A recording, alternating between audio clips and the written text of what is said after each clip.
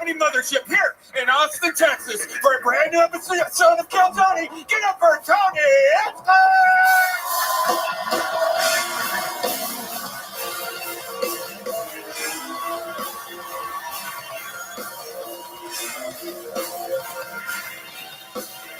Who's ready for the best fucking night of their lives, huh?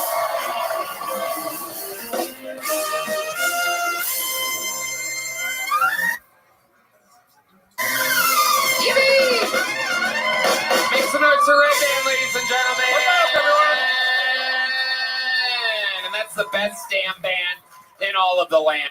And proving it yet again. Make some noise for them, everybody. Fernando Castillo, Raul Vallejo, Carlos Sosa, Nachos Belgrande. That is Big Mike, believe it or not. He's the biggest little boy we've ever seen in our lives. Isn't he adorable, ladies and gentlemen? A micro machine of a drummer. How about a hand for the great Matt Mueling, everybody? Fresh off of an audition to be one of the new Home Alone villains, clearly.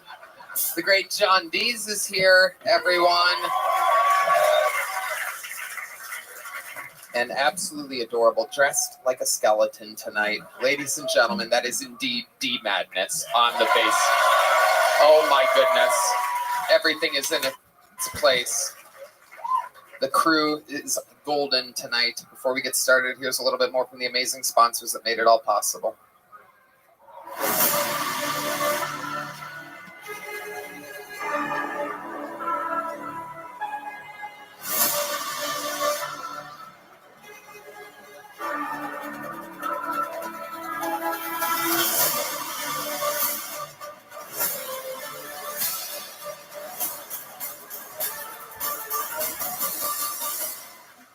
Who's ready to start tonight's fucking show, huh?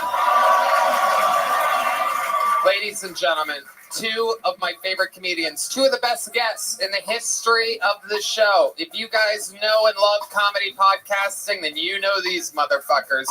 Absolutely amazing. Literally the best. Two of the best guests possible. Make some goddamn noise for the Are You Garbage guys, Kevin Ryan and H. Foley.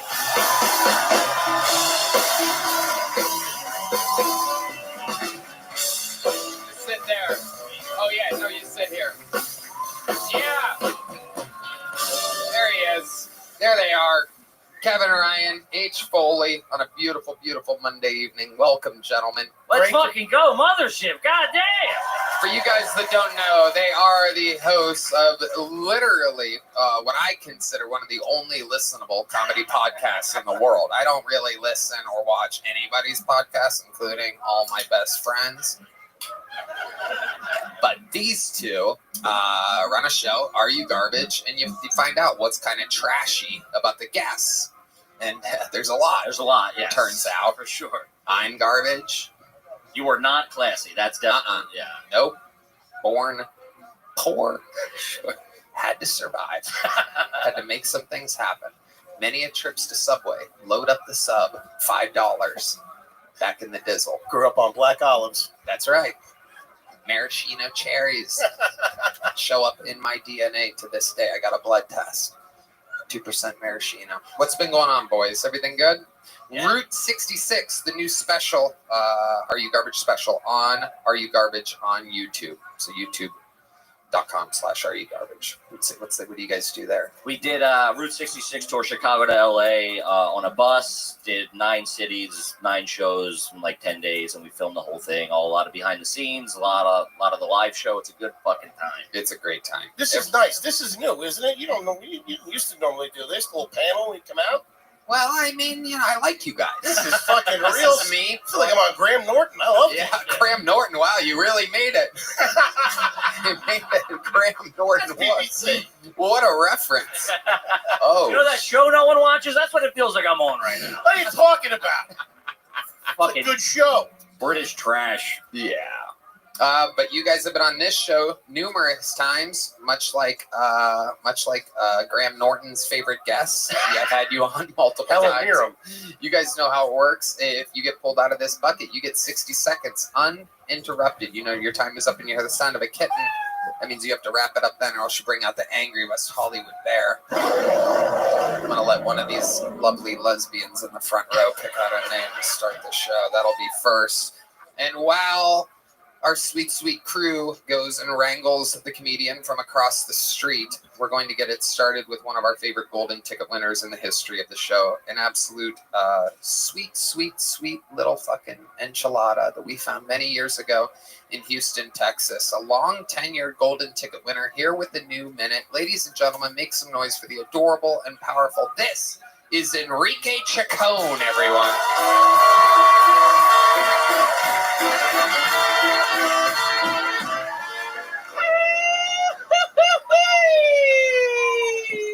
That was hello and illegal. How the fuck we feeling, Austin? Yeah, man, I heard that ICE is detaining Latinos that look illegal, man. That's why I tell everybody that I'm a trans, you know? Not the kind that chops your dick off. The kind that's really good at Rubik's Cube. You know what I mean? Yeah, I'm a trans. Man, I think I'll be the most annoying person to deport on a flight. Like, oh man, I know I don't have any rights, but can I at least get the window seat and an extra foil blanket? I want to go back into my country looking like an illegal Pop-Tart, you know? My dad, he was a veteran in El Salvador. He hated communism. I hated communism, and fuck communism. I can't even share an appetizer.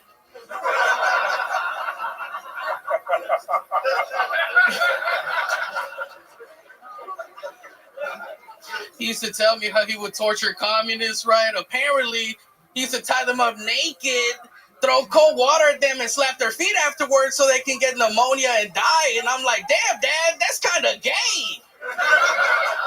If you do that shit to me, I'm gonna come. Thank you. That's been my time. Fuck yeah. There he is. Ooh, takes the glasses off after the set. What a little rock star we got. Holy shit. I love it, Enrique. Rock solid. One of my favorite minutes of yours. Thank you, man. Talking about topical stuff. Relatable as fuck, bro. I'm actually at risk of deportation. I bet you could slip right out of their grasp. Look at you. Look at how sweaty you are, Enrique. It is literally, we keep a thermometer here at all times. People think it's a joke. It's real. 67.3 degrees Fahrenheit. Hey, 67 degrees. And look at that forehead right now. Can you control that? Can you turn it down? The kid's right. I didn't take my jacket off. I thought I was having a goddamn. You got a couple of big guys here, Is man. that what you ask the doctor after he takes your blood pressure? Hey, can you turn that down, dude? I don't even know, man. I'm just having fun, dude. I don't even share appetizers, dude. No, my cholesterol is loud as shit. That's why I wear these tight ass jeans. They help with the blood pressure. You know? Those are ridiculous. Those are Lionel jeans. Yeah, those are compression jeans. Yeah. Holy shit. Unbelievable. My man. I'm lying. These are actually airbrushed on me. You know what I mean? You are I'm a truly kinky motherfucker. That's built what like an ice cream cone. Very tiny ankles, getting bigger as it goes up. Sugar cone. And a lot of sugar people- cone. That's what I'm looking Sugar for. Our cone. senior ice cream cone correspondent, Brian Redband, correcting me. It is a sugar cone, not a baby cone. Not a big- We all know the differences in the cones. Has anyone ever called you a sugar cone before? I don't know, but hey, at least people will pay $5.75 to lick me. You know? Whoa, there's some people vomiting in the crowd right now. Absolutely incredible. You have a wristband that looks extremely tight. Seems like your hand is going to be deported before the rest of you. What is that wristband? And how are you ever going to get it off? Ice gave it to me. They're like, okay, well, you're cool right now, but we're watching you. And they gave me this. They gave me Looks like this you're shit. actively swelling up right now. I'm just, turning puffy like a nipple here, dude. Oh, man. I love it. Great, dude. It is. He's But, wiping the sweat out of his eyes. You would think he's in round 10 of a boxing match right now if he's just joining us. Jake Paul, where you at? His hair is sweating. I've never seen sweaty hair. It is coming from the top of his head. He's literally, I made a lot of ice cream cone references while he melts up here tonight. Hey, he's got a winter coat on. Leave the kid alone, Look, will you? man, exactly. Look, this is all just a big global warming advertisement, all right? It's hot up here. It's not. We have the facts. Yeah. Enrique, a great set. Are some of your family members illegal? Let's talk about it. Yeah, well, maybe we shouldn't. Yeah. They're out there somewhere in Texas, and yeah, man. Actually, my status, I have something called the DACA status, which, if you're a Republican, you probably don't fucking give a fuck. You know, it was given to me in 2008 by Barack Obama, so technically he's my daddy. You know, but yeah, I have a driver's license and a social. I can't vote, but I can like your page on Facebook. That's something that I found out I can't do. But they don't let you vote. The Democrats that let you here don't want you to vote. I've never heard of such a thing. They don't, but they still want me to donate $5 to the blue shit or whatever. Yeah, I bet. Yeah. I bet. By blue shit, do you mean your left hand that is slowly turning? There you go. Just that ring's tight as shit too. That ain't, Yeah, you need the jaws of life to get off. yeah, that thing's never coming off. What kind of ring is that? What do you got there? It's a ring that my girlfriend gave me, bro. We're damn near engaged, dude. Wow. Did you get her a ring as well, or Yeah, I did get is her it a an ring. onion ring? No way, Tony. I don't be sharing those. Those are for me, I don't dude. share advertisements. I don't share. I brought one home for her, but that shit didn't make it to her finger. Oh, you're still invited to the wedding, Tony. Fuck. I bet I am. Yeah. I bet. What else is going on? Things are good with the girl? Things are good with my girl, man. Well, you know, I recently opened up an Airbnb, so that's badass, right? Okay. And you know what? Like, I've never heard that sentence ever. Yeah, what do you mean by that exactly? So I have a 7-acre property with my girl, right? So we opened up an Airbnb in the cabin, you know, like in the middle of our property. And, you know, I thought I was going to be an entrepreneur and everything right after that, but now I'm just a fucking housekeeper, a maid, and a handyman. So I just kind of regressed. Wow. Are there people staying at your Airbnb? Yeah, I have a 4.89 stars right now on there. So, Whoa. you know, I've been cleaning them bed sheets, bro. I'm the one that's cleaning that, so. Wow. Absolutely incredible. Look at you. What was the negative part to make it not a 5-star, though? Yeah, what do you think drags Sweaty sheets. They can probably hear me snoring, dude, you know? How far is this property from where you sleep? Oh, it's like maybe like 30 steps away. 30 steps away. It's connected? You guys share a wall? No, we don't share a wall or anything. It's divided by like a fence, you know? That's the Okay. only wall I can't go across and back from, you know? Yes, that is true. Oh my goodness, look at the sweat pouring. It's crazy. Nobody got an extra towel over here, dog? Enrique, remind us all how old you are. I am 28 years young right now. 28, and by the Yeah, amount of fuck yeah. sweat, he just, on the Kill Tony death poll, just passed up Brian Redband on the mountaintop. Absolutely incredible. Brian is 50 and gray, and you just passed him up at 28 years old. You are the most likely to die next. How does that make you feel, Enrique? You know, make the funeral special, please. Hey, Play some of that Mexican shit for me at the There he funeral. goes, Enrique Chacon, everybody, getting the Thank show you so much. started. I love you guys.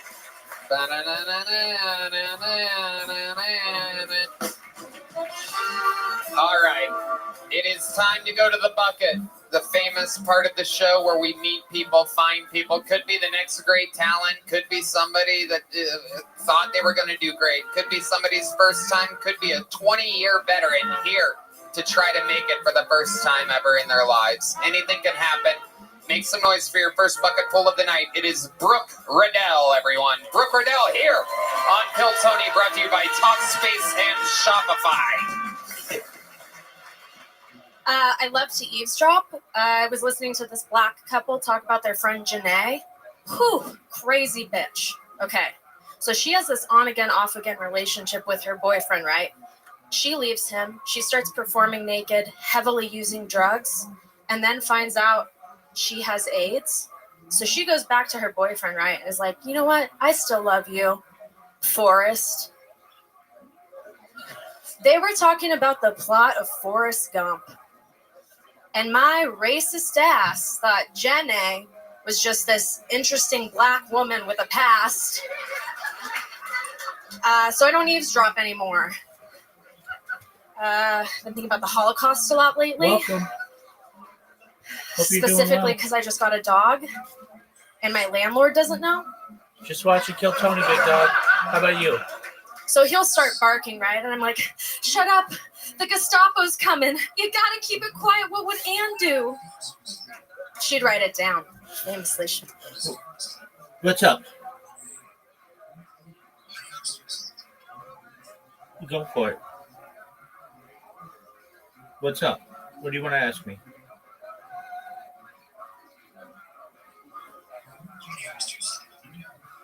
Oh. Somewhere between 8 and 14. How about you?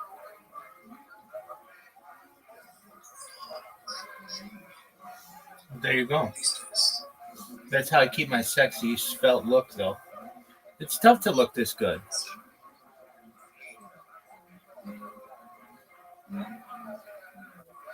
Okay. Am I religious? Yes. I'm Jewish. No.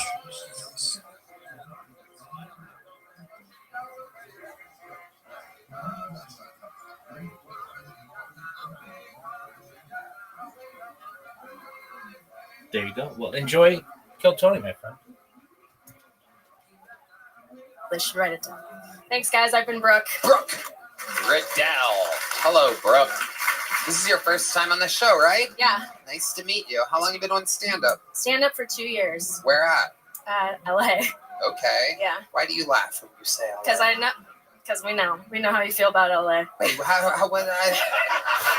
does that mean? I lived in LA for almost 2 decades. How do I feel about LA? Well, when I signed up, they were like, I'm sorry, when they said how long and where, so. Who said that? One of the production assistants? Yeah, sorry. We all love LA here. We love it.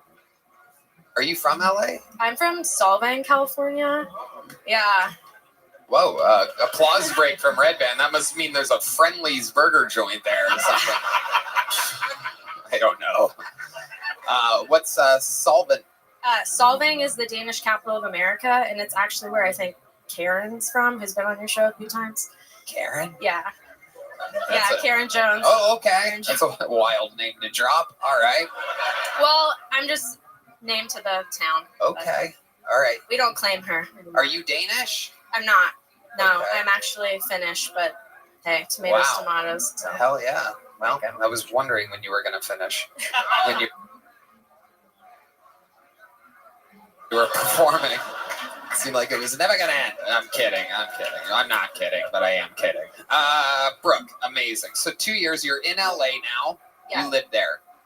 How's that going for you? Tell us your thoughts. It's going about Los well. Angeles. Well, it sucks because the fires, but hey, we like it. So Hey, maybe what started the fires, by the way. yeah, that's true.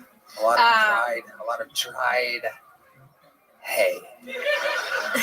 Yeah, and I've been doing groundlings and performing in clubs around LA, and so it's an honor to be here on this stage and perform for you guys. So. Absolutely. What do you do for a living, Brooke? How do you make money? I do creative advertising. Okay. Yeah. What does that mean exactly? What do you do? I do it for Disney movies. Wow. Yeah. So, like, what are some ideas that you come up with? Are you the one that's like, make it a black person?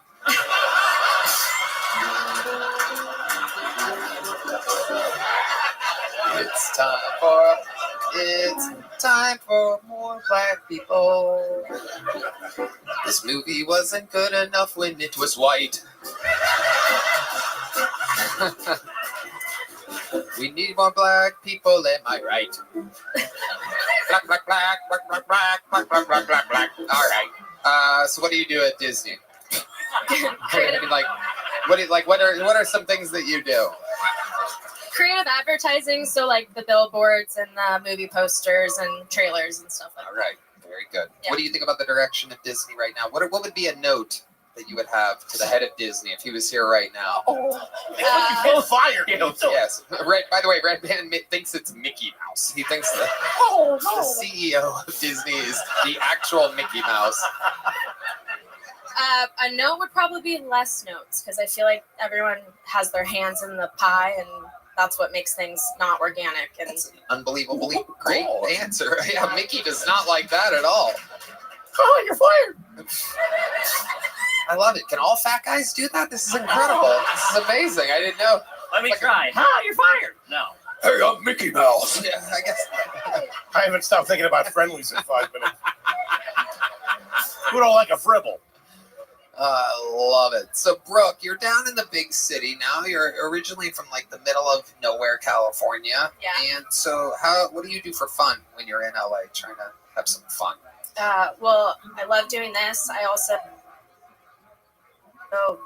love to like paint, and I'm very creative. I do calligraphy. So, and my husband's also a comic who's across the street. So we're both doing this together. You can't believe I got pulled first. So Wow. Yeah. Amazing.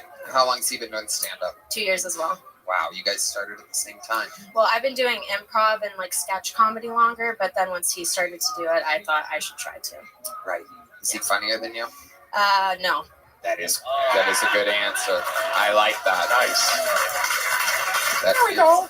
a good. All right, Mickey. I love it. What's something we'd be shocked to know about you? Interesting fun fact about your life. Well, I thought solving was pretty interesting because no one knows what the hell that is, and it's a Danish capital. But my family actually owns the Danish bakery there that does all of the gingerbread houses for like the celebrities of the world. So Wow. gingerbread. Oh my goodness. Yeah. Look how excited H. Foley is right now. He cannot hide his giddiness. He's slipping out of his seat right now. He's wondering if you could have perhaps a gingerbread mansion for sale. Is there perhaps a neighborhood for sale of gingerbread houses? Gumdrop bushes. I'm in love. He wants to Airbnb some of these gingerbread houses. This fat guy's eating the sidewalk. That's not even gingerbread. Solving's the town is called. It's called Solving. Solving, Like yeah. solving the murder. It's Yeah. in California and it's the Danish capital. Mhm. So a lot of Danish people live there. Yeah. And a lot of gingerbread houses. Yeah. It does look like a gingerbread house town. It's Yeah. a bunch of wineries. It's an Yeah. awesome place to take like Yeah, a girl. Red Band. That's how we end up in some witch's pot or some shit like that. All right, this way, boys.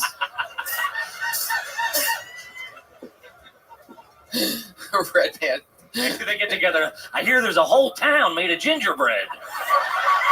They meet up at their meetings and fucking share stories. It's like Midnight Cowboy. We're on a bus. My nose is bleeding. Don't worry, Foley. I'm going to get you there. Nobody saw Midnight Cowboy. Okay. Deep cut. If you watch Graham Norton, you know what I'm talking about.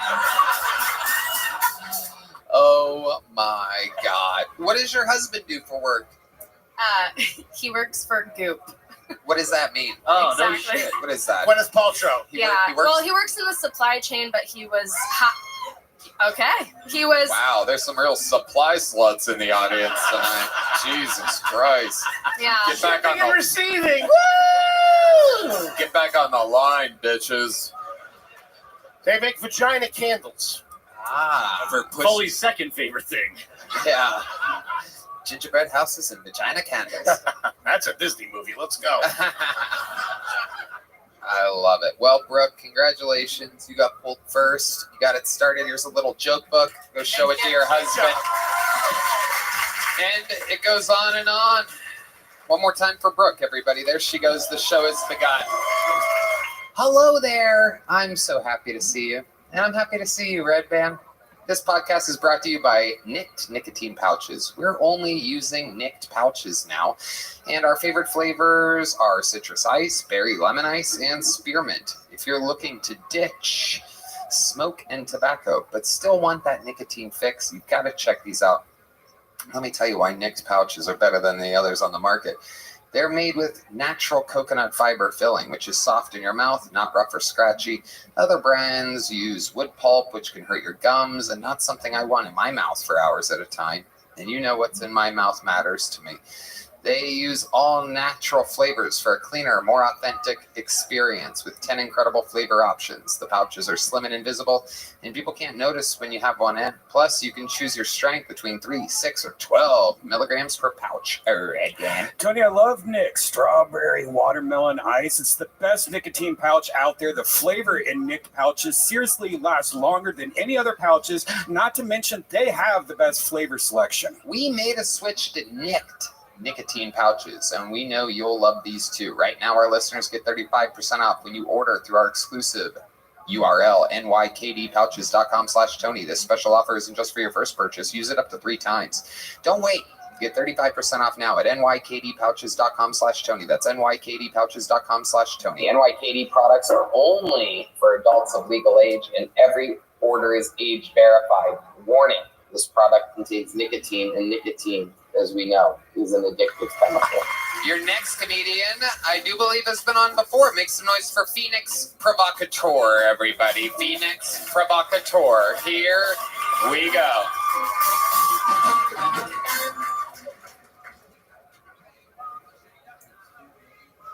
So one of the best parts about my life right now is that my boyfriend goes to work all day and then he wants to come home and suck my dick.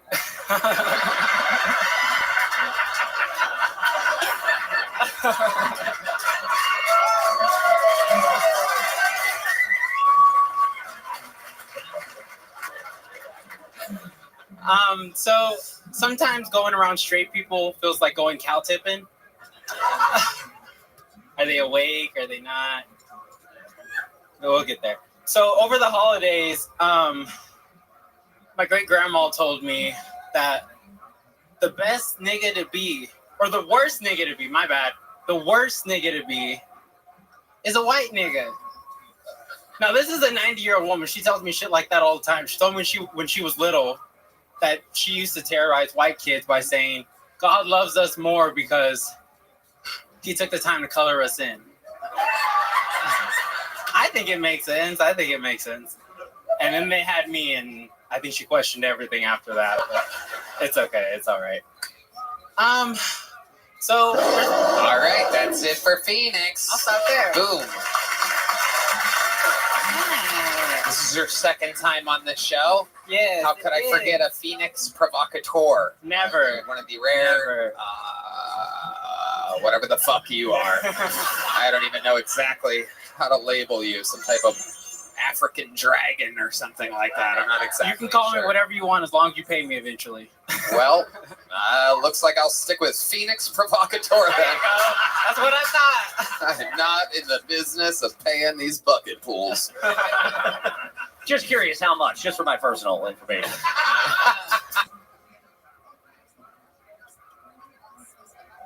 This is a what if. Just give me your wallet. We'll make it work. Oh, shit. Hurry up I and am almost hard right now. Yeah. Time to slowly take things out of your wallet and then hand it to her. Right. Her. I got about 7 layers on, so we'll make it through the whole wallet. I think he's more interested in the bottom layer. Yeah. Phoenix, welcome back. Do you live here in Austin? I do. Okay. What do you do for work again? I don't. You don't work? Wow. Oh my goodness. You really are a woman. Yeah. The supply ladies are pissed. It's like, what? Sorry. We work so hard. I've been with an oil field man for a couple years, so. An oil field man. Yeah, I cook, clean, smoke dick, and suck weed. Okay. We'll put it together. Yeah. All right. That's amazing. And you guys live together full time? Yes. It's been about 5 years. How much time does he spend on the oil field? Now he works in a crane here, but before it was like 4 years before we moved out here. Okay. Is the crane that he works on in your pants? No. Is the oil field that he works with your ass? I have so many questions. No. That's cool. That's fun. What do you guys do for fun? What's a date night for people like y'all? Is he always? Is he like excited? Like He's white. Oh wow. Yeah. Okay. Is he taller than you? No. There's not a lot of people that are taller than me. Matt Muley has a great question. He's putting it together. White guy works in oil fields. Is it Uncle Laser? The world wants to know if your 5-year relationship is Uncle Laser. He fucking wishes. I bet. Wait, why does he wish he's Uncle Laser? Or Uncle Laser wishes? Uncle Laser wishes. Yes, guaranteed Uncle Laser does. Where was I? I asked a good question. What was the last job you had? The last job I had, I was delivering for Amazon. Okay. Oh, yeah. So there's that. Yep, you still have the package. And I broke my... Talk about the back door. Yeah. Kevin's been waiting for that package for 4.5 minutes. And it is Prime. And it looks like it came from the Amazon. All right. Hey, what? No, it came from El Paso. Oh, that's right. El Paso. My goodness. So, how old were you when you moved to Austin? It was like a year ago. Okay. So 27. Is there anything you miss about El Paso? No. El Paso. Family. There's family out there. Okay. That's it. Did they miss you? For sure. Yeah, For of course. sure. They love you. I'm the most colorful person in the family. Of course they fucking miss me. Absolutely. And you're probably, the most flamboyant, right? Eccentric, you would say? For now. Well, what do you think's happening? You got a little nephew acting a fool? No. A bunch of them. A lot of them want to be entertainers, so they're going to be colorful one way That's or what's another. happening with these kids. Nothing but fucking their iPhones, iPads all the time. They're fucking vaccinated. These kids are coming out gay as fuck. There's a whole new purple wave coming. Yeah, that part. Yeah. I just saw a TikTok the other day of this kid, or there's this guy standing in the mirror somewhere, like taking his shirt off, like, oh yeah, I'm at the gym or whatever. And this kid walks in, and he goes, oh, this is the boys' bathroom. And the kid goes, yeah, I know, I'm a boy. I just wear girls' clothes, and then slams the stall door behind him. Like, shut the fuck up. Like, mind your own business, you loser. I thought it was the cuntiest thing I've ever fucking saw, because that was me as a kid. I'm not weird. You're weird. Mind your own fucking business. Fuck yeah. Okay, stop. All right, perfect. So, Phoenix, how's comedy been going? What have you been doing? What are some good gigs you've done lately? What are you looking forward to? Well, I just did Nashville again, probably a couple weeks ago, and honestly, I don't know. I'm just looking to try to like break the glass ceiling a little bit. I've been on stages for like 14 years, so at this point, if I'm not getting paid, I don't really move off my couch because I got dick and weed and champagne at home. So that's incredible. You know what you like. You know, these people that like stayed the same gender their whole lives, they make things too complicated, it seems. For sure. Colors and knowing where your asshole's at is a lot of fun.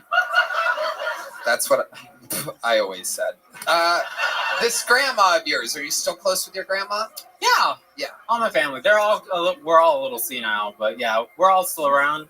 Senile? Crazy. Just crazy. We're all crazy. What does grandma think about, did she know that you were going to, and what do you think everyone? You're really tiptoeing around this. I've never seen Tony blush. That's crazy. Being on my tiptoes is the only way to hang out with Phoenix. She is a big lady. I'm not that big. Damn. You are a power forward. What are you talking about? You are getting rebounds above everybody on this fucking. She got high heels. If I did a jump split, all of the lights on 6th Street would go out. And that's just because of my dick. I bet it would. I love it. So all your time on stage, you said 14 years you've been on stages. What were you doing again the rest of the time? I became a national champion as a dancer, and then I became an infamous drag queen here in the state of Texas, where I just bring fear amongst everybody. They hate to see this ponytail. Oh, I don't have a ponytail right now. Normally I do. But they hate to see this fucking hair coming because I'm one of the highest paid girls on any fucking show I'm on. And that's with tips. Crowd applause, whatever. Yes. Wow. So I come here to say, I don't come here to ask if I'm entertaining. That's already been proven, verified, and decorated. I come here to get another ring, if that makes sense. Right? Absolutely. Sharpen another knife. Absolutely. Incredible. Guys, what do you think about Phoenix Provocateur? Oh, yeah, hi. That's my It's like oddly turned on and also very, very scared. Good. Yep. Goes both You're ways. captivating. Yeah, that's the brand. It's working. I am confused. I'll give you that. You guys are from New York. I bet you didn't think that we had these in Texas. Avatars? Well, I'll take that. A lot of people don't know that Texas is known for its trannies and its drag queens. We're everywhere here. It's just not something the media wants you to know. Yeah, But we're fucking here. The fake news is not reporting that. Yeah. I love it. H. Foley, you're being awfully quiet over there. I know. This is right in Foley's wheelhouse, by the way. Yeah. He loves sweets. I don't know if Adam's apple is on that list of his favorite sweets. There's surgeries for that. Oh, I'm a Toblerone man. Don't worry. You're what? Nothing on that again. European candy. It's long. Tootsie Roll. Oh, Is this another Midnight Cowboy reference coming here? Some deep cuts coming for me. I love it. Have you ever played sports? a bunch of sports. Yeah. I did track, I literally almost said country. Cross country. Yeah, cross country, basketball, and then dance was my main thing. Right. So Did I make you dance last time you were here? You didn't. They were playing Dude Looks Like a Lady last time I was here, and that's Sorry about that. I don't That was a coincidence. that. This band can they play that all the time for everybody. I don't know why. With that, I want to say y'all are lucky I put my fucking microphone down because I would have lit y'all asses up. Oh shit, she would have licked y'all asses up. Did you hear that? Can you believe that? All right. Can we get like just a few seconds of a dance move or something like that? Sure. 1, 2, 1. All right. Hey.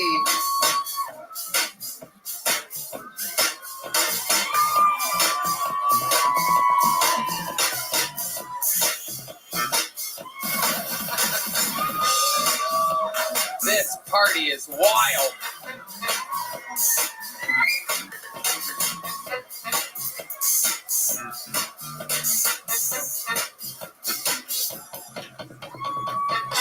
Wow, that is incredible. That is so ladylike. That is so ladylike. That is incredible. Like, that's the part where it's like, oh, it's a fucking lady. I told you I would have been a DCC if I didn't have a 9-inch dick. What's a DCC? A Dallas Cowboy cheerleader. Oh, okay. But I also found out they only get paid $500, and I can make that in brunch, so fuck that. Wow. Look at that. Absolutely incredible. The guy in the front row is very excited. I do believe your dick slapped him in the forehead during one of those dance moves. That is incredible. It's still taped between my shoulder blades. You are fine. Phoenix, you got a big joke book last time you were here? No, I got a little one. Well, guess what, my friend? There you go. Were you going to catch it with your ass? That's incredible. Phoenix Provocateur, everybody. There she goes. Oh, we'll wait a second. No way.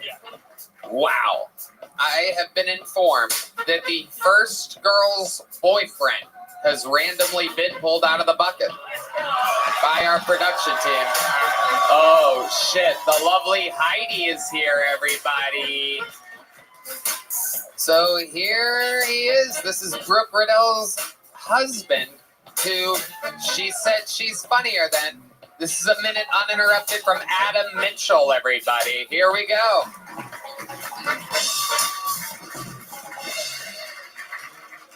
So I want to tell you about the time Mormons came to my door to spread the word of Jesus Christ for the first time. I was a 13-year-old kid. You knock on the door. I open. Hello, sir. Can we please talk to you about our Lord and Savior, Jesus Christ? really? Get the fuck out of here. They're like, no, we have to. Plus, he's watching. I'm like, all right. Here's my mom. You know, they always ask for the parent. My mom's like the most Jewish lady ever. She comes to the door. Hello, boys. How can I help you? They're like, hello, miss. Can we talk to you about Jesus? Follow me. I do have a pile of leaves, 2 rakes, and a trash can. If you please clean the leaves, I'd love to listen to you talk about Jesus. And they did. And they mowed the lawn, and they cleaned out the garage, and they came back. I think my mom was the only person in our little town listening to these kids.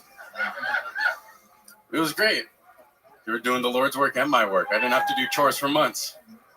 All right. Thanks, guys. All right, Adam Mitchell. Okay. Hi, Adam. Hey, Tony. How's it going? Good. How are you? Good. It's a magical night for you. This is a dream come true. Your wife was pulled out of the bucket 2 bucket pulls ago. That's right. In between you guys was a massive black tranny. The only thing separating you guys was a Phoenix provocateur. 7'6" in the air. Behemoth of a lovely lady. She can dance. She's multi-talented. She left here with a big joke book. Did you see her? Yeah, beautiful. Oh, look at this guy trying to make it in showbiz. This guy wants to be in one of his ladies' Disney commercials. Absolutely beautiful, Tony. No, I'm kidding. All right. Adam, welcome. How's it going? So, how do you feel about all this? How do you think that minute went for you? I think it went pretty well. Pretty well. Yeah. All right. Okay, some of those people think that. Some people, that's about the amount of people that voted for Kamala Harris in the last election. It's a small percentage. I love it. Adam, tell us something that we don't already know about. What do you do for work again? Oh, Jesus Christ. How could you forget? Oh, my God. You've been doing stand for 2 years. You started because your girl was kind of doing improv and sketch, right? Yeah, so she started about 2 years ago. I started about a year ago. Okay. Yeah. All right. And what's the highlight of your comedy career so far? What's the most fun you've ever had doing this? I got to do the Ice House a few weeks ago. In Pasadena? That's right. That was a lot of fun. And how long did you do on that set? I think I did 6 or 7 minutes. All right. And you kept their attention? You kept it going? Yeah, it was What a other lot of fun. types of things did you talk about? You obviously did that Mormon story, because if you're willing to do it in front of millions of viewers, then that's part of it. What else did you talk about? I talk about Mexicans and my big juicy ass. What do you say? Hold on a second here. We're going to get to that. We're going to get to that juicy ass. What do you say about Mexicans on stage? I have to know what the most white human being I've ever seen in my life. A guy who lives in a Danish, super white community, now LA, but okay, what is it? I mean, it is in Southern California, so I got a ton of Mexican friends and people I admire, and that they're just super prideful people. Yeah, you sound like me after the Trump rally. This is great. I have a lot of Latino friends. My band's Latino. Everyone's Latino. That's the whitest shit. Yeah. It's tons of friends. They're great, admirable people. Yeah. Who says that? I love taco salad. All right. Okay, so what do you say about the Mexicans on stage? So Mexico only has one gas station, Pemex, and Mexicans love to put Pemex stickers on their car. And like you never see anybody with like an Arco sticker. But you'll see, Americans with NASA stickers. It's a cool government agency. They went to the moon, allegedly. So what Mexicans, I guess, are thinking is, Pemex may not get us to Mars, but will get us across the border. You say I'm doing deep cuts? Yeah. You never had a Toblerone before? You fucking animals? This guy's talking about Mexican Wawas. The fuck? Get Phoenix back out here, goddammit. Some eye candy. Oh my goodness. Oh my goodness. Okay, so Adam, let's talk about your actual life some more. Your childhood, normal? You do anything weird? What's going on with you? Raised by my single mom, was one of the only Jews in our little town. Regular kids would ask me if Jews celebrated Thanksgiving every November. Just normal. Yeah. Yeah. You're not from the town where your wife is, right? Yeah, we're from the same town. We're high school sweethearts. Man, Wow. one of the only Jewish families in the Danish and Finnish area. Yeah. Was that rough for you? Was there a lot of anti-Semitism, as you guys call it? I mean, I got called.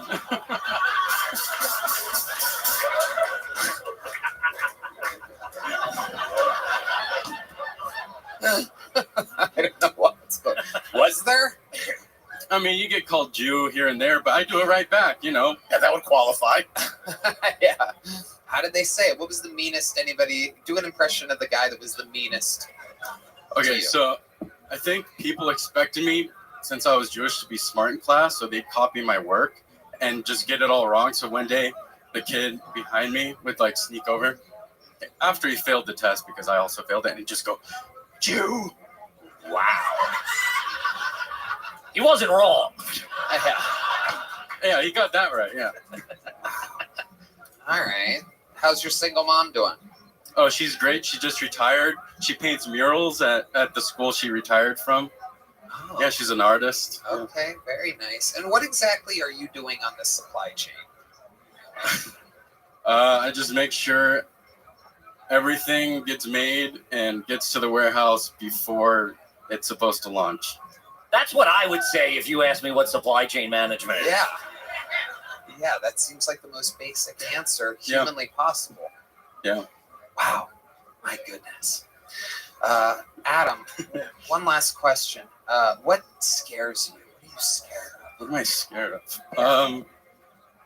Well, I love cars, so I think dying in a car accident, because I drive a lot. I love cars, so probably dying in a car accident, driving too fast and being too reckless. Do you drive fast? What kind of car do you have? I have an E90 the BMW 328. It's nothing crazy, but Whoa. it's 14 years old. Yeah, it's sick. You are Jewish, yeah. Wow. And you're inside of a It has a gas leak. It has a gas leak? Oh, okay. That's an attempt at a Jew joke, I see. Wow. All right. Well, you and your girl can take your two tiny joke books and make a big one out of it if you Thank try you. hard enough. There he goes, Adam Mitchell. We're having fun here. Everything's right on schedule. Hello there, and this podcast is sponsored by ZipRecruiter. Guys, I love working in podcasting. I love having my own show, getting to do this in the best comedy club in the world with amazing guests. I'm feeling grateful. If you're doing what you love to do, there's nothing better than being surrounded by people who love it as much as you. And if you own your own business, you want to hire employees who love what they do to boost the overall success of your business, plus make it a pretty great place to work. But how do you find passionate employees who are a good fit for all of your roles? ZipRecruiter. And right now, you could try it for free at ZipRecruiter.com/KillTony. Tony, I love ZipRecruiter. ZipRecruiter is a hiring site that employers prefer the most based on G2. How fast does ZipRecruiter's smart technology start showing your job to qualified candidates?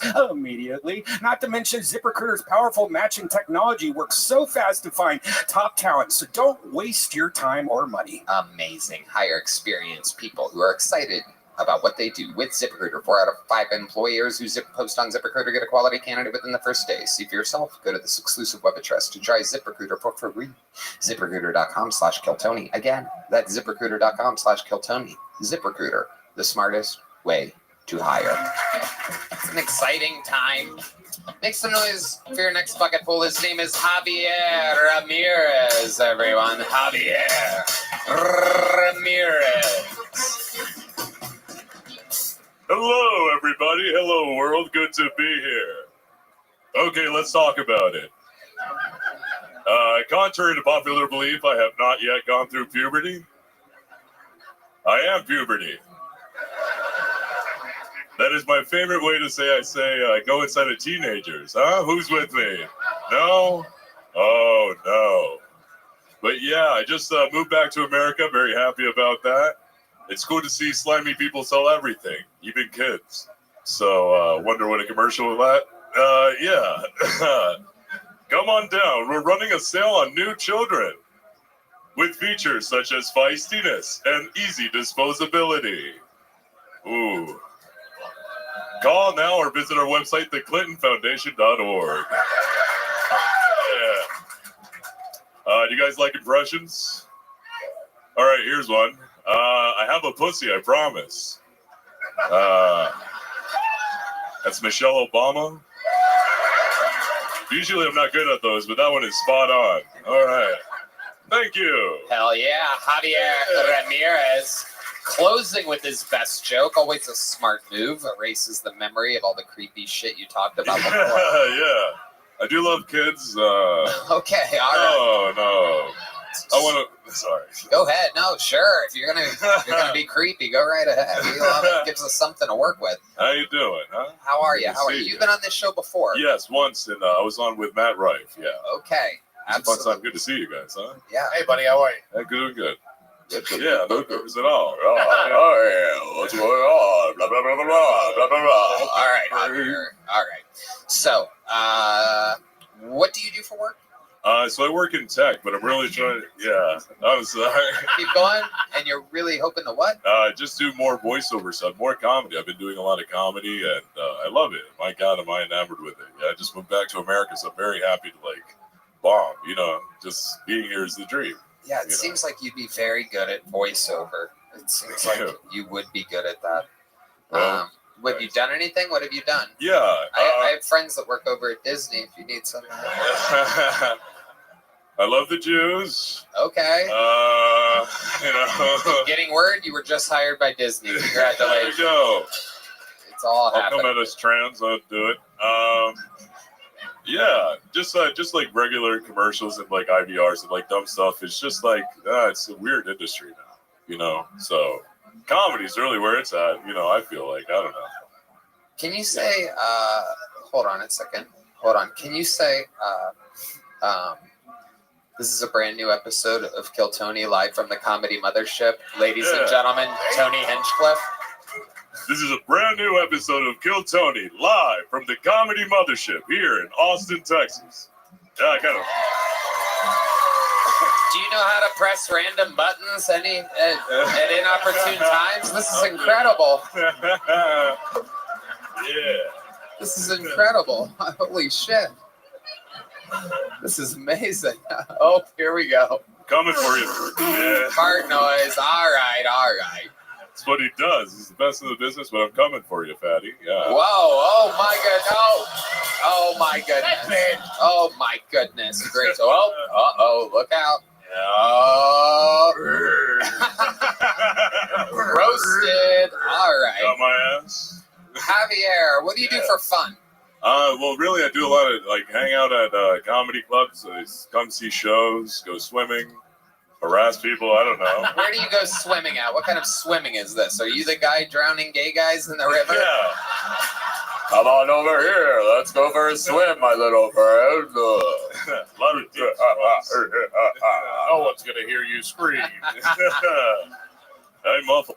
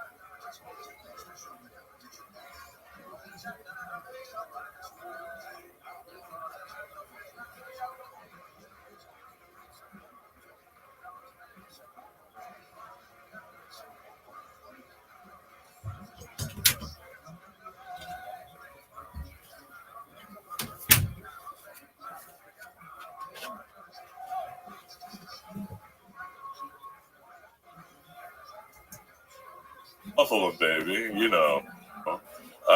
But yeah, just mostly a lot of comedy. I'm always at a creek and hanging out, you know. Okay. Yeah, a lot of Okay. comedy. When did your voice start to sound? How old were you when your voice started sounding? It was about like 15. It was very confusing. Did not really know Yeah, what. how long have you been a ghost? Get out. Ooh. There you go. Yeah. You know, I was definitely creepy from before that. So, you know. What was creepy before that? Everything about it. You look like if AI made a pedophile. Oh, thank you.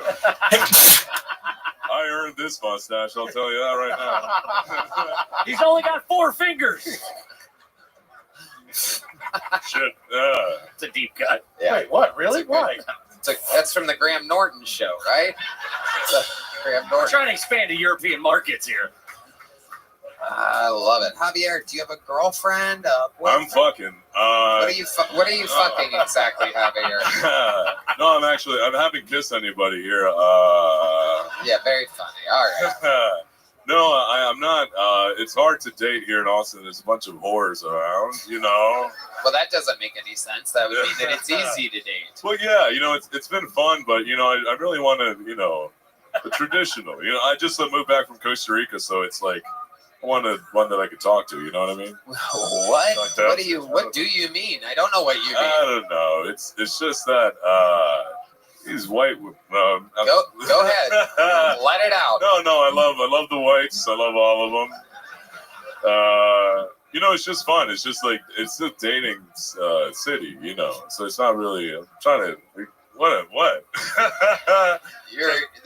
You've had answers for everything up until this part right here. Yes. What's a date with you like? What's going on here? I bomb a lot. No, it's fun. I like to, you know, have fun with them, and then.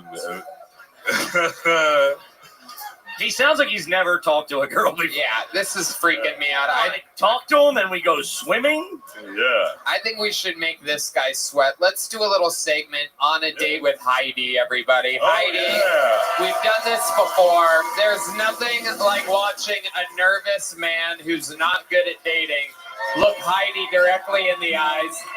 Heidi, grab that microphone right there. Let go of her hand, you freak. Smoother than I thought he'd be. Hi. All right, let's get the lighting right for this, guys. This is a little date session. There you guys are. Good to All see right. you, Javier. You look fantastic, Heidi. How are Muchas you? gracias. I'm so Mucho good. gusto, mi amor. Good to see you. Oh. Yeah. So what do you like to do usually when you're not with Tony? I like to dream about being with Tony. Oh yeah. Do you like to read books? Do you listen to books? I do. I do both, actually. I listen Oh. and I read books. I would love to read to you, baby. Let me tell you. With that voice, you can tell me literally anything. Yeah. You like smut? I know that's I don't like well, do you? I don't know. What is smut? Well, I've come to realize, you guys, what you're reading is horrible, terrible things. I don't know. What do you like to read, Heidi? I like to read. You really are bad at this, Javier. Not This good. is absolutely incredible. A lot of two questions at a time. Do you read books? Do you listen to books? Yeah, just one thing at a time. Please. Yeah. Yes. A lot of Dostoevsky philosophical books. Oh. The All Bible. right, Heidi, we get it. You're smart too. Don't show off. Heidi is smart. Make it about Javier, Heidi. Make it about Javier. Yeah. Javier, we're gonna give you another shot. Let's pretend like you're deeper into the date, Yeah. right? You guys have already eaten. The waiter just asked if you guys want dessert. She wanted cheesecake. He walks away. Now you're planning your next move. Javier, what do you say to Heidi? Look her directly in the eyes. Do not break eye contact with Heidi. Yeah.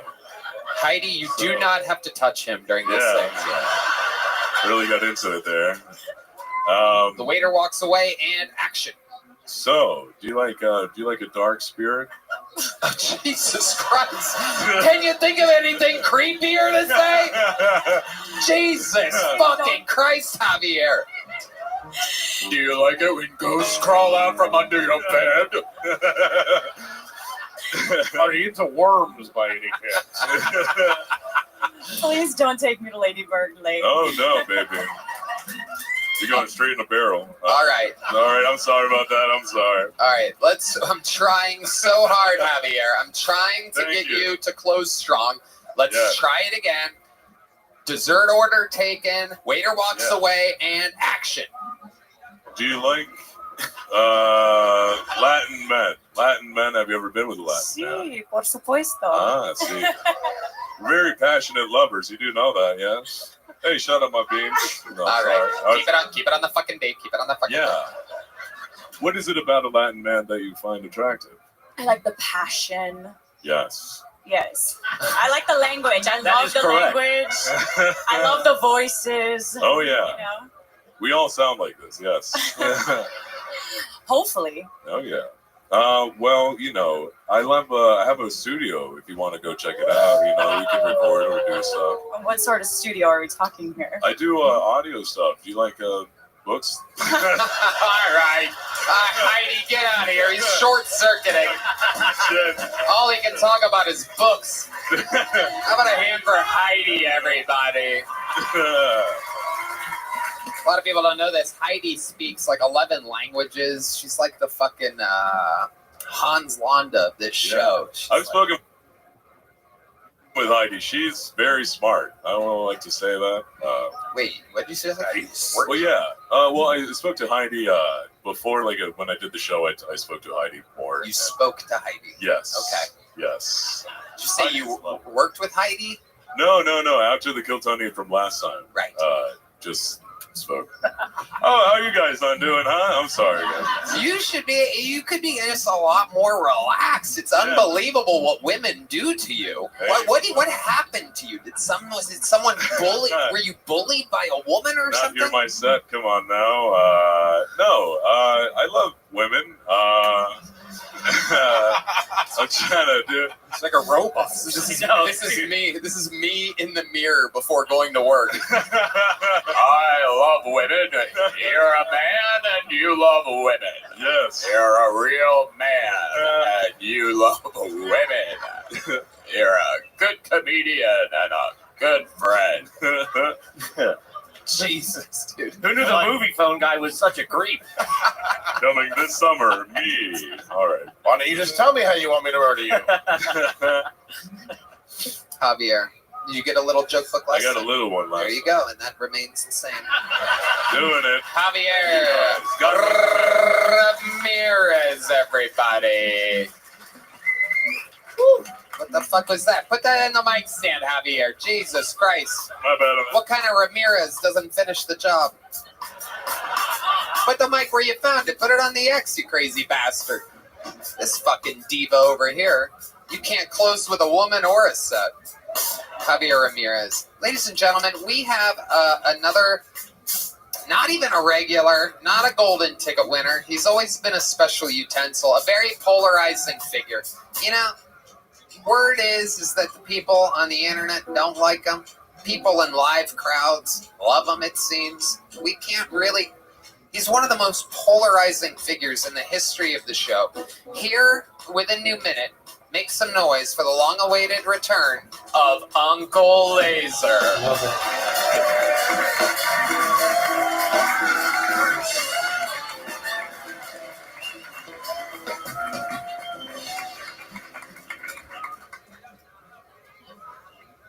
All right, bitch, relax.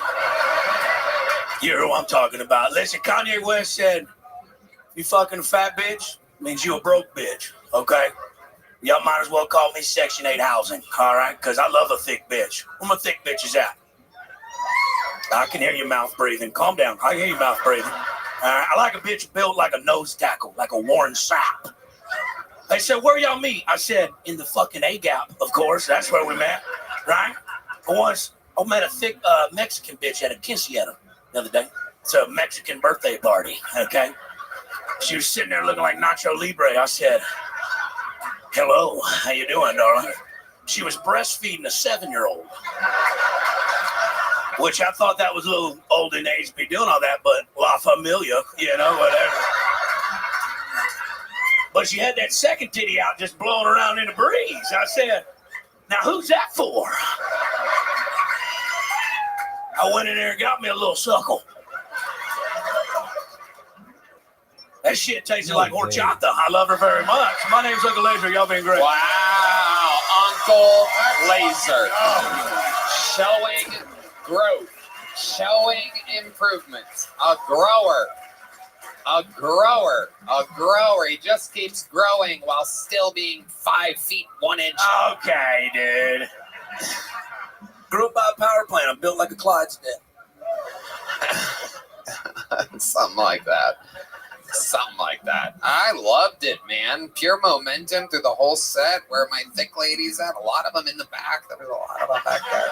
A lot of noise in the darkness. A lot of ladies like, please, not near the front. You could tell the back went wild for the thick ladies. How's it going, Uncle Laser? Going good. She brought Phoenix up here and said that I had sex with her. Yeah, I was fucking.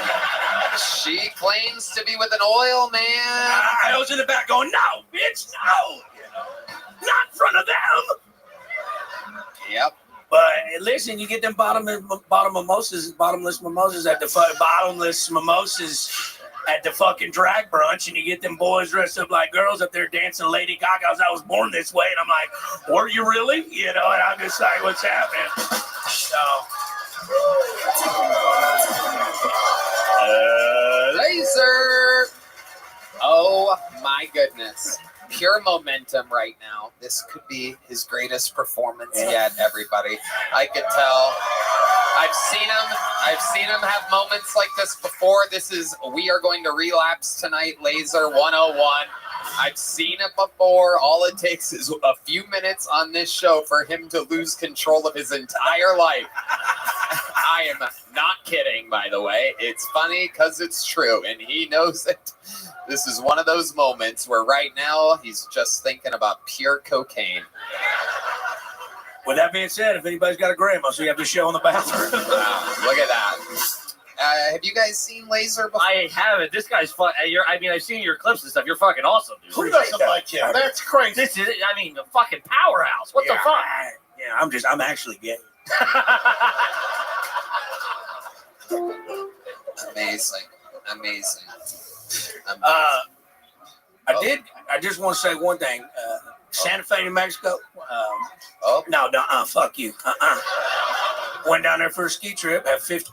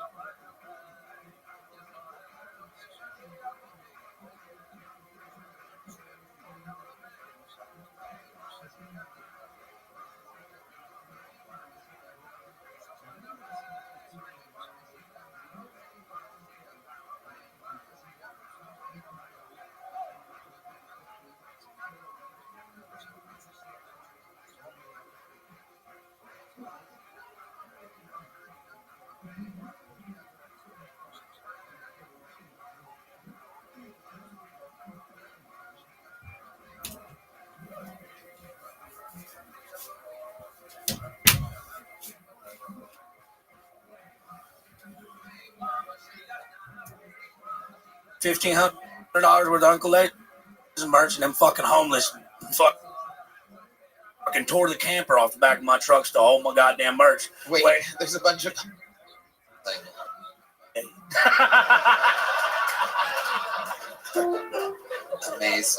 Amazing. I just want to say one thing. Santa Fe, New Mexico. Fuck you. Went down there for a ski trip. Had $1,500 worth of Uncle Lace merch, and them fucking homeless fucking tore the tamper off the back of my trucks to hold my goddamn merch. Wait, there's a bunch of homeless people wearing Uncle Laser merch right now? Can we get some fucking fans in Santa Fe, New Mexico to go around to the alleyways and take some pictures for us? Please, I need this so badly. Please tag Uncle Laser and Kill Tony Show and Red Band, please. It's a serious matter. Can we please get it returned? Red Band is already looking at the satellite cameras in Santa Fe, New Mexico. We're trying to zoom in. We could not be more excited. I don't know if these homeless people know that they can afford Uncle Laser merch. It's very available.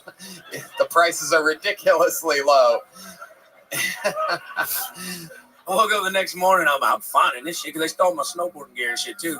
And I went down there to an encampment, and Polly sure was down there teaching them magic tricks. I'm pretty sure he's building a fucking army. We need to watch out for him, you know. But hey, I hate the fucking homeless. I wish we could hunt them like deer. I mean, it's a tax system. It's ethical. You get 2 homeless and 1 bicyclist each year. I mean, I don't even run red lights. I just throw fucking batteries at them. I fucking hate them. I love it. What kind of batteries? AAA? D batteries. Thank you. Wow. The heavy batteries. Actually, 9 volts. Fuck them. We'll hit them. Heavy duty. Yeah. Heavy duty. I love it, Laser. And what's your love life like right now? I got a woman down from Buffalo. We just got one of those stripper dogs. Is it a buffalo? Is that what you said? A little French bulldog. Oh. Yeah. Oh, you the woman I'm dating? Yeah. No, she's a doctor. She's a doctor. Yeah. Oh my God. Whoa. What a dumbass. You know what I'm saying? Because I'm not a doctor, you know. Wow. What did I just guessing she's a proctologist? What's that? Specialized in assholes. She's got a lot of work on her hands. Oh, shit. Yeah, no, we're hanging out. I thought I had cancer the other day. Colon cancer. It runs in my family, but like my shits kept coming out like crooked, right? Like, and they have like a little groove in them. And I was like you ever got like, when you go to McDonald's, you get like a McFlurry and they do and it makes that little spin motion. They're coming out like that. And I was like, I've been doing the coffee enemas. Okay.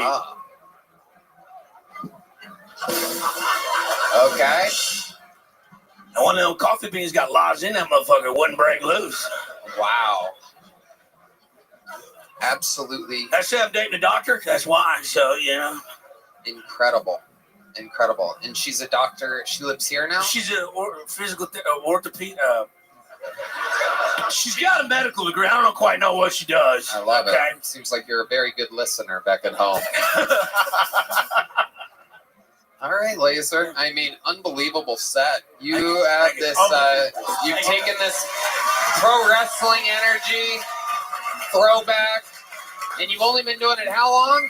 January was 3 years full time. 3-year veteran of the game, Uncle Laser.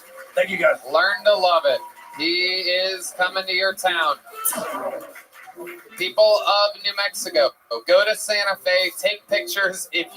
Anyone who gets me pictures of homeless people wearing Uncle Laser merch gets I don't know what, something. We'll figure it out. He's fantastic. Just know you'll bring me great joy. Okay, we having fun out there, huh? Make some noise for your next bucket pull. It is Colin Sledge. Colin Sledge, everyone. Here we go. Thank you. So I used to work at the mall at Express. One time, these 2 ladies were in the same fitting room. And when that happens, apparently you're supposed to say, "I'm sorry, we only allow 1 person at a time in the fitting rooms." But what I said was, "Oh, yeah."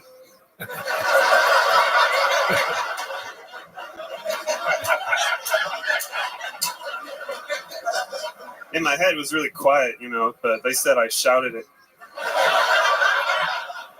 I always say the wrong thing, you know. Like I was hooking up with this girl, and she was like, you know, talk dirty to me. And I was like, "What do you want me to say? I'll just say whatever you want. Just tell me what to say."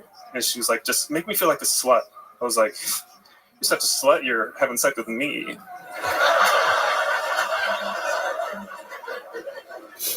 And at the end, She was like, "Did you even come?" I was like, "Bitch, did you?" No, so why are you talking shit?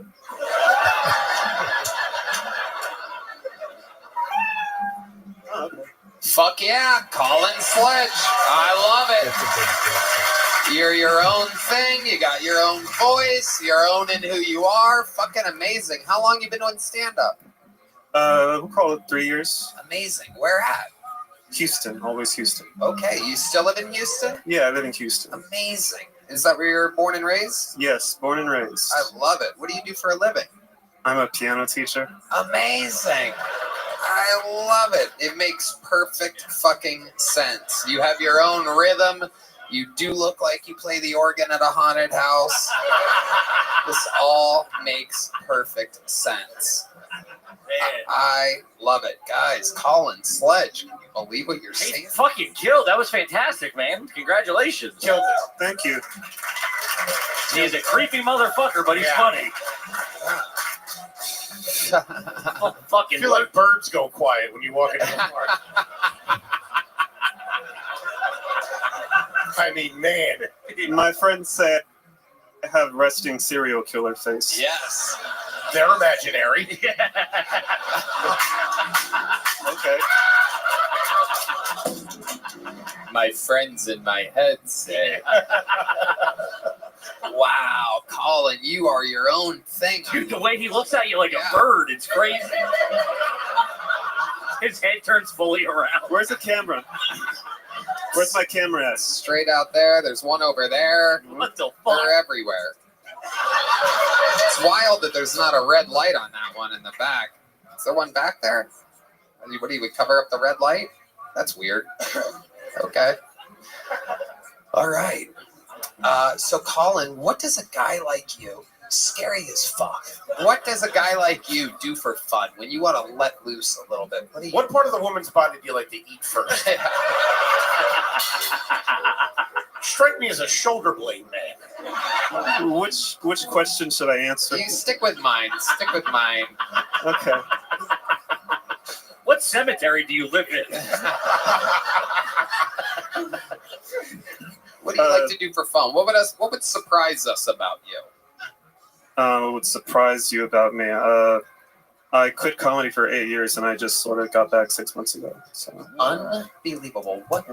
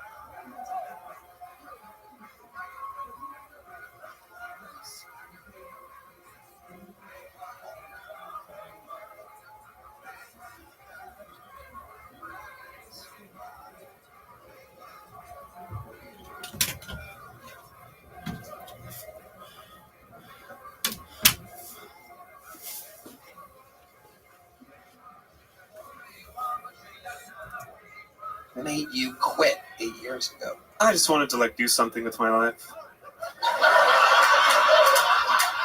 What did you end up doing with your life? Not very much. That's why I came back. Wow. Look at you. Unbelievable. So what else? Tell me more about you. What do you when you want to let your hair down and not be so creepy? What do you do? What do you do for fun? I hang out after open mics. It's a lot. You hang out with other comedians. Yeah. I love it. And other than that, like other than They so when they diagnosed me with autism, there it is. There it is. You had to get a diagnosis for that? Yes. They could have done that over the phone. He was still in the car. He pulled in. They're like, "You got it. You got it. Keep going." Yeah. He pulled in reverse. Buddy, we're not even going to charge you to copay. You got enough fucking problems. Yeah, they could tell in high school with just the other kids, but I had to pay a lot of money, and I didn't get diagnosed until I was like 27 or something. Wow. But yeah, they had me go to like a autistic support group, but I was just a bunch of guys staring at the wall. I was too high functioning for that. Okay. Well, you were? I was the most charismatic guy there. Jesus Christ. Must have been a real who's who. Yeah. And so I had to find, like, I was too high functioning for the autistic people and not high functioning enough for the normal people. So I started doing open mics, and those are sort That's perfect. yeah, bridges the gap. Yeah. Amazing. Thank you. Amazing, Colin. Good dresser. Trump kid. I worked at the mall. You did? Wow. What did you do at the mall? I yelled at ladies going in changing rooms. Oh, that's right. That was part of my set. Yeah, I remember now. For some reason, I pictured you like in the middle, like with like sunglasses. Yeah, he's got a real kiosk vibe. Yeah. Not main store. Yeah. I wasn't much for the customer service aspect. You don't say. I like People just got real cleaning, you know. Cleaning. Right. Yeah, folding shapes. Ah, yes. Folding is good for you. I don't even think you worked. You just went to Express and they let them fold the clothes. Does this fucking guy work here? Shh. I'm busy. Yeah. Wow. How else do you flex your autism? The piano stuff and the I don't think we've ever done this before in the history of the show. But John, I mean, this is a 1 in a billion snag right here. I don't know how fucking blatantly he can get out. He'll get out just fine. He'll climb somewhere. Matt will let him out. John Dees, is it okay if we let this fucking virtuoso step in for a second? I think he's asleep right now, everybody. Ladies and gentlemen, put that mic in the mic stand there, Colin. And myself, yes. Yeah. Well, Dees is furious. This fucking poor sportsmanship over here. My God. Shut the fuck up. Come on. All right. Yeah, make sure it's the piano. Last thing we need is him fucking freaking out and screaming because it comes out like a violin or something. It's a violin. It's a violin. There he goes. Colin looking very uncomfortable as a blind man walks by. Yeah, he's blind. Yeah. All right, ladies and gentlemen, we never, ever, ever let anyone touch our amazing band leader, John Dees' piano. But I have to know what's going on with the stylings. Ladies and gentlemen, this is the musical debut. And just let him play. Let's not back him up. Right? Let's just feel the flow of the stylings of Colin Sledge, everyone. Here we go. Okay, this is the only thing I've memorized. I mean, you can play anything you want. This is the only thing I've Toast. This Charlie Brown shit. Can I have a piano? Yeah, John Dees has set you up for failure. He wants to be the only good piano player. He's literally one of the most profitable musicians in Austin, but he's...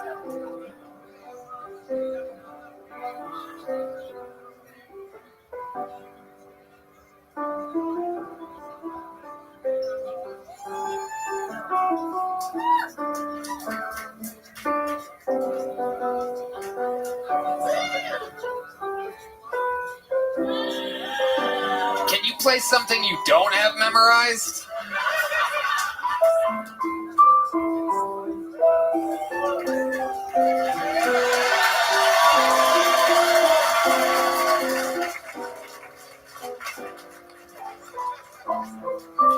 Everybody's having a good time.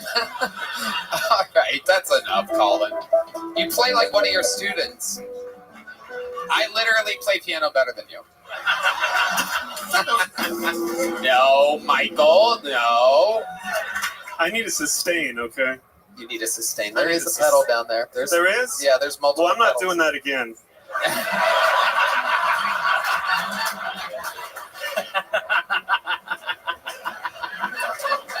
You're so funny. I feel like the interviews with you could go on forever and ever. Do you feel at home here? Weirdly, yeah, actually. Weirdly, yeah. How much material do you think you have if you had to do a rock solid great set? Well, I kept writing for the 8 years, so I don't. You have a lot of material. I have a lot of material. Okay, we're gonna do 3 things here. First of all, Red Band. He lives in Houston. That is correct. That's a 2.5-hour drive, Red Band. If you want to do the secret show Thursday, There you go. There you go. Thank you. Very good. And I want the talent booker here at the Comedy Mothership to see you. And the open mic here starts in about 15, 20 minutes. So Cool. Stick around. You're going to get to showcase for the talent booker, the very famous Adam Egan, booker of here, former booker of the Comedy Store in Los Angeles, former co-host of the Norm Macdonald Show.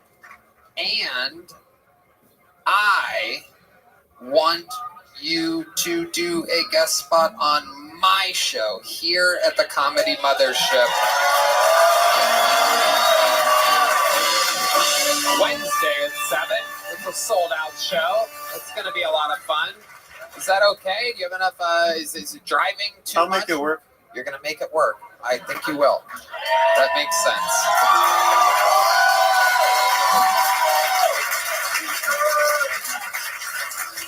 But your interviews are so good. I think you should really come back here more. So, you know what? I'm going to give you a golden ticket as well. There's just a level of autism. There's a level of autism missing from this show since Hans Kim is always busy on the road nowadays. And we need someone like you. You're going to fit in just fine. Congratulations. Here's the big joke book. Colin Sledge, ladies and gentlemen, has made his Kill Tony debut here. Colin Sledge. He's even got a good name. Dude, look at that. Look at you. It's amazing. Amazing. That's it. That guy was fucking great, dude. This lady's going to suck his cock right now, just when you think he's got everything going for him. Ooh, this guy's got a good name too. Anything can happen here. Make some noise for your next comedian. It's Gus Horn, everyone. Gus Horn. Here we go. Oh, all right. Hey, good to be here. My name is Gus Horn. I'm 32 years old. I live in Atlanta, Georgia these days. I don't know if you can tell from my accent, but I am fat.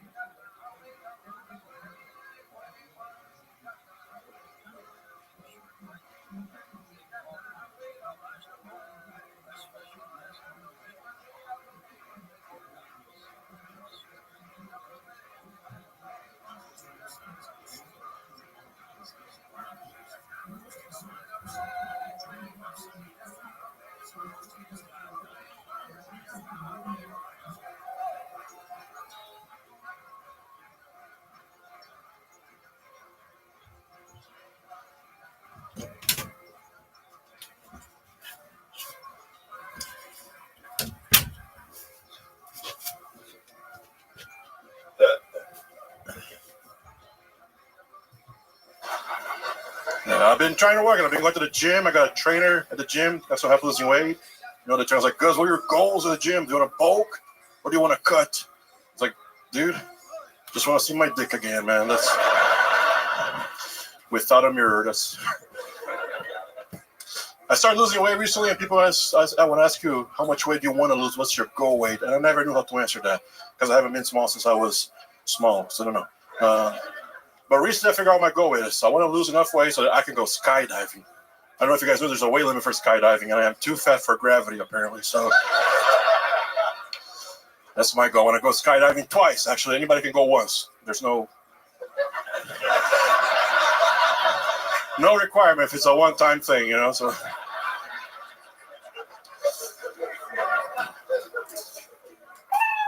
thank you, Gus Horn.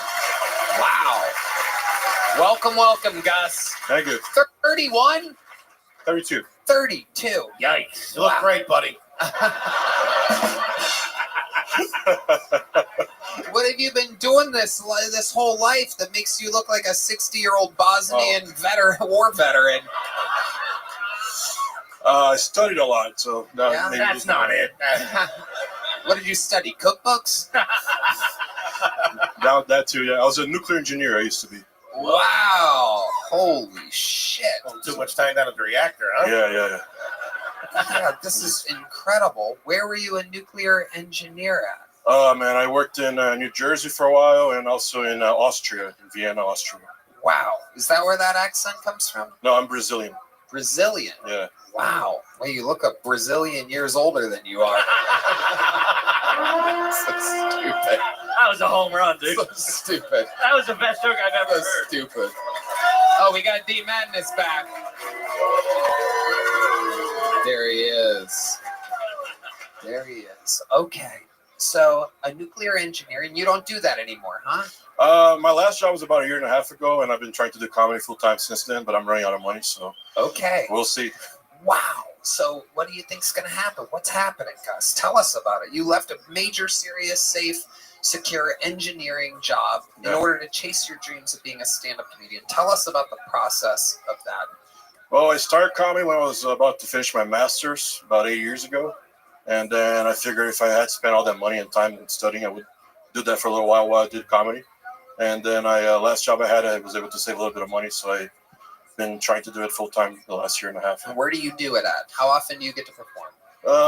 Mostly in Atlanta, pretty much every day. But I've traveled all over. I've done it over 20 countries. You've done stand-up in 20 countries. You speak different languages. Portuguese and English, yeah, but mostly. Can you do a joke in Portuguese for us? How long of a joke? Just 20 seconds. Uh, You can really say anything. We don't know what it. I just want to know what it's. Tem alguém que fala português aqui? É? Yeah. Bom, eu vou contar alguma coisa de nada, vocês fingem que é bem engraçado, tá? 1, 2, 3, pode rir, pode rir, pode rir. Fuck yeah. He's good. Little Portuguese from a little pork and cheese. That's what I call that right there. My man. Absolutely adorable. You guys could be a fucking act together. A groundbreaking new comedy act. Stage breaking too. That's right. Absolutely. So Gus Horn. Unbelievable. You were born in Brazil? I was born in Washington, D.C., but my parents moved back when I was a baby, and I lived there until I was 16. Okay. Horn, not a Brazilian name, right? It's one of my last names. It's like from the German side, but my last name is Pereira. Okay. Okay. Is it Alex Pereira? Yeah. Wow. And is he part of your family? Unfortunately, no. It's the most common. It's one of the most common last names in Brazil. Yeah. I know. And then there's the Horns. You're a little bit German? Yeah, I think it's from the German before, before what you're thinking of. Yeah. Wait, what did the Germans do? What did you guys do? There is a little horn. There's a horn. There it is. Okay. Anything ever go wrong when you were nuclear engineering? You ever have a little fucking Chernobyl situation? I worked in decommissioned power plants, so they were shut off already. But when I was doing an internship, there was a guy who got caught growing weed inside the power plant. Whoa. Dude, fucking this weed is the bomb, man. This shit is fucking nuclear, man. I can't even imagine. Did you get to try some of this weed? I didn't know. It was just like a rumor in the office, but yeah. Wow. I mean, that batch had to be crazy. That is amazing. Nobody tried it, just a rumor? Yeah. I mean, gotta love a rumor like that. I mean, we love rumors. So, Gus, what's your love life like? Oh, man, I became single about 10 days before Valentine's Day of last year. Okay. So how did that happen? How did you become single? We got a puppy together, and then we broke up 2 weeks later. So. Oh, my God. Amazing. Who brought the puppy home? Was it your idea? We got it delivered. What? Uber Eats. Yeah. You got a puppy delivered? How did this happen? I was living in Austria, and there was a breeder in Hungary, and so they brought it over. Wow. Oh. And then, yeah, she kept the dog. What kind of dog? An Australian Shepherd. Okay. He's cute. He's nice. What was his name? Charlie. Oh, poor Charlie. He has an Instagram. He does? Do you look at the Instagram? From time to time. There's only one picture, I think. Oh, okay. And it's sad for you to see Charlie, isn't it? I saw him a couple months ago. I went back to where I used to live, and we met up for a couple times. So I saw the dog. Yeah. Oh, nice. Did you bang her? That was my next question. Did you bang her? No. Not the dog. No. I'm not poor innocent Charlie, but your ex, no? No. Was the puppy kind of like a way to try to save the relationship, you think? We had a lot of issues before, for sure. Yes, Yeah. It was a bad decision, but it seemed good at the time. Okay. Have you been with a woman since that woman? Not seriously, but I mean, one-offs, yeah. Okay. Physically, you have. Yes. How about? Oh, there's Charlie. Charlie's calling into the show right now. Charlie, we're here with your former owner, Gus Horn. Charlie, do you miss Gus at all? Oh, Jesus Christ. Jesus, Charlie, you're out of control. This fucking dog is what? Oh my God. All right. That's enough. Hang up on Charlie. Okay. When you said one-offs, you meant one-night stands, right? That's what you meant? Yeah. Okay. I've never heard it put like that before. Yeah, it's my foreigner. Where do you find these girls? Fogo de Chao.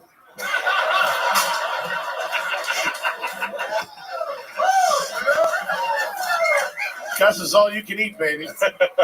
He's been sitting on that since the word Brazilian came up, everybody. If you know Red Band, that's what he thinks Brazil is. Where do I find them? On dating apps. You're right. I know. Picturing meat being cut off in front of you. When, as a Brazilian, when you were done with the relationship, did you just flip your coin over to let her know that you weren't down for anything? I put it on red, yeah. Yeah, there you go. Or back to green, actually. So these girls, where did I ask you where you find them at? Where you meet them at? What's Mostly your process? Hinge. Right. Okay. So it's apps. So like the most recent date that you went on, this was in Atlanta. No, this was in Austria when I was visiting her. In Austria. Yeah. So like, what do you do with a woman in Austria? What does a guy like Gus Horn do with a woman on a date from a dating app? Do you just have her come straight to your place? No, I took him to see my show, and then the comedy show. Yeah. Smart. Yeah. And then what happened? Then we got drinks, and then we went back to our place. That's right. You get them laughing. Yeah. A couple drinks. What do you like? And then I apologize. Yeah. What was that? Is that you? You have Fiona's laugh saved on a keyboard? Oh my God, that's amazing. Hold on. Wait till it gets quiet. I want to hear it one more time. Right now. Just hit the button. That is incredible. This is amazing. I've been trying to get Red Band to add new sound effects for 13 years.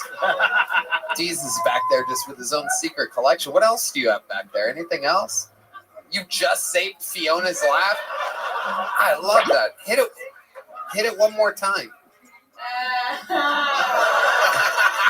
Is amazing. Aha! Oh, you guys got to do like a remix with that. You got to put that into a song. That belongs somewhere. Could play it at her funeral. Oh, come on. Shut up. Shut up. She's inevitably going to die. There you go. See, she thinks it's funny. Assholes. She has an uncurable disease. So am I not supposed to joke about it? All right. Gus, you are a very, very funny man. Congratulations. Thank you very much. How long you in Austin, Texas for? I was supposed to leave tomorrow, but I don't have a job, so I can change things. Where are you going to go? Atlanta? Yeah. And what's your setup in Atlanta? You have an apartment, a house? Staying with my parents for a little while. Ooh, staying with the parents. Oh, damn. There's a fucking gold-digging bitch. It's furious in the back. Here's a big joke book, Gus. Congratulations. Very funny. Very funny. Gus Horn, ladies and gentlemen. Sign up again sometime, Gus. I gotta tell you, this is an interesting name. Some more beers. Oh, it's going down over here. All right. This is an interesting name. Definitely a first-time bucket pull. Let's see what happens here. This is the Kill Tony debut, no doubt, of Jasper the Disappointing Mime. Jasper the Disappointing Mime. Here he is, everybody.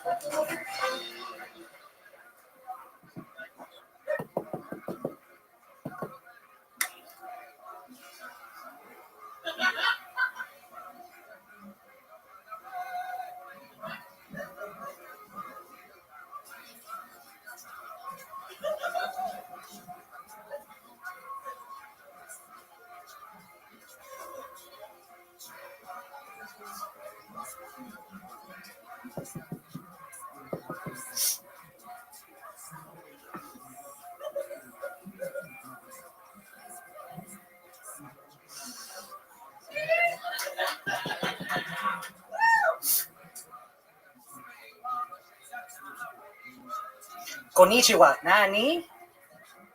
Oh. Hello. I'm sorry. Were you guys expecting a bonjour? Oh, first of all, that's racist of you. Just because I'm a mime doesn't mean I'm French, okay? Don't be a mimophobe. Wow. The name holds true. Jasper, the Disappointing Mime. At least I don't lie to you guys, all right? Fuck. All right, hold on. Okay. You guys want to see something funny? Really funny? I mean, all right, hold on. Look, I'm not trusted with anything. Oh. Okay, let's just you do the show how we normally do it. Sorry. Your time to do something funny was then. That was it. Oh, okay. Jasper, first of all, let me remind you that white mimes use more white face paint than you've used tonight. You are blatantly, this is one of the best ways to not get deported I've ever seen, is by being a mime, white face. Day 58. No one has noticed a thing, honestly. Okay. How long have you been doing comedy, Jasper? Not that long, actually. That's kidding. A few years. A few years. How long have you been doing the disappointing mime act? Like 6 months. 6 months. What made you want to switch from being you to a disappointing mime? I was already disappointing, so I just decided to add something to it. How'd that get sadder than what just happened? Who told you you were disappointing before? My family. Wow, this is absolutely incredible. Did they see you perform? Never, not once. Okay. So what did you do that made them so disappointed in you? Well, my dad's disappointed that I didn't finish mime college, and my mom's sad that I didn't follow her her profession. But I don't have a stripper body, so I can't do that. So.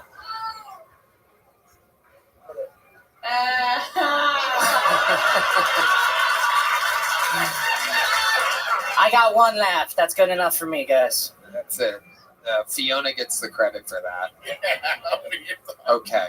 Jasper, what do you do for work in real life? Bartender, because, well, I need a drink otherwise. You know, being up here, just sad. This is the happy me, all right? Other me is sadder. Is that true, or are you trying to be funny? No, that's true, man. I didn't lose my virginity until I was like 22. And the only reason that happened is because I got robbed. Wait, what? That's a whole nother story. You don't have time for it. Don't worry about it. Okay. We're going to keep it moving along here. Thank you. Appreciate that. There you go. There you go. Oh, we don't? Let's get one more up here. Why not? Absolutely. I like it. Now that belongs on the Graham Norton show.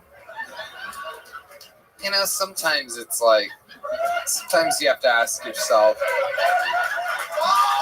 oh, they're miming. They're miming music. Wow. They're jamming so hard. D's doing it too. D gets it. Somehow D knows what they're doing. The absolute fucking synergy of this band is incredible, to where the blind guy's like, I do believe that is, as far as I can remember, the first mime that we've ever had on the show, and definitely the first disappointing mime. You gotta like that he owns it. I was gonna ask him to lose the character and do stand up as himself, but there's just something. There's a line you walk on this show. You know, there's a reason why other podcasts don't just pull names out of a bucket. There really is. There's a real fucking reason why that no one, no matter how funny or whatever they may be, has the courage to be like, you know what I'm gonna do? I'm gonna let anyone sign up. And a big part of the reason why is because every once in a while you get a Jasper the disappointing mind. Someone in which you're like, wow, is this one day going to be used as evidence in a federal court? We've only had one bucket pull ever end up being a murder, and, you know, it's true. It's true. There's datelines and everything about it. Gareth Pursehouse. And, yeah. Made a movie about it. Yeah, there's a lot going on. They've only just begun uncovering the great mystery of Gareth Pursehouse, who murdered Drew Carey's ex-girlfriend while, he got pulled out of the bucket while Drew Carey, in an unbelievable turn of coincidences, was performing upstairs at the Comedy Store that night. Gareth Pursehouse got pulled out of the bucket in the main room, and then only, I think, a few weeks or a couple months later, after a terrible performance on the show, murdered his ex-girlfriend, who was also Drew Carey's ex-girlfriend. God damn. Yeah, Boo is right. Murders are bad, lady. There's a lot of, yes, Boo, the murder. brilliant stuff happening here. I love the heckling from the crowd during a mimes performance, by the way. I got to give you guys some credit. Guy was ready to kill himself. Yeah. Do it, man. Yeah. Yeah, if anybody sees a little French beret with brains next to it on the sidewalk later, we're going to know what happened. We are waiting for your final bucket pull of the night. Any second now, young Colt will be walking through that door. What's the point of having headsets for the producers if he still has to run across the street? I mean, you could like just text somebody, right? Yeah, isn't there a better system for this? Is there anything? They're just smiling at us. Yeah, that's great. I love it. It just keeps... But we've had a way better week than last week.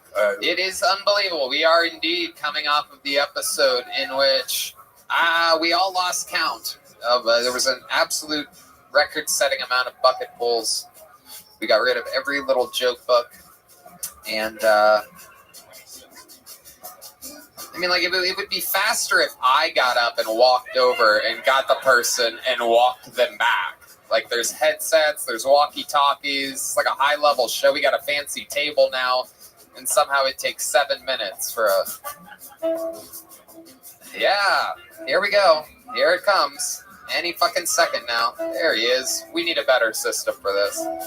You guys ready for your final bucket pull of the night? Yeah! Ladies and gentlemen, here it is.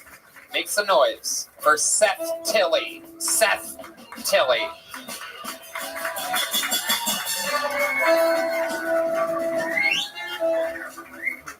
Good morning. I tried to get a job at Goodwill. They turned me down. I couldn't pass the background check.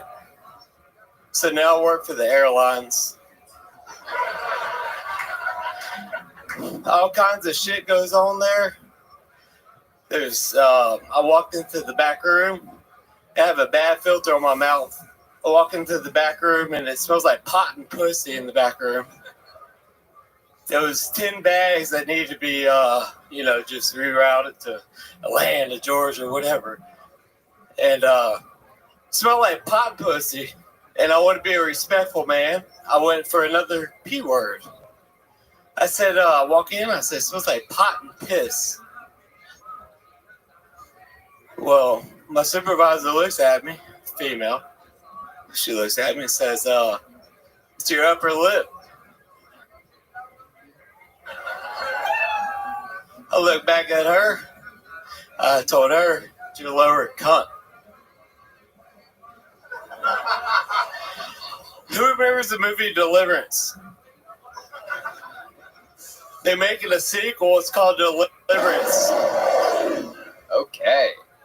All right. I can't believe we waited for that. That was a long wait for...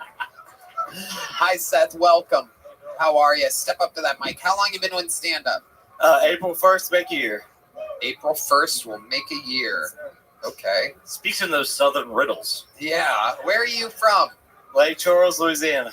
Lake Charles, Louisiana. Absolutely. You like crawfish? Oh, I eat the motherfuckers up, man. You're goddamn right. Hell yeah, you do. Tis the season. Tis the season around here. It's crawfish season. You sucking heads? I don't suck the heads. It's too metallic.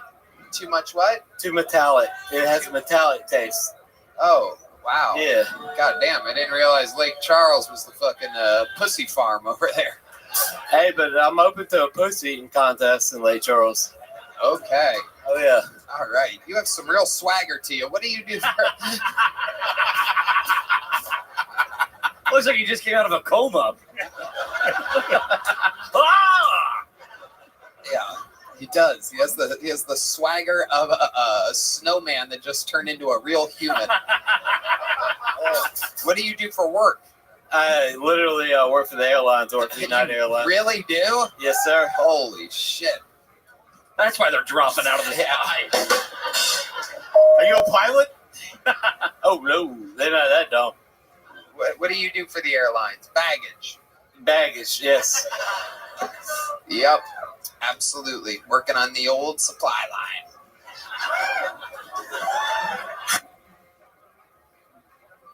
I love it. Absolutely. And what do you do for fun? You seem like a guy that has a lot of pastimes, a lot of hobbies. So I had an old Xanax addiction. Okay. How does that start? How does a Xanax addiction start? Well, I can tell you how it stops. At the airport. Yeah.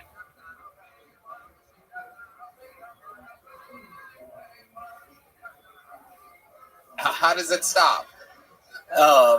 You can't trust a pill that you take, and you can spell it backwards, and it still spells the same name. That's for once. I was on 2 milligrams Xanax, Tony, and I don't know how much that is. That's the Xanax bar, and you can break them into 4 quarters. I call that user friendly. Okay, I'm sure there's some people half asleep cracking up out there on Xanax. People waiting, like I've been waiting. Good. I've been waiting for a Xanax comedian. So how does it start? My question, my much more interesting question was, how does someone start? I'm always so intrigued to know how these things happen. I steer clear of all drugs, except for alcohol, marijuana, and mushrooms a few times a year, in order to not get addicted to anything. So how does a Xanax addiction start? I took melatonin.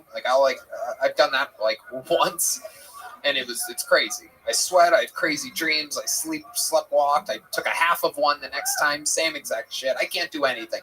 Tell me how a Xanax addiction starts. So you take the pill? Well, right. But you get some fucking water. I think he might. You put it in your mouth, Tony. Yeah. What are you getting? Yeah. Let's get some Xanny bars and figure this out. You want to know? So you take it, and a lot of people it knocks out. Right. Not me. It just puts my ass into an almost sexual feeling. Wait, you know when you just relieve that life of Did stress? you say a homosexual feeling? I said almost sexual. Almost sexual. Almost sexual. I was gonna say, let's get some Xanny bars. Yeah. But what made you take that? Was there a lady that's like, you should try one of these? Or something like that. That first pill, where do you get it? How do you find it? How do you know you even like it? How do you want it? I caught it. The first time. You caught it? You caught it like it's a fish? No, more like a catcher's mitt. How long have you been off Xanax? 3 hours. Yeah. Year and a half, y'all. Yeah, like it's a fight. It's a bad fight, y'all. The alcohol and Xanax, a beer with it, it's like there's a tingling in the feelings. I'm being like real. Yeah. No, I get it. Again, that's why I don't try these things, because I'm afraid I'll like them. It seems enjoyable. Yeah, you're a smart man. Yep. Okay. So what else, Seth? What else have you been doing your whole life? How old are you? I am 38. Jesus Christ, what is going on tonight? There are a lot of extremely... It's like, I'm 17, Tony. Like, what is going on in here? Crawdads and Xannies. It's unbelievable when Red Band looks younger than all the bucket holes. Hey, what would you do for a Xanax bar? Okay, this guy loves Xanax. I love it. Fighting it. Right, you're fighting it right now? Nope. Okay. This is what on your upper lip tells me different. Yeah. It isn't. Hey, that's what she said, bro. Okay. All right. Okay. With the rest of your life, Seth, what else have you done? You've lived a full life other than Xanax. What have you done? Yeah, I have a master's degree in criminal justice. Yep. Okay. Yep. I have hands-on experience, not from the good side. I also do computer work, and I actually gave Ray-Ban Ray-Ban? Oops. Right. I gave him a firmware update earlier, but he's going to deny it. But to his phone, yep. Wow. Yeah. This is absolutely incredible what's happening here. He was on Wi-Fi he wasn't on 2.6. He knows what I'm talking about. I feel like I'm on Xanax. What the fuck are you talking about? Ram Bam. Do you know what he's talking about? Do you know what he's saying? Shit, I don't know what he's talking about. You gave me a firmware update, and I'm on. Yeah, look, he's checking. It's not going to show you. It's not going to tell you that I gave you that update. Come on up. What does that mean? Can you explain to us normal people what a firmware update from you would? Yes, he was not on 802.11.ax, and he knows exactly what I'm talking about. Oh yeah. Nope. Oh yeah, look, I'm denying it. Oh yeah. Look, he's checking it. China. I'm on VPN. I'm just a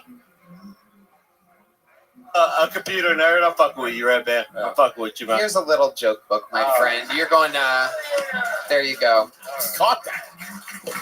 2 disappointing mimes in a row, everybody.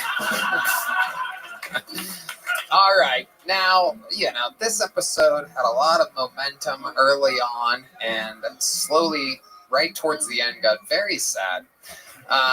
And I think there's only one way to end an episode like this. It's to jolt us alive one last time with the stylings of the Hall of Famer with the most appearances ever on the show. The most interviews. He's back, and he's redder than ever. This is the Memphis Strangler, the Sioux Falls Folly, the Xanax Zanzibar himself, the Knickerbocker of New York, the Big Red Machine. This is William Montgomery.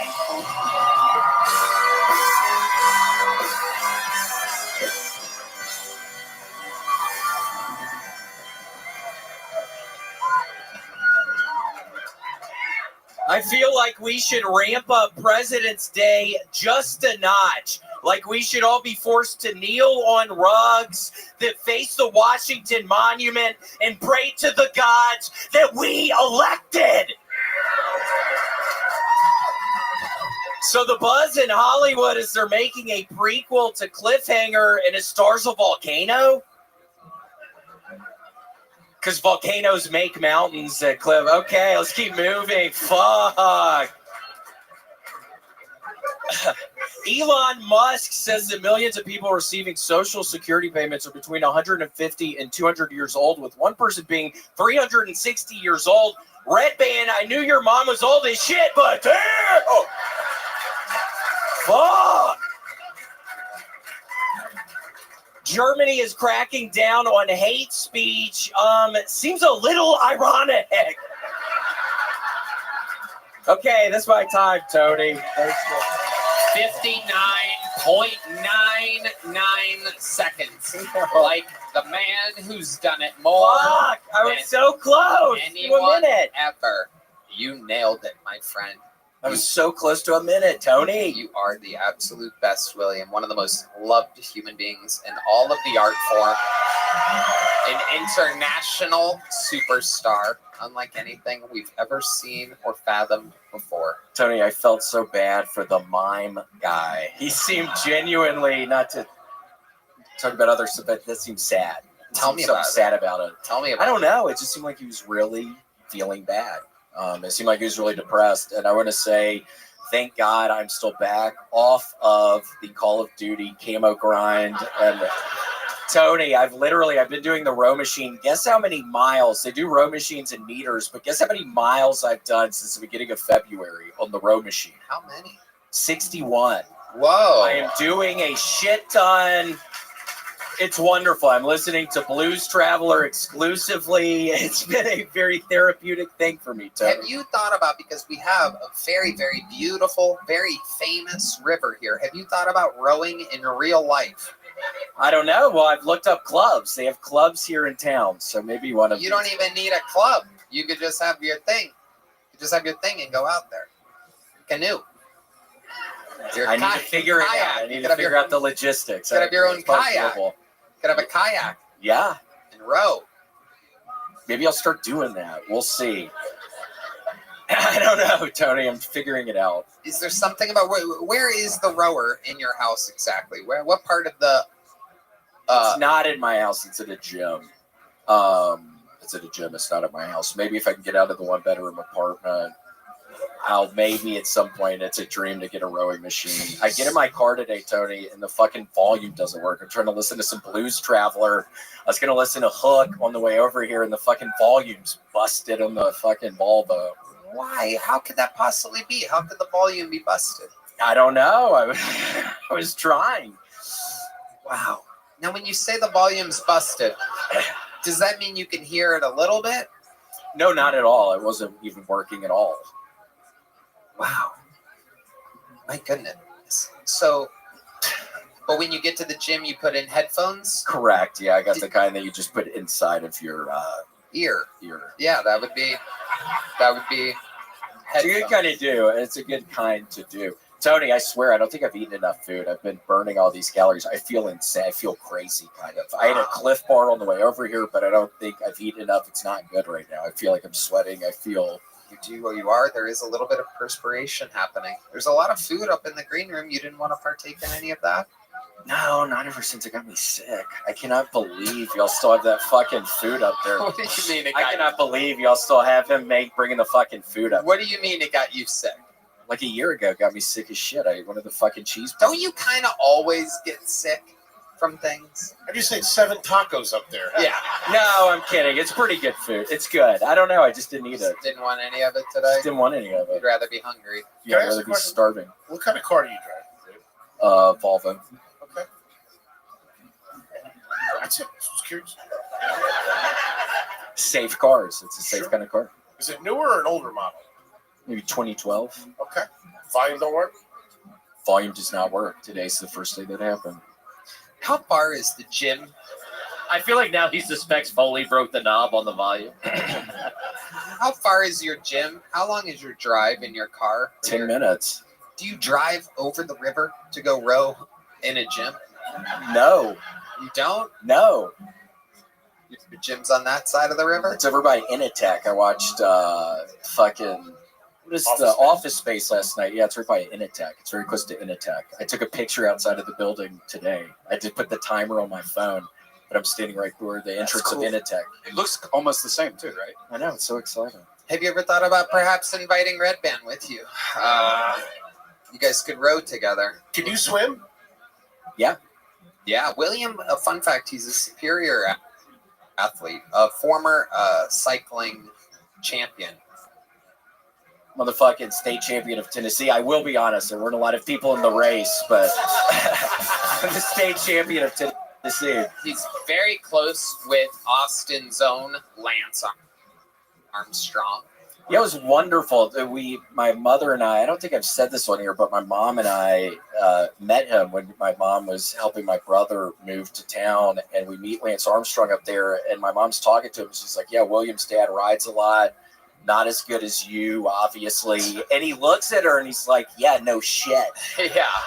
Oh my gosh. It was kind of insane. I love the guy. I still love the guy, but it was insane. Yeah. Nobody was insinuating my sweet father was fucking faster than Lance Armstrong. It was insane.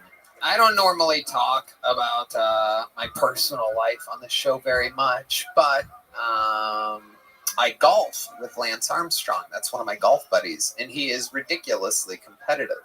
Even though he's great at everything, he's still very competitive.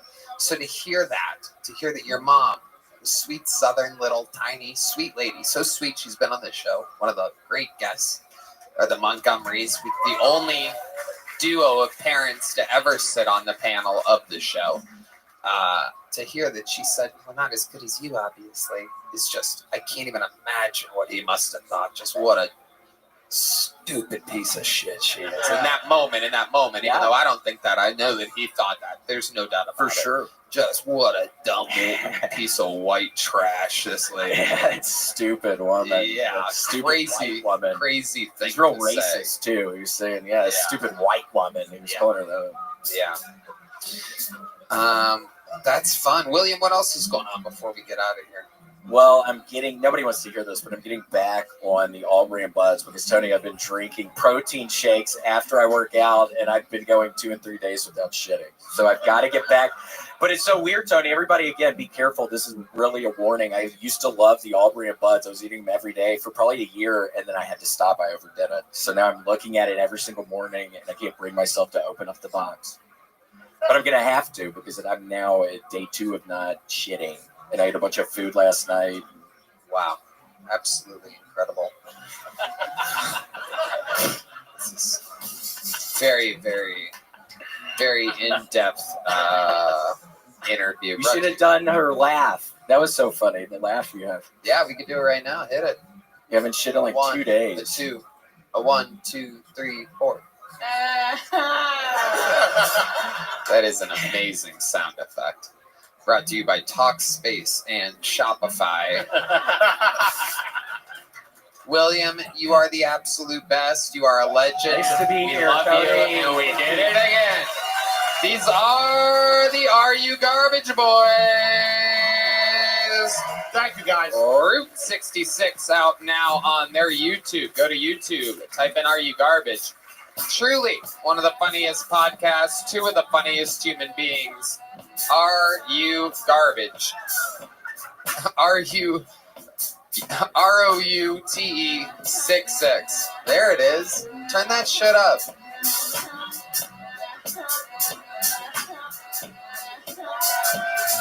Thank you so much, everybody. Red Band, you want to say anything? Check out the secret show at the sunsetstripatx.com. Love you guys. Big announcement coming.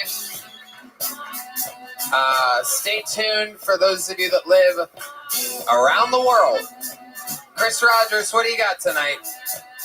What do we got over there? Whoa, Matt Mueller, look at that. Wow. Unbelievable. Incredible. All right. Audience, we love you. Thank you. Good night, everybody. Thank you so much.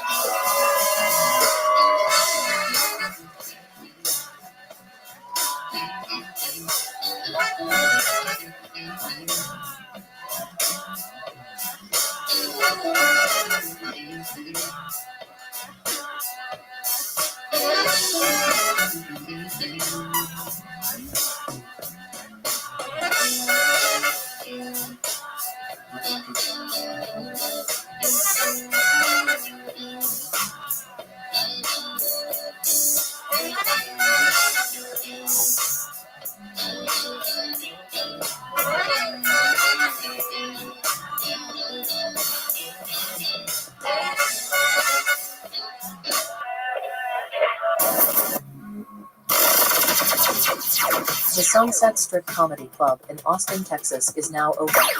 Check out Red Band's secret show every Thursday. Go to sunsetstripatx.com for tickets.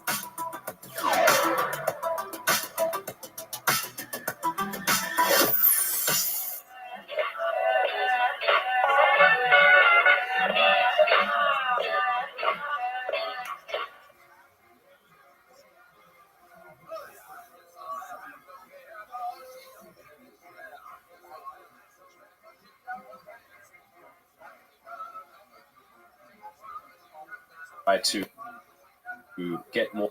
G'day, everybody. Welcome to Pints with Aquinas. I have a big giveaway that I'm doing this month to try to get more support for the channel and all that we plan how on about doing. this? No one gives a shit about your fucking podcast, and you deserve to just... What the fuck is this shit? This year. I hate people who call it pints. It's called drinking beer, you fuck. Well, we drink pints. Huh? That's not even like a measurement. Here all the time, thank God. We love it. Hey, everybody, there he goes, out to Koreatown. That's Kimberly Congdon. Follow Kimberly on Twitter at, what is it again? Kimberly Congdon. Kimberly Congdon, spelled like it sounds. CONGDON. That's Kimberly Congdon. That's at Sarah Dresses. Tommy Morris, thank you so much for joining us. You can meet Tommy anytime you come to the world famous comedy store, except for Tuesdays and Wednesdays. Go up to the cover booth, say hi, ask him a question, meet him. Not you comedians, I'm talking to the listeners. Don't annoy Tommy, you comedians, you vultures. He'll get to know you when it's time up. Please put your hands together for Tommy Morris, who's nice enough to grace us. That's a big deal, believe it or not. I mean, a really big deal.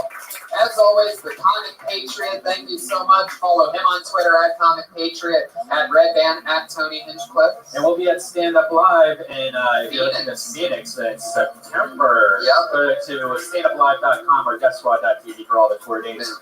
Coming up next, we got a live Ding Dong show, world famous Ding Dong show, every Monday at 10 p.m. Stay tuned for that if you want to watch some craziness. Thank you so much for coming out. Sorry to the comedians that didn't get up. Try again next week. Thank you. Good night.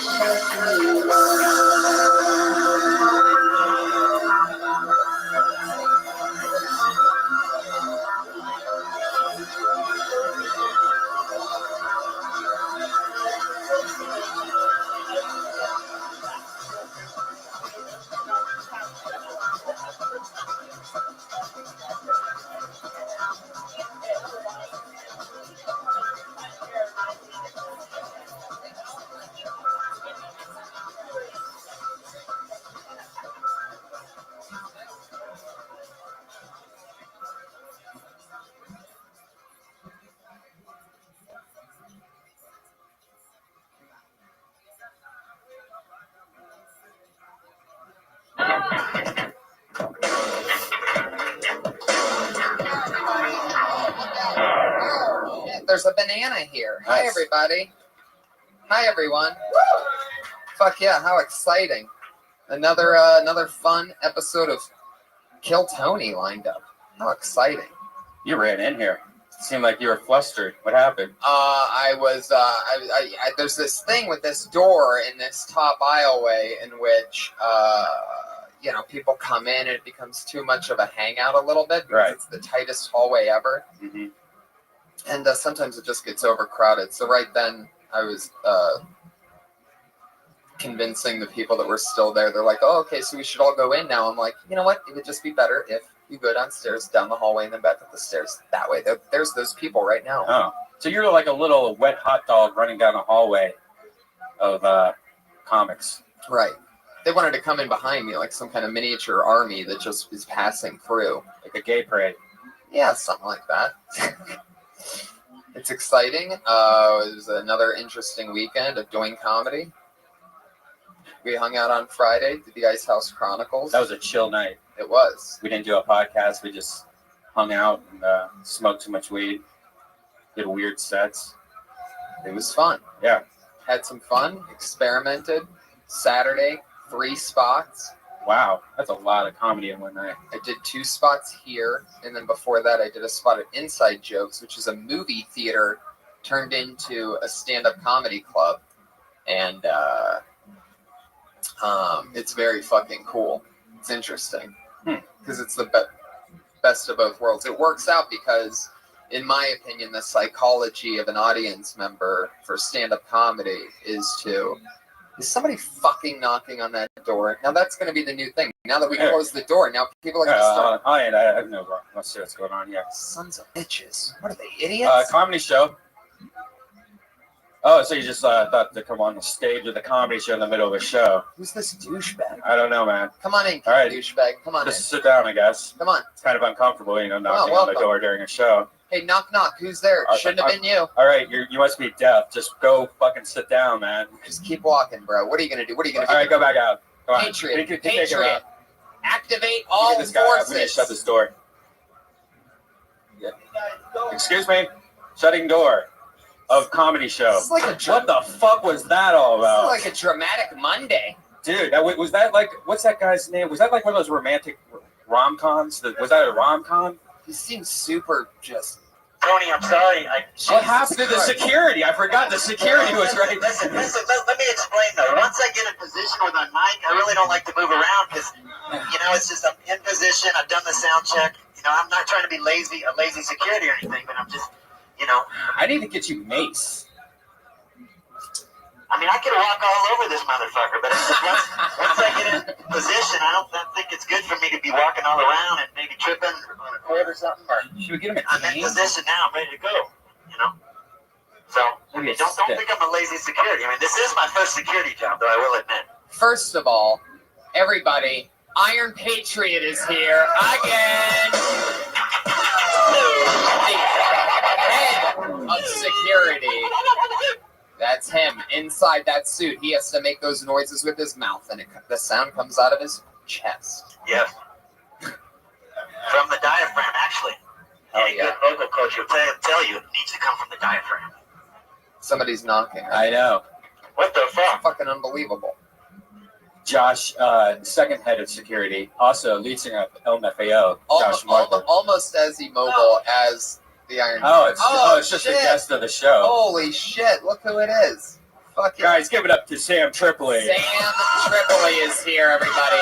Open the door! Open the fucking door. It's first TV comedy, guys. Open the door. The Kill Tony guest, so nice. We've had him on twice. Yeah, you're a crowd favorite. Actually, I think you got the best response of any of our Kill Tonys. Oh, that's great. And from People me, love my killing of Tony. Good Tony killer. And from me as well. I mean, you were immediately. I had so much fun last time you were here. Someone else joining us? There's a slight chance we might have a pop in from one of our friends at some point. Oh. He swings by. Excellent. If you know what we mean. No, with you, who knows what that means? I popped boner pills in San Diego in honor of you. Oh, really? What kind? Did you get Black Power? I don't know. I just went down there, said big junk, and had some guy grinding on a chick, and I'm like, I'll take 2 of those. Did it work? I did get a real Woody on stage. I was hoping to pop mean boners right there. Oh, like you have to wait at least 45 minutes to an hour, depending on what you eat and your hydration level. Like if you have at least 2 or 3 waters before you even try one, you have to at least give it an extra hour. Really? Yeah. So you're saying be more dehydrated when you want Yes, a mean yes, boner? yes. Oh my Yeah. god. Fun facts. Fun facts. Be dehydrated. Throw 'em in and take boner pills. That just doesn't sound healthy. And throw them in the freezer. It sounds like Bone Tony, not Kill Tony podcast. Okay. What the fuck? Hey, drink up on that Red Bull, man. You need to hear that's Popeye drinking his spinach right there. He's about to crush after that sip. No. The Iron Patriot is here. I thought he was running late today. I was so concerned. I ran out to the front, and because he wasn't here. Turns out he takes an interesting path here because somehow he got in here and passed me by at the same time. What does it smell like in It's there? very touchy. I have an undersuit that I can wash. It's made of Cool Max. It's got moisture management, and I wash it just like clothing. So asshole. Smells like asshole. Like a normal person working out. But the helmet and the speaker that's attached to the helmet, that has to retain some sweat, some moisture sometimes. There's got to be some spit. Yeah. I mean, I like to get up on my microphone. Hey, Sam, I mentioned you in last week's episode. Oh, because thank you. Remember that guy that went to jail for 2 years for Molly? Yeah. And you suggested that he should get on that subject. Yes. He ignored you, and I brought it to his attention. I said, Sam told you he didn't talk about the Molly at all. That's an asshole. Can you believe that shit? Yeah, no. You mean somebody didn't listen to me in this house? That's fucking new. It's never happened. Ever. It is a... This is a quiet crowd. So far. What are you guys here for? It's a jury selection? What are you guys doing? Freezing into it. We just had an incident with like Jacob's Ladder or whatever, that Jacob's Lake. Where's Dawson's Creek? Dawson Creek guy tried to come out through the back door. Yeah. What's his name? Yeah, James Vanderbilt. Thank you. How did you even get that from what I just said?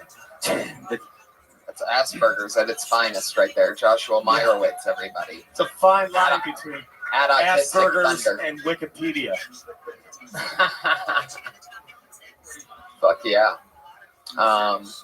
Yeah, I didn't understand. So there was a douchebag that came up before you and started knocking on the door. And that's why and then you sent the smallest guy in the room to see who's at the door. That's a comedy store. And then the Iron Patriot explained that even though he's my head of security, he can't move away from the microphone now that we've put one near his chest. I just don't like to. Like, once it gets in place, I kind of like to just be here. I don't want to be wandering all around. So if someone's getting raped in the corner, you don't want to fucking get out of mic. I'm trying to get into show business. I mean, security's just a side thing. I'm here to entertain. You see me on Twitter, I'm blowing up right now.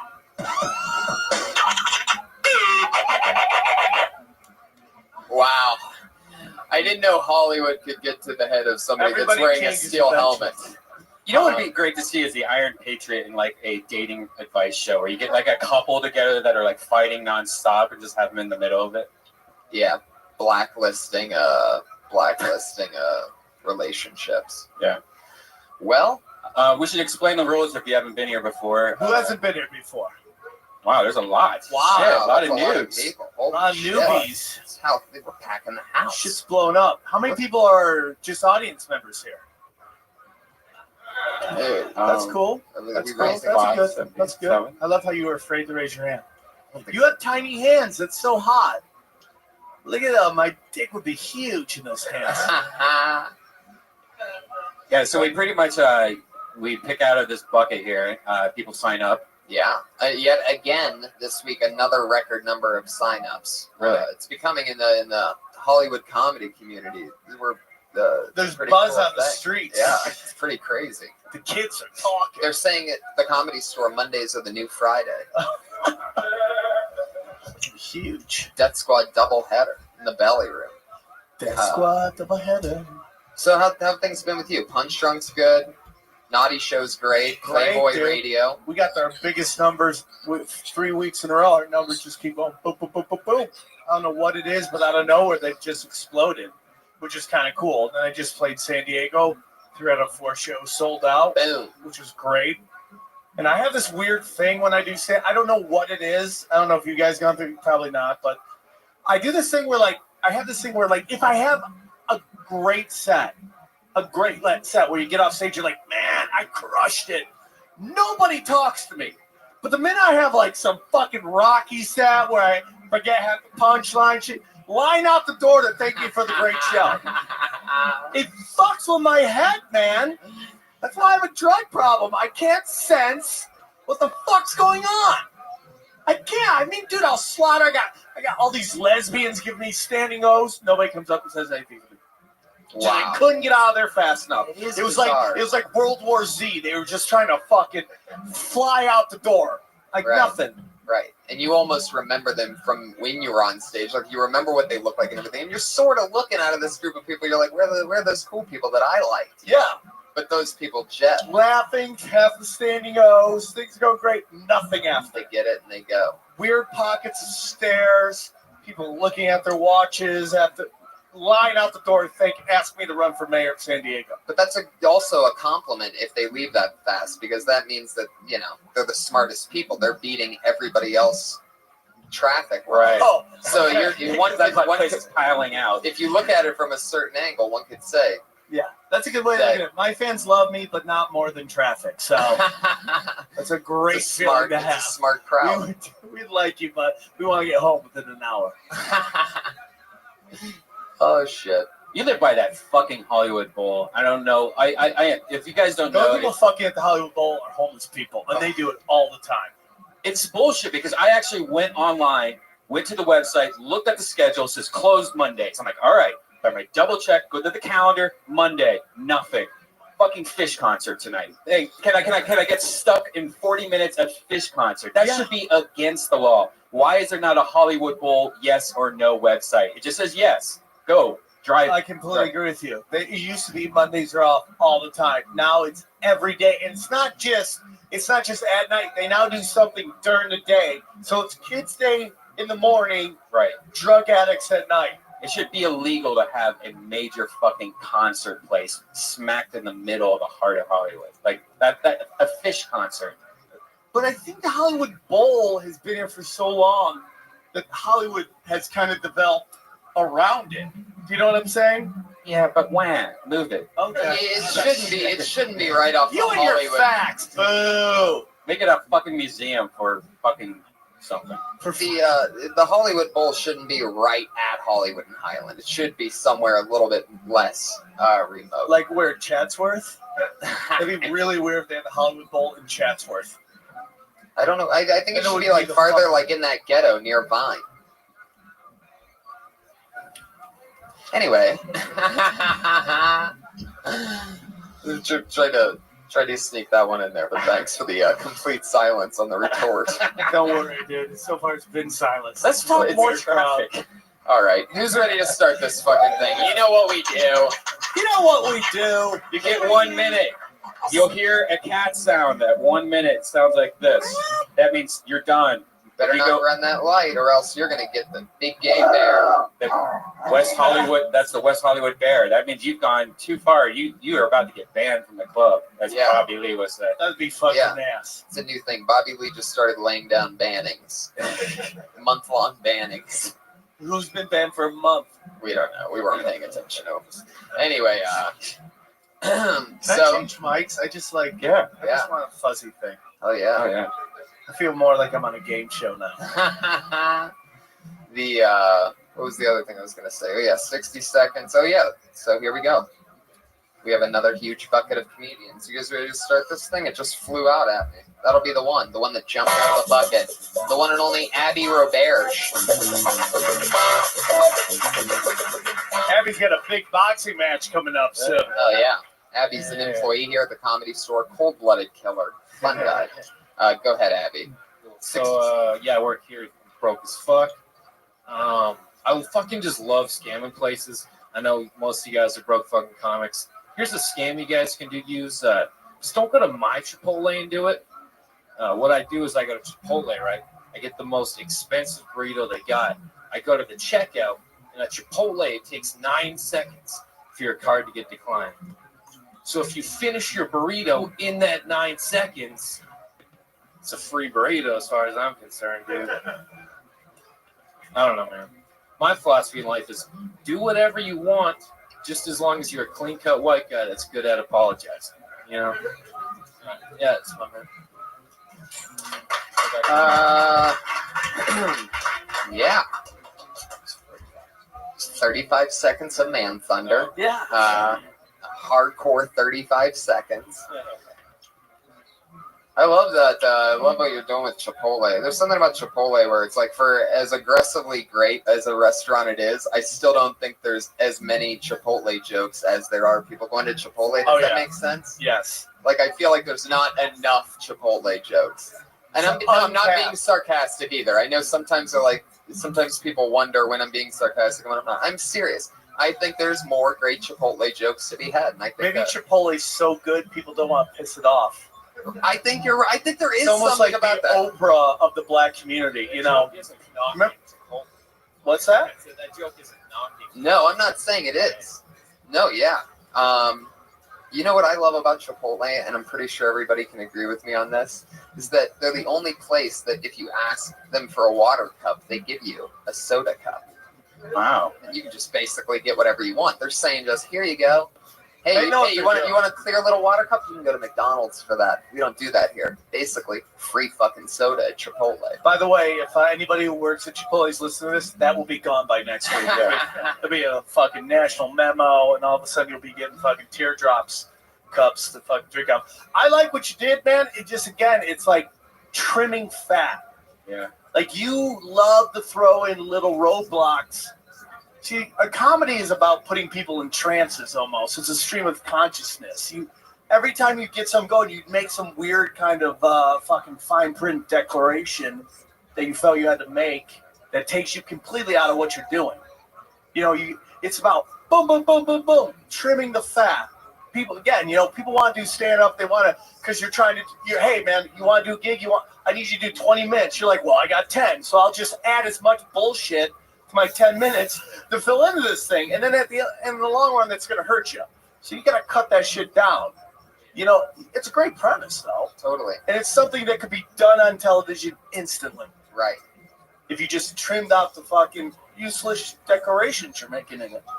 You know that part where he said, here we go. You know that part? Sorry, Sam. I know No, it's all right. It's all right. Comedian, but you know where you said 9 seconds you had until the card got declined? Now that's a fat burrito at Chipotle. So I don't know if you could eat much of it in 9 seconds. Well, Iron Patriot, if you were a comedian, you would know that's the joke. I like Iron Patriot, but it's like, I don't want to make it about him. I love it. It's great. It's absolutely great. Never hold back, Patriot, and Sam, at the same time, we I'm won't. a big fan of yours. Sam, I'm learning a lot about comedy. I am. Oh, absolutely. It really hasn't been this isn't really my world. It's a new world for me, but I'm glad you guys welcomed me into the world. Well, hold on. Go through the beats of it real quick. Yeah. It's only 35 seconds. You can do it again. Again? Yeah. So basically, what I do, I go to Chipotle. I get the most expensive burrito they have. Go to the checkout, and at Chipotle, it takes 9 seconds for your card to get declined. So if you finish your burrito in that 9 seconds, you get a it's free burrito. Yeah. All right, you trimmed it up right there. Even. Yeah. What's your last line that you usually say when you're a white guy? No, this is a different joke. That could be the opening of the joke. It's like my philosophy in life is do whatever you want, just as long as you're a clean-cut white guy that's good at apologizing. Then you go into that. Example is, I go to Chipotle. I fucking boom, boom, boom. And now you got to accept. You see how you set up? That's the beat. It puts you in a place, and then you start bam, bam, bamming it right after that. Is it 6 seconds or 9 seconds? 9. It's whatever.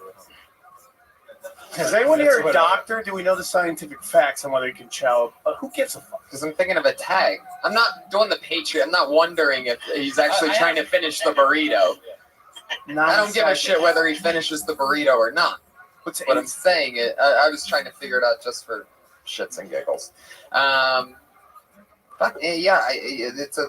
It's funny and what was I gonna say? Add more to it and trim down the words that don't matter. You know, you don't even need to say I got the most expensive burrito at Chipotle. It's too much information for what the punch actually is. You could just say I go to Chipotle, I get a burrito. It takes 9 seconds. Right. It takes 9 seconds for them to know that your card's declined. So I try to finish the burrito in 9 seconds. Then there's tags to that aren't even there yet. But I have a like longer that. form version of that. I wasn't sure what I was going to go over the manual. Right. You were definitely you had 25 seconds left. You can always demagnetize your credit card so they have to type in the numbers. That's usually an extra 20 to 30 seconds. There you go. There it is. See that? That's what we do. The magic. Look at that. Red band. From 3. Yeah, that's you, Abby Roberge. At Abby Roberge on Twitter. Abby, good job. Good Talking job. about Chipotle. Something about the tinfoil on it. All right, your next comedian is Sean Dunn. Here he comes. Oh, here he comes. Oh, wait a second. It's the douchebag that came through the knock on the door. No. Oh, no. Oh, shit. Fuck my life. I wish I hadn't gotten called. Damn.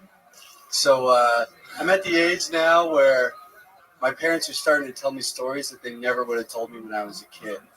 And it's disturbing. Like, recently, my dad told me this one. He's a doctor, right? And 15 years ago, he was operating this guy who happened to be HIV positive, right? The guy had AIDS. And as he's operating on him, his hand slips, and he nicks his finger with a dirty scalpel. And the whole room just freezes. Without any hesitation at all, he drops the dirty scalpel, grabs a clean one, and cuts out the part of his finger that he nicked. He cleans it himself, stitches it back up, and goes right back to work. And he's still got AIDS, but that's pretty badass, huh? That's my dad right there. What a warrior that man is.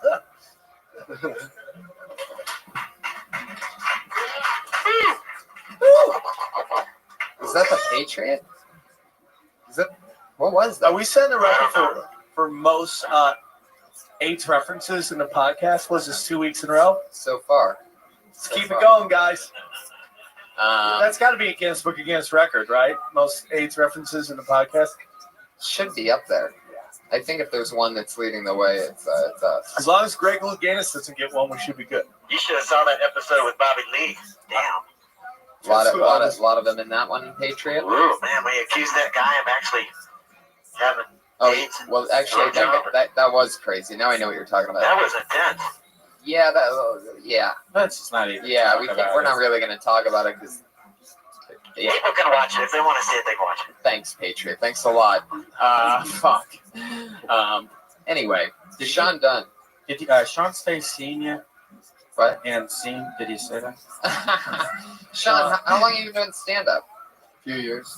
3 years. Where are you from? Florida. How long have you been here? A year. How's it going so far? I like it. Is there some weirdness here? No, I'm just trying to figure out who he is. I've never seen him. Awesome, man. I got a girlfriend when I first moved here, and then I got comfortable not doing comedy. Oh, So yeah. That's why I they broke call up them with dream her killers. A few days ago. Yeah. And now I'm starting to come around. There we go. Yeah, that's the answer. There Oh, we yeah. What, deal with hell or just fucking have some cookie meal blow you? Did you move out here with her? No, I met her when I came here. Wow, so that happened quick, huh? Yeah, it happened quick. Yeah. Let's see. I think the joke is it's very long, and it is. It is long, and I understand where it's kind of the scene where you get him going this way, and then boom, you're gonna pull him back the other way. That's kind of the surprise at the end. He still got AIDS. I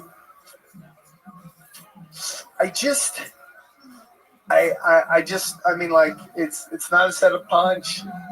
Is it a story? To me, it was like that's why I said the end scene. It seemed like it was more of like you were doing a dramatic play, almost like a poem. I get what you're trying You know to what I do. mean? Like you're kind of like setting a scene, like you're almost doing a narration or something of a story. Like I mean, I'm not saying it was bad. I'm just saying that it was different than like a regular stand up 1 minute throw some jokes in. You kind of acted out a play almost. It seemed like. Of course, this is also because you freaked me out by the back door, so I might be... Yeah, your first impression with us. I mean, you No, I seem knew so it wasn't going to unlikable. go well after knock knock. Who's there? Shouldn't have been you. Wouldn't have fucking set me up for success here. So No, I listen. I understand what you're saying. I get the joke. I'm trying to think about like what you could do to let that punchline. it's really also hit one harder. of those bits where I've never seen it work as an opener, but Okay, I no, tried got it that. anyway. I Yeah. understand that. It does so much better in the middle of the set. What did you use?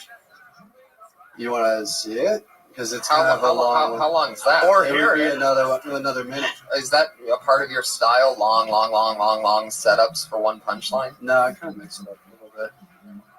But not with your opener? Okay. Not with the opener. Question no. is, why We're would trying to get away from the opener. what is the opener? The opener is I've been doing it for a while, but yeah. So basically, I was in Egypt and I was studying Arabic, and instead of really studying Arabic in Egypt, I just kind of drank a lot. And one night when I was walking home, I got about halfway home and I realized I got to take a piss, and I'm not gonna make it. So I started looking for a place where I could take a piss without getting arrested. And I see this restaurant, it's closed. There's this alley back there. So I walk back, fucking hammer, and I pull out my dick. And I look up for a second, and there's a busboy just standing there, eating a sandwich. And we make direct eye contact. I'm like, oh shit. So I put my dick back in my pants. I walk out of the alley, start looking for a better place to take a piss. And I get about a block away before I realize, I probably should have just gone ahead and pissed. Because from that guy's perspective, I just walked up to him, showed him my dick, put it back, and walked away. Oh my god. I mean, I like the joke. Again, it's about trimming, man. Yeah. And Yeah, that was a good joke, but It is a funny ass joke. I mean, you acted it out awesomely, but it's unnecessary, I guess. Because if you're like, I'm in Egypt, you're like, okay, is this Yeah. going to be a joke about me being in Egypt? And then it goes a different way. Do you understand what I'm saying? Like, it's so much easier just to. Is that true? Yeah. Does your dad really have AIDS? No. Okay. It was, and that's why the actual story is that it was hepatitis and he didn't get it. Yeah, he did cut part of his finger out. Yeah. Wow. Yeah. Yeah, that's all. I mean, like, Shonda. dude, you're a funny guy. You're obviously pretty fucking smart. Again, it's like, who are we to tell you anything? But it's about making your punchline crystal clear. That's really all it is. Like when you're giving all these facts about other stuff, the whole joke is you were trying to find a place to piss, and you basically pulled your dick out. This guy saw you, you walked away. Yeah, I usually include something at the end, like fucking Americans always pull their dicks out, stuff like that. Okay. Don't do that ever again. When you came up the stairs and you saw the door was closed and you heard people talking in here, what did you think was going on? I thought I gotta get the fuck in there right now. And why didn't you walk in when I opened the door? I was like waiting for you, just standing there like, Because hey, I had to put money in the meter, and so I was like, I want to put money in the meter, but I could already tell I was like, Money in the meters caused the downfall of so many people. Right there, look who's not making eye contact. Yeah. The fucking hipster elf over here. All right, Shonda, we're gonna move on, man. Good job. Thanks, man. Good luck. Well, very interesting style. Very interesting. It's like Mike Young's older brother. It's like one-liners that are like a bunch of lines. Yeah. And then just one thing at the I end. guess, in comics and even like, if you've done it a couple of years, it's just like people love to just over-explain everything. Right. And if you really look at like a lot of the guys who are on television, you know, who are really big, their setups are so simple. And then they just go on this crazy thing of describing the punchlines and the punch. It's just such simple setup. But it's also about tags. If he had like 4 tags, Right. then we wouldn't care. Totally. That setup. Yeah, once he builds tags. all that momentum and it just dies out with one punchline, that's where it gets hard because he has that momentum there for boom, boom, boom, boom.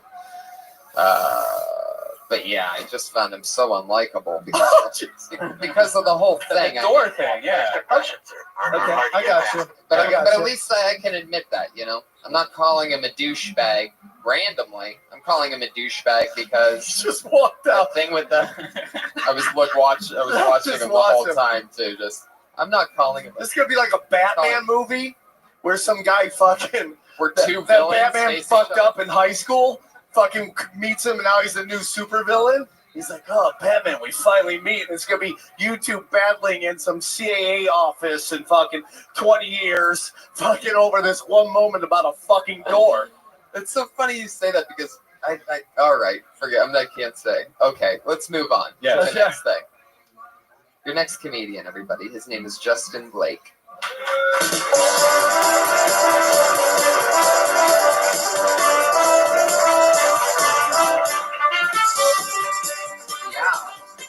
What's going on, guys?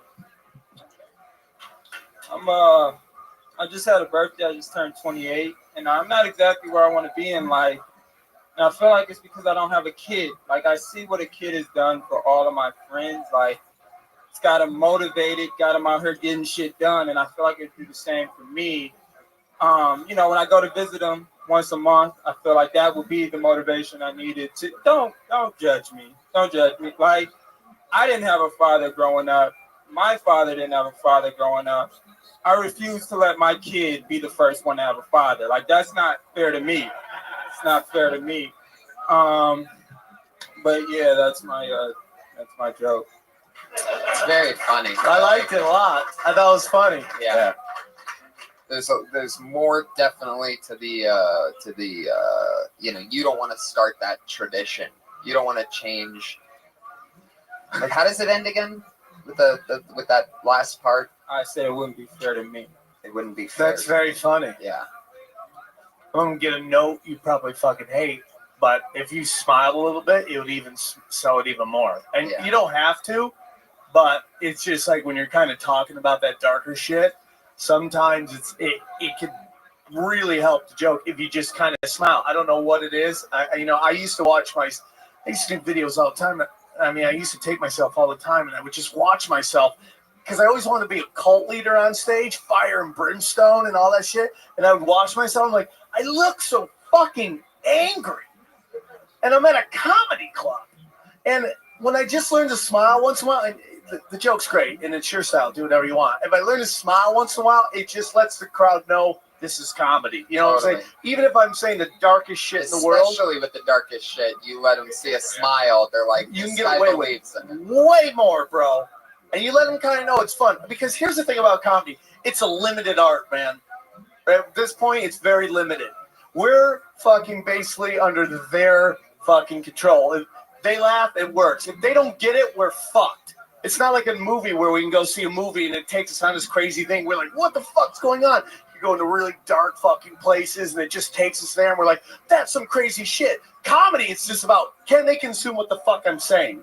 Right. You know? And therefore, and they love, because most people, like with all these rape joke, people bitching about rape jokes, they all think comedy is patty cakes. They really think they're just here talking about guys are crazy, women are nuts. My dad's weird. They don't understand that there can be layers to this shit, and that you could be a fucking complex character, you know. So you need to make it so fucking simple that they can digest what the fuck you're saying. And sometimes a simple fucking smile lets them know the world's gonna be okay. You know what I'm saying? Right. It's powerful Sam Tripoli, ladies and gentlemen. Like a dictator. This is why he's the first ever return guest on the show. Seriously, man. What is this, episode 10?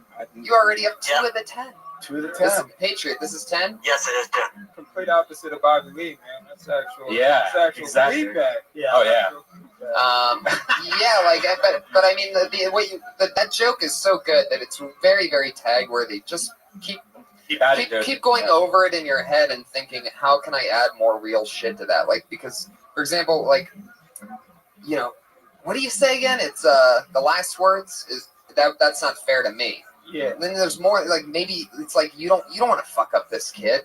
Right.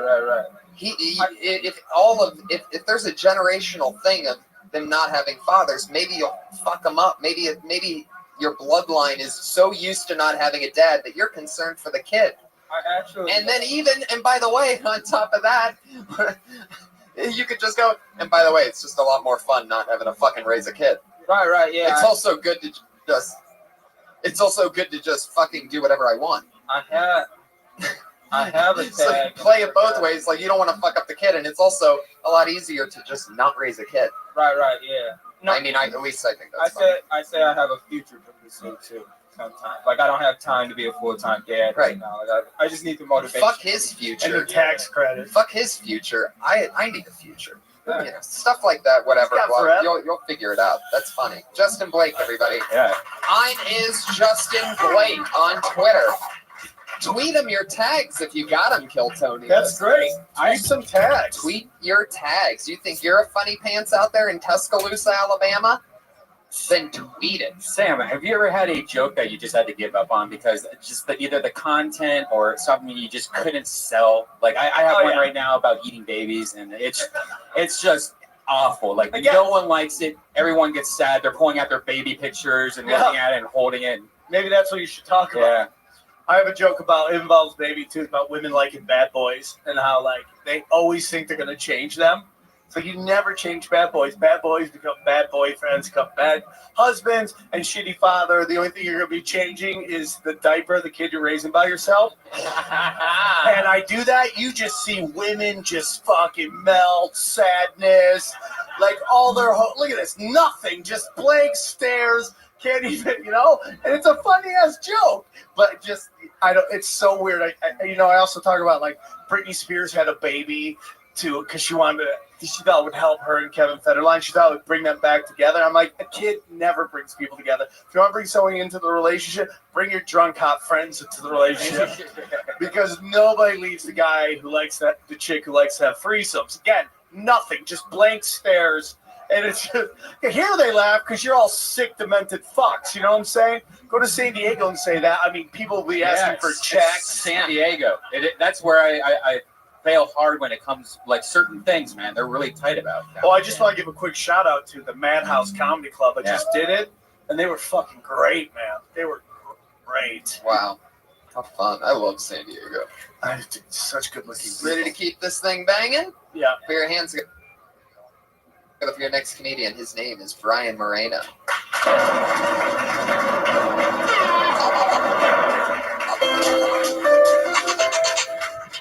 What's up, gentlemen? What's up? So, my older brother's gay, and that's not the joke. Which makes a lot of interesting conversation from my homophobic friends. One of my friends was dead serious. He asked me, he's like, dude, since your older brother's gay, would you shower in the locker room with a man you knew was gay? What? Of course. And then he said, what if he starts to rape you? I don't even know what that means, because if I'm showering with another dude and he starts to rape me, I don't care that he's gay. I'm really concerned that he's a rapist. But the other thing, I was really happy in general when the Supreme Court ruled on marriage equality, because my brother has it going on. Big house, couple big cars, does whatever he wants. And the only way I'm going to catch up to him is if he makes a mistake of falling in love and loses half of everything in a terrible divorce. All right, guys. Fuck yeah. Brian. Yeah. I think it's great. Yeah, right down the gullet. That was good. It was fucking cut down. I thought he was going to go off on something because he mentioned his brother's gay and it went somewhere else, but then he finished up with it. And it's funny as fuck. Yeah. It's like, why do you care if someone's gay if he's raping you? That's a great fucking premise right there. How old were you when you started thinking that your brother might be gay? What were things that Well, it was really, he was infatuated with, like, the Next Top Model and the Tyra Banks show. Like, I was real young. Yeah. And I just knew, like, when he would, like, really get, digitally upset, because he would miss those shows because we had VCRs and stuff at that time. That's when I'm like, whoa, he's talking about look at her weave and shit. Like, what the fuck does that even mean? Right.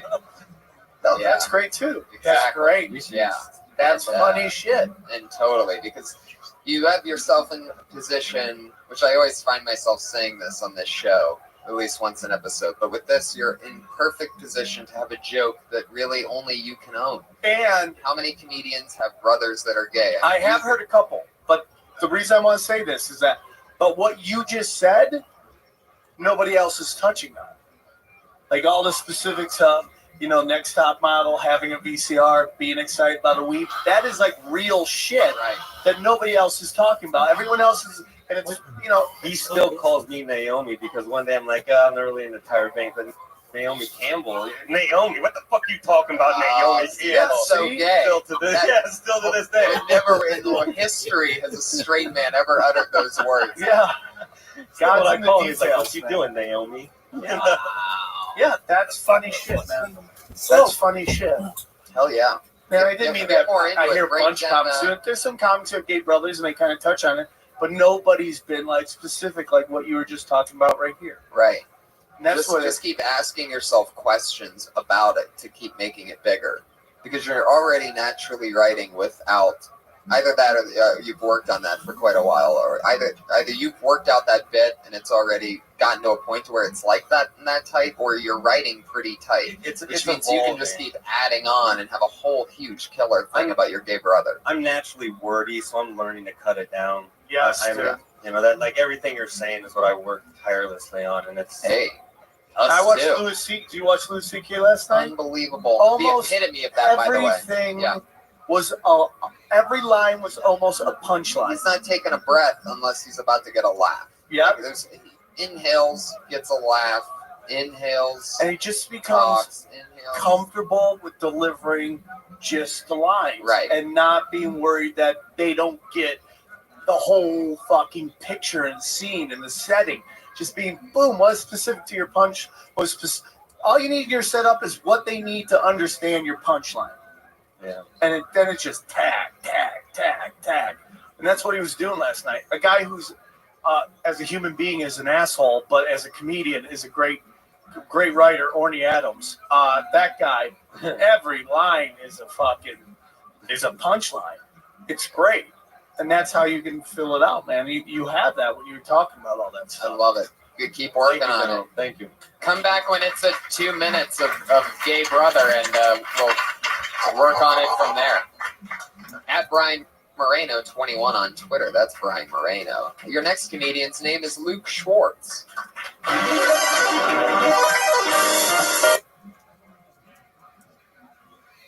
Picture and scene and this setting. Just being, boom, what's specific to your punch? All you need in your setup is what they need to understand your punchline. Yeah. And then it's just tag, tag, tag, tag. And that's what he was doing last night. A guy who's, as a human being, is an asshole, but as a comedian is a great writer, Orny Adams. That guy, every line is a punchline. It's great. And that's how you can fill it out, man. You have that when you're talking about all that stuff. I love it. You keep working on it. Thank you. Come back when it's 2 minutes of gay brother, and we'll work on it from there.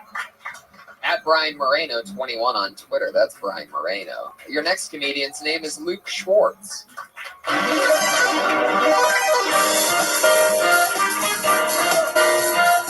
Oh, yeah. Yeah. I'm already in, whatever it is. Where'd you get those glasses? Costco. Oh, fabulous. I call those Dahmer glasses, by the way. Everyone does. That's fucking phenomenal. Yeah. It goes well with your Dahmer face. All right, hit it. I recently went to the dentist and they said floss your teeth more, and I only really like to floss my teeth when I'm filled with self-loathing, because then I'm like, yeah, you deserve to bleed from the mouth right now. That's what you deserve. I forgot the other joke I was gonna do. That was really classic of me. Think of it. My friend said it's 2013. Of course, I'm not going to be homophobic.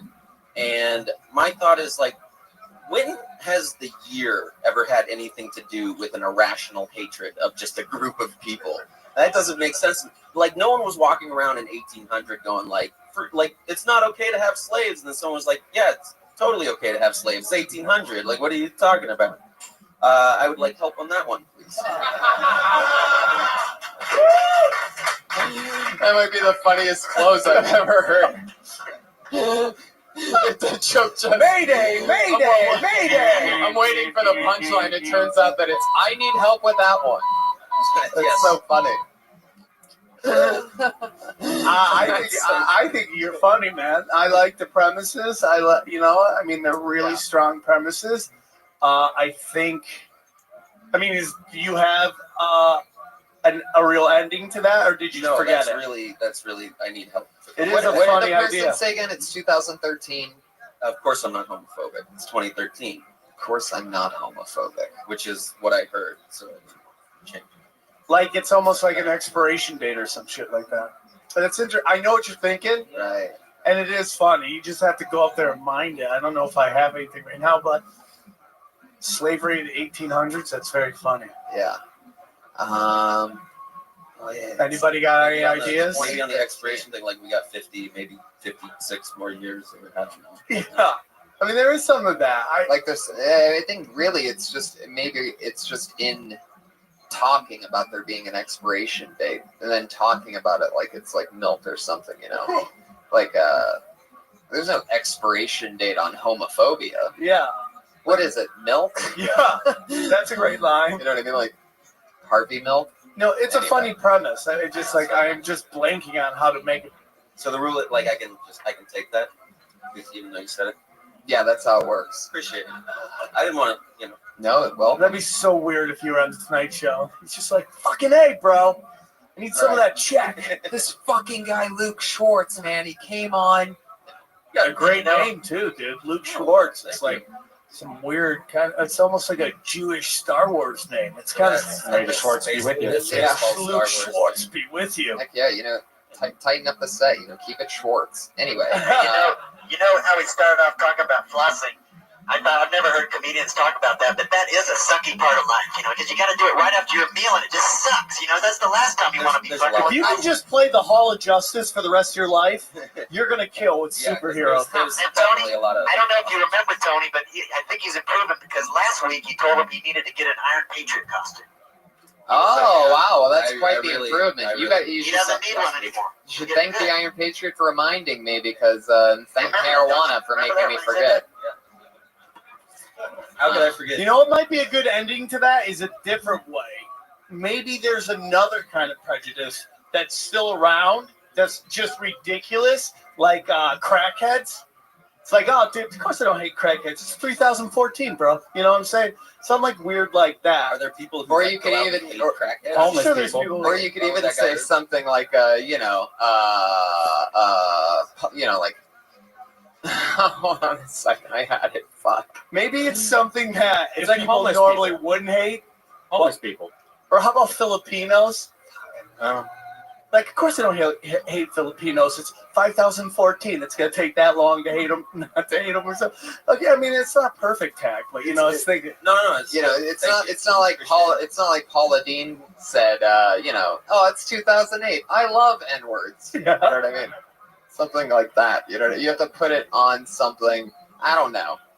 It's a good premise. There's a lot of ideas there. There is. Let's keep flying. Also, I want to add something more. Oh yes. If your gums are bleeding when you floss, you got gingivitis. You got to go to the dentist. You got to get it fixed. I got it fixed in surgery, and I never bled again. Hey, where are you going?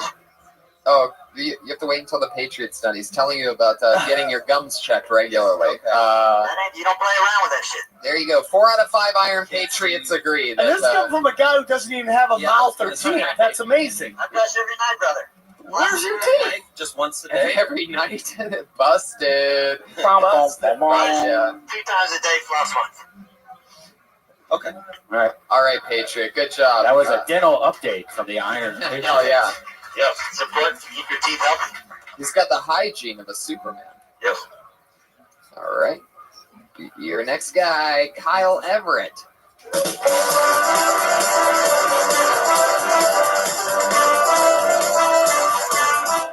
Hey, thanks for having me. I've been looking for a therapist recently, and it's a bit more complicated than I thought. I was on the phone with a woman, and she said she was all booked. She had no room for me. So she asked if I was okay having a male therapist. And I was thinking, God, no, absolutely in no universe am I okay having a male therapist. But then she gave me his name. She spelled it for me. She spelled it E-U-F-E. Another word, D-E. Another word, L-A. Another word, T-O-R-R-E. Yufe. De la Torre. And I thought, suddenly I thought, maybe I'm okay having a male therapist. This could be something that I could explore. I looked down on the list. My next therapist, Sarah Rasmussen. Fucking bookworm. Get out of here. Boring. Am I going to contact her for initial consultation, or am I going to Google what De La Torre means? It means of the watchtower, the chosen and beloved Yufe of the watchtower, who's foregone a life with us mere villagers to watch over us and safeguard us from danger. Thank you. Oh, you made the bear come out. The bear. You did just enough. On your closing word, the bear.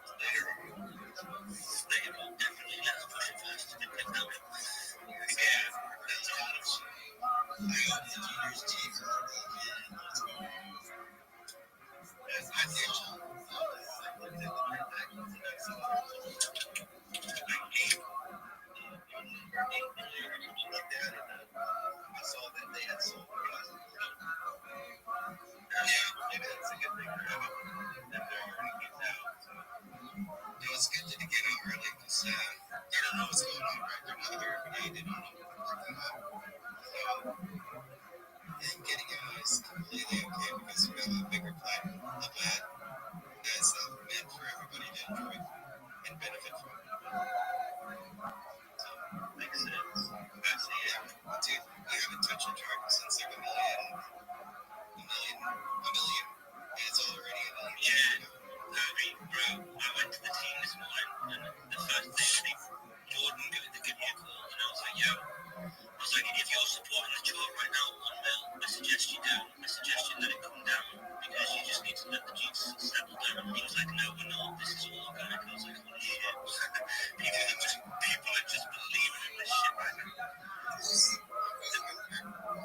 It's a major group. Yo, you look at there's a more of a video, and I'll try and post it. I'll post it all actually with friends out here. And he shows a triangle of like memes that actually survive these bear markets or these bear periods, and they thrive in the bull cycle, right? Then give me 2 seconds. We can take over and find this picture, and you're gonna be like, holy shit! We're about to fucking go to Tim. Wait there.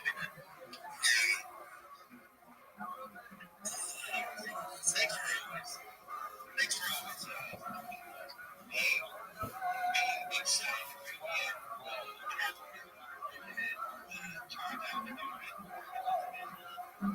Keep me busy, to be honest.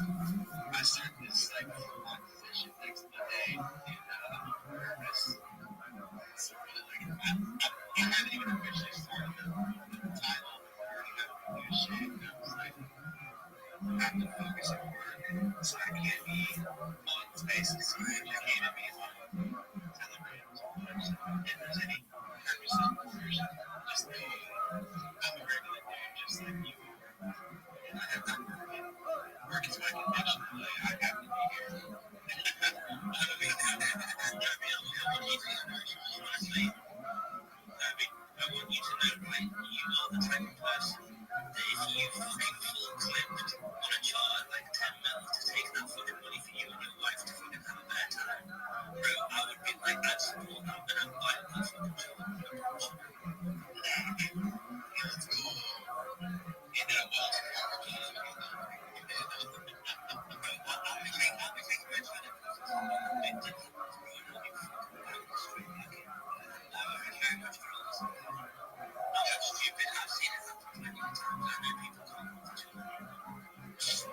I'm ready for it. So,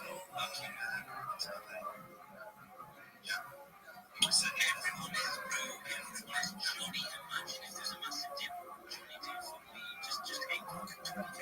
Yeah. Gatekeep, man. You guys don't want to be part of it, but we're really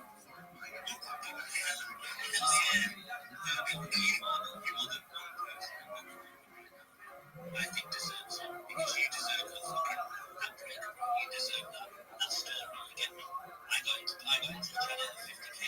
I fucking sold my bag at fucking 5 mil. I made I don't even know how much you make there, bro. And you'd be like, boom, tiny one to TV.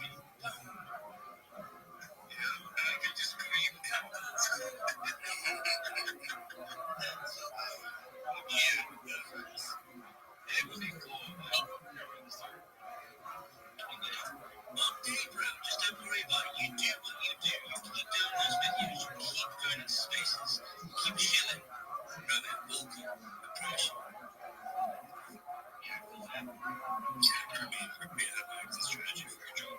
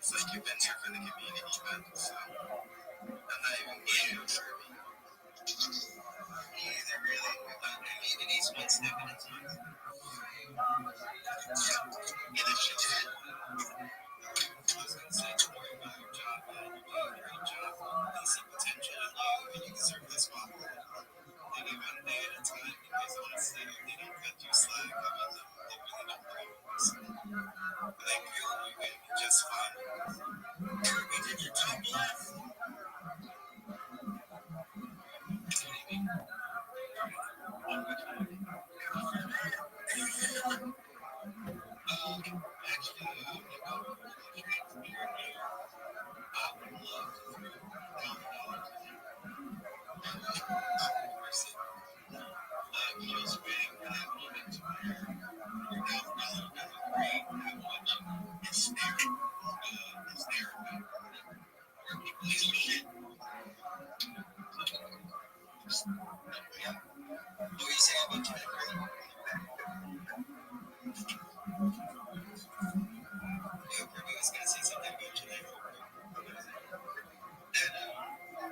There's a lot of people that love you guys here different crypto projects. Like one of them was like Sheep. Like one of one, dude, I think there's a whole new Chica. And yeah, that's what I'm gonna do. Is whenever I get a chance to be around those people like yesterday before the guys I'm gonna get around the other guys and send them the CA for today and be like, if you're basically sitting on a bag that's not gonna go anywhere, just go there. So shit is yes, sir. Yeah, just network and just make sure that people know your connection and your network.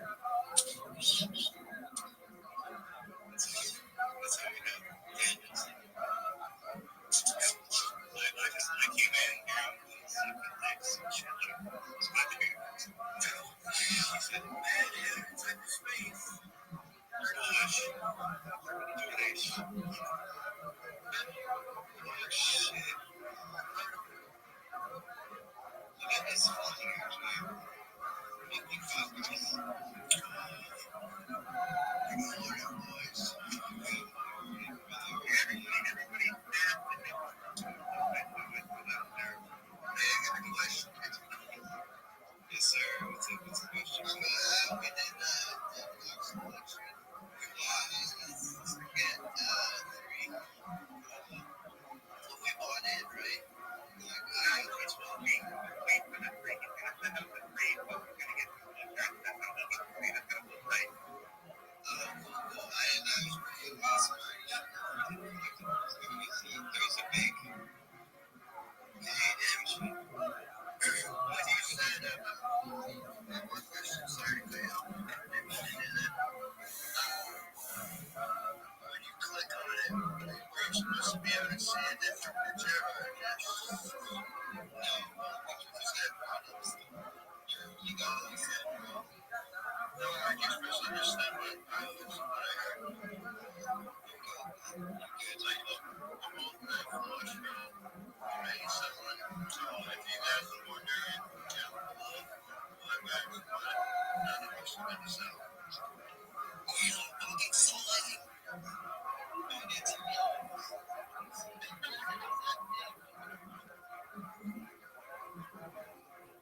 It is a good service. Yeah, I edited it. Is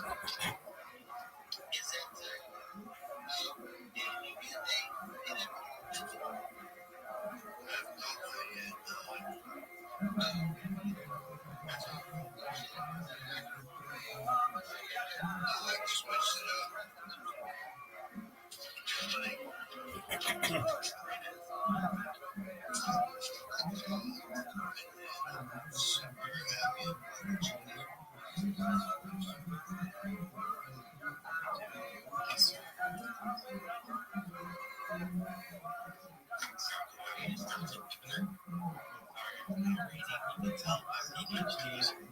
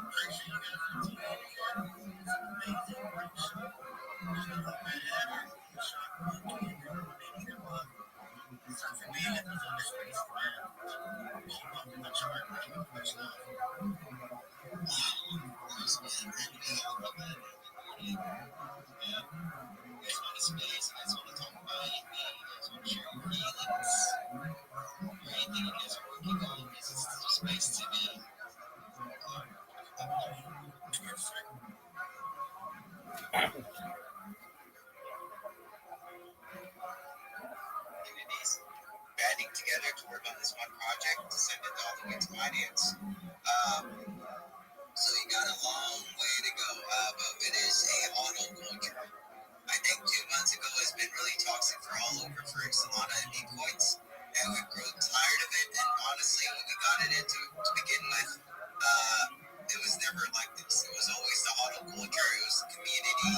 It was base dev. It was working together, and it was according to charts and getting everyone to be freaking honestly. But yeah, if you guys are new here, happy guys. If you guys have any questions about the project, feel free to come up. But this is a auto culture. If you guys are not about that, you guys are looking to trade charts, this is not the culture for you. We've worked really hard as leaders and as a community to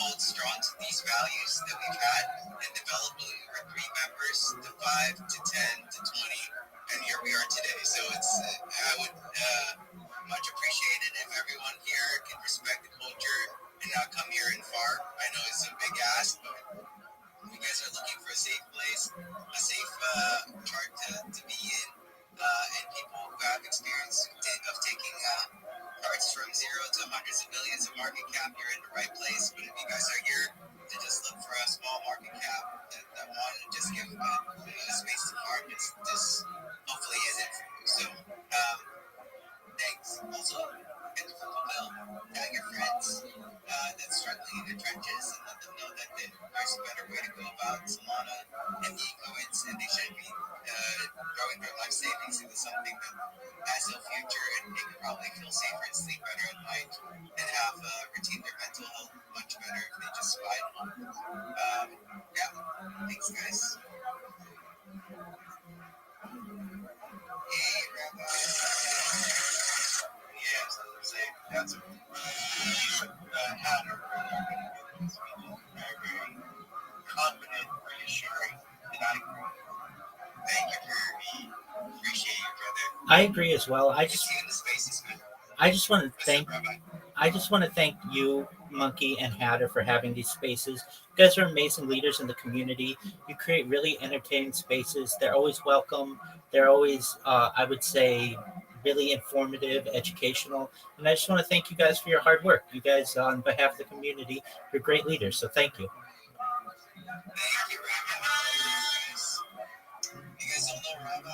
He is the best person in this space. He's honest, he's kind, and he's always welcome in our spaces. And also, if you guys want to learn a thing or two about his initiatives and his efforts to help everybody in terms of health and wealth and immortality, go ahead and click a follow. He won't sell you anything, but he's always happy to share his wealth of information. Rabbi, are you Jewish? I am Jewish. What is the difference between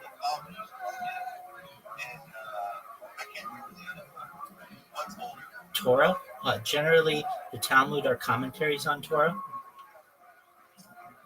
Okay, that makes sense. Which is why the Talmud is so there's so much of it, so many volumes. Correct. 2,711 pages. Okay, gotcha. Yeah, I'm doing a little bit of research on that and learning how to speak Hebrew from time to time. And so I'm just learning that there's a root in every word.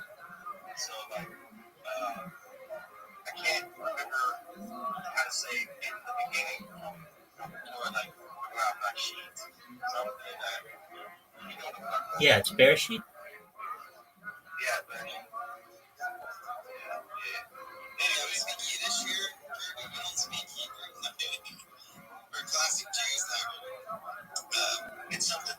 It's something I've been religiously living is determining the distinction between the two, like Yahweh or Jehovah, God, right? Like Jewish and Christian and Catholicism. So I've been doing this little side research that I'm talking about much, but just since it's are you a reform Jew or Orthodox? I'm modern Orthodox. Okay. That's something else to be learning too, is that every religion, most of them have gone through some sort of reform. So anyway, it's cool shit. Thanks, Rabbi, for coming up and giving me I appreciate that. For anybody out there wondering, hey, Rabbi, why don't you have more followers? I keep getting my accounts banned, but that doesn't let me get me down. I keep that grind up. If you're not aware, I stream my life 24/7 on YouTube. I've been doing so for 3.5 years for World Peace, and I've also started video spaces. I've been live on video spaces since February 14th, just so everybody's aware. If you ever need anybody in your life to be positive, or you just need a shoulder to cry on or somebody to talk to, I'm always here for you. I'm here certainly on YouTube, certainly in Twitter Spaces. I'm live in my Discord as well. But I just want everybody out there to know, if you didn't know it, there are people out there who care very deeply about you, who want the best for you, your friends, your families, and really think that you're going to achieve your financial independence through cryptocurrency, through whatever project you really enjoy. And just know that you are amongst good people, and I want good for everyone here. Thank you. Do you speak Hebrew, Rabbi? Some. Would you be able to give me a quick prayer for safety? Absolutely. I'll give everyone one. This is the Shema. Shema Yisrael, Adonai Eloheinu, Adonai Echad. Baruch Shem Kavod Machuto Le'olam V'ed. Appreciate that. That's safety right there. I appreciate that. I feel safe already. As you should, Purvi, as you should. Thanks, Rabbi. Thank you. Thank you. Is that from Psalms? It is not from Psalms.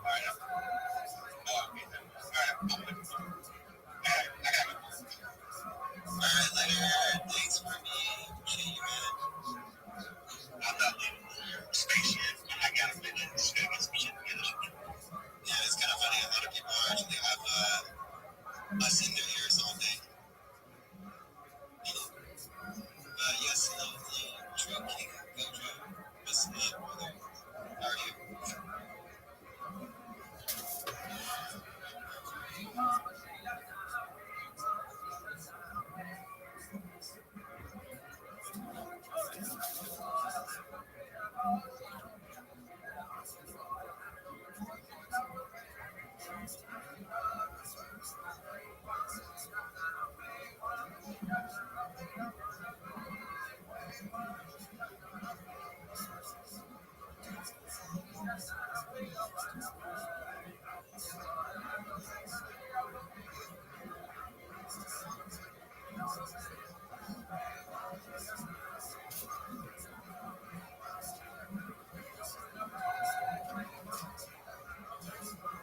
All right, baby.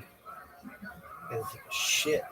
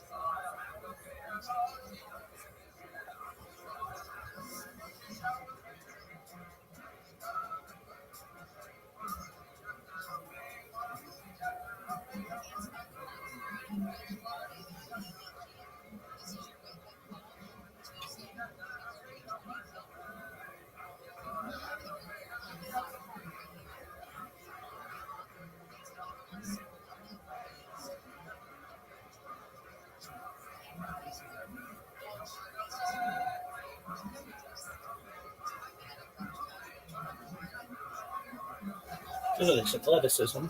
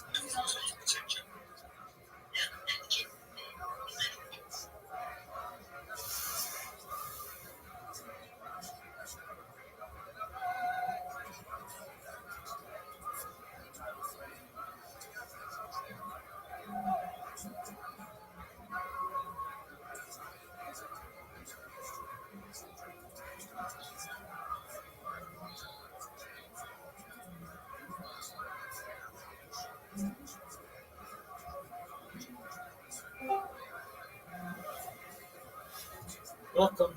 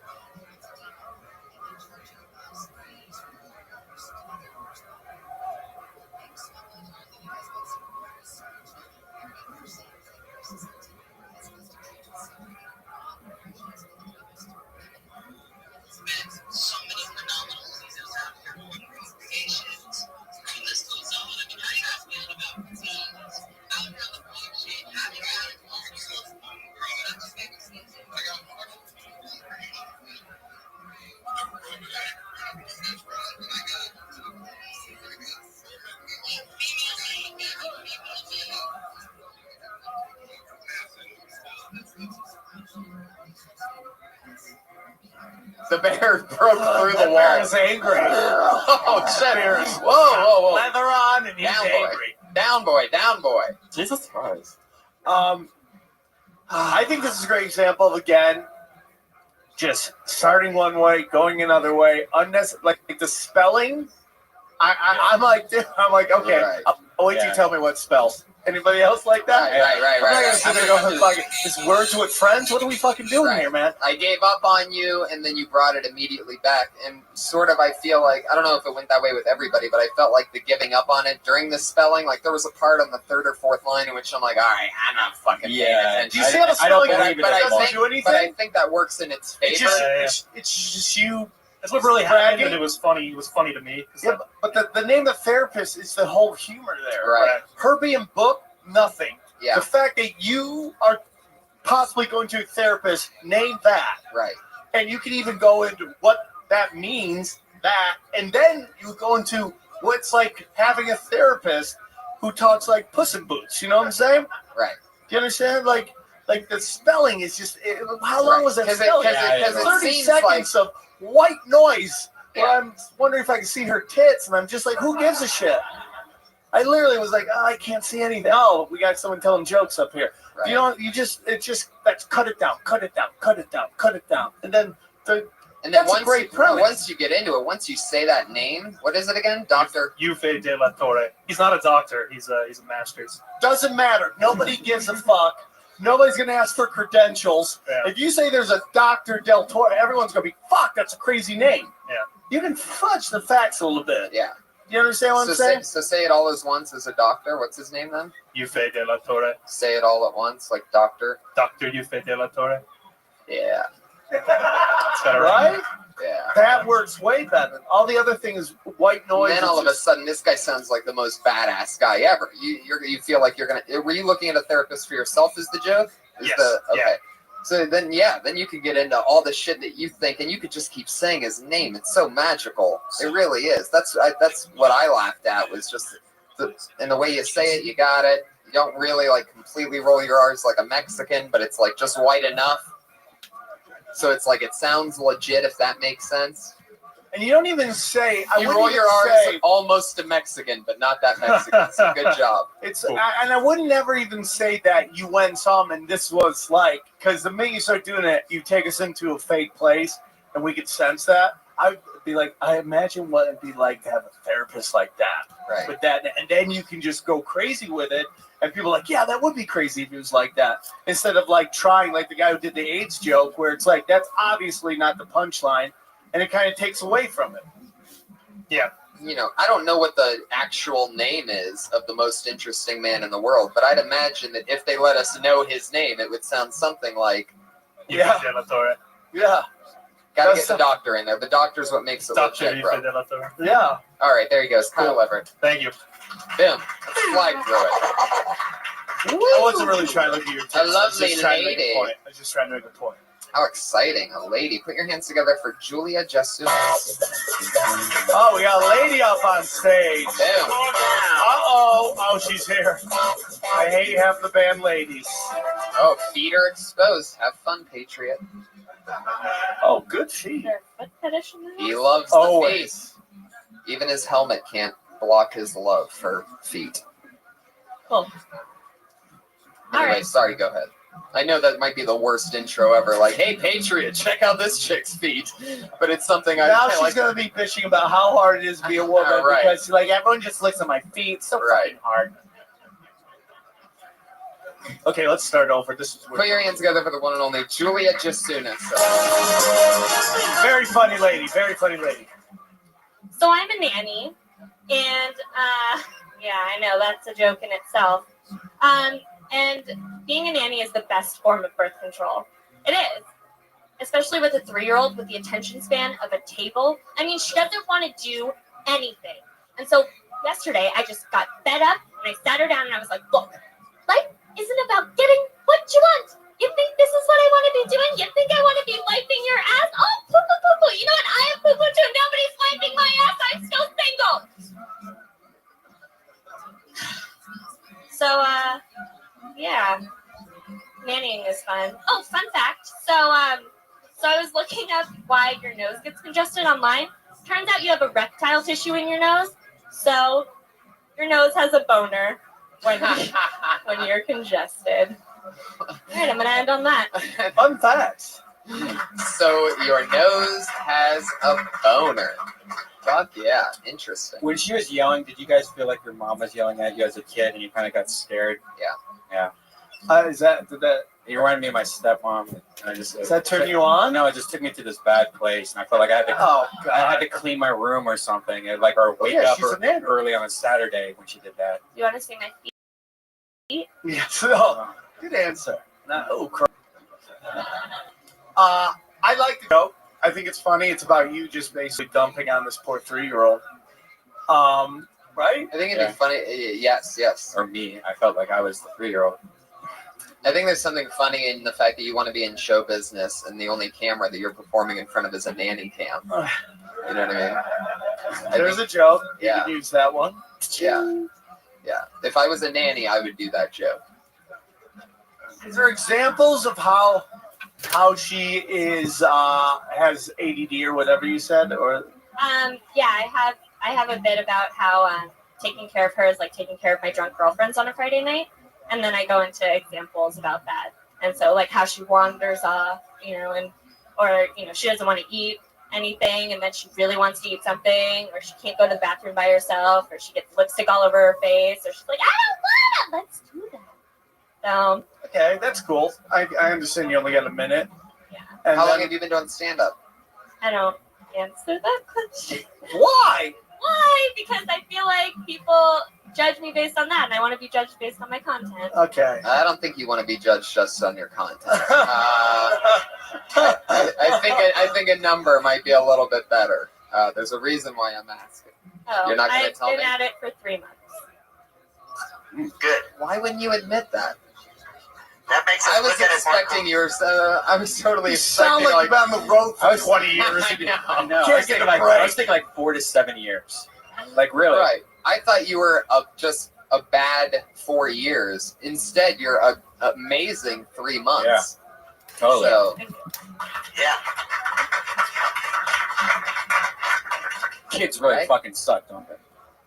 I can tell. I could tell in your eyes. They just fucking hate those kids. how old are you? I'm 23. What's your address? Fuck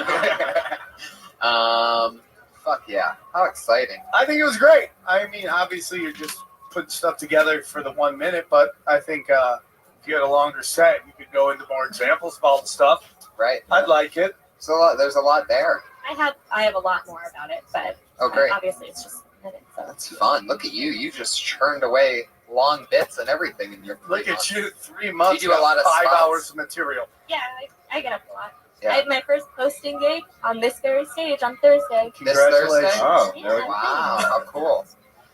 Good luck. Thanks. Heck yeah. First room I ever hosted was this room. This is a great room to host in, too. Heck yeah. It's, The Patriots' first time hosting in here is on Wednesday night, so all right, fuck it. Julia, that was great. Follow her at JJasoon. Oh, J Jasoon. You have a weird last name. Just soon as the I is silent. Spelled out for us. Oh. JJASIUNAS. Jay Jasunas. All right, thank you. Congratulations. Great job. Soon. Oh, J Jasoon. You have a weird last name. Just soon as the I is silent. Spelled out for us. Oh. JJASIUNAS. Jay Jasunas. All right, thank you. JASIUNAS. Jay Jasunas. All right, thank you. Congratulations. Great job. Good effort. Great job. Oh. JJASIUNAS. Jay Jasunas. All right, thank you. Congratulations. Great job. Good effort. Great job. Can I ask you something? AJASIUNAS. Jay Jasunas. All right, thank you. Congratulations. Great job. Good effort. Great job. Can I ask you something, Tony? I was pondering something. Yes. You know the bases of love? And they say if you get to third base, it's your petting below the waist. Does that mean massaging feet is a triple? Do they have a mute button on your suit? No, I'm kidding. I know, I'm Ed McMahon with Tourette's. You're. They head of insecurity. Head of insecurity. You're the Ed McMahon of what? What did you say? Tourette syndrome. Didn't you call me the Ed McMahon with Tourette syndrome? Something like that. I don't know. I remember your jokes. Put your hands together for Jonathan Tumblin.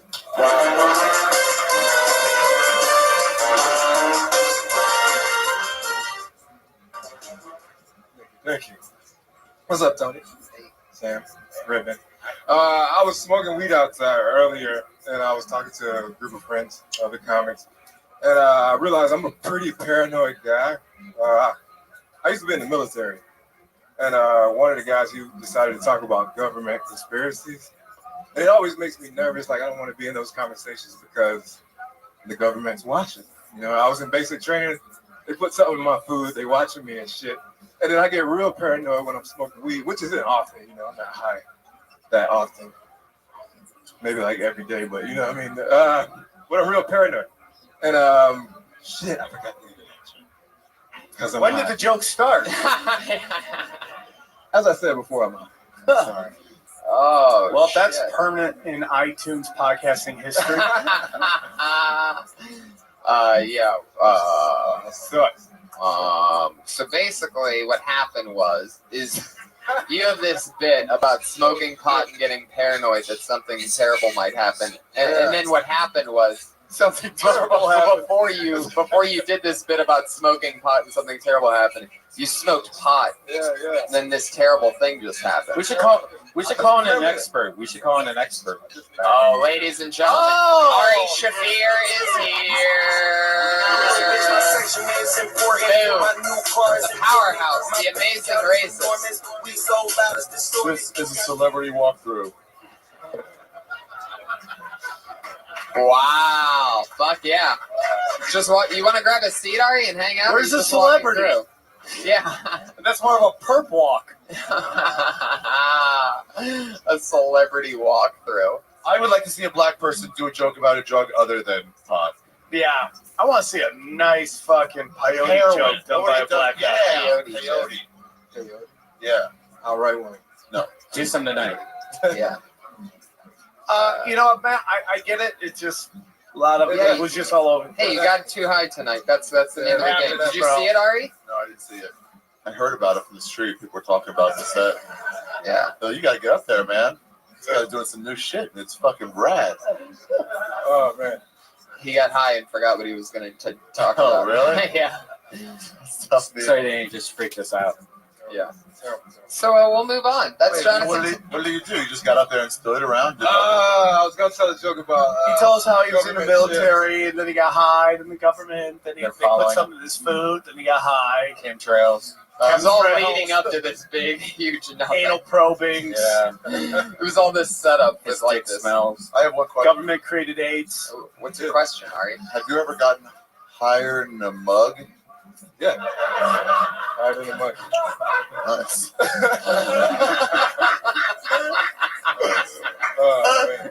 I should have stopped smoking weed, though. No, don't do that. Just don't smoke right before you come on stage. No, look at a tolerance so you can smoke right before you get on stage. Yeah, that too. Heck yeah, Jonathan Tumblin. Peace out. Ari's with us. Look at this. This is like oh shit. Oh, that's always good. Eric Oligny.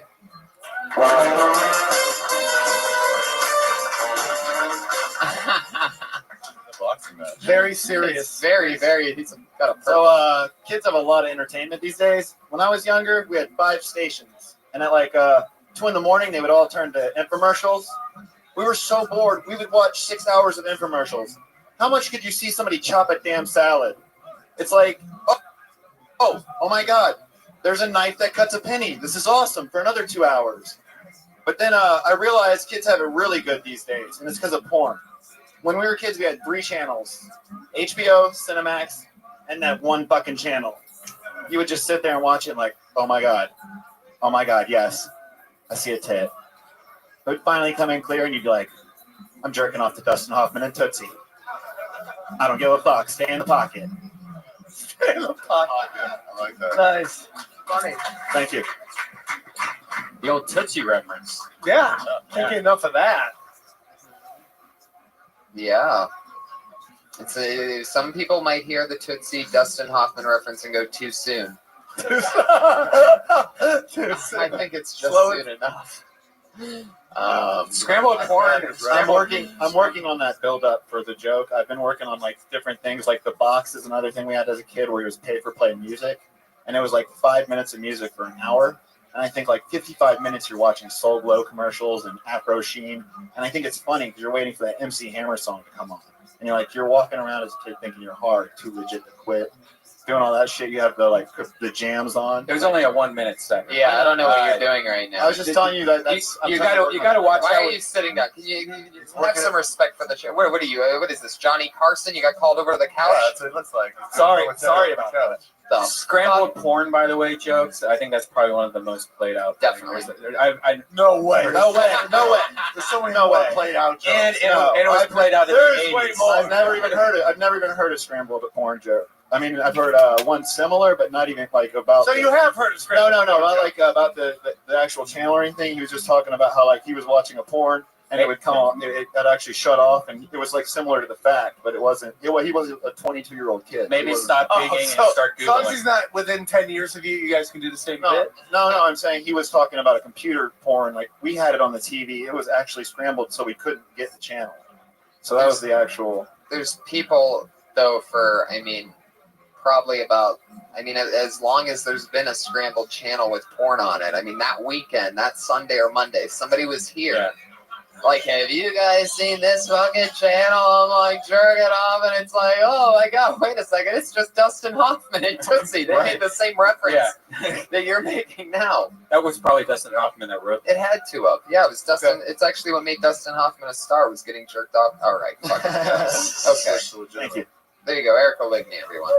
You're next, Gracie. I don't think we gave him any advice, by the way. We just pounded on him. Well, yeah.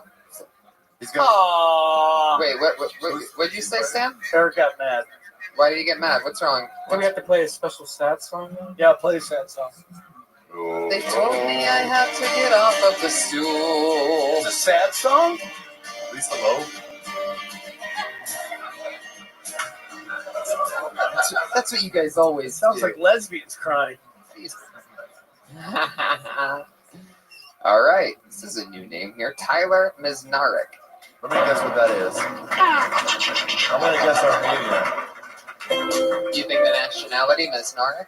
I was guessing Armenian, but I think I was wrong. No, it's very uncalled for. I do like the way he said no, like as if it was an insult. Sorry. No, don't be. You were right. All right. I want to say my mom. She's very religious. She's also a feminist, which is weird because she believes that the Bible is actually pro-woman. She believes that. I said, "Mom, you mean that book where if a woman is sitting in a chair and she's on her period, and a man can never ever sit in that chair ever? It doesn't sound very pro-woman. You know? It does sound like the ultimate biblical seat saver, though." It's like, hey, don't sit there menstruating, That's what God said, so listen. If there's any ladies here, still works. Still totally works. Yeah, the Super Bowl. You want to save your seat, just get up and say, hey, guys, shedding some major uterine lining here. Probably should just stay away. I'm bordering on a miscarriage, I think. So just, that's it for you guys. Thank you. Wow, perfect minute. Yeah, I fucking love your T-shirt. Thank you. Thank you very much. Champion of the world. That's great. Yeah. Tough, man. Yeah, good bit, man. I think it's funny. Appreciate it. You should do some kind of like seat check joke or like shotgun instead of shotgun, like I call rock or something. You know what I mean? Why rock? Because it's supposed to be back in the biblical times. Oh, right. What's the one? I call it 9 Inch Nail. What's the one that they throw when they throw boulders at like stone balls? What are those called?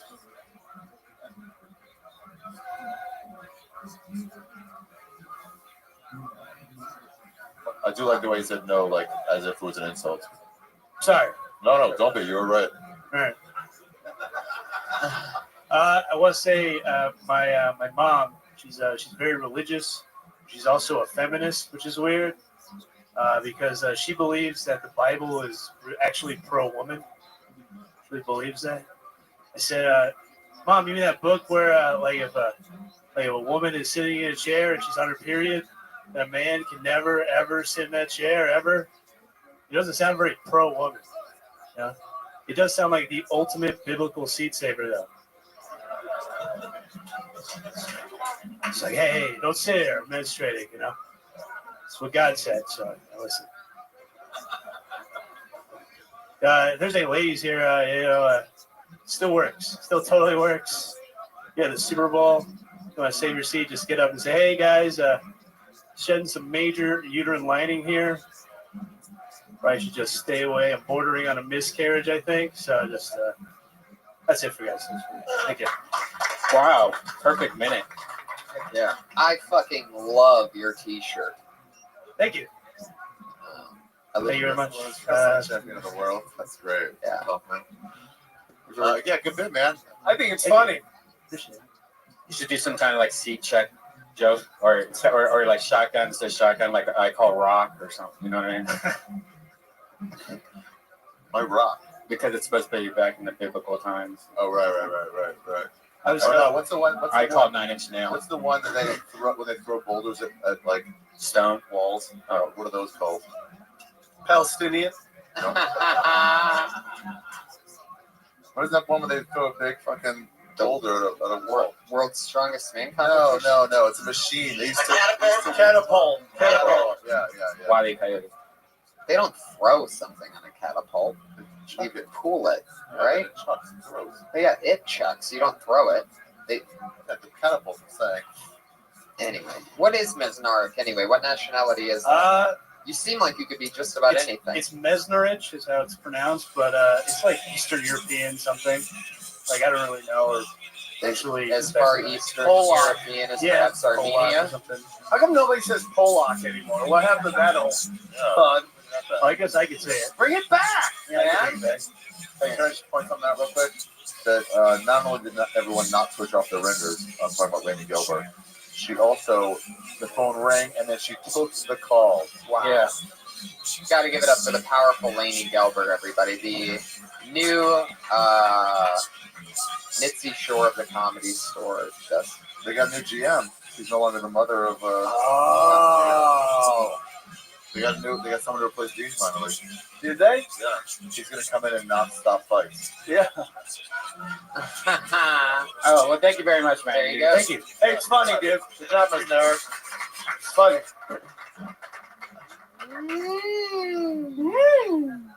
Whoa. Put your hands together for @Autistic Thunder. It's Josh Meyerowitz, everybody. How's it going, guys? I recently went shooting guns with my brother for the first time. I was absolutely friggin' terrified. But I'm glad I did it because it was just like losing my virginity. I felt manly. I felt badass. You know, I kind of, at first I was scared, like with the prostitute. But once I got into it, I really got into it. Plus, big change to that is now I don't have to sit through years of guys going, before shooting a gun, I'm gonna get you a hooker. She gonna be fat. It don't matter. Shit, it's pussy. You're gonna fuck pussy. That's not what I want, black friend. I want to earn the vagina. That's a bad thing. All right. I think it was going good. I think you. By the way, didn't I say that to you? I'm gonna get you a fat chick, and it doesn't matter because it's pussy. And then you told me sound black. That's bad stuff. I gonna get you pussy. You're not the first person that ever said With my Bill Cosby on crack. You know, a simple, because you kind of just, I don't know, it's like you could have been like, hey, shooting guns is like the first time I lost my virginity. It ended up with a dead hooker, you know, something along the lines of that. It's like, because that's what you want to get into.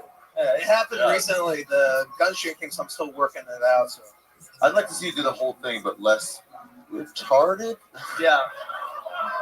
This is not the first time I've heard this. You get that note a lot? Yeah, it's got a little too much tart in the pot. Remember the last time he was taking his shirt off and you discouraged him from that? Remember he took his shirt off, you discouraged him? Definitely. And then I said that thing. So he's improving though. I think. Go fuck yourself. Oh, Jesus, Josh. Yeah. Whoa. Sorry, Josh. I couldn't help it. Tard versus Patriot. Wow. Fergie and Who do you bet on in that battle? Nah, he probably kicked my ass. Do Asperger's get that retard strength that retards have? No. Just retard mind. Oh, what a that rip-off. sucks. Do you like Cheerios? That's like a black guy with a Cheerios? dick. Yeah. Like cereal, sure. Are you really Dry Cheerios or with milk? No. Are you really good at directions?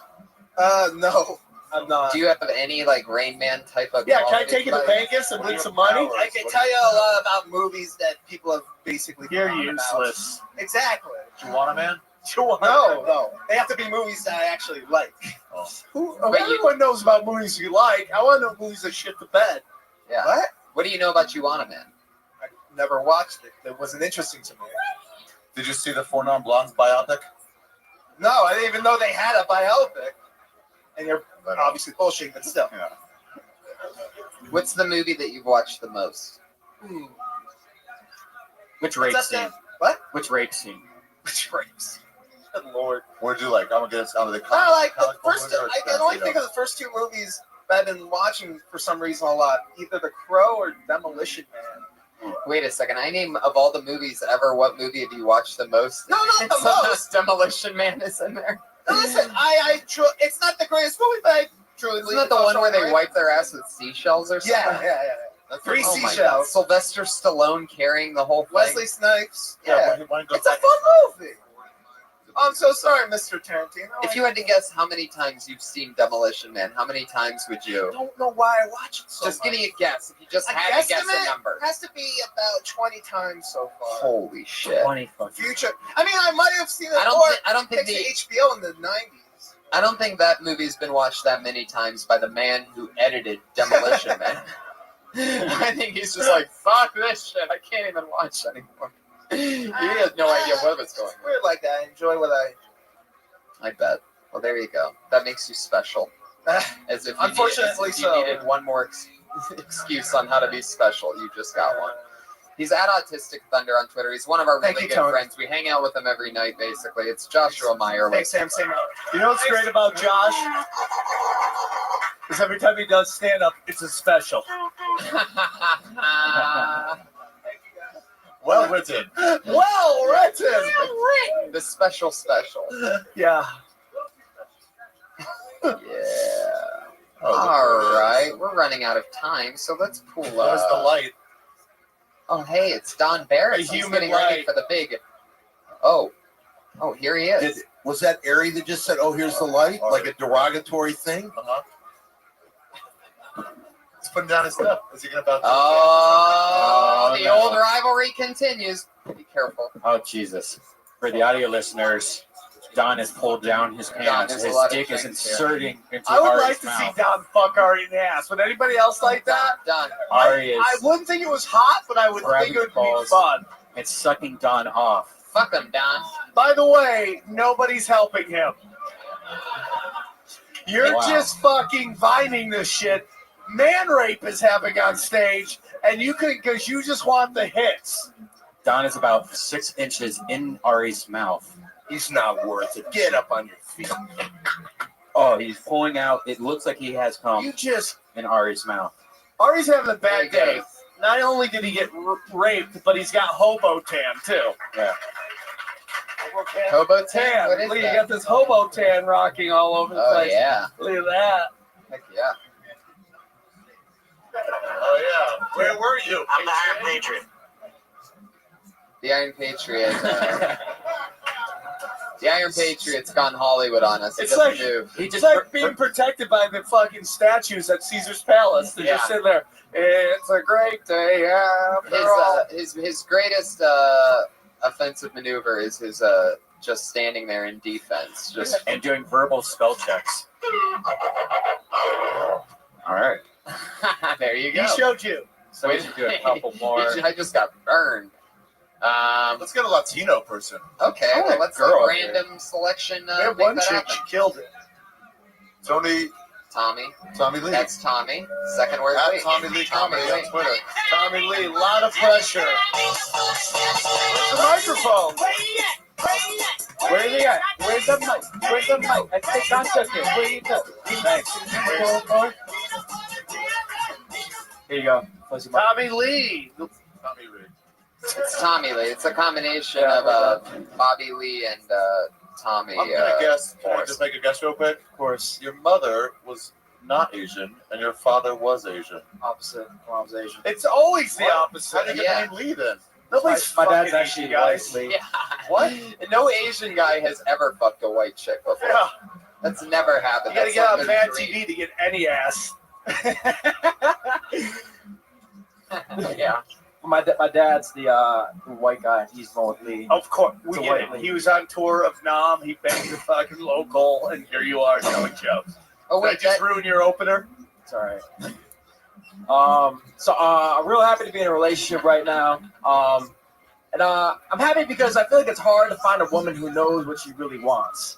Because I'm always finding that girl that she likes contradicting things in men. You know, she's like, I want a guy like who went to Harvard, but like robs banks too. You know, that's what I want. I want like the gentleman bad boy. You know, who like cares about the environment at the same time. You know, like I read this one girl. She said, I want a man who's not afraid to hit me, but won't hit me. Like, if he's not afraid to hit you, he's going to beat your ass. Okay. He's like, once you cross that line of like, oh, I'm not afraid to hit you, like that's going to happen a lot. So these bad boy jokes aren't going too well, Sam.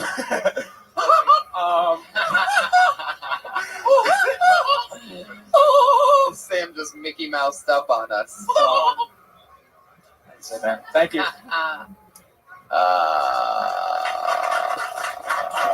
What are you guys clapping for? It's over. I like the way you were talking about hitting women. I'll take that part home with me. What'd you say about hitting women? No, I met a girl who said that she wants a guy who's not afraid to hit her, but won't hit her. Humanity has no chance. It's crazy. Is I daydreamed through your set, and then I just asked you what the one thing is, and then you said it, and I daydreamed through that too.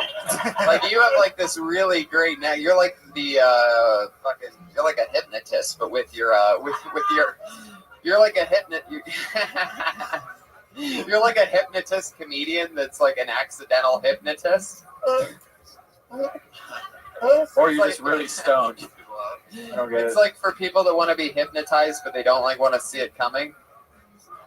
Like for people that like might get psyched out by the clock thing, in which it's like, oh, I know he's about to do it right now. Like you, it's like you're like that. You know what it is? You're like that shot of Novocaine before the big shot of Novocaine that makes it so you can't feel. All right, you guys be nice now. I did my part. Hey, is Santa Claus here? Yep. Santa Claus. I like the joke. What was the joke? It was a joke about how girls like you bad daydream boys. too? Then I'm definitely on to something. If it's I noticed you all daydream. That's why no one knows. This is like the second week in a row, man. Second week in a row, everyone's daydreaming through your act. No, like this last week I went on right after the whole AIDS incident, and like everyone just daydreamed through the entire thing. And I just like, okay, this is cool. And then Maybe that's subconsciously that we all remember the AIDS thing, and it's like numb to us, and we're having flashbacks. It's true. It might be is. true. Maybe it's a subconscious thing with you and AIDS and going on last, yeah. We put on a wig maybe next time? What are you, Jamie Masada? What are you doing here? Buddy, wear a cowboy hat. That's what you know he once told me that. Buddy, you need parrot on your arm. And What? I thought that was always a joke that people were saying that about Jamie, but then one time, 4.5, 5 years ago, I did the open mic there, waited all day Tuesday, did this stupid ass 3 minutes, waited for hours in the sun outside of that place. And at the end of it, they're like, go to Jamie for feedback. And I wait behind all these people to see what he goes, buddy, very funny. You wear a cowboy hat, you're going to be big.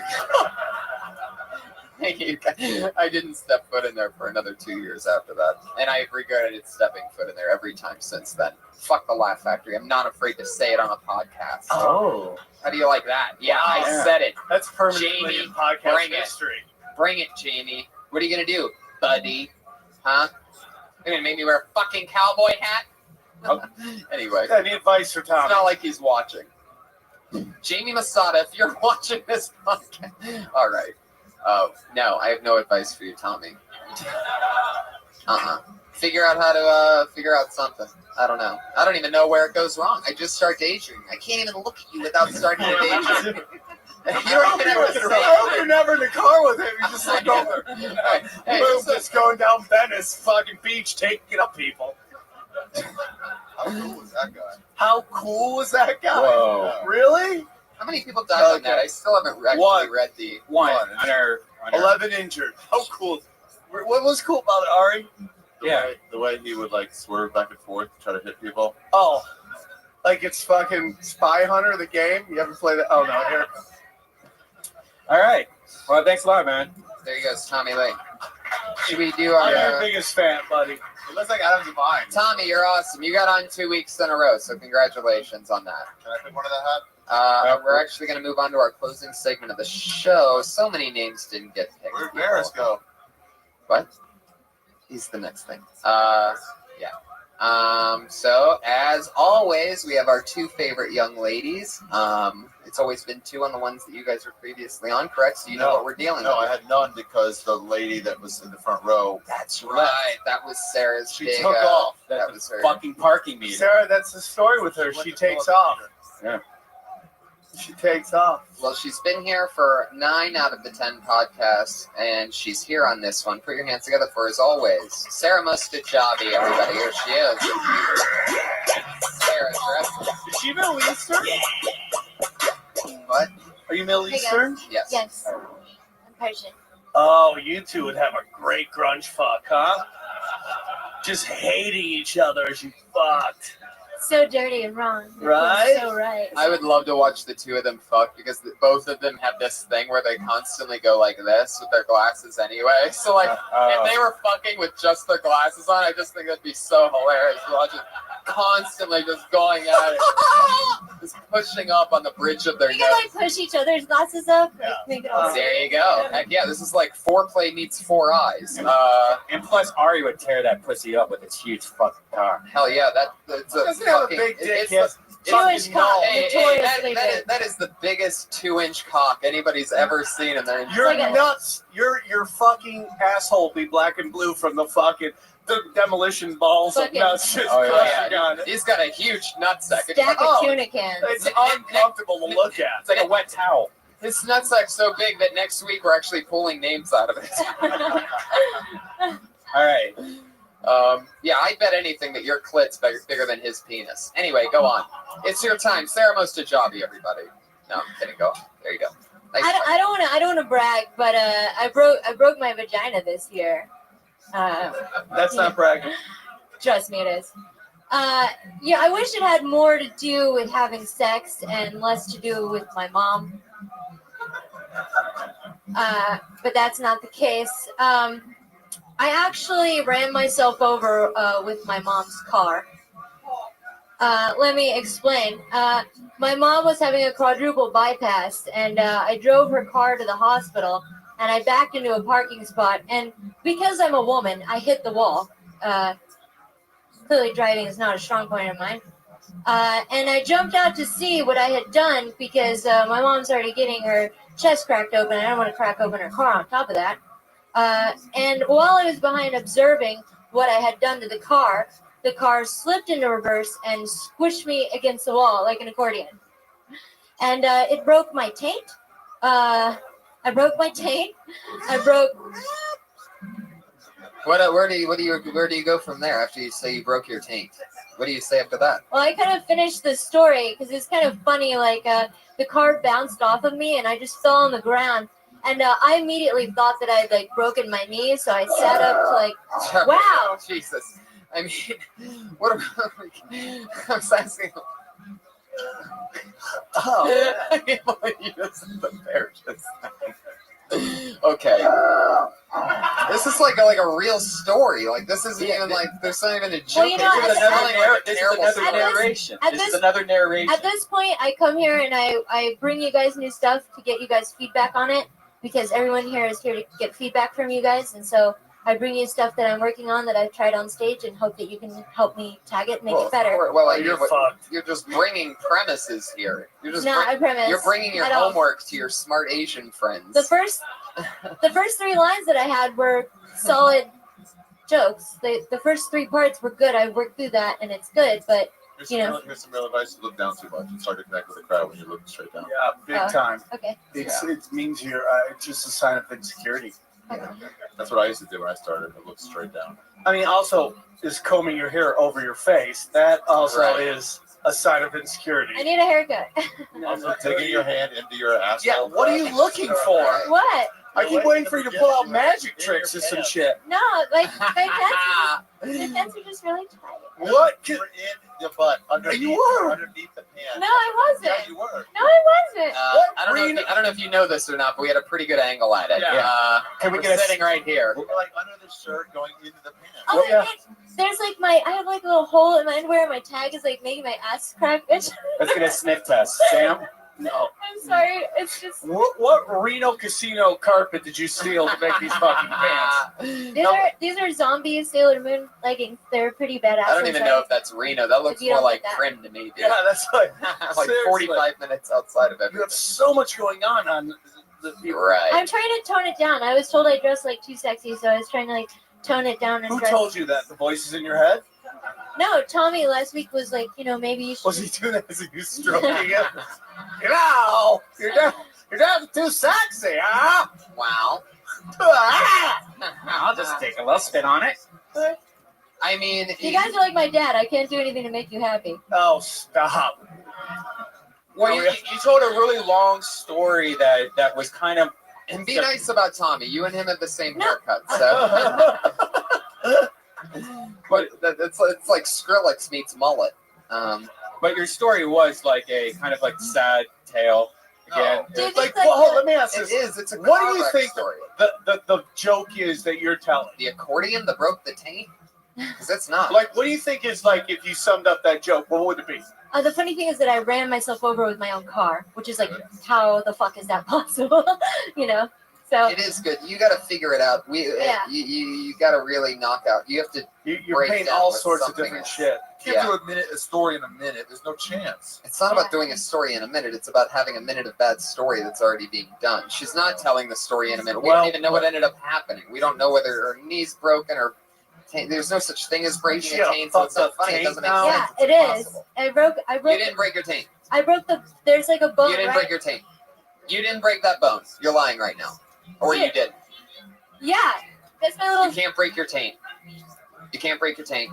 Okay. You have no idea. I Yeah, absolutely he has know. no There's- fucking idea. You have no. What do they fucking call clue. it? Your sacrum. Then you broke your Do you know that sacrum. fucking word? All right, you're done. Get up.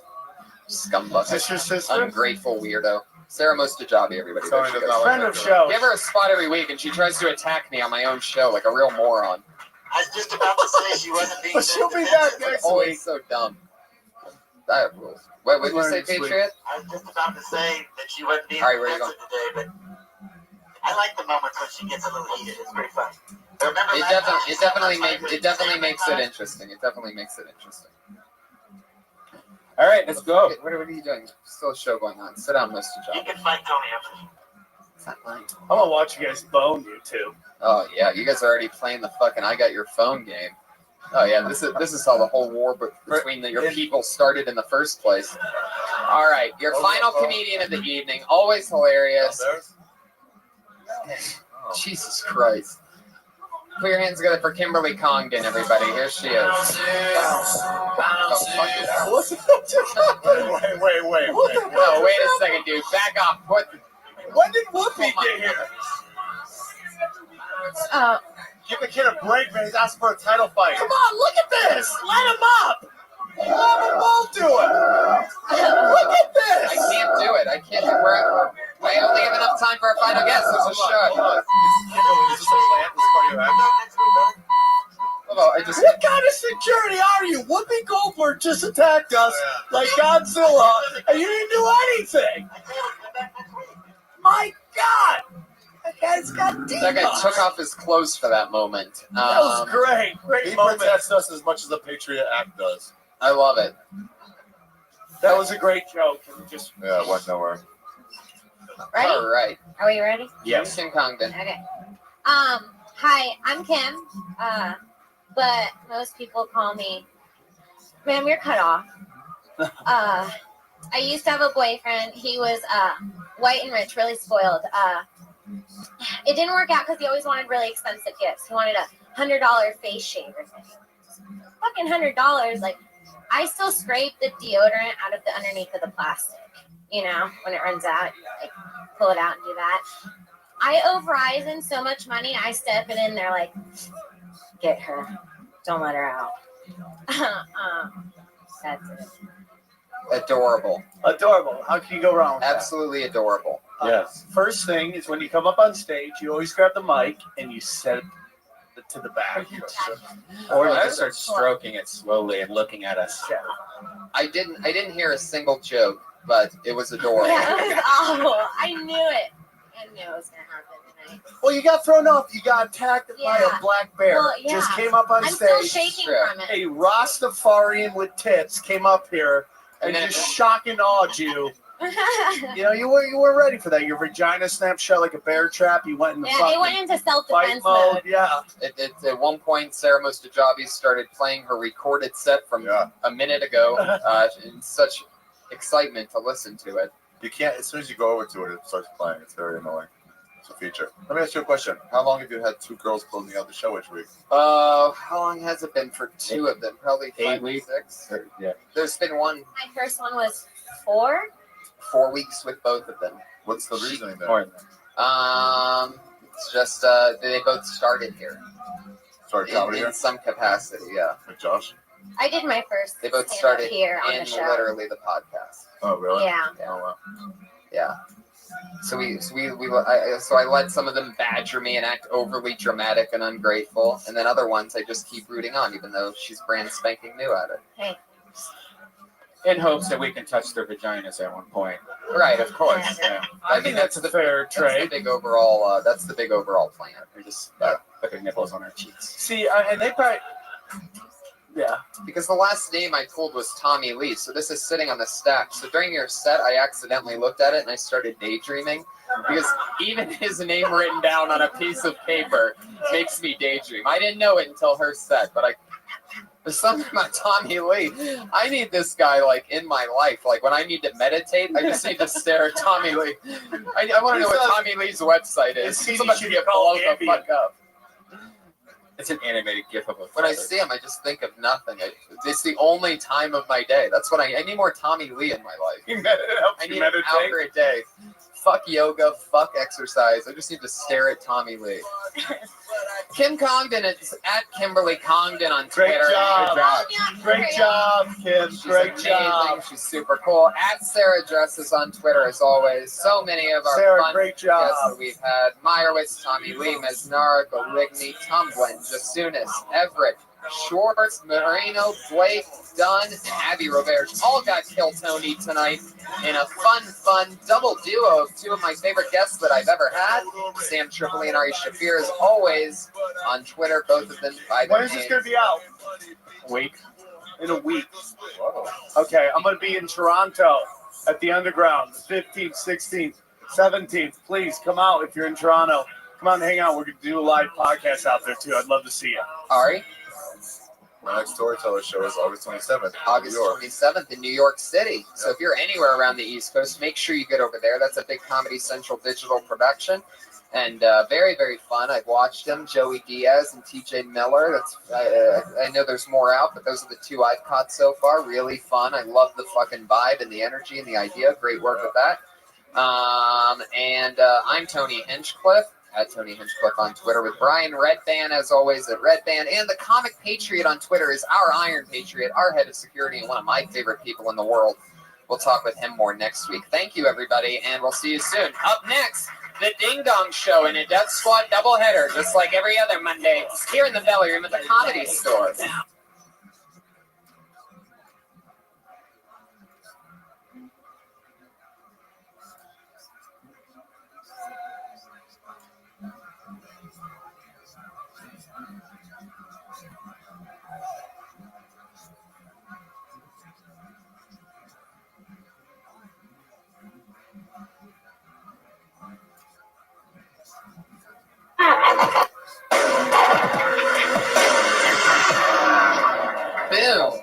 Boom. Here we are. Welcome, everybody. How are you?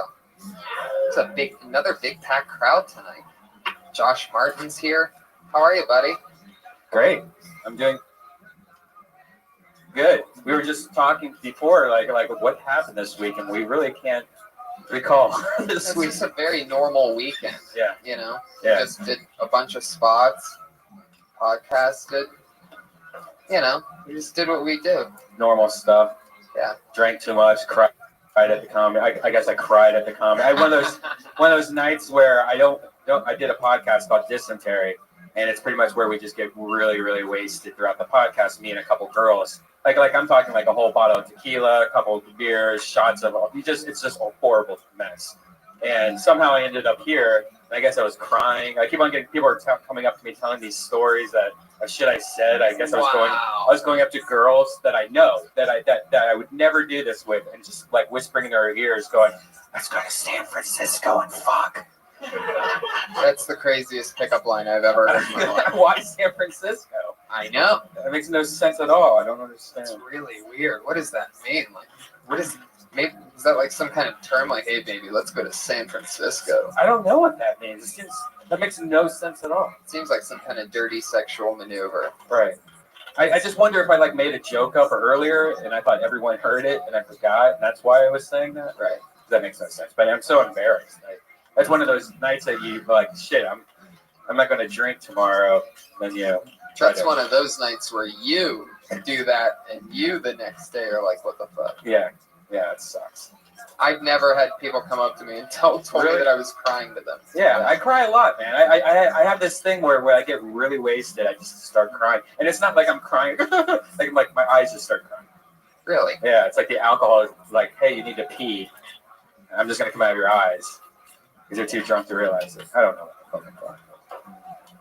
Yeah, that doesn't happen to me. I'll like talk shit and like be crazy when I'm drunk, but the crying thing, I save that for just like I just keep it all pent up and then I let it turn into anger. Isn't that fun? Do you cry ever? Like once a year? I really don't. You want to know what? I almost cried last night at the new episode of Breaking Bad because that show is unfucking believable and it just came back last night. How many people saw that episode of television? How the fuck is this? How the fuck are they doing that? It's unbelievable. For those of you that haven't seen that show, I know it must be annoying. People must tell you, hey, go see it, that show. It's unfucking believable. Like, if you can't get into this, I don't want to be your friend anyway.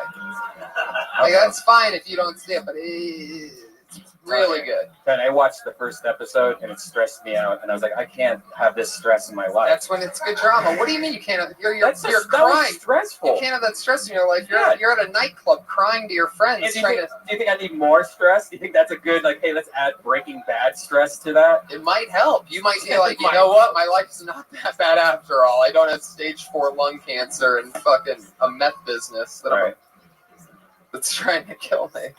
That show's fucking unbelievable. But with all these expectations, they come out with a new episode. And I mean, expectations are sky high. And, right? I mean, only these 4 guys, obviously, have enough money to have cable. So do you think it's going to end, though, with, like, the Lost episode where, like, what? They're all dreaming. And absolutely not. You know why? Because Vince Gilligan's too badass for that. J.J. Abrams did that. I have respect for him, but, there's also other forces that be, powers that be. But how many series ever ends and you're like, wow, that was awesome. Like, oh, that's what they did at Seinfeld. We were all quiet in jail. That was amazing. That was a bad one. Yeah, or Lost. Or Sopranos is an interesting one. Sopranos, even though it's like, come on, we need to know what happened. But they tell you what happened. It's wrong what they did in the way that they made it so that only people that are really fucking paying attention can see what happens there. But I watched the whole thing on it. It's really interesting. And the way that it works is there's how many people here have seen the last episode of Sopranos? Okay, that's a good enough amount to talk about it. But he's sitting in the booth and he's looking at the door, and you see you're looking at him, and the door thing rings, and he looks at who's in the door, and the camera goes from where he's sitting. Right? This is a thing that happens over and over again. More people keep coming in, and then you go from his vision. And the thing is that on that last one, you watch the guy go, everything hints that guy that went in the bathroom that's coming back out is going to kill him. And that's on purpose, too. That's not to trick you. That's to let you know what the fuck's happening in the scene. There's a reason. Everything else has a reason. So that would, too. And then on the final one, when Meadows coming in late, or something like that, he looks up again, and that's when it goes blank, but it would be from his angle, and at that point, that guy's coming out, so you know that he got shot in the head. Oh. Or they were going to wait 5 more years, make a Soprano movie, and the guy behind him misses and shoots the daughter in the shoulder. There's nobody had Gandolfini living for 5 years. Nobody. And if you thought he was going to survive that long, you obviously don't have any Italian friends with an Italian family that's just eating cheese and drinking milk, because that's what they do. And pasta. I mean, all the tomato sauce is the healthiest thing Italians eat, and that's not even really. That's got shit in it. It's crazy. You know.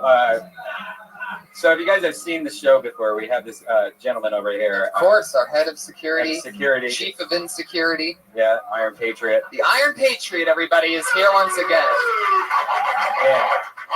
One of my favorite. All right, we're really excited tonight. Okay. Oh, you're really firing them off there, huh? Yeah. In the past, he's done some weird little music numbers that have surprised us all, and he sent me one over this week, and I put it on my iPad. Didn't listen to it until today, just to double check to make sure it was working. And he's gonna do this song, and I've heard that he was sending in a song. I heard last week he was gonna do it. I got excited. He brought a banana here for some reason last week. I'm like, what's the banana for? It's for a music thing I almost did, but it didn't work out.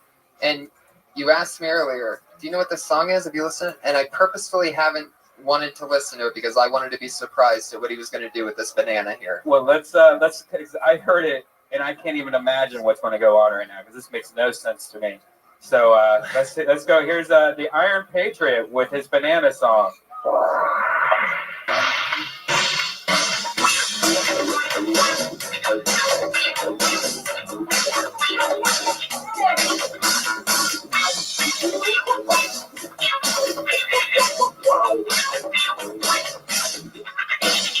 Now stop this monkey, let's bring it out of my new jungle.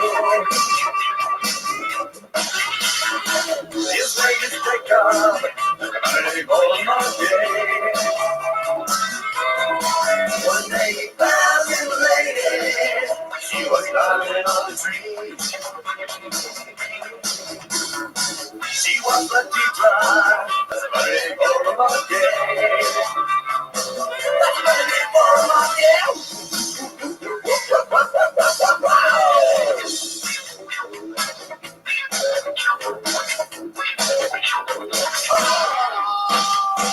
He loved the teacher, like a cow in love with a candy.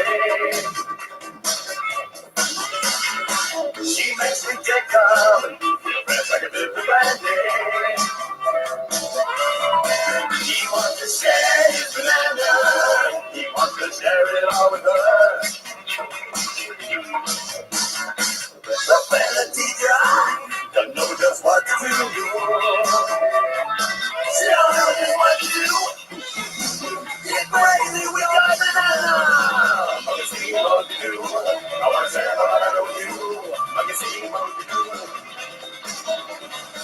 I can see what to do. I want to share my banana with you. I can see what to do. I want to share my banana, share it all with you. I want to share my banana, make this welcome to. I want to share my banana, share it all with you. I want to share my banana,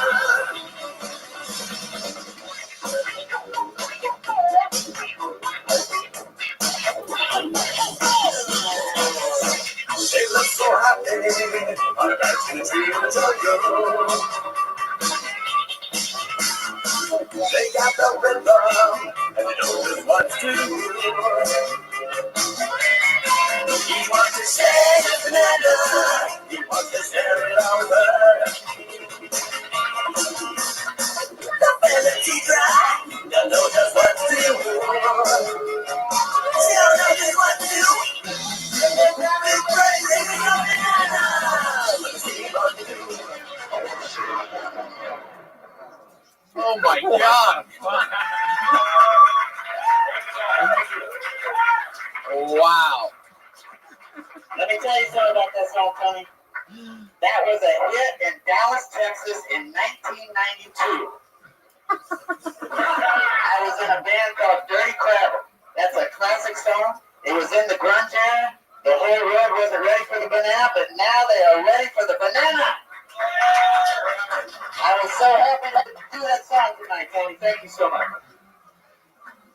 Okay. It's a story about two monkeys in the jungle named Jacob and Latidra. Latidra was playing hard to get, and Jacob said, "Get crazy with that banana." Holy shit, man. I feel like a dog. It's a mystical song. It can mean many things, whatever you want. It can be a banana, or it can be the man's genitalia. Whatever you like. Obviously, yeah, we could take it however we like. All right. So you were in a band in Dallas in 1992. What was the name of the band? It was called Dirty Crabber. You can look on YouTube, and if you type in Dirty Crabber. And what instrument did you play? I was the singer. I was the crabber. And that was your band's actual song. Yes. And now, a little radio play. It didn't go big time, but I don't think it was the right time. I think now is the time. Wow, here's a. Is Dirty Crabber Mailman one of your songs? Yes. Well, let's take a listen to Dirty Crabber Mailman. I just found it here on YouTube. I'm sure I know somebody that can sing shit. along with this. Now wait, is this you in the is that video? you? Yes. For those of you listening at home, Dirty Crabber Mailman you can find on YouTube. It's pretty unfucking believable. Oh my god, you gotta. It starts in a second. It starts with a dog? Yeah, that's me Oh right my there. god, that's you? Yeah. Oh, I see why you wear the Patriot suit. Yeah,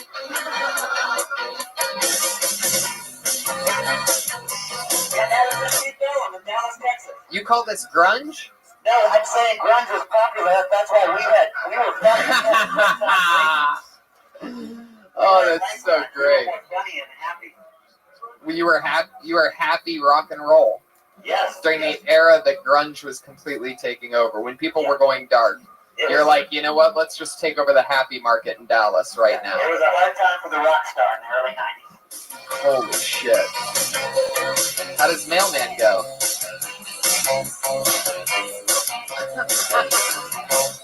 Everything is always better when I do it right. I'm working out in every weather. I'm blowing like a kite. I'm loading up my mail truck. That's how I do it right. I'm coming to your neighborhood. I'm gonna get you high, so high. Rain, sleet, or snow. Mailman, rain, sleet, or snow. You mean to tell me you guys weren't huge in Dallas? With your positive music? Oh, I love it, That's man. amazing. But I'm trying to get my career going again in music. Well, I think Mailman. I think the Mailman song goes great with the banana in the hand. I think you should flip it and do the bananas. All right. Okay. I fucking love it. That was Patriot, you're always amazing. How's your week been? How's life? You know, remember I told you I was an extra on Parks and Recreation? Yes. Well, they started filming again this week. I was down there 3 days. And you know who I really like from that show? Is Rashida Jones. She's the daughter of Quincy Jones, who produced the biggest Michael Jackson album. And Rashida Jones, when she was a little girl, she was bit by Bubbles the chimp, Michael Jackson's little monkey. And Wow. she still has the scar on her hand. Oh my God. Very interesting. So the sight of your banana must really freak her out, huh? Oh, yeah. She loves it. Patriot, I love you. Have you talked to the mystic gods of the universe? Do you have any new catchphrases for us? I have a confession to make, Tony. I've been getting my weed from someone else now. Oh. Why is that? I knew I had to stop mooching off you. At first, when you gave me that weed, I thought I'll just smoke it a couple days. But you showed me the way, and now I'm a full-time stoner. Yeah. Wow. There you go. I have a friend that I'm buying Purple Haze from on a regular basis. Wow. And the thoughts are coming quicker and quicker each day. You know when you dream at night, everything seems real, all the things are people, but then you wake up and realize it was all a dream? Do you realize, Tony, you are dreaming that you're doing the show Kill Tony right now? Do you need somebody to take that banana out of your hand? Josh has it. Oh my God. All right. Shit. Or you could just throw it wherever you want. I hope that doesn't hurt anybody, because one time I got hit in the face. In Dallas, I would throw the bananas out to the crowd. They would all play with them, and then sometimes they'd throw them and hit me. Next video on YouTube, you can see a banana hit me in the face. He's the only rock star that they throw the stuff back at him. That's so great. I like how they play with it first. I would like to see a bunch of grown men in Houston, Texas playing with banana. Oh my God. Tony, is your thing shaped like a banana or an egg roll? The what? Your junk. What the fuck? Wow. Oh my God. Some guys have it shaped like a banana, but some don't.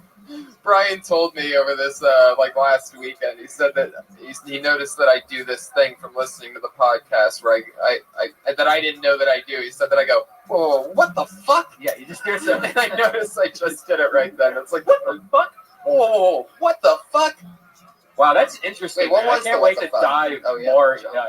deeper into your music videos. There seems like there's a few on YouTube. Oh yeah. Just when you couldn't get any more interesting, you tell us you were in a unsuccessful rock and roll band in 1992 in Dallas, Texas. It's so wrong to do my own songs because I was doing covers of others, but it took me a while to get the courage to do my songs. I think it all makes sense. Yeah. Patriot, it's good to have you again. One more time for the Patriot. He's going to be with us all night, making sure that we're all safe, even though he cannot move in that suit whatsoever. It's a $4,000 suit with just looks. He cannot even, he has no idea where the microphone is at any point. He knocks that over. I saw you almost trip during the banana song. I saw that, right? I was trying to do some dance moves for the crowd. Yeah, you're restricted there on your left by a stage. I know you can't see anything either. Yeah. This is all real, everybody. The Patriots showed up before the second episode, and he's been with us every episode since, a full-time member of the Kill Tony team. Yes, I appreciate it, Tony. Thank you. You're really giving me my big break. Some guy in the bathroom started an applause break for you just then. Yes. I'm very excited about tonight's show. We are very lucky to have an amazing, as always fun special guest. This one, TV, commercials, awesome comedian, great friend of mine. Put your hands together for the very talented Kevin Christie, everybody. He's here. Fuck yeah, baby. Hi. The man, the myth, and the legend. I feel like I'm only one of those things, but okay. The legend? I'm just a man. Just a simple. And after you see a song like that, you feel more simple. You know what I mean? You realize you haven't done enough. You haven't done enough with your life. You haven't produced enough art. I was looking at your art on your website today. Were you? And one drawing that took my attention was Adolf Hitler slipping on a banana peel. Yeah, that's absolutely true. I drew a picture of Adolf Hitler slipping on a banana peel, and I feel like now you and I are sort of connected. Yes, we are. And I don't like it. I'll be honest with you. I'm going to find that drawing and burn it. I'll be honest. No. I have a lot of questions about your band. Ask them. And Texas in general. Did anyone ever raise the question that this is the most racist song in the world at any point? What do you mean? Well, okay. What was the name? The two monkeys you have. Jacob and Latidra. What? Latidra. Latidra is where it gets real racist. Yeah. Jacob is a biblical name. Yeah. You know what I mean? Latidra is where it goes a little Texas. I'll be honest with you. It gets a little. Yeah. Did anyone raise that ever? No, nothing. No, I mean it has kind of a jungle fever theme, but. Also a very racist term. Another extremely racist term that most people stopped using in the early 90s.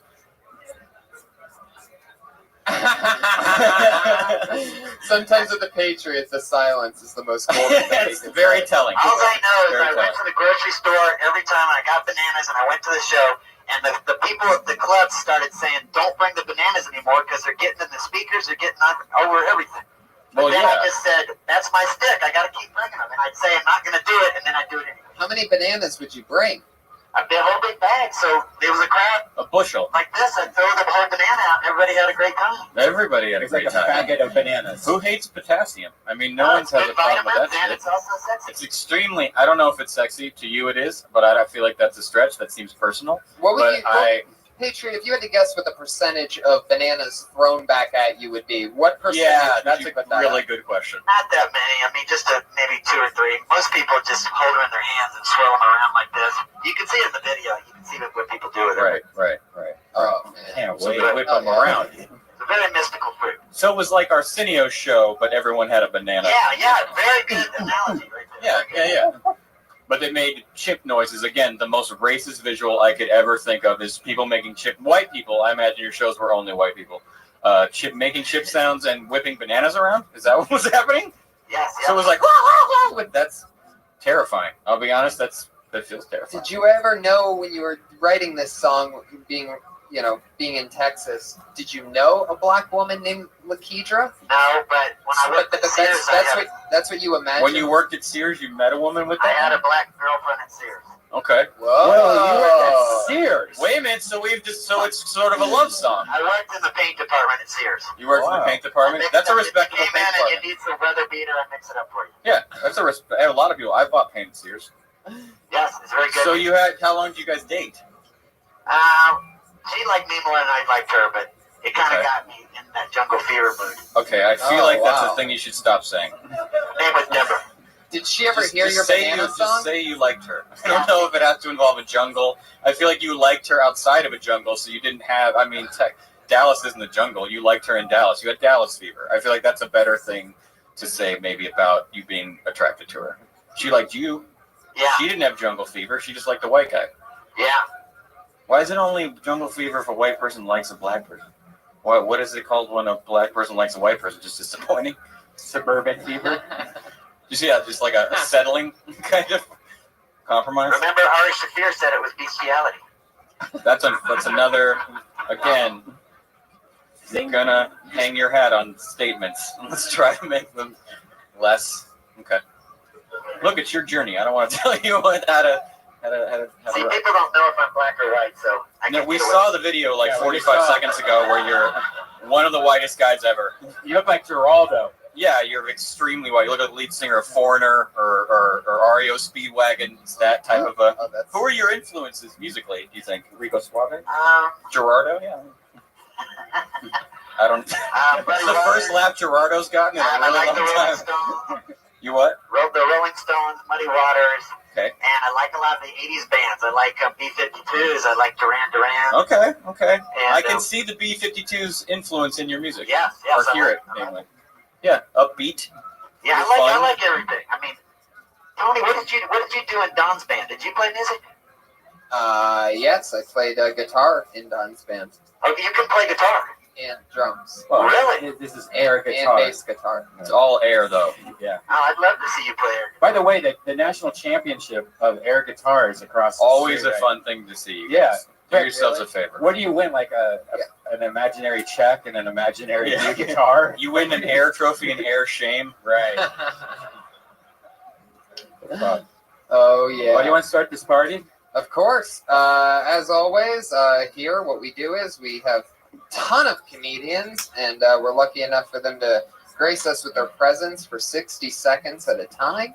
And then me, and as always, the panel here, we talk to them. They go from comedian to guest in no time at all. That's the sound of 60 seconds. And if you run that 60 seconds, that's the 60 seconds. But if you run that for a bit, you bring out the very angry West Hollywood bear. And then you can see the chest hair. Bobby Lee says if you get to the West Hollywood bear, you get banned for a few months. Yeah. Is that his rule or your rule? That's Bobby Lee's rule. Okay, right. Well. If anybody quotes Bobby Lee's rules, then you'd be banned for a few months. Yeah. And who knows how long a few months could be. Could be thousands of months. It could be literally thousands of months. So, All right. Yeah, metric system. All right. So you guys ready to get this thing started or One more what? thing. Wait, oh, you have one more thing? Yeah, wait, Your wait. third co-host wants to make a point. But didn't Bobby Lee give you your start in comedy? He absolutely did. He absolutely did. Oh, that's awesome. How'd you know that, Patriot? I was listening to a podcast today. Wow. Patriot's Bobby one of the Lee got me greatest started co-hosts here at the in Comedy entire Store. business. This Does is his the only research show I every do, day. So I'm thinking all week about what I want to do. It's the only show I do. I love this show. One more time for the Iron Guys, everybody. How do you not applaud a guy who loves what he does? Love it. We love having you, Patriot. I told somebody earlier, I go, where's the, because your bus was a little bit late. They go, you're going to start without the Patriot? I go, I would never fucking start without the Yeah, how Patriot. dare you? How How dare you? Speak How dare you? Sin to me. How do you fit that much heart into that suit? Unless That's it what was, I wanna know. unless it was 8:30. So much heart. A lot of bananas. That's A lot of bananas. Fuck yeah. Well, here we go. I'm going to Bang. start pulling a name out of a bucket, and then that person's going to come on stage and perform for 60 seconds. Sometimes we tag your jokes, make them goofier. Sometimes we make them smarter. Sometimes we don't even tag a joke. We just ask you questions and come up with something funnier about you than even That's your a joke. long way to describe ridicule. This guy was up, I do believe, last week. He's back again. Put your hands together for Brian Moreno, everybody. Here he Brian is. Moreno, let him hear it. Bam. Here he is. What's happening, everyone? Yeah, I'm going to use a little of my time to dedicate it to Iron Man, because at first I was in awe at the song, because he's so dedicated. Then I realized, this is a guy dressed in an Iron Man costume. Of course he's dedicated. Yeah, that went over well. All right, I'm going to keep on the theme of my brothers. Last couple weeks I talked about my older brother who's gay. And having an older brother who's extremely overt in his homosexuality, you get a lot of crazy questions, homophobic things from your friends. But the one thing I realized is that the line where homosexuality actually starts is very gray. It's not clearly defined. Because I ask all my straight friends, it's like, if I give another guy a blowjob, just one, like, don't like it, don't think about it ever again, don't want anything to do with it, does that make me gay? And all my straight friends say the same thing. Of course, dude. If you give another man a blowjob, you're absolutely gay. Why? You want to suck it? But then I ask my gay friends the same question. I give another guy a blowjob, just one, don't like it, don't think about it, don't ever want to do it again. Does it make me gay? Well, Oh, shit. You brought out the fucking bear, man. Be careful. I shouldn't have wasted my time on Iron Man. Oh, that's so I true. shouldn't have I wasted mean, my time on Iron I'm Man. honored, though. I'm honored that you included me. Patriot. No, he was dedicated. I got to give it up to him, Well, thank you. Well, it came across as like a sort of like an insult. Yeah, it was coming across. Were you thinking of the word committed as like put in a mental hospital as opposed to dedicated? Well, no, it's like, Because it came across like a dig a little bit. Well, because you know how, like, when someone performs, it's like if they bail out on their performance. He was committed. But There's he no was way to half step a huge plastic suit. Yeah. He's I mean, because at first I was in awe, and then I'm like, this guy rides the bus here in an Iron Man costume. Of course, he's dedicated. So he can only take the bus. He doesn't Yeah. because he can't sit down in the. I'm not fucking kidding. Yes, stand. Yes, He stand. cannot sit down in the. How'd you if he guys wanted get here? to. Sitting down, pussies. I guess I have to mention. I like a feel like I have to cable car. mention that at the top of every episode. And I didn't count that into my 60 seconds. I apologize. I didn't bring the heat today. Well, it's not about the heat. Sometimes it's about there's always sometimes before you're about to go on, sometimes before I'm about to go on. There's these little things that you're listening to in a room and everything, and you try to come up with an idea of something. And there's this measurement system that goes with the How minute good you're like, is this? right, and you try to measure that out. But no matter what, in the end, you got to get your point across in some way. So, like, I guess my note would be that if your intention was to, like, give the Patriot a compliment, because it was directly in between compliment and insult. It was like right in the middle. So it came I across thought as you were nothing. gonna shit on him, and then you didn't, and I was like, "Well, are you gonna?" I thought maybe you're gonna take a dig at yourself. Like, if this guy puts on a huge plastic suit, I can't even whatever. I didn't exactly think it through as much as I should have, considering I went first. But I will say this: it's important to be present in the room. I think a lot of comics make that mistake where something weird happens on stage and they're next, and they just go up and like, "Hey, how's it going?" So my parents, it's like, "Did you not see the fucking weird thing that just happened?" Right. And it makes you, to me, look crazy. And yes, exactly. Because if instead of moving forward when it doesn't go over, you know what I mean? Like if it was supposed to get a laugh or it was supposed to get an applause, it didn't get either. So at least you could have gotten the applause by saying, "I don't think that came out right. Nothing but love." You know what I mean? Like calling out at least what happens before going into a bit. It's about acknowledging the situation you're in to a certain degree, because you're in a room full of live people. They're not watching you on TV. Especially, and the great thing about the Comedy Store is the open mic is so bizarre. So you're always going after, 30% of the time a total catastrophe. And if you don't mention it, it's like, did you not see it? Can you not tell that's a total catastrophe? Like I feel like it's important to be present. Yeah. But make sure what you're going to say is probably going to work. Because what you're already doing by bringing up what just happened is you are being present. So if you don't have a direct ending at the end of you being present and you're about to be unpresent and go into material, you have to segue into that in some way. And I think I give you a lot of credit because you're extremely sharp when it comes to creating a thought and being able to verbalize it within a short amount of time. That's one of your staples. And I think, but another thing that I fall back on when that doesn't work is not necessarily humor, because it's not always funny. Sometimes it's spiteful. But I mean, like, word efficiency is very important. And I don't know what the ending of your gay brother joke is, or very curious. But I found myself, you're going a long ways to get to it. Totally. Yeah, it was a 60-second joke. I have a gay brother. A lot of people ask me questions. A little too much pitter patter. There's a little too much. Well, Seinfeld always says like tags only. Like you can literally boil down a joke to just tag. You can. I feel like there's there's always more and a more efficient way to explain everything, to the point where you have a joke where you literally can't take any words out anymore because the joke won't make sense, but you don't need any more. Totally. And I had a 60 seconds last week that I think was the epitome of that. I hit 3 points, but this week I tried to just extrapolate on it. And I remember, one of the notes from that was get more into that gay brother thing. But what I want to say before we can I hear the punchline? Yeah, go for it. What is it? What is how far away? How far away are we? No. I asked my gay friends. Yeah, your gay friends. The same question. You might gay if I blow one guy. Yeah, and they're like, "Oh my God, no, but Ryan, it's who you are. It's part of your essence, part of your being. Why, honey? You want to try?" So basically, do you want the same exact thing as the straight guy? You got to really trim up the front end. In the first 17 seconds, you can trim out. There's a lot of fat. It was a lot of fat. A lot of people. I have a gay brother. A lot of people ask me questions, and I realize myself there is no gray line or whatever it is that you say. That can be 4 seconds, and right now it's 17. Do you make it in the joke in the joke? Have you sucked one dick, and that's why you're curious? Well, the first time I ever performed that, someone asked me in the audience. They're like, "Did you try?" Yeah, and which, by the way, you're not. By the way, if anyone here's curious and wants to, or thinking about it on the fence, I feel like you got to get into the teens before you're really officially a gay dude. There's so many different kinds of dicks. All dudes just want a blowjob. Just doing a friend a favor a lot of the time. You don't want him to go out and make a mistake with someone he doesn't know. I know. Thank you guys. Brian Moreno, everybody. There you go. At Brian Moreno 21 on Twitter. That's at Brian Moreno 21. Oh, your next comedian always gets lucky.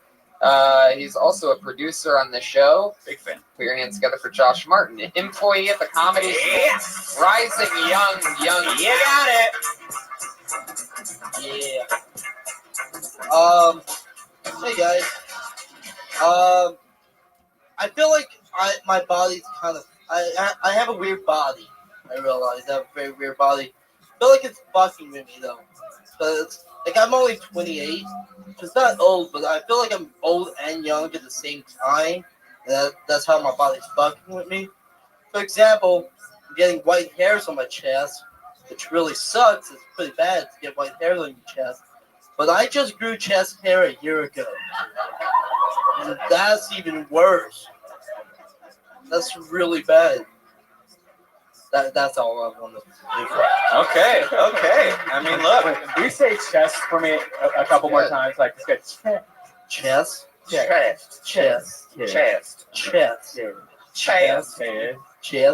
Borderline Southern. Yeah. I'm from the South. That's why. Cheers. Cheers. To be fair, it's not just about you being from the South. It's a combination of Louisiana and speech impediment. Yeah. Or Cartman when you guys. Yeah, kiss my papa. Yeah. There is something very Cartman-y about you. Can you say, You're a real buffet of bad speech. without trying to sound like Cartman at all, can you just say, fuck you, Kenny? Fuck you, Kenny.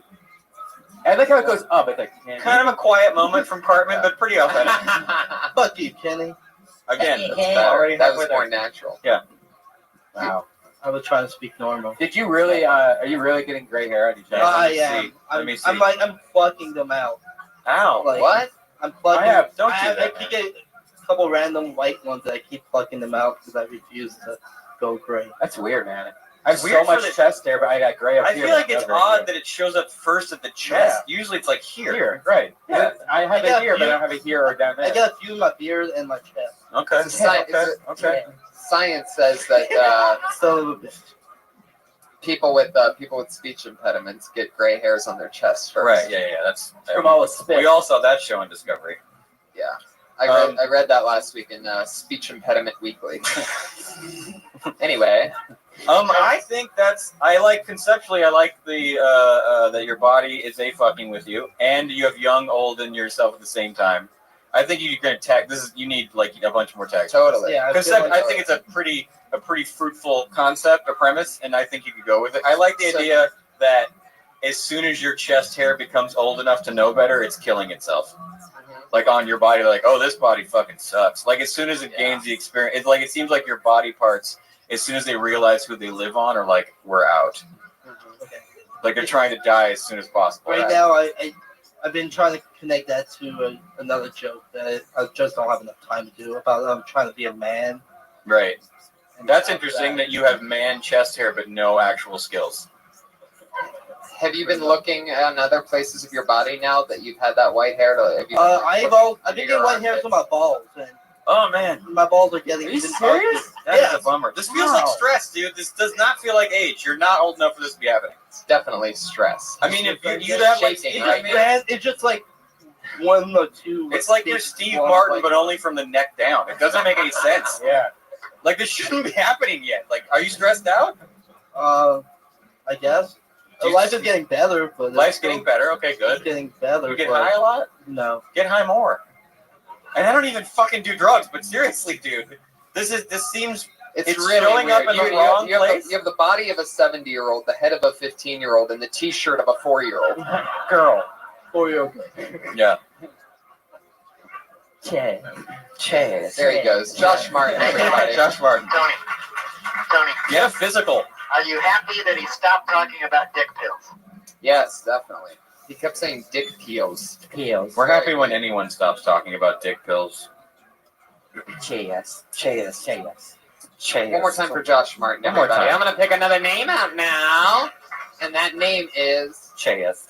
Brad Sachs. Brad Sachs, let him hear it. Here he is, live in the flesh. Oh, hey. That's at Josh Martin Comic, by the way, on Twitter, if you want to tag his white hair joke. Hi, Brad guys. Sachs. Thank you. Recently got a haircut, and I did something cool. I donated the clippings to a cancer foundation called Lots of Love. Thank you. Thank you. Yeah, so right now there's a dying 7-year-old with pubic hair for the first time. Thank you. The best part was the smile on his face as I was gluing it on, which was wonderful. Thank you. Thank you. I got him a wig too, because it would have been weird. And I told him, enjoy that wig. Just don't let anyone clip it for a drug test, because you'll fail it. That's an Oxycontin joke, guys. Thank you. Thank you. That's all I got. You're going to be huge. You're going to be a big star. I feel like you switch the I think you should switch the wig and the glue thing. Okay. Because the glue thing's stronger than the wig thing. Yeah. Yeah. I think you switch those. Wait, what do you mean? Put the gluing it on him at the end or whatever. Okay. And put the wig thing earlier. Like in the middle. Yeah, in the middle. Okay. Yeah. But I like your instinct to stand there and say thank you during an awkward moment is absolutely correct. Somewhere That's Jade, absolutely London, somewhere Jade London's like doing like a like you did, buddy. No, that's the right thing because you're going. Anytime you do a dying child joke, guys, it's you're gonna get some moans and some people going. Ah. So you got to stand there like a fucking adult and be like, thanks. Is that a thing? Is that a thing that you're working on? That thank you. Is that part of your thing, or did that just happen coincidentally tonight? Sometimes I do because that. I love how you use it. You're not like abusing it. No, and it's not too like get her done. Yeah, but it's cozy, and you're Can playing there it be real. two get her done though? I mean, if we're being honest. I loved. Thank you. Everything. Yeah, I love. Thank you guys. I love the only thing I had a beef with was that you said when you were getting real again, you said that was an Oxycontin joke. Thank you instead of thank you, because that's all I was paying attention to by the end. You had me trained by the end to love that thank you. Yeah, it was Pavlovian. Totally. Yeah. Totally. Was and it too that's much? No. Anything you could find that's a mechanism like that, like Jim Gaffigan's inside voice, like they are invaluable. And the way that you're using it just like that, I mean, that's your You're thing. I don't basically get people telling like the that. crowd when to laugh, and they'll do it after a while. Right. They'll know it's like, oh, it's our turn. Like that's it's Right, fucking. right. Anything you can do like that is smart. Yeah, and no better time to have something like that than when you're going straight through the edge. I mean, a cancer joke, Yeah. and then you're fucking with the cancer person. That's all. You gotta take the Thank edge you. off. Like you're totally expecting the place to just go crazy. The note here, like, take your seats. Take your seats. That's The good. response usually is mixed. It depends. You know, It's always gonna be. It's you're. I mean, it made me laugh hard, and I think Well, that's thank all you, that Tony. matters. Yeah. Because I'm selfish. Brad, I really like that. Keep working on that, and Don't overuse it, but know now that you have that power. Yeah, awesome. You pretty much just claimed great power thank becomes you. great responsibility. You So use it please, well. Yes. Talk to the Patriot about how to use power. Yes. Me and Tony, both being from Ohio. Do you have any Ohio material? I don't. I don't. I'll start working on Do something. you have a Cleveland Browns? Do you have a? Don't do that. Don't go back. Don't do that. Do you have a Cleveland Browns tattoo? No, I do Do not. you? Well, I do. Why So the fuck do you have a Cleveland Browns tattoo? don't worry about it. Just a fan? Just a fan. You lost a bet? No, I am a fan. Really? Yeah. We don't have a football team here. I'm not even a fan of the Cleveland Yeah. Browns, and I grew up 45 minutes away from I them. like hurting. Aw. Actually, I do too. It's weird enough. I became a Dolphins fan. Again, bad choice. Made no sense. Yeah. But that's another thing. When you're Italian and you were born around my age group, you're automatically a Dolphins fan because Dan Marino was the only Italian player in football. One of the only things my dad ever actually forced me to do was become a Dan Marino fan. Yeah. Yeah. Anyway. Well, there you go, Brad Thanks, Sachs. guys. At Brad Sachs on Twitter. That's Brad SACHS on Twitter. Didn't really get to tag it. What was the thing again? He was talking about cancer. Yeah, a merkin. That's called a merkin, by the way. When Yeah. you have fake pubic hair, it's known as a merkin. Yep. So just if you want to use it, that's what it is. Just so you know. I- Someone's gonna yell out merkin, you're gonna think it's a heckle, and it's not. They're just happy Maybe a funny thing was, don't worry, the glue wasn't permanent because neither's his life. because right, Oh, I'm the problem now. right. So I'm just trying to help. My ex had one of those Merkins, and the cat it was its favorite toy. Yeah. It's just so embarrassing when somebody comes over and the cat's playing with a fake pubic hair bush. It just looks like hair triangle. Yeah. So many questions. Yeah. It was blue though. Was it blue irises? No, God rest her soul. Put your hands together for your next comedian, the one and only Jared Campbell. Jared, wow. Jared Campbell, live here. Here he is. Yes, sir. What was that? Price is Right shit? Fuck it, time's going. No. A lot of people think black people are homophobic. It's wrong. Not true. I've seen Brokeback Mountain twice. No, honestly, my homeboy is kind of homophobic. I told him I seen the movie and he thought I was gay. He was like, nigga, is you coming out the closet? Nigga, is you gay? And I was like, no. First of all, the movie's nominated for Academy Awards, you dick. A lot of people watched it. But as I got to explain it to him, I realized, like, if you take out the gayness of that movie, it's really just about a cheating cowboy. Happens all the time.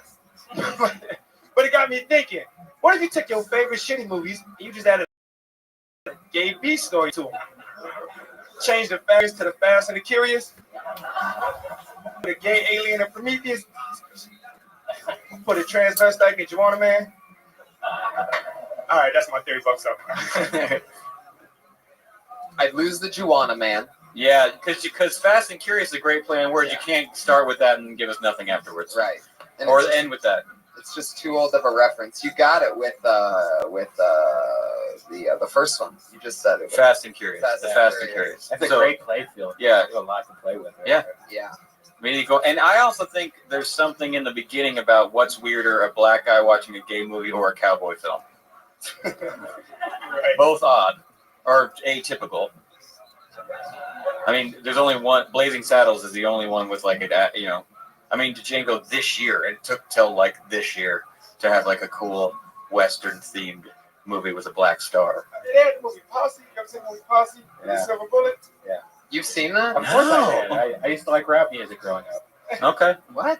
Okay. I'm so To be fair, I'm not as up on my black cowboy cinema as I probably should be. What was it? It also had rap in it too. A black cowboy. Western. Well, who was in it? It was like not Will Smith. There's no way Will Smith was in that movie. It was somebody, but I think the soundtrack or something. For God's sakes. I can't remember. Uncle Phil wouldn't have allowed it. Dude, I used to wear starter jackets in high school. You have an 8-ball jacket? Oh yes. I Yeah. forgot about the True. 8-ball. Yeah. Wow. Yeah. There's so much that you can play with that joke. Other movie titles would be like even go into like maybe fast cartoons like Disney movies.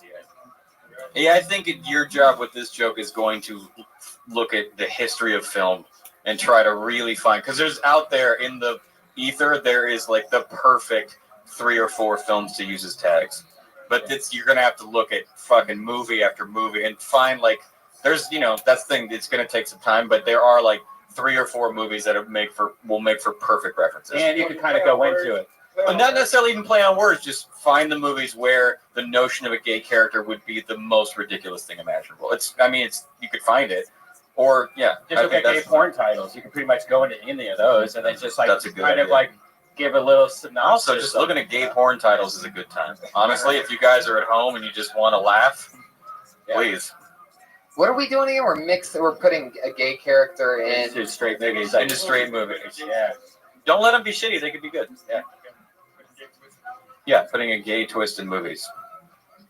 Except they aren't gay already. Maybe like you could say Wizard of Oz, because it already sort of seems gay. But then Boys on Boys in the Hood. You could say that Oz is yeah, the Wizard of Oz, except it's the prison Oz, not the land of because they butt rape each other. A few good men who suck each other's dicks. Boys on Boys in the Hood's better. Oh yeah, that's a fun joke. Yeah, that's what I'm saying. Like, that's when you just sit around with your friends, like, get 3 of your comic friends and just get high or whatever and just record it, and you'll come up with 30 and then pick the 3 best, and then you're off to the races. Totally. See you in Montreal. The Rear Enders? Or no, that's the Avengers. The Rear Enders. The Outsiders, because we're gay and not accepted. Right. Pony Boy. Pony Boy, yeah. That just makes you think fucking. I'd love to see that cast make out. I mean, that was a good-looking cast of dudes. The original Outsiders, you got young Swayze running around. You got a young Ralph Macchio. Tom Cruise is up in that. Emilio Estevez. You don't tell me you want to see a fuck fest with those guys? I'm not even gay. That's just beauty. You know what I mean? That's like watching a bouquet of flowers roll over itself. Do you think you'd still mention Emilio Estevez's name with those other guys had the Mighty Ducks movies not been made? I'm more a fan of him as a director. I enjoy Bobby. So, wow. He's got a weird handlebar mustache now.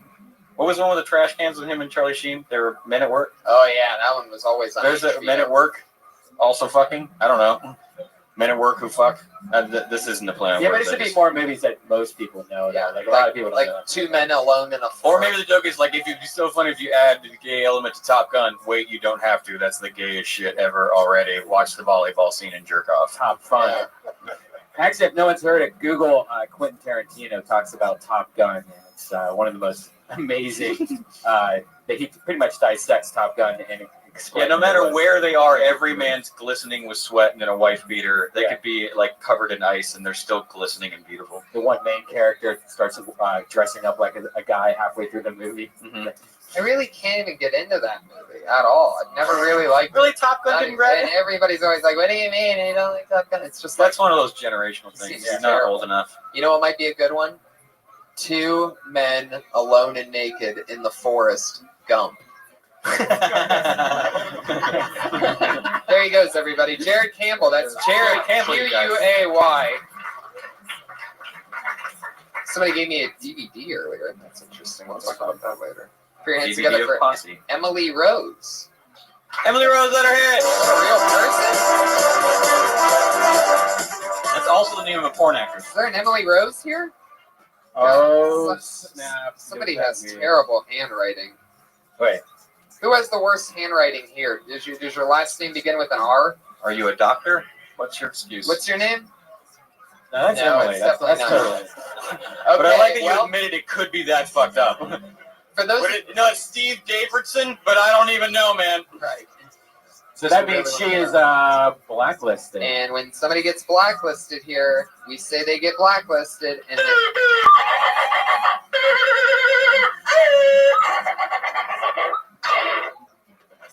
Boom.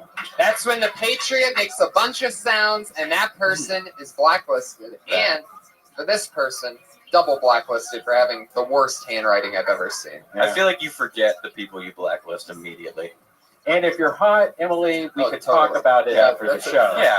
It's a different The step. fact that she's a girl means she's already sort of not blacklisted, let's be honest. Yeah. Soft-handed, you're in. Yeah, if you're a hair Is there smoker. any Emily here? Who Oh, okay. leaves? So you know who that is. Didn't want to follow Heat? Oh, Apparently. this person sounds truly outrageous. Put your hands together for Jem. Like,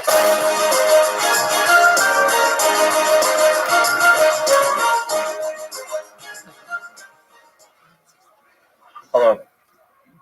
My name is Jim. That's G-E-M. I like to travel. And anybody here lived abroad ever? I lived abroad in England, in London, England. Yeah. I lived there for 48 months. The last 35 months was in prison. Yeah. They don't like it when you come over there and you buy a bunch of methylene dioxymethylamphetamine and then sell it to the Scottish guys. They're not fans, you know. It's readily prevalent, though, But I had to call my father from prison. And for some reason, it went like this. Father, I'm having a spot of father. I've been nicked, father. I'm at Her Majesty's pleasure, Wandsworth, father. And for some reason, my dad responded with an English accent as well. And he just said, bloody hell.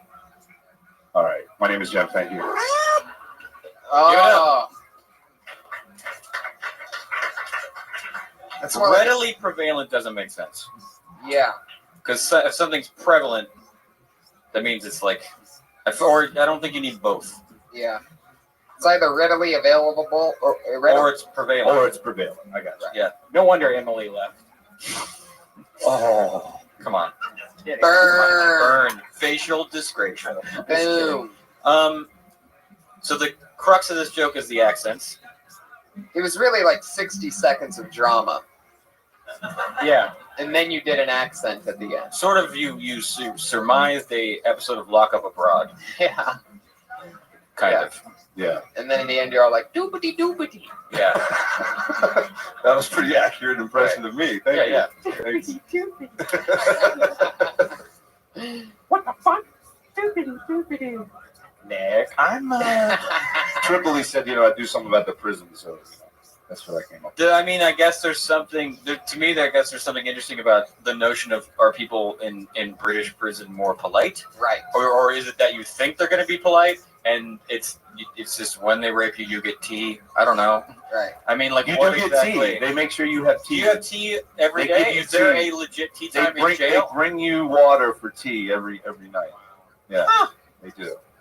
And if you're mad at somebody, you fill it with sugar and then pour it on them, and that scalds them dramatically. So, yeah. Sugar. Yeah. Did you ever see that happen to somebody? Were you surrounded by like soccer hooligans? Is that was a lot of that? There was a lot of foreign nationals actually in English. A lot of Jamaicans, drug stuff. Eastern, all drug stuff. All pretty drug much. stuff. And then occasionally, like somebody that had cut off somebody's head or something. Right. Like you do. Yeah. And you're upset. Yeah. lot of them don't have teeth out there, so at least the blowjobs should be a little bit better. There you go. You know, I never had sex in prison, so I Okay, Never I guess we'll leave that. Anyway, Good to get a toothless well, I guess we should just move on because I believe everything you're saying right now. You got to learn how to travel better, experience stuff. Doopity. I didn't Thank try you. the food or the blowjobs. Thank you. My name is Jim. Thanks, guys. Oh, come on, Jeff. Don't walk away. What are you? Is No, that no, what- is I that thought what you you're said gonna- you were done. You is that said you were what going to move on. I'm not offended at all. I Say know. whatever you want. I mean, feel come like on. you need to get to I the. didn't say I'm moving on. First of all, second of all, is that what you're gonna do if you ever get called the Carson's couch, huh? You know what, Johnny? I'm out of here. Absolutely not. I thought that you said that you were moving on to the next person. That's what I didn't want to offend. You know. I want just wanted to do everyone- that Johnny Carson joke. I want everyone to It stop was yelling. nice. Please stop yelling. I'm not a person that enjoys yelling. Guys, Thank you, Kevin. Thank you. snitches get pinches. If only prison were like that, that would be the best. Like you told on it. Oh, I shouldn't have snitched. I feel like you don't just get to the fact that you're in prison, and then get to the thing with your dad and develop the dad stuff more. So you didn't mind the voices then? I didn't mind them, Voices are It was- but it was I all right? mean, I would All get right. better at them. Yeah. Yeah. There are British people. You guys are British, correct? Yeah, that seems Yeah. very racist. Hello. Yes. Yes. And those accents bothered you for sure. I'm sure. That, Right. Right. They said I sounded like Dick Van Dyke when I was in when I was. Yeah, Mary Poppins. Exactly. That's what they said. Yeah. Little Mary So I Poppins. would watch better British films. Yeah. Okay. Yeah. All right. You know. I will. Get into some Downton Abbey. Yeah, Downton Abbey's good. I'm waiting on season 2 right now to come out. on Wallace and Netflix. Gromit. Wallace and Gromit's a perfect place to start. If you could somehow tie That going makes to me have prison, flashbacks of prison. So no Wallace and Gromit. No. Oh God, no. if you could weave Wallace and Gromit into a joke about going to jail for drug dealing, that would be something. Yeah. Okay. You know? When you were in prison, were you a Wallace or a Bottom? Yeah, Wallace or a Gromit. Gromit's got to be a bottom. Jim, thank you so much. Thank you. There you go. Well done, sir. All right. You got a lot to talk about. I mean, only you have been in a London prison, man. That's the thing. That's a pretty. Don't get into that. Right.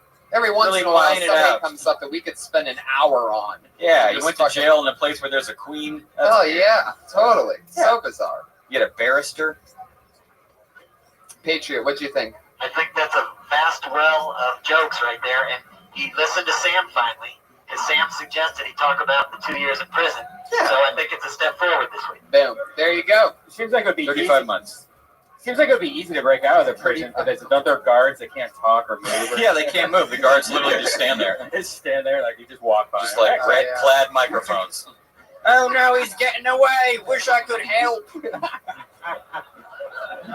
I'm bound by duty. Oh, that's so great. Jem, are you listening to this? All right, there you go. Get a pen and Yeah, paper. there you go. The guards can't leave. You stayed. They can't You stayed move. of your own volition because you felt guilty, but because you could have left any time. Because the guards aren't allowed to smile or move their arms. They didn't even lock the gates. They just stand and they go, "Ah, Christ, another one." Would you like some toast for your adventure? Perhaps a Triscuit or a biscuit? Yeah. Before you leave like the rest. I'm so lonely. There's no prisoners You here can't anymore. just run away. Who's going to feed you? Take some of this food. How does this prison stay open with no inhabitants? By the way, before I pull the next name, I just want to give a special shout out. Put your hands together for John and Charlie, our British consultants here tonight. Yeah. I met them before the show. They actually extended their stay here in America to be able to catch Kill Tony with us tonight. Wow. And that's some fucking awesome shit. Positive That's push. Thank you so much. Super Death Squad wearing the bright Burt Kreischer t-shirt. You got gifts for him? Oh, You got yeah, gifts? dude. We got gifts Oh, for yeah, him. man, that's awesome. We'll figure something out. Okay. You want my iPhone? Would you like the special guest iPhone? Give me my fucking iPhone. Got it. Done. In fact, I'll give you 2 of his I don't give a iPhones. fuck. Don't look at the pictures. This is definitely a new name, or else I'd remember it. I'm excited to see what happens Oh, cool. here. Put your hands together for Jay Light. Jay, let him hear you guys.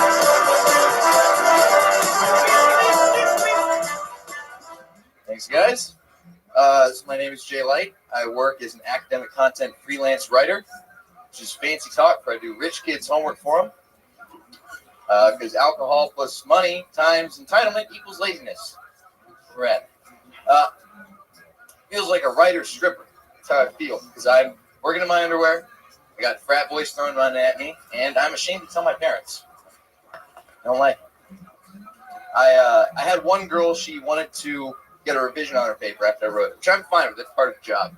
But I wasn't fine with the way she phrased it. She said, "This is really, you're a good writer. I like your style. You're savvy. But I just don't think this was for me. Can you find me someone more qualified?" Smiley face. You're paying me so that you can get drunk and suck dick this weekend in a dorm room somewhere instead of writing your ethics paper. I think you need to look for qualified. I wish I could have been that guy in that dorm. Be like, "Hey, listen, you're doing a great job. Really appreciate the way you suckled on the balls a little bit there. But I think you need me to find me." Oh my god, it just comes out quicker and quicker. Every week he comes out As quicker. I was ending. I swear to God, it used to take 15 seconds for this bear to come out after the cat. He's eager. No, but All this prison time. where you go? They don't even know when it's coming. Oh my god. Oh, all right. Well, oh, what the fuck is that? That's powerful. Jay Light, everyone.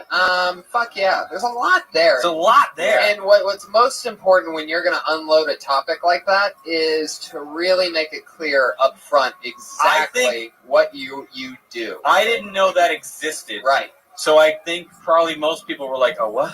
I think you need to spend more time explaining what it is. Yeah. Have a few joke tags in there, because then by the time you get to writing stripper, they're like, "Why?" Like they didn't understand necessarily the structure of what you do initially, so the analogy doesn't necessarily ring. Why didn't I know this in college either? This is like really annoying.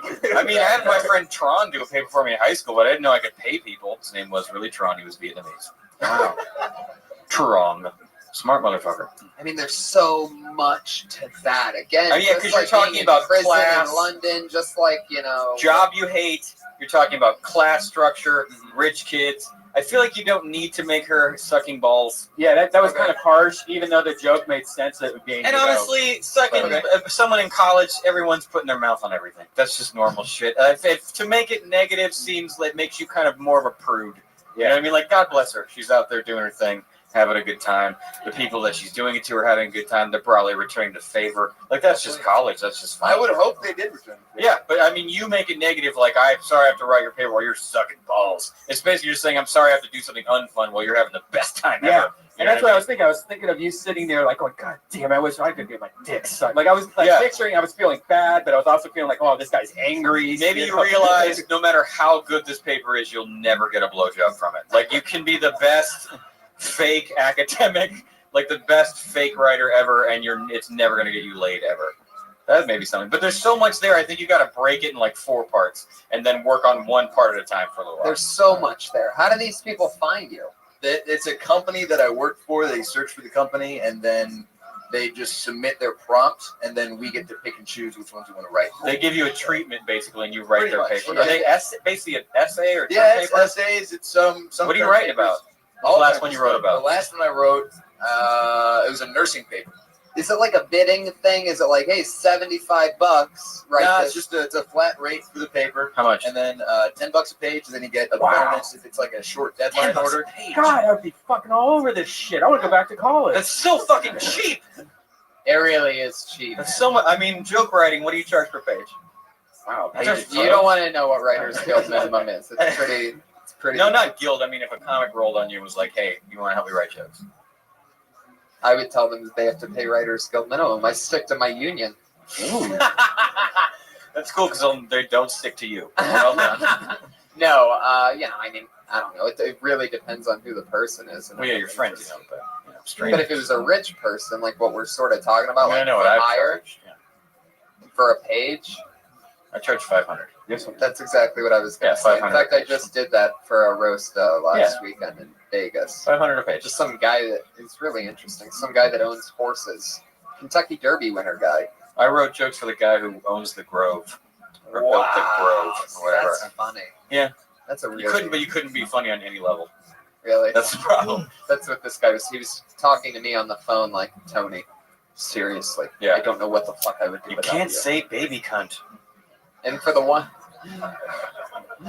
They're ones Shriners. that, I'm talking to Shriners.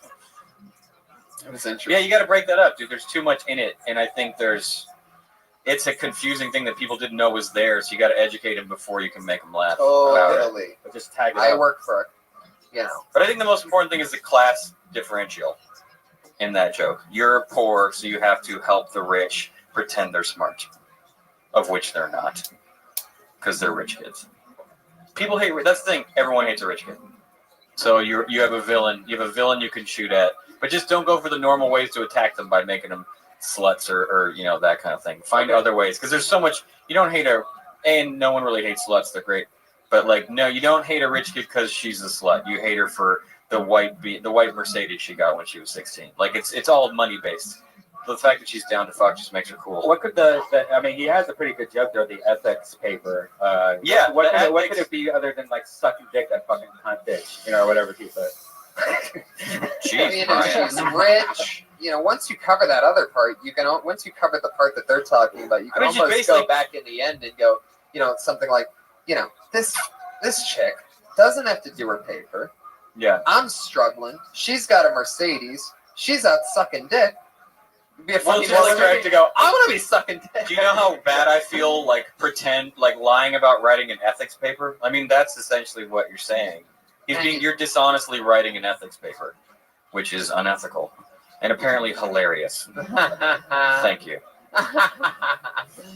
Maybe knee deep in dick. That doesn't sound so like knee deep in dick's a fun phrase. Yeah. There's so much there. You have a completely original premise. So congratulations on your job. $10 Yeah, a page. raise your price. $10 a page. Do you get rated like, oh, this guy has 5 stars? No, it's blind choice. It's up to the writers to choose the actual. What is the point of college? Does anyone ever go higher? Did they bid higher if they need it done tomorrow? Yeah, you it's get higher return if it's a rush customers? order, and we do. I guess I'm sure we have return customers. I had to write. How often do you plagiarize their plagiarism? Where you're like, I don't have time, you just steal someone else's.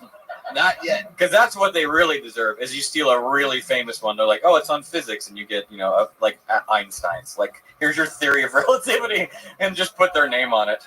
Did you graduate from college? Yes, I did. Clearly. How long ago? A year ago. Perfect. So, you know, you're still in college, and you got out of college, and now you're in college. Yeah. It's like that's like fucking crazy, man. Like, what'd you go to college for? To stay in college? Yeah, you graduated college, and now you still do homework. That fucking sucks, dude. The only good part about graduating college. Do you hate sex? What's the problem? When did you decide that my look would be the way to go as far as making it in entertainment? You're not wrong. You're not wrong. I'm just curious. You look like me. We didn't have a choice. All the fun and all the pussy, and you said, you know what I love about this college thing? Essays. Homework. I love homework. You know what's gonna get me laid? Essays. Let's do this. Let the pussy avalanche begin. Jay, you have a very interesting premise. Yeah, man. And you're young as fuck. You're gonna be fine. Oh, totally. Thanks, guys. Jay Light, everybody. Yeah. Jay Light. He's Jay at Light. Diet Jay on Twitter. That's Diet Jay. Gonna be asking you for a job in 6 years. Yeah, he's definitely got that kind of Yeah, he'll do fine. Totally. Showbiz charisma.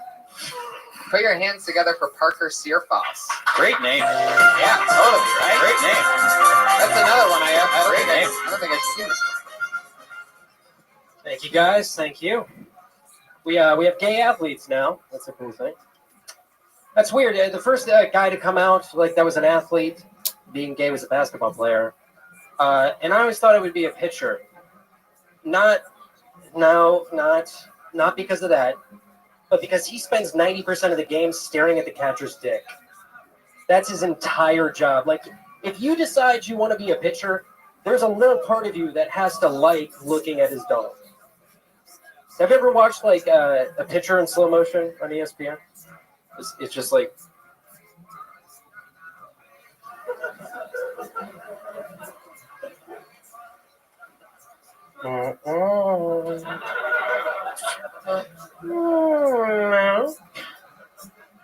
Oh yeah, that's the one, and he just rockets it right in there. Thanks, guys. I'm Parker Searfoss. Very funny. Okay. I support this. Yeah. Making sports gay gayer. Pitchers lick their fingers too. Yeah. You did a lip thing, but I feel like they do. You see it all the time. They lick their fingers, like really. That's like get it. That's where that's gonna live. Just like really go there. Would it be too much to put it in? There's no such thing as too much. Man, you got the spanking ass shit that they do. You got all They that touch crap. their dick first. They pick up a little dirt like an animal, and then they lick their hand. There's something I think to the notion that you're staring at the catcher's dick, and his dick is where his dick tells you what to do. It's your commander, because that's where the signals come out. It's like I gotta stare at your cock so I know what you want from me. You know what I mean? You It's gotta that. read the dick. Yeah, you gotta Gotta read tell the you what dick. to do. Like a dick translator. Yeah. It's like that gay pitcher would be answering the question, like, how many fingers do you want in your asshole? One, Three, spread wide, and you're like, fuck yeah, dude. 2, but over here. So yeah, I should Meet me in definitely the dugout. knuckleball. Let's do. And they share secrets. Just goes. Yeah, they always come up to each other. They have little talks. You know what I mean? I They have had a those thing little about that. I secrets. just didn't think I have time. Yeah, like, you look really pretty today. And then they go back. You know what I mean? Yeah. That's fun. Boom. There's a lot here. Like, I don't care that you have a mask on. You're still about to get real messy over there. Here comes my screwball. You know what I mean? Like, there's things. Yeah, and what if the catcher did the FU sign as a signal? What the fuck? It is a fun thing to confuse the audience sometimes and have them go, "What's this happening?" I just doesn't know. That's a good non sequitur. Fucking love you, Iron Patriot. God damn it. But yeah, I think the key is to have so much fun with it no one knows you're not a homophobe. And also, there aren't now gay athletes; they're just allowed to be. I take that out of the means. Like now we have gay athletes, like we always did. We just now they're allowed like to a better come in. Just don't fall into all the traps of like the hacky voice. Gay people. Yeah, or like don't talk about the ball. Like I thought for sure it was like he handles balls all day, and I was real glad that's not what you said. No. Like just don't fall victim to any of those things. Whatever your first idea is, throw it away, and then go to the fifth. Yeah, but definitely the conversation thing. I like that. And then the fingers. Matching outfits. Yeah. Oh yeah. Everyone's wearing a special hat. They always talk whenever the pitcher's upset, it seems too. So like it could be a support thing. Yeah, that's what he was talking about. He would whisper. Sometimes their friends gather around him, like gay dudes at a gay bar, like you're doing fine. You know, you guys are cute together. You're our favorite couple. And then they go, he goes back to it. Sometimes they call the whole infield in, like, guys, we need your support. Come on. Yeah. Basically, Getting the third base with a bunch of guys. And then they break up publicly and they bring in a new pitcher. Yeah, the relief pitcher. Yeah, the relief pitcher. Yeah, out of there. So not only are they coming out of the closet, they're coming out of the bullpen. Oh, snap. Yeah, and it is weenie night or whatever. Can I get a foot long? Opening day. Yeah. Oh, see, you're already on the right track. Oh, somebody's about to get some bobblehead. And we have a winner. Sauce at Great Fear guess. Sauce on Twitter. Tweet more of those gay pitcher tags to at Fear Sauce. I can't believe you got to be. 1 sec. Is your Red Hot Chili Peppers t-shirt ironic or sincere? You just like the tight fit on your good body. Whatever. I'm with you. If I was in shape, I'd do the same thing. I love it. I feel like this is really constructive so far. Oh, totally. I feel really positive about what we've been doing. Oh, absolutely. We haven't been mean, you know what I mean? Well, you know. Well, look, I mean, sometimes the truth is hard to hear. Hey, you guys remember what Tommy Morris said? It's a Let's sin. try to never remember what Tommy Morris said. But listen, he was on our show and he said He doesn't even remember what he said. He said it's a sin to praise mediocre comics. Wow. Okay. It's a So sin we to don't praise wanna see- mediocre comics. Wow. It's not Less just they can that. get me weighed. Your next comedian's name is Kyle Everett.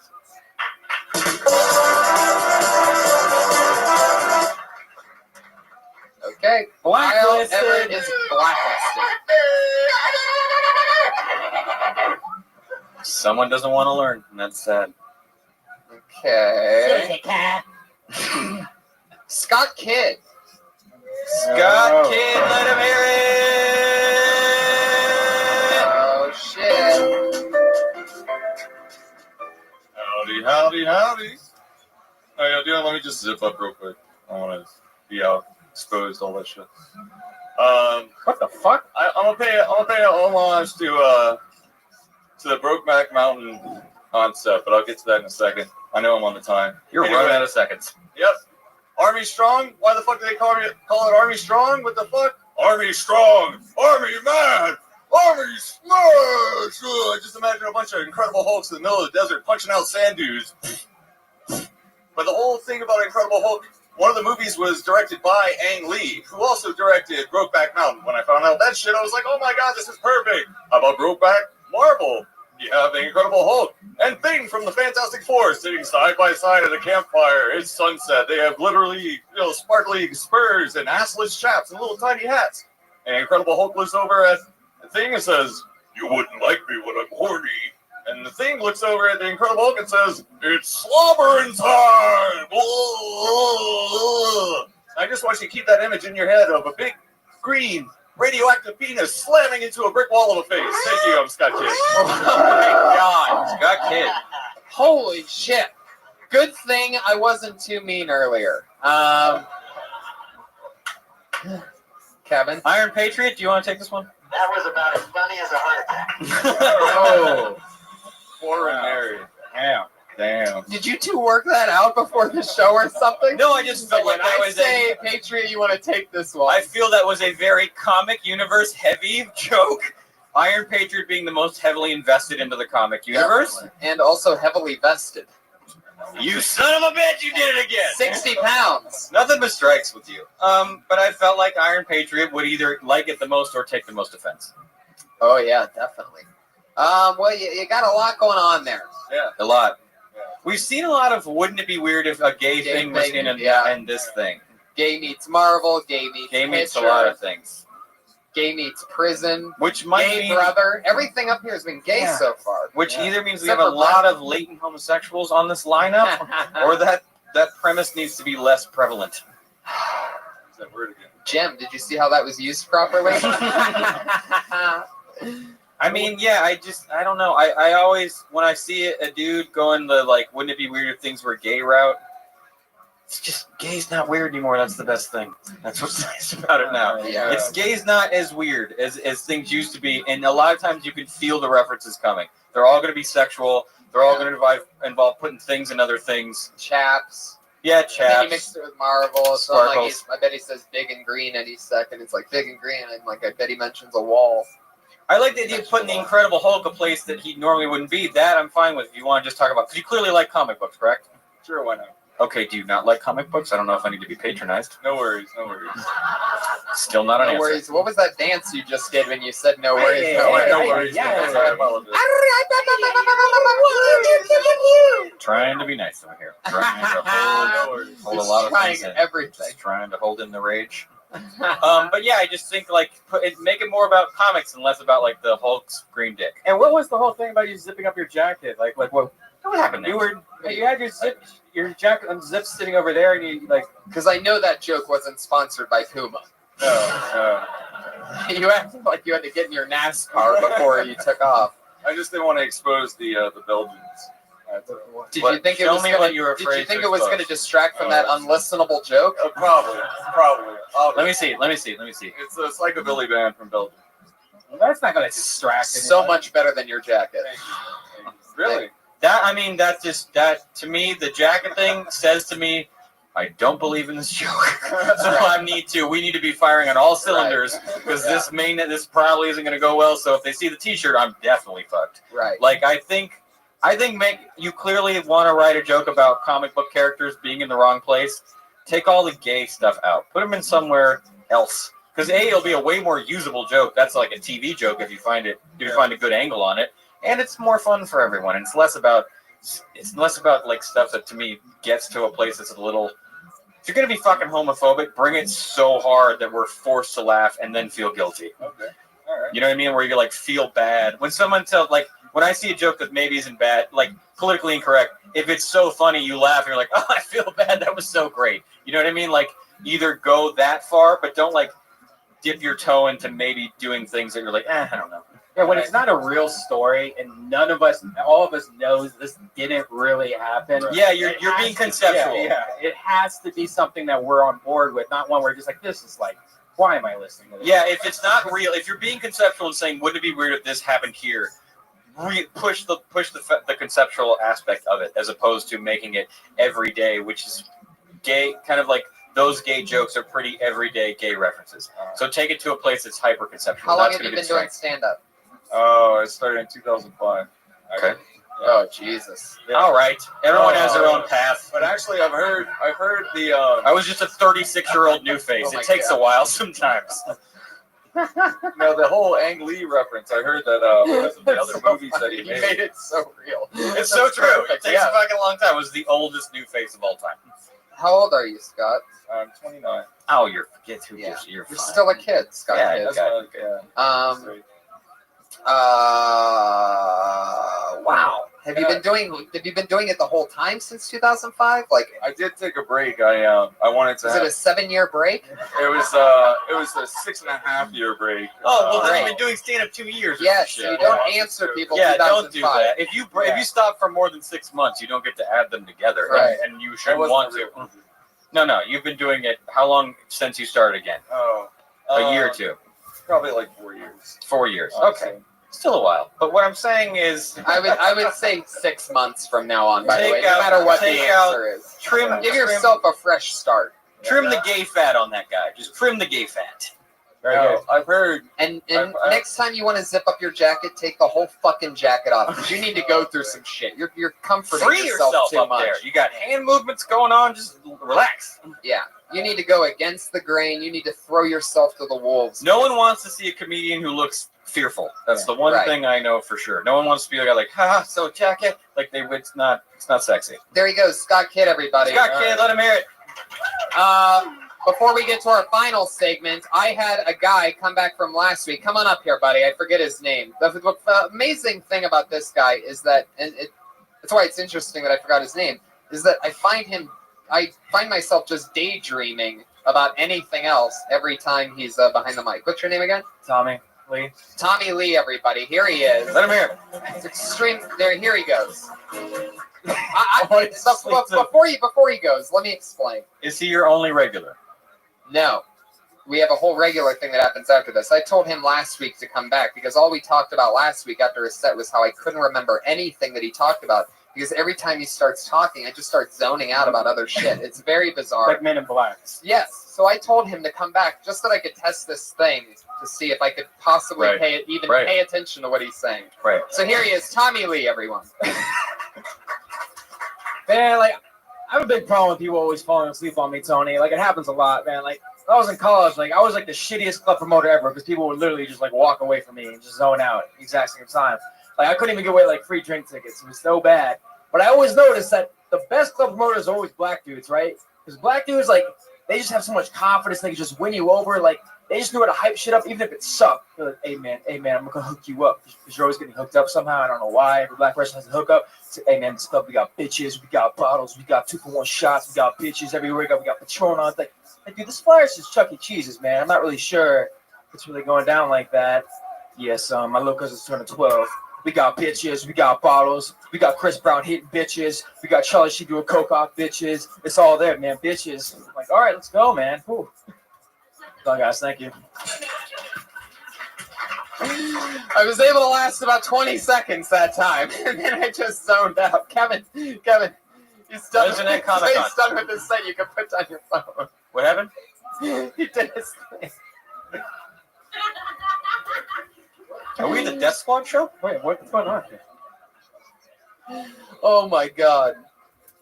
I honestly, I think that you're right. They do oversell shit. That's funny.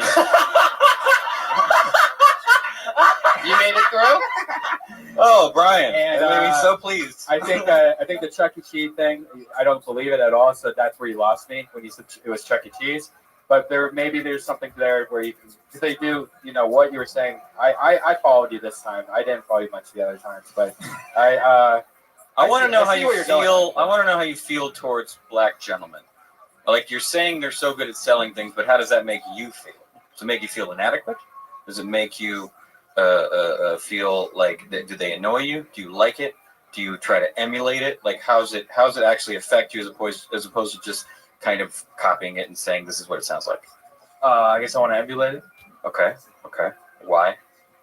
Because it's awesome and I can't do it. What's awesome about it? The fact that it's working, or the fact that it sounds cool? The fact that it's working and I couldn't do it. Like when I tried to do it, I was really bad at it. But it's like these guys, they were just always so much better at it than me. Like they were just, I don't know. So, like when you would try, how would that come out? You were like a cuckolded husband. But when I tried, I would just be like, cuckolded is.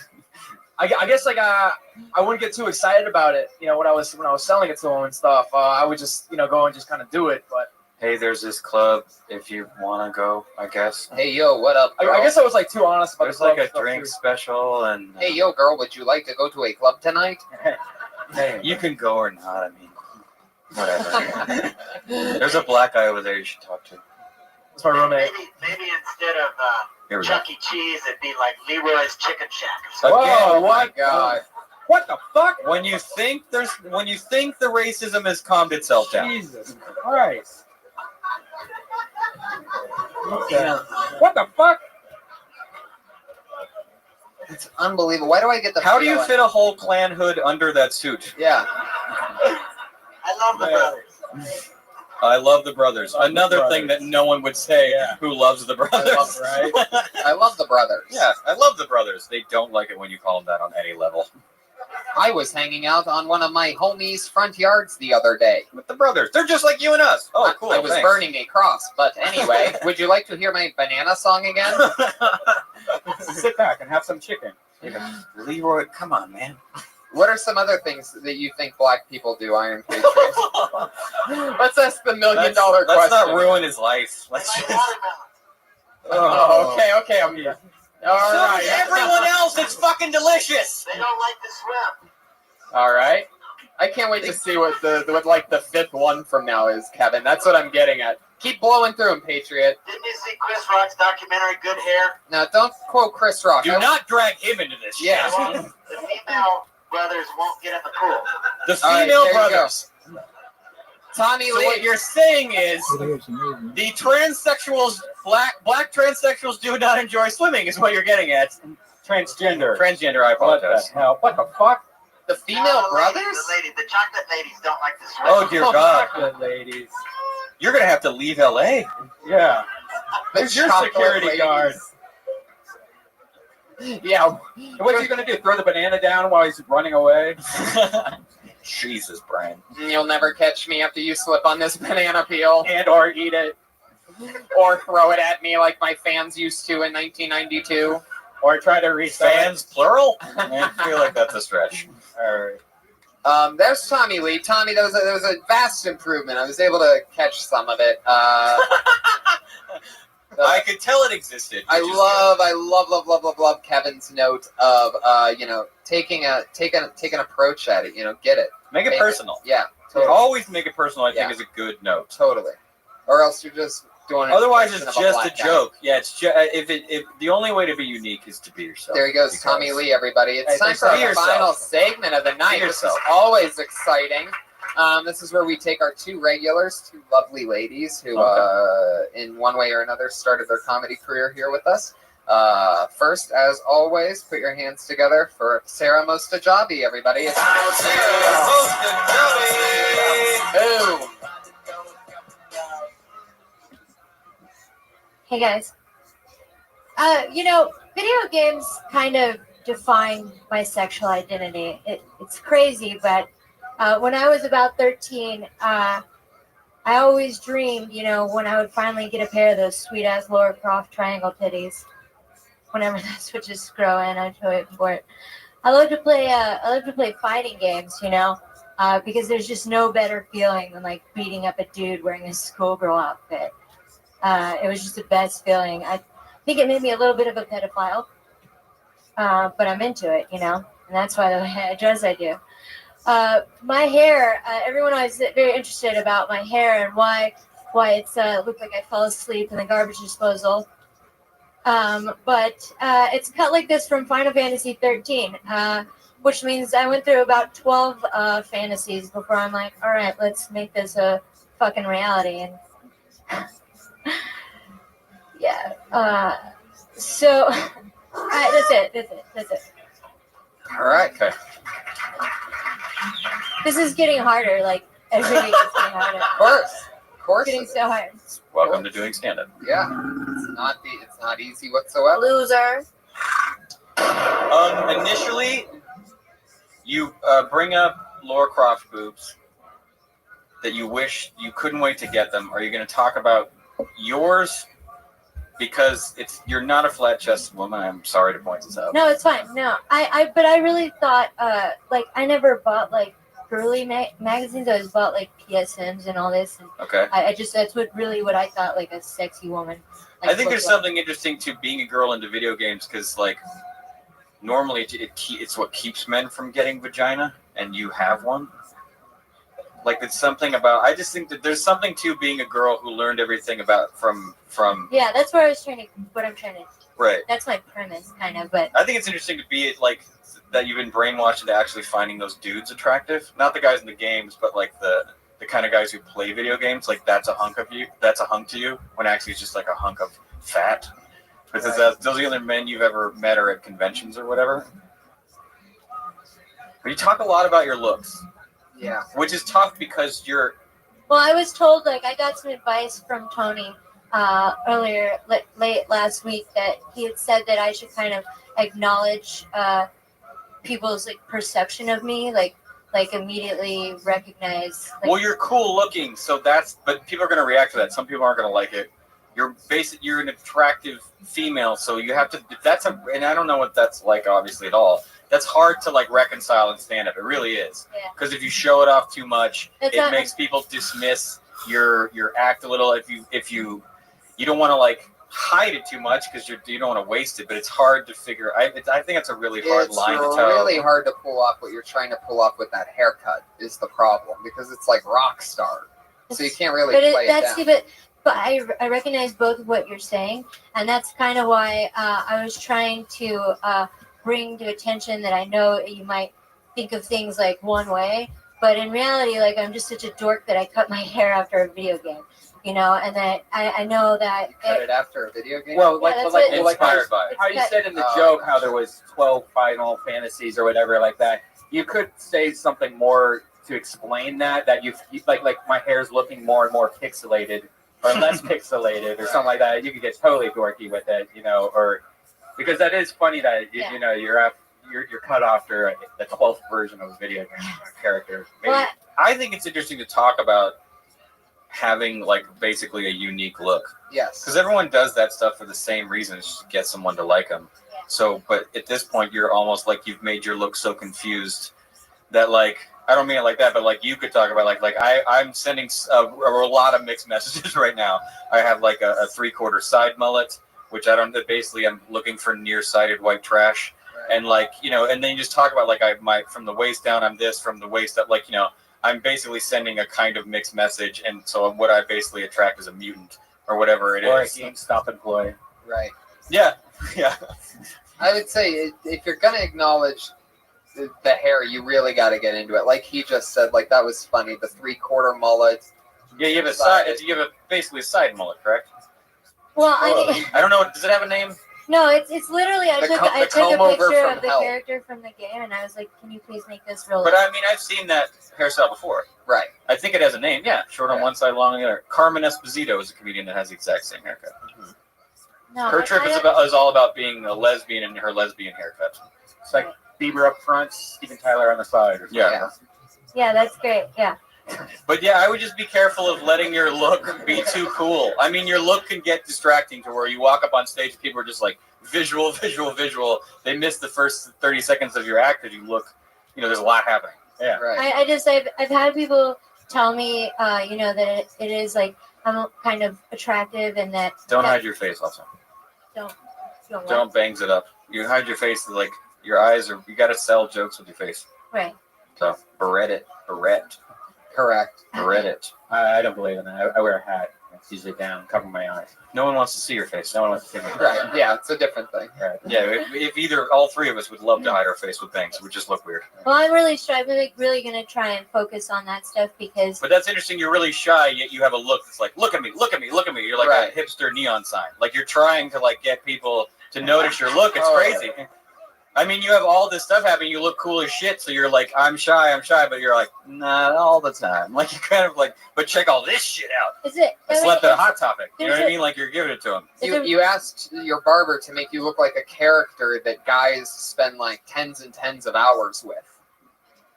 And now you're surprised. That's very valid. Guys are like, hey, look at you. You're hoping to find the guy and create a visual trigger where he's like, oh shit, my wife. Because he's just been like making her move all the time. He's like, I made her move. Maybe I can make you move. I can Let's control dance. this one. Yeah, I can control this one. Watch BBA. Oh. Yeah, he just walks up to you and starts pushing buttons, and you're like, I'm not. It doesn't work that way, but that's sweet. Right? Yeah. There's a little something there, but there's a lot to beat out. You already have a brand. You know the video game thing. You could beat out the I like whole... that you completely stayed away from the Persian thing. I think that's the move, too. Yeah, I made the wanna mistake dabble of in it. doing that in a different episode, and I was here. I know what David Taylor does. Don't take that completely seriously. That's just his. It has more to do with you being a woman than anything he said on stage.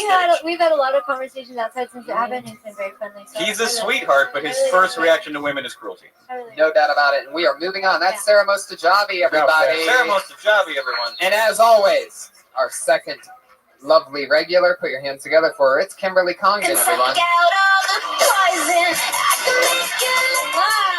Hello. I moved to LA a couple months ago, like 3 or 4 months ago. I've been having a lot of problems with my landlord lately. And that's because I'm not supposed to be living there.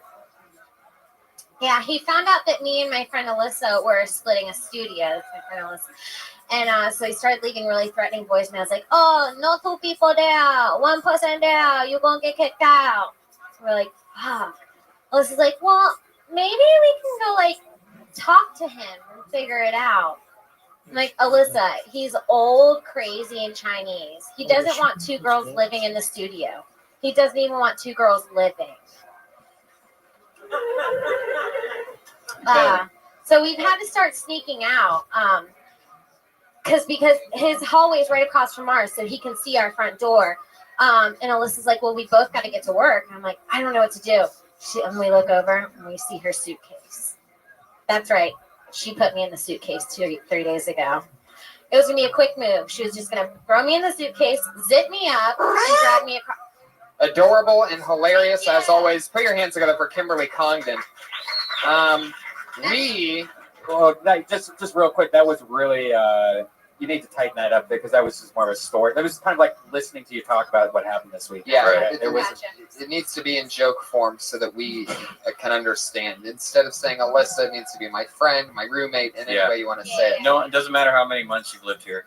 Totally. Cool. Trim out all the bad stuff. You know what? Kevin and I are going to tweet our more input about that to you because we have run way over our time this evening. Yeah. And Kevin, is there anything you want to promote or anything? I'll be at UCB the 15th with Natasha Leggero. I'm on a Showtime show. Starts in September called Masters of Sex. I love it. Put your hands together for Kimberly Congdon. That's Kimberly Congdon on Twitter. At Sarah Dresses on Twitter. Comic Patriot on Comic Twitter. Patriot on Twitter. Tony Hinchcliffe and Red Band. As always, thanks for listening and thanks everybody for coming out. Thank you, everyone. Thank you very much, everyone. I'm back every Monday for Kill Tony, and we're gonna have the Ding Dong Show next. So stay tuned for the 10 o'clock.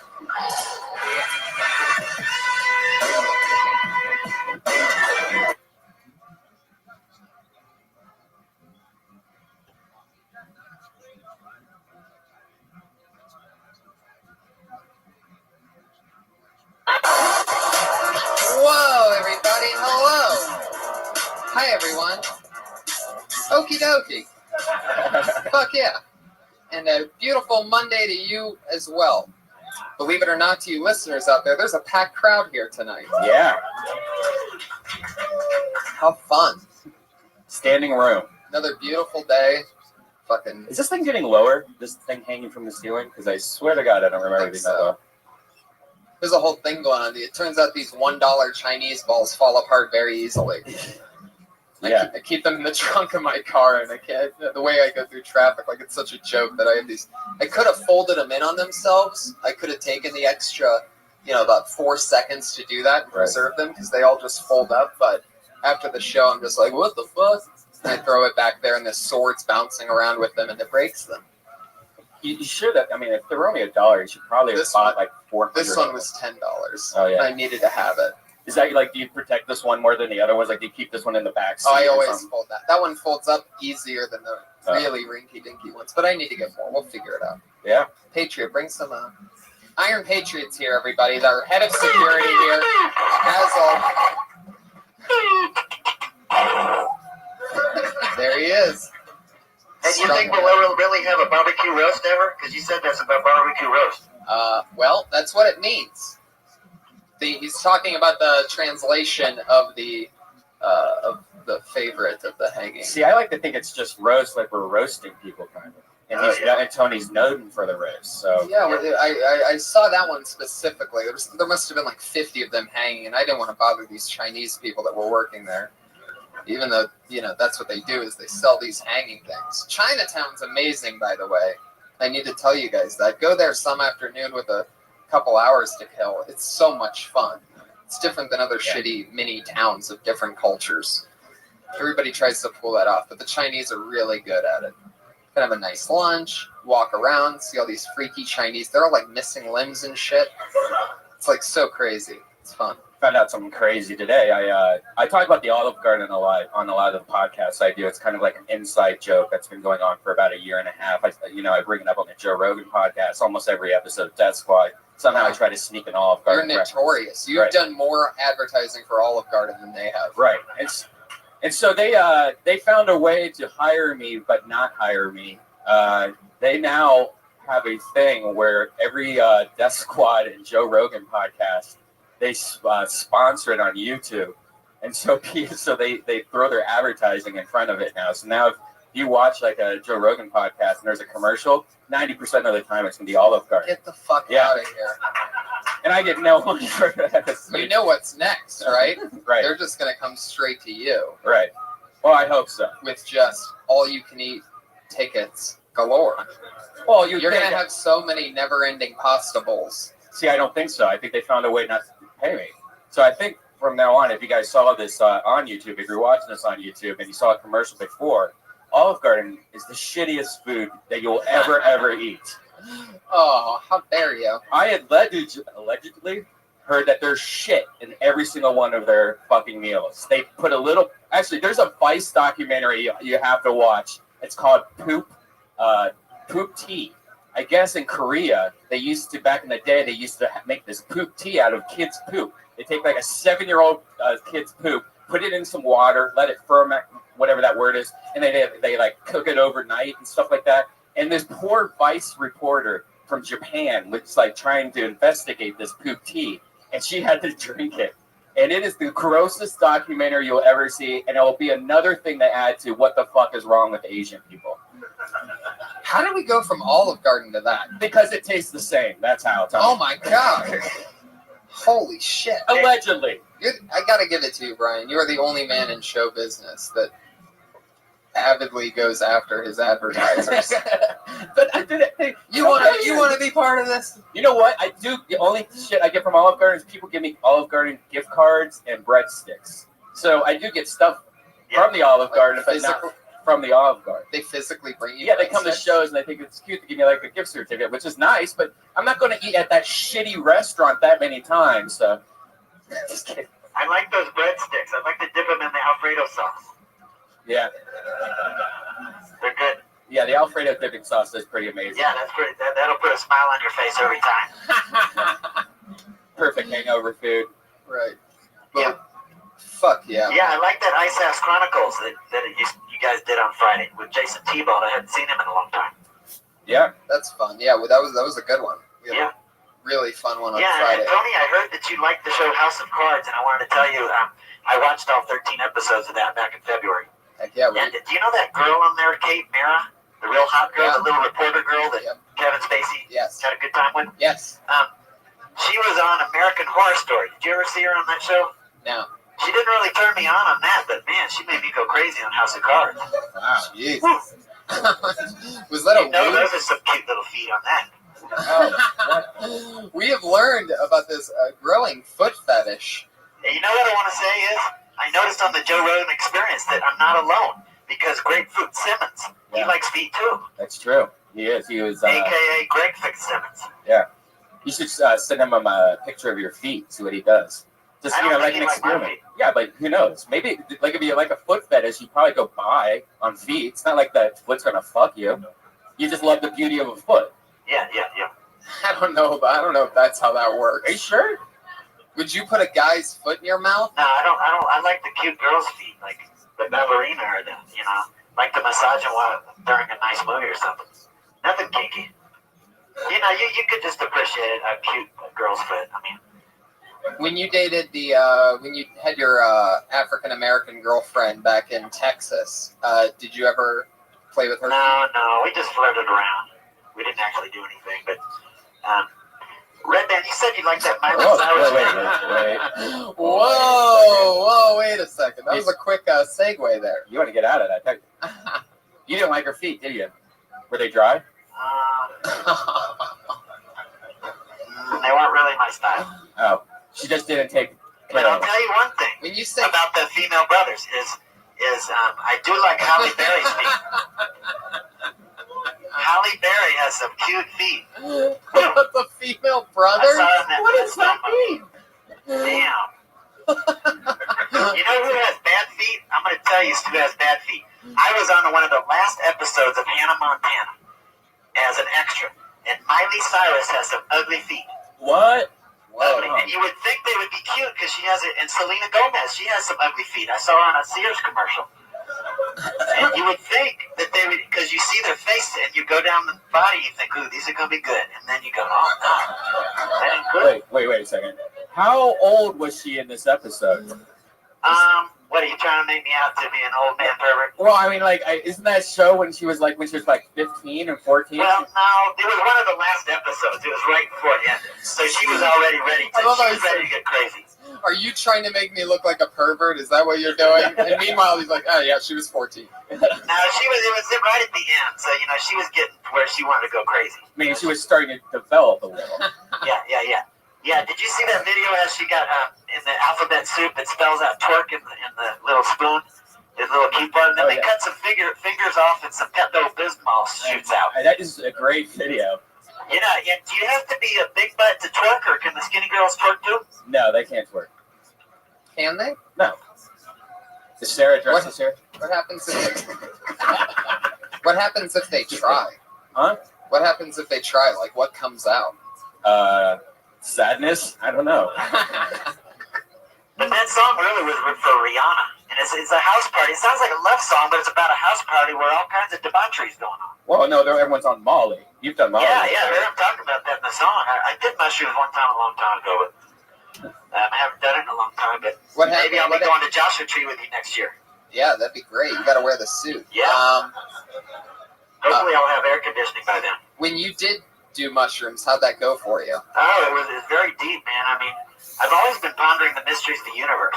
I mean, you do realize, Tony, you're inside your own bubble, and I'm inside my own bubble. And we're each filtering in our perception of reality through our belief system. Fuck yeah, everybody. There you go. It's like, you might not see the same thing I see tomorrow. You might see Obama get assassinated, and I don't even see that shit. Whoa, hey, now we're... It's an example. Wait a second. Why would any of us see that? It's just an example, but when you see me... Oh my God. Just you say... Do you guys realize that if Obama got assassinated tomorrow, we're all going to prison? Do you guys understand both you saying that now put Death Squad on some kind of government list? Yeah.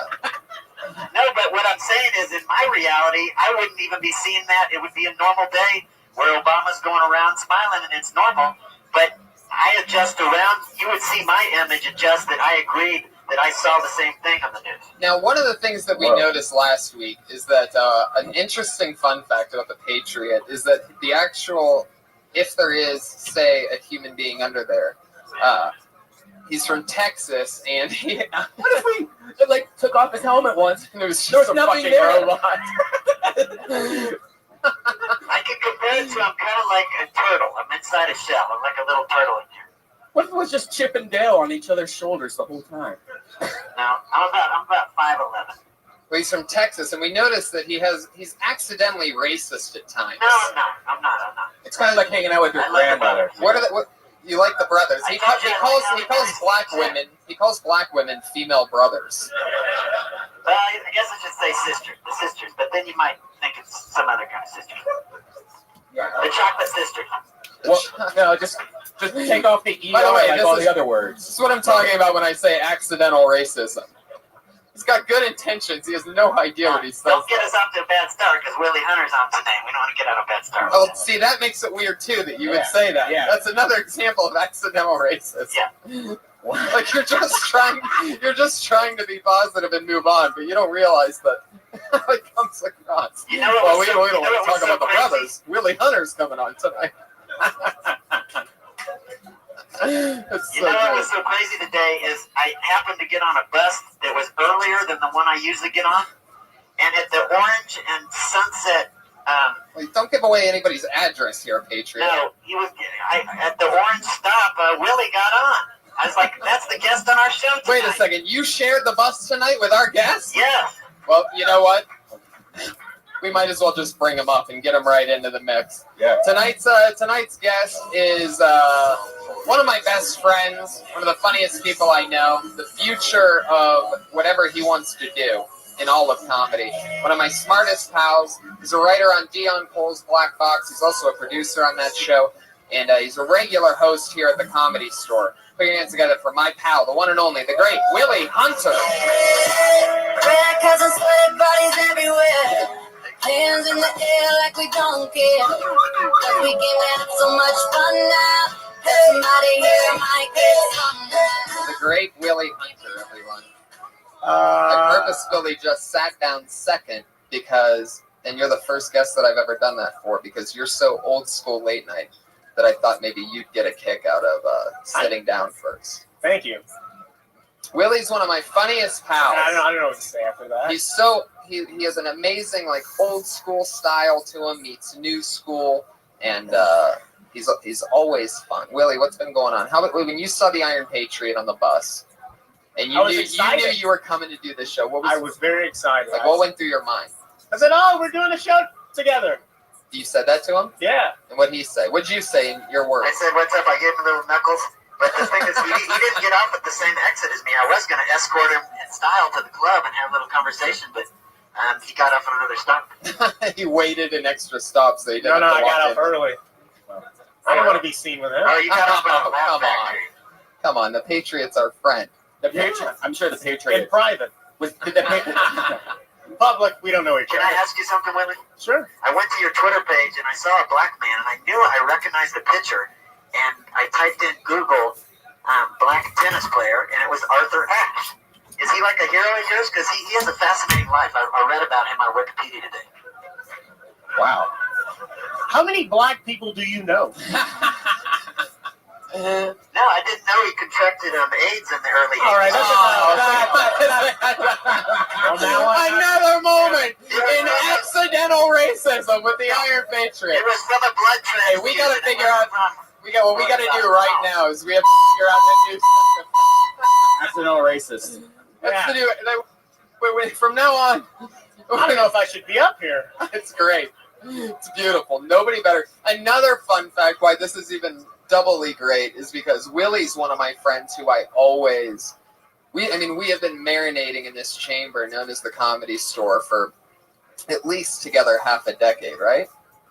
Yeah. Yeah. It's been over 5 years since I've been on there. Yeah.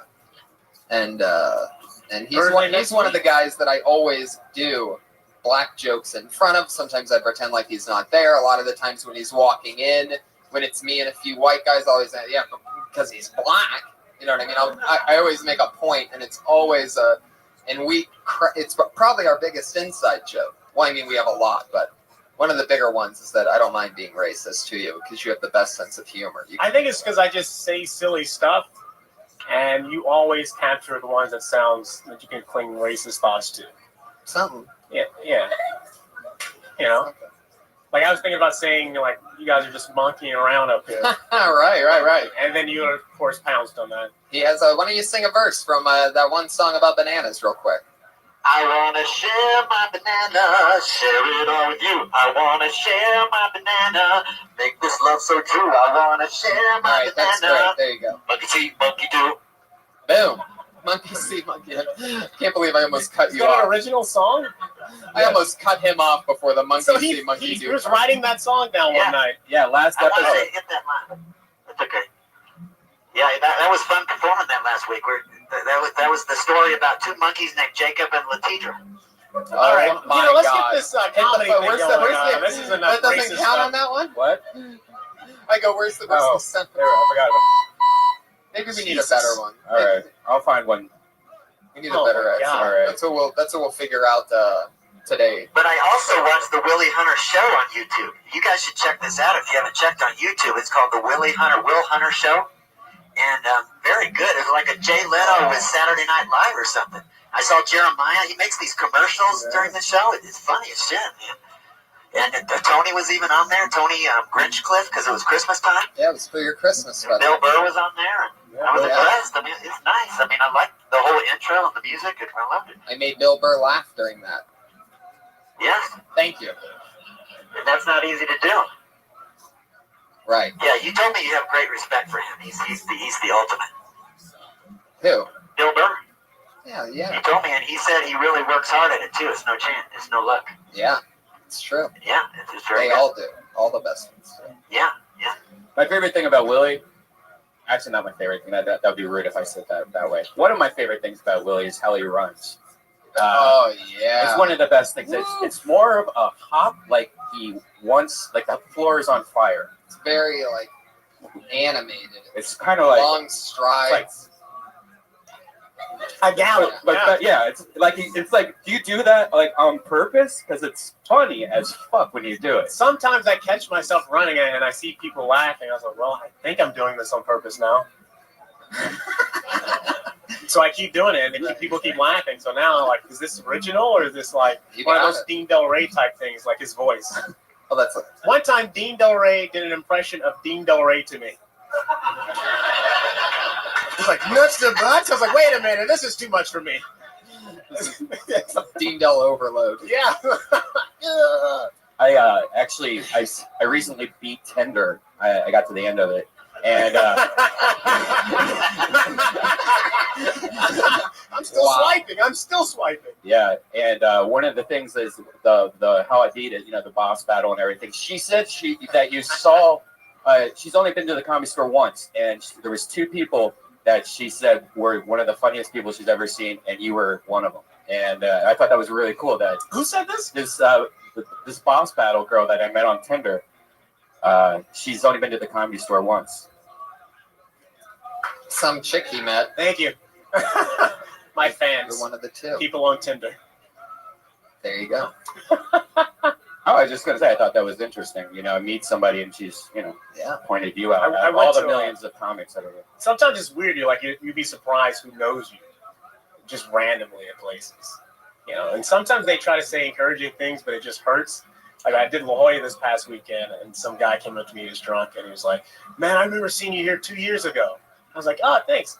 Leaps and bounds, man. Leaps and bounds. I know, right?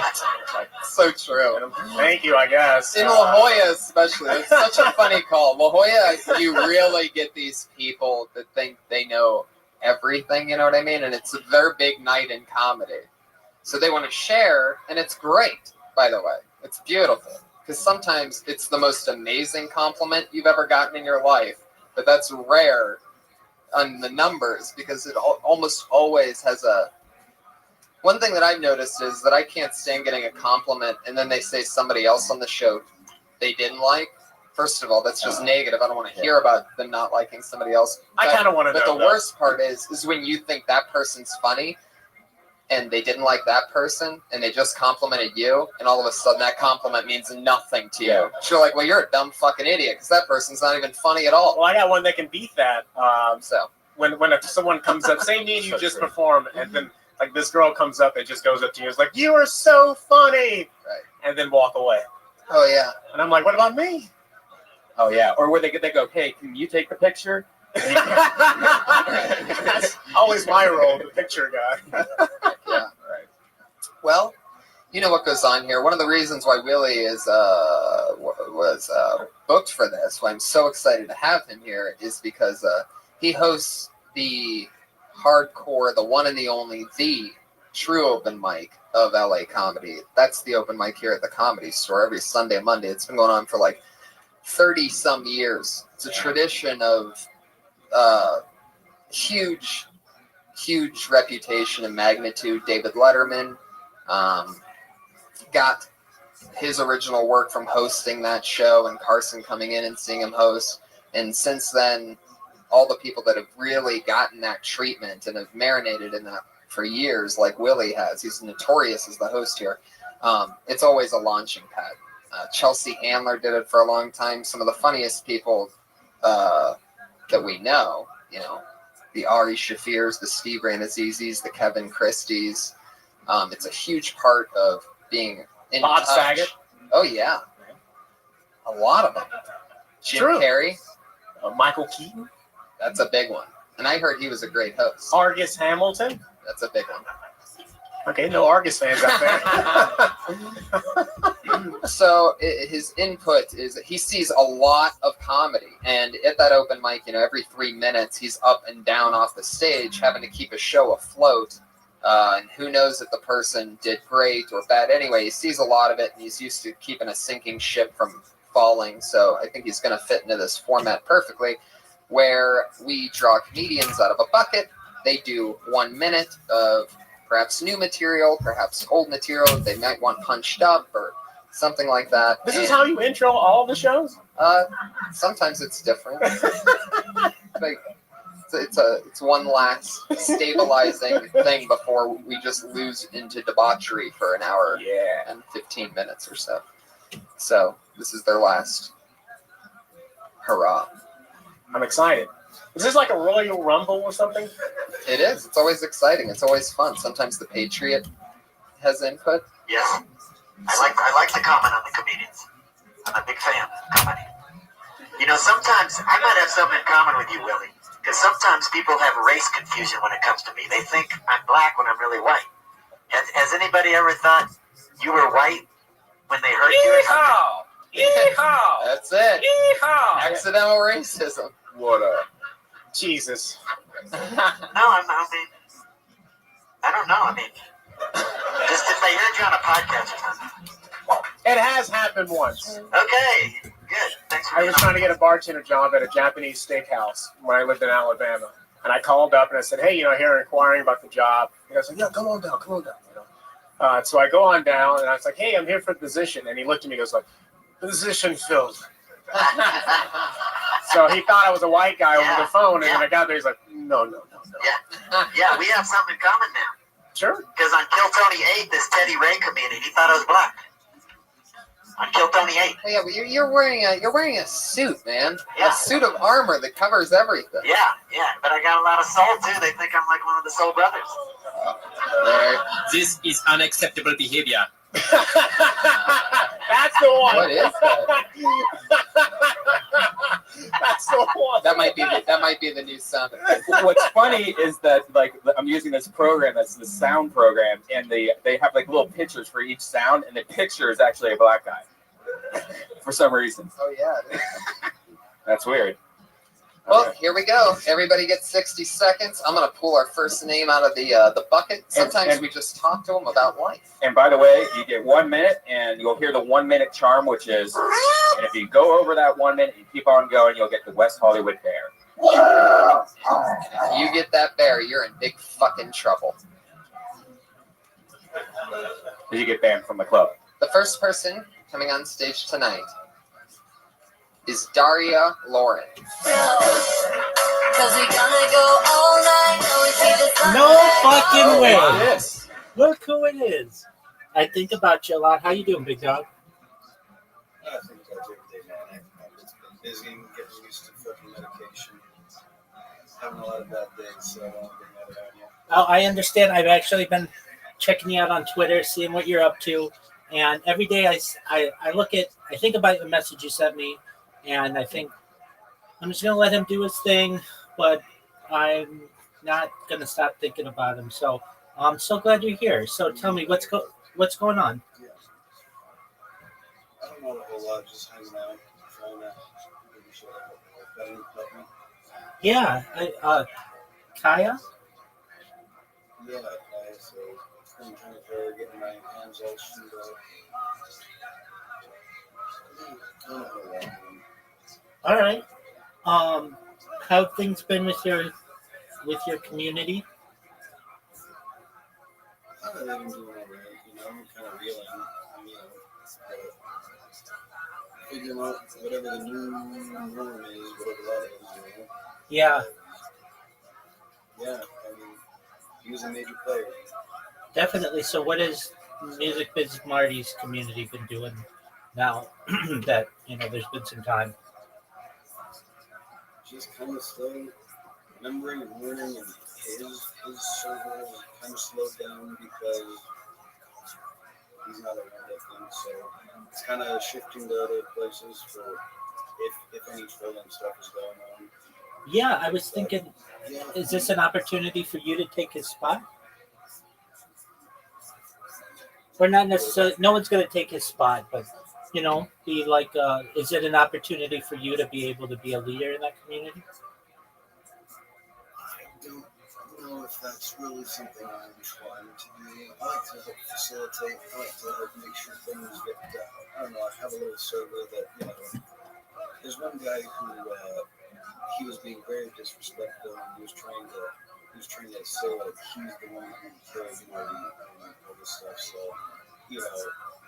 we ended up getting together and making sure he had a rough couple days. But besides that, I don't really want to. I'm not trying to be the face of anything. I gotcha. Well, I've seen you. I've seen what you posted on Twitter, so it seems like you're. I was just checking in to make sure that you were still going, and I'm glad to know that everything's good. And On Twitter, I've been retweeting things. Exactly. Very well. Yeah. How's your medication been?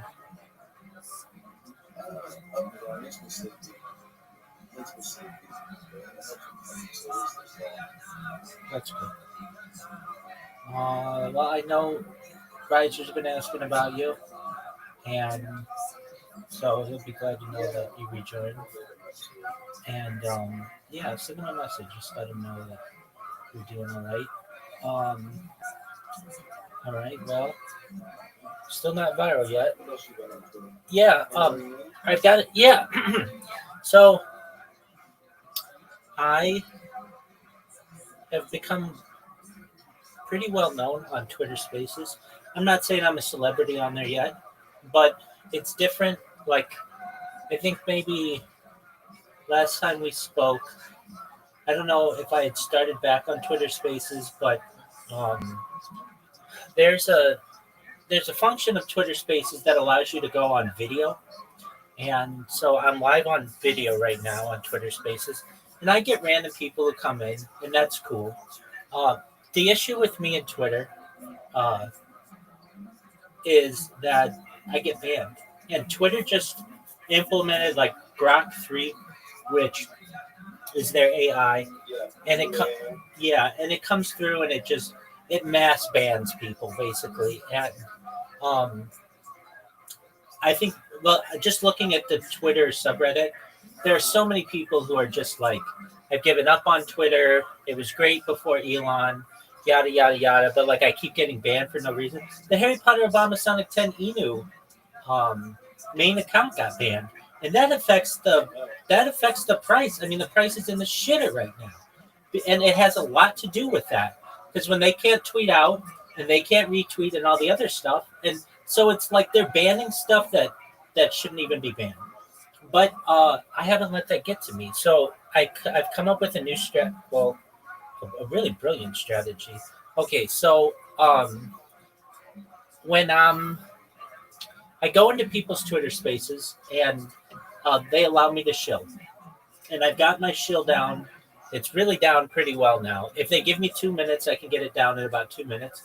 And I basically just talk about my project. I get a bunch of people to follow me there, which is fine, but I know they're going to ban that account maybe not today or tomorrow, but maybe next week. It's not like I can get an account like with any traction, but that's fine because the fact is they're just starting to remember me, and they'll let me up and talk.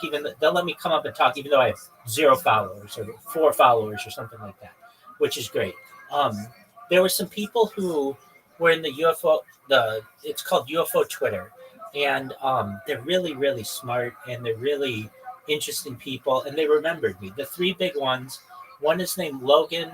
The other is Red Panda Koala. He just had his YouTube ban, but he's a big Twitter space leader. And then the other is Mellow. And it's like these 3 guys run UFO Twitter, and they let me up whenever I want to talk, and they like me to talk. I mean, and I'm not like when we talk to these people and UFOs and stuff, it's really hard to get out any new information because it's like, well, like someone will watch a documentary and they'll come and talk about it or whatever, or they'll have some expert on. But nevertheless, they let me come up and talk. So that's one community that I'm like pretty solid with. The other communities, the big one is the cryptocurrency community, and I'm allowed to go in there and in a lot of spaces. Like I was in one this morning, and I just sometimes I show myself, but I know that like that gets boring and people start to know exactly what I'm going to say. So I'll just go in there and just thank people for their support and also for hosting the spaces and stuff. Okay, so what I did is I built. Okay, I've got 2 different. Okay, I don't want to say it. We got 3 laptops. 2 of the laptops are have robots on them that just put me in a Twitter space, and people see my profile picture, and I'm doing everything I can to just build impressions that way, so that when I go into some random ass person's Twitter space, they're like, "Oh, I've seen your profile picture around, what's going on or whatever." It also gets people's attention because it's red and yellow, and it's just really bright. Then I have another one that I just created this morning. That is just randomly messaging people direct messages on Twitter. And like no one else is just going to send you their ID, but I send people my ID and I send them just this little blurb about myself with all my social media and stuff. It's just getting people's attention. And I've only started doing that for the last like hour and a half or so, and I've already gotten some replies. So that's really great. And it's a really simple robot. Then I have, let's see here, 4, 5, 6, 7, 8, 9, 10, 11, 12, like 12 other devices that are that I just put into people's Twitter spaces and just leave them. And I'll leave them all day. And I'll check up on them. They're not, well, some of them are robots, like of the 12, 1, 2, 3, 4, 5 of them are robots. So I don't really have to do anything with those. And then the other 7 are, when I say robots, they're just like automated. And then the other 7 I just have to manually do. But basically, I'm just becoming like pretty well known on Twitter Spaces by just being omnipresent. There's a guy who I really like. He used to just call me, I say used to, I mean, he's still around, but he calls me the omnipresent rabbi, that I'm just everywhere. And I do my best to do that. Then I've got another device that is currently doing Twitter Spaces 24 hours. So I've done Twitter Spaces for 24 hours straight since like February 14th. And those are on video, which is different than anybody else's Twitter Spaces, because I don't know if you're aware of Twitter Spaces, but it's generally audio. But I make mine video, which gives me an advantage. And then, and then I really upped the amount of YouTube streams I've been doing. So I was running into this issue, and I've been running into it for 3.5 years, where YouTube, if your internet cuts out for any reason, or your device just cuts out for any reason, it stops your stream. It's very annoying because it doesn't tell you that your stream stopped. So it makes you think that it's still going. So I've been using Restream.io, which is really great. And I doubled all my streams. So I'm on like, pardon me? I should look into it again for the sole purpose that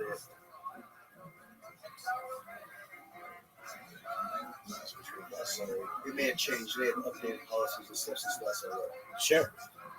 It's been really great software. So now I'm live on 16 different YouTube streams, which is like obviously overkill. Nobody needs that many. But when people start to check out who I am, they're like, wow, this is. I mean, before I was doing it with like 8 and then 10, but now 16 is a lot. It's great. And then if any of my accounts get banned, I've got like backups of all the backups and everything. And so that's been good. Now, some people started a cryptocurrency named after me. And they gave me 20% of the supply. I wasn't really happy that they did it because they had talked to me about it beforehand. I mean, yeah, that makes sense. And they either, I don't know what exactly happened. Because I was looking at it and it doesn't look like the same cryptocurrency that like, I don't know. When I look it up, it rugged, but not because of me. I'm still holding 20%, which is like $2,000 or something like that. But I don't know why it's not. It was available on Dex Tools, but now I can't find it anymore. I'm not sure if it's the same one. Literally, these random ass people came into my Discord, or not Discord, my Twitter space, and they're like, "We started a cryptocurrency for you 3 days ago." And at the time, it had like a market share of like 13,000. And I didn't want them to do that because I'm like all in for Harry Potter, Obama, Sonic, Tanino. But there's nothing I can do. It's one of those things that if somebody wants to name it Rabbi Rothschild coin, there's nothing that I can do about that. So I think it's the same one, but I'm not sure because before it said Rabbi Rothschild coin, and now when I look it up, it just says Rabbi. But and also that one's from like May, and so I don't know. That could just be a different rabbi's coin. There are a couple other rabbis who have them, but it just tells me that more and more people are starting to find out about me. Now, as for the Harry Potter, Obama, Sonic, 10 Inu crew, we've got like last week we had it's called like Crypto Hong Kong or something, and the developer Morelight was there, and then there's what is it called? ETH Denver, which is like another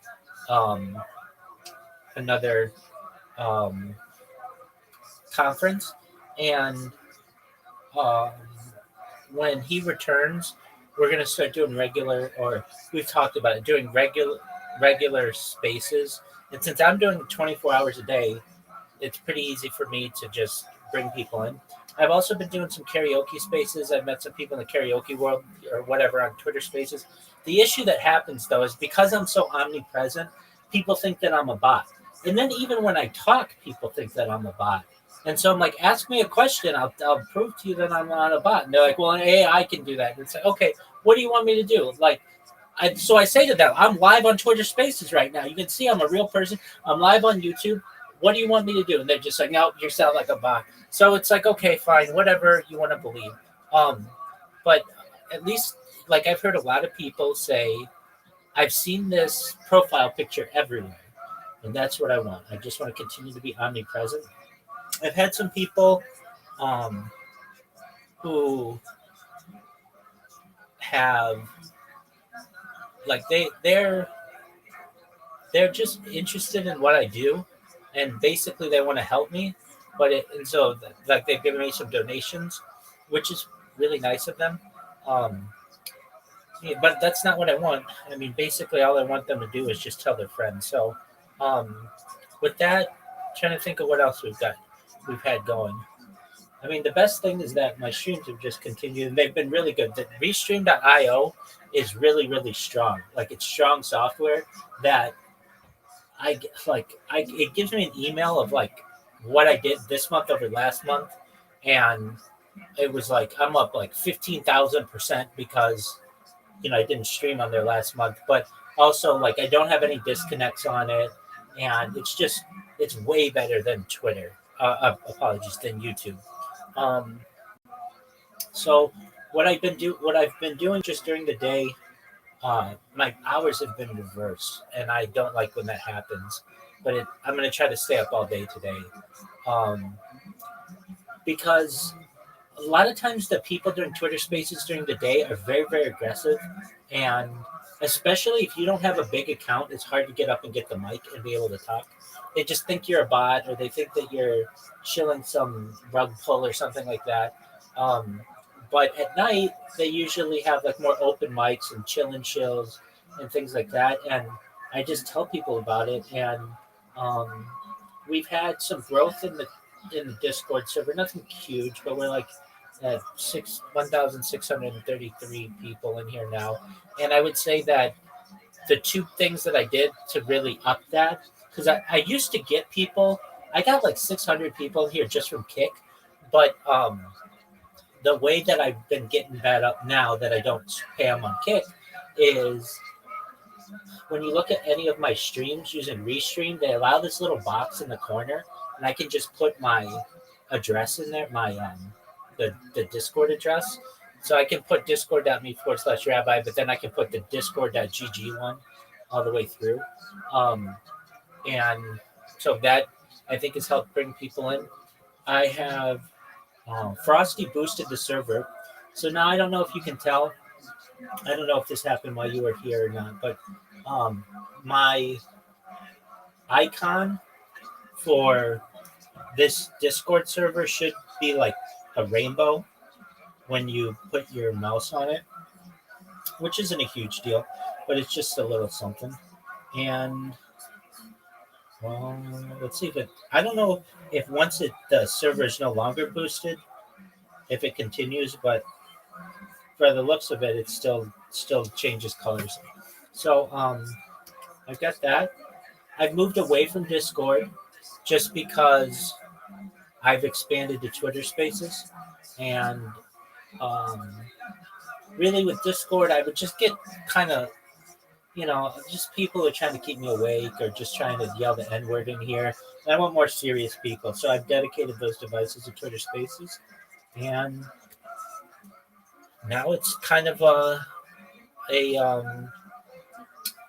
game where I go and just show myself on Twitter Spaces and watch them kill Tony and go back. When it comes to that kind of stuff that I've been watching, I've started Kill Tony from the beginning, and so I've really been able to see the show evolve, which is quite interesting. I never was a huge Kill Tony fan, but I've noticed that I like it a lot more than just watching a normal podcast because it's always changing. They always have new people or whatever, and they're trying to make you laugh. And while some of the jokes aren't always that funny, it's just interesting how they handle some of the people. So yeah, I would have loved to have been viral by now, but it's all a process, and just really trying to get as well known on Twitter Spaces as possible. Do you do Twitter Spaces, Caspian C? No, not really. I understand. I shouldn't work. I want to, but it's tough to I don't know. It's not easy. I'm on Discord so much. It's tough to get off it. So I get you.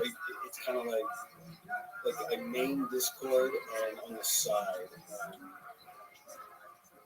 I'll do Twitter on the side or something. Right. And the people on Twitter, they're kind of always shilling projects and such, and if you're not super into cryptocurrency, it can get boring. But there are a lot of interesting discussions that happen, so I would say that it's good.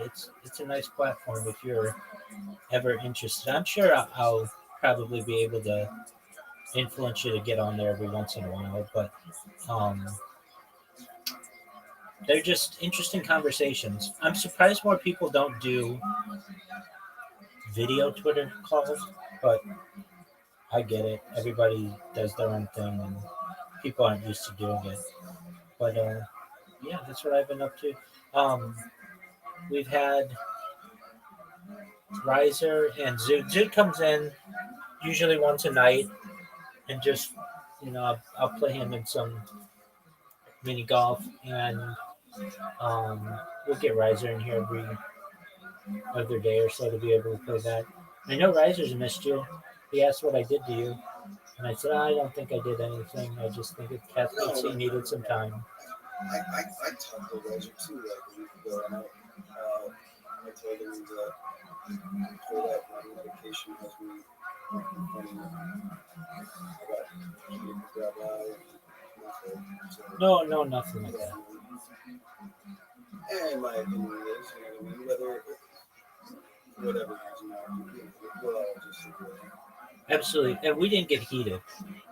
I think we handled ourselves in very professional manners. you know, you know, I understand. That's okay. you're the best, Rabbi. Oh, I appreciate that. You know what I really, one thing that I've been doing that is, I think, pretty big of myself, if I do say so myself. I know that's not the most humble thing to do, but I've been going into Aryan race and like white power Twitter spaces and just going in there, introducing myself, and saying to them that while I may not agree with what they have to say, I'm glad that they have a platform to be able to say it. And they've been really nice to me. Like these are people who straight up do not like essentially Jews of any kind. And but they've been really nice. When I do that, I get a bunch of people following me. They're like, I can hear it in their voices. That I tell them, like, your leaders are very dedicated to your movement. I see that they're on 24 hours a day. They have their own radio stations on here. And I just want you to know that while I don't agree with what you have to say, I'm glad that we have a platform for you to be able to say it. I'm a free speech advocate. And when I say that to them, they're just like, oh my word, you are so nice. And they're like, they've been, I mean, I've only done it a couple of times, and sometimes they won't even let me talk, but I've done it to some, and they're just really nice. I shouldn't say they're really nice. They have really appreciated what I've had to say. And I don't go in there and like antagonize them, and I don't troll them. They may think I'm trolling them, but I just, I go in there and, do my best to just kind of provide an olive branch to them. I've been doing the same in Muslim calls, just saying to them that, well, I understand that we don't have a seemingly commonalities. We are all Abrahamic religions, and I want them to know that I am glad that there is a place for them to be able to have their discussions. And if they ever need me, I'm here as a friend. And they want me to like have all these discussions on these geopolitical topics, and I just say that I want world peace. Whenever they bring that up, I just say I just want world peace. I don't want anyone to die, because how are you going to fight me on that? They want me to publicly denounce things, and I'm just not going to do that, because from either side, one person's terrorist is another person's freedom fighter, and I understand that. So I just want world peace. I don't want anybody to die, and they recognize that. So with that, I'm happy with how these bots are going. Actually, the thing that I was gaining some traction last week before I got one of my Twitter accounts banned. I say like I'm gaining traction, like I think with you, the most amount of people I had on Twitter was like 500, and then I got that account banned. Then I'll just get other accounts without even following a single person. They'll get like 200 followers, and then it'll get banned. But I kind of come up with a loophole in the whole banning system, which is you can still shill. You can still go into someone's Twitter space and talk with a brand new account. You can't necessarily follow people, and you can't necessarily send messages, and you can't necessarily post or repost or bookmark or any of that other stuff, but you can talk on the Twitter space. And I find that to be very beneficial, because then I'm able to still shill my project and so like simultaneously, there's something I think I've told you it before, but there's something called Spaces Dashboard. Have I told you about it? So it, check that out. That's how I went in the search and saw you up with those things. okay, excellent.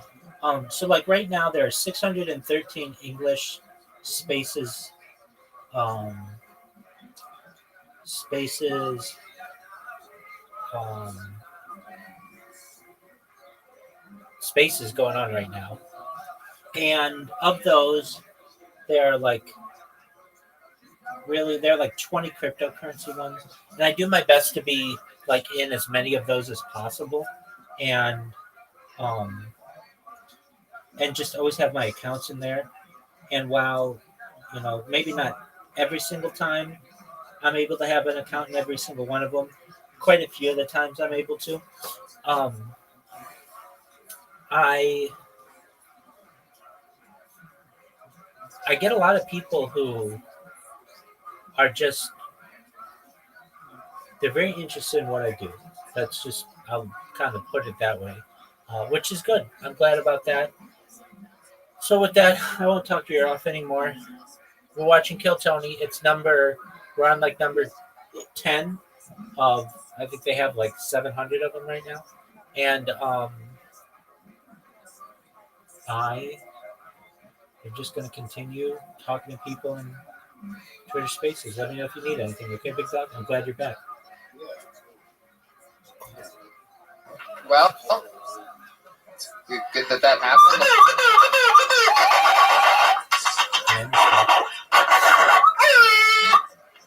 You know what that sound means. She just got blacklisted from the show for life. And Bobby Lee. Whoa, for life? For life. That's how Bobby Lee. And they're banned from the Comedy Store for 4 months. Man, you guys should show up for this thing. Your first comedian tonight is Lil Bro. Here he comes. I just realized, man, being out in LA, that there are no gay men out in LA. Just men that just gave up from trying to get laid. You know, it's like it's so hard to get laid out here by a woman. They just give up and just, hey, man, you want to sleep with me? Fuck it. Let's do it. You know, I'm thinking like when they think they're not gay, like you may not be gay, but the dude sucking your dick is. Like you might not be gay, but dude sucking your dick, he's definitely gay as hell.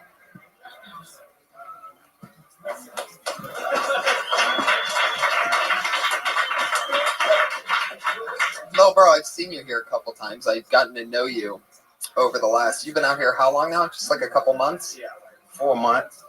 Yeah. Very, very funny. We always make fun of each other in like the parking lot. We go off on these what do we call that? What's it called again? Bagging. Bagging, that's right. That's how cool I am, is that I forgot the name of it.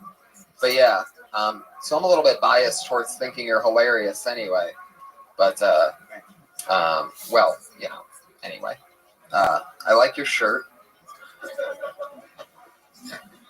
There you go. How long have you been doing comedy? 21 years. 21 years? That was just something I wrote, though. Right. Wait, you've been doing comedy for 21 years? Yeah, I started in 92. Wow. In Houston. Yeah. Consistently for 21 years? 21 years, never took a break. Really? So you used to hang out at the Laugh Stop. I won Houston's Funniest at the Laugh Stop. Oh, I that's used cool. to be a regular. Yeah. And the Comedy Showcase and the Laugh Spot. Yeah, I've done some tours. The Laugh Stop was probably one of the best comedy clubs, in my opinion, in the world. And then they closed down, and they took all the tables and all the chairs and everything to this other place and put it exactly like how it was. So you walked in, and you were like, wait a second. This is not the same. It was a trip, man. They moved from Allen Parkway to Walk, right? Yeah, I was there when it was upstairs. Yeah. And Walk. Yeah, I used to do some nights up there. 21 years. So that's mostly out of Houston and on the road, or mostly out of Houston? No, mostly on the road. Right. Like I would tour, but you know. Like you just opened up for Earthquake. Yeah, right? Quake, Chappelle. I was on the Block Party tour with Dave Chappelle. Doug Stanhope. Wow. Felipe Esparza, before he blew up, me and Felipe was real cool. Like, I know a lot of cats. It's awesome. You're a funny dude, though, bro. What do you want to do now? Like, how much material have you compiled? I've actually done 2 hours at the Laugh Stop. I have it on video. Wow. So two different hours. No, 2 hours straight. Oh, 1 2 hour set. Yeah. Wow. I have it on DVD. Holy shit. That's crazy. Well, if any big producers are listening out there, buy Lil Bro's 2 hour special and then sell it on Netflix. That's like a motion picture, you know. That's like that's like Jurassic Park, right? But with Lil Bro. And who wouldn't love? I'm sure. Hey, Iron Patriot, wouldn't you love it if Lil Bro was in Jurassic Park? I want to say something about him. No, don't say it. Don't say it. Don't say it. Don't say it. Tony, you think it's dangerous for a black guy to do gay jokes because they're kind of known for being homophobic a little bit? Well, that's a great question right there. The racist is worried about me being homophobic. What the This hell? is unacceptable behavior. Oh, I know anything goes. I'm just saying. I mean, you know what I mean? You just kind of flirt. I love how he tries to rationalize everything in the end, but in no real way. It just trickles into nothingness. You know, just anyway. So you trying to ask him like, what's the point of the joke? No, I was just asking Tony if he thinks that's dangerous because a lot of black guys are already kind of homophobic, and when he's talking that way, it might rub some of the people in the crowd wrong. Not me. Hey, it makes it relatable for me. What? It's relatable now. Oh, okay. And I'm not homophobic, but I don't like gay guys that's all aggressive. You know, while you're standing around, hey man, hey. Yeah. I know what you're saying. Yeah, you dig I it? mean, I don't think you're that way. I'm just saying it might rub some people in the crowd wrong. No, I have a gay cousin, so it's okay. Okay. Well, I love how quickly the Patriot dismissed it. Well, oh, okay, gay cousin. All right. Well, fuck yeah. That's Lil Bro, everybody. Are you on Twitter or something? Yeah, at Lil Bro, LILBROUGH. Wow, you spell bro the hardest way possible. It's my last name. Oh, I see. My dad is Big Bro, and I'm Lil Bro. Oh, I got it. Yeah. Any shout outs you want to give? Nah. There he is, everybody. Lil Bro, everyone. It's interesting to start off with a guy that's been doing it 21 years. That's a first. Yeah. That's different. You know, interesting thing about that comedy club, opening weekend, I was there for a show with somebody else, and me and this girl I met in the audience fucked on the couch in the green room, and she left a spot there. Jesus. And then we came back like 6 months ago, and it was still there. Whoa. Your next comedian, everybody, is Kyle Everett.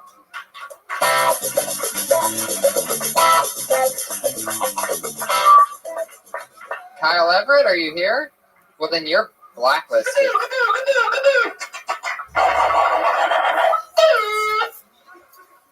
There you go. That's when you know somebody's been blacklisted. Do you remember all these people? You write them down? Yeah, they go in a separate pile, right next to ranch dressing for some reason. I don't know why that's there. No, that's not ranch. I can't stop staring at it. Is the weird part. This little spot of ranch dressing. Oh no! Don't do. I know. Red Band loves turning into a 7-year-old sometimes. No! Oh my god! Oh, that better have been your ranch, bro. Ari Manis, everybody. Funny rising young talent. Oh my god. Oh no. Hard. Hit it, Patriot. Oh. Poor Ari. He's been working on this great bit that all right, what are you, his manager? That seems like a good idea. I got him booked for the rest of the night. He's a meltdown. Then after that, he's going to the tea leaf. Anyway. This voice in the darkness, his biggest fan. He's in like that dark corner over there. He took the two bus to... All right. Put your hands together for Andrew Clements.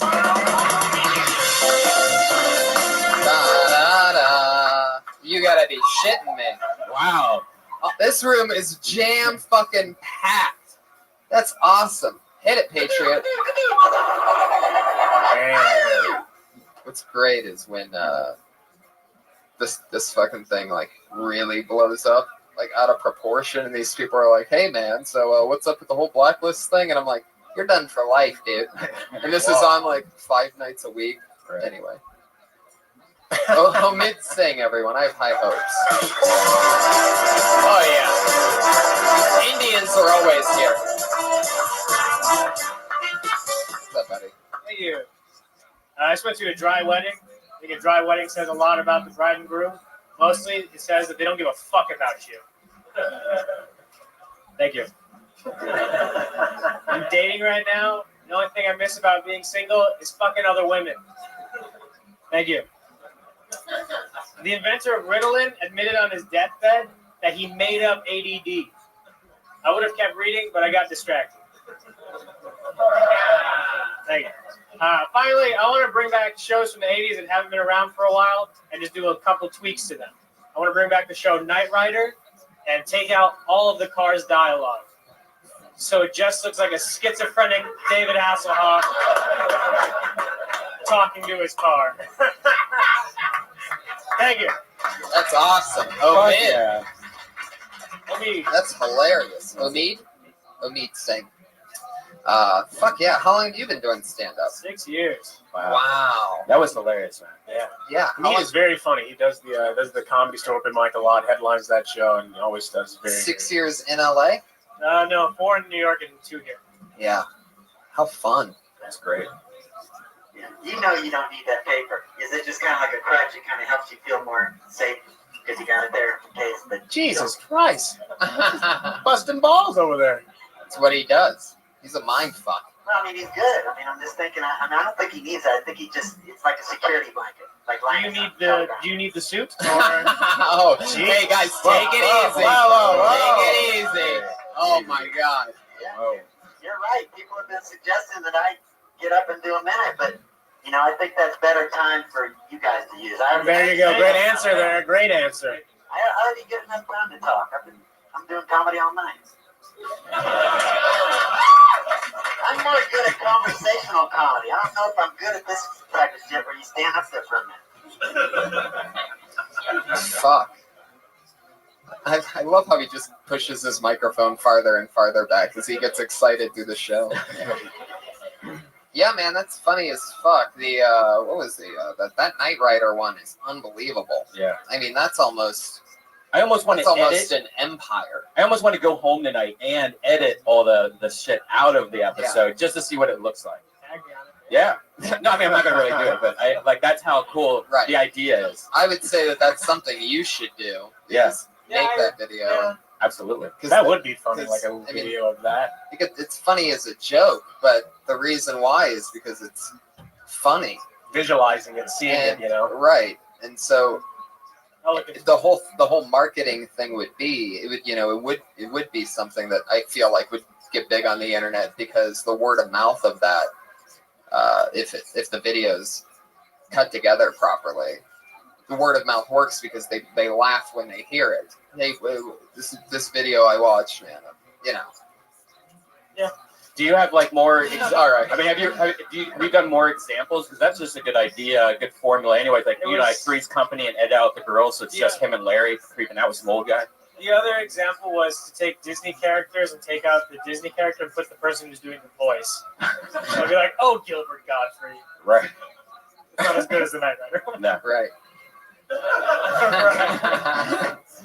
Okay, let's keep it moving. And he's at Brownman 3000. If anybody wants to send him a tag via Twitter, at Brownman 3000. That's his Twitter name? Yeah, he went for it.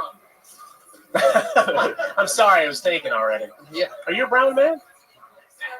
Well, he wanted to be Brownman 3001, but that was what is like the Price is Right? Yeah.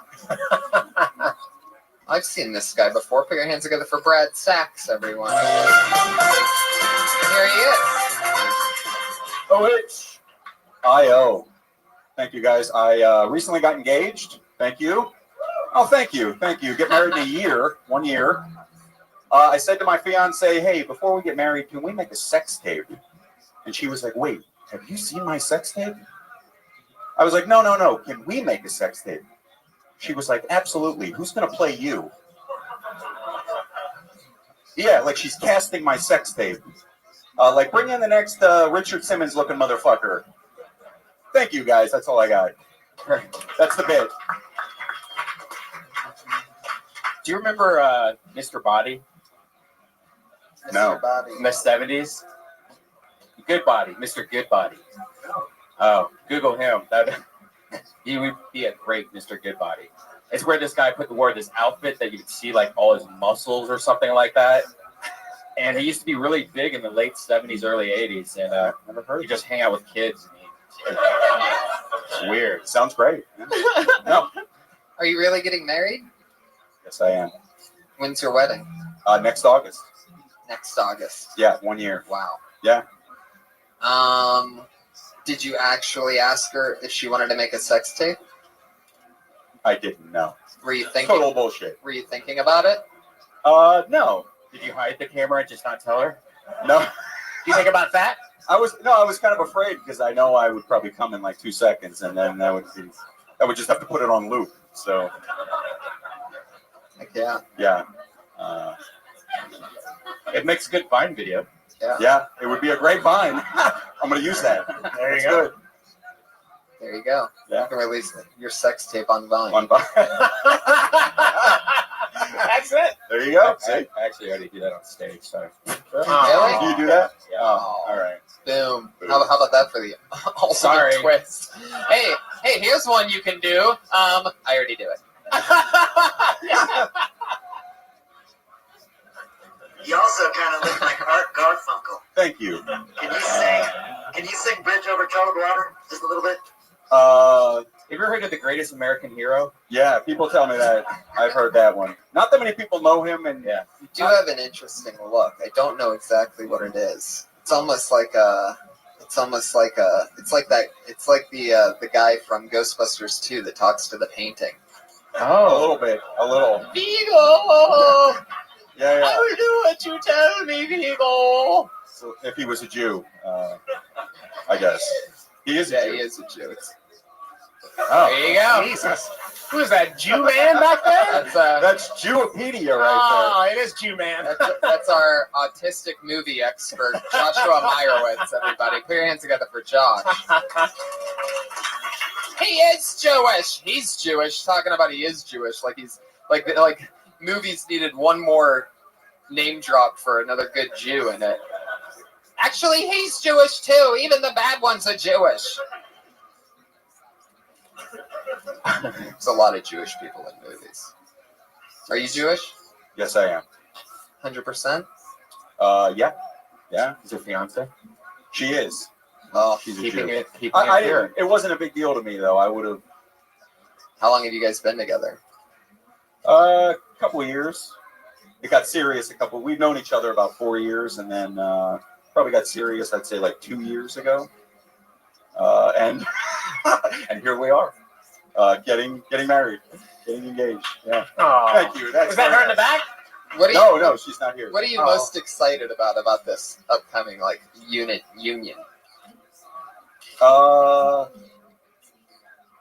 It's a good question. It's sort of a load off my mind now. I've sort of turned that off as far as going out to find trolling for women and all. Yeah, that's over. And by the way you look, you would literally be trolling. Not for women, just troll. That's too much. That's a troll. That's bullshit.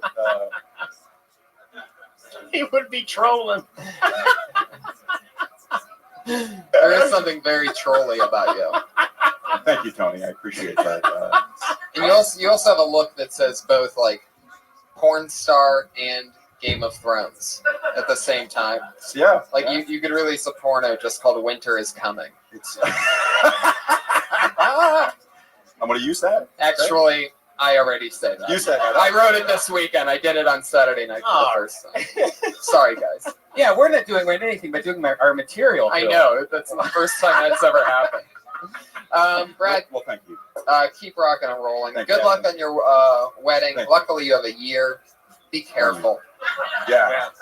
I have 11 months to get out of it, basically. Right. Don't make a baby. Pull out. She wants a kid bad. Oh no. Because she's a little bit older. She's like, let's just get this going right away. So she's a little bit older. How old is she? She's 74. She's 39.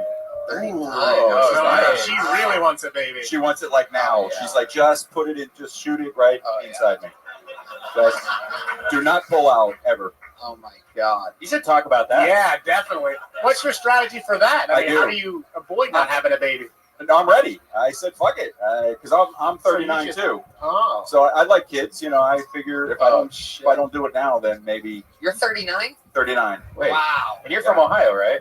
I went to Ohio State, but I grew up in New Jersey. Oh, yeah. Great. That was close. Yeah. Probably graduate 93. I graduated high school. Yeah, 92. 92. Yep. Wow. Yeah. she wants a kid so bad. She's got an app on her iPhone that took our pictures and morphs them together and spits out a picture of what the kid will I was look 6 like. years old. Yeah. I know, man. I feel old as fuck when I hang out here. I'm like, It's so hard for me. One thing I'm learning as I grow up is that it's hard to play it cool when you're like say for example 29. You're just walking away, and assuming that I don't want to. I don't want to take everyone's time. You know, I'm. You're fine. All right. Stay in the pocket, Brad. Don't freak out now. No. I don't want everyone to be like, hey. Remember, that there's a kid's- lot of people already blacklisted. That's true. Willie, and that's just the list of blacks that the Iron Patriot doesn't like. All right, now, see, you see what I mean? I always set them up for those jokes. God. You guys realize I'm 39 also. You're making me feel bad. Well, actually, I did want to get back to it. I'm glad you segued me back into that thing because I'm finding it harder as like right now I'm 29. Okay, you guys are 39. Willie, how old are you? I turn 27 next week. Wow. As a girl, you'd be too old for me.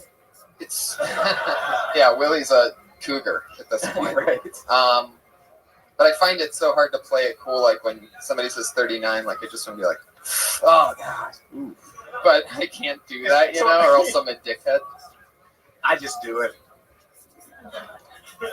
Yeah, I'm He knows sorry how that it old he hurts is. your feelings. They know how old they are. By the way, I'm gonna be 39 eventually, hopefully. If I mean, I'm gambling on Why the would fact you that all say these Surgeon Generals are wrong about the cigarettes that I smoke packs of a day, and hopefully they're wrong. And I'm gonna make it to 39, and there's gonna be some shit talking Make little it to punk. 39. Yeah, you're gonna be talking shit about me being 50. Oh yeah, that's pretty crazy. It continues. Oh my god. That was Brad Sachs, by the way. He's at Brad Sachs on Twitter, talking about my fiance. That's Brad Sachs, Sachs. Interesting last name. Put your hands together for Michael Lenoci.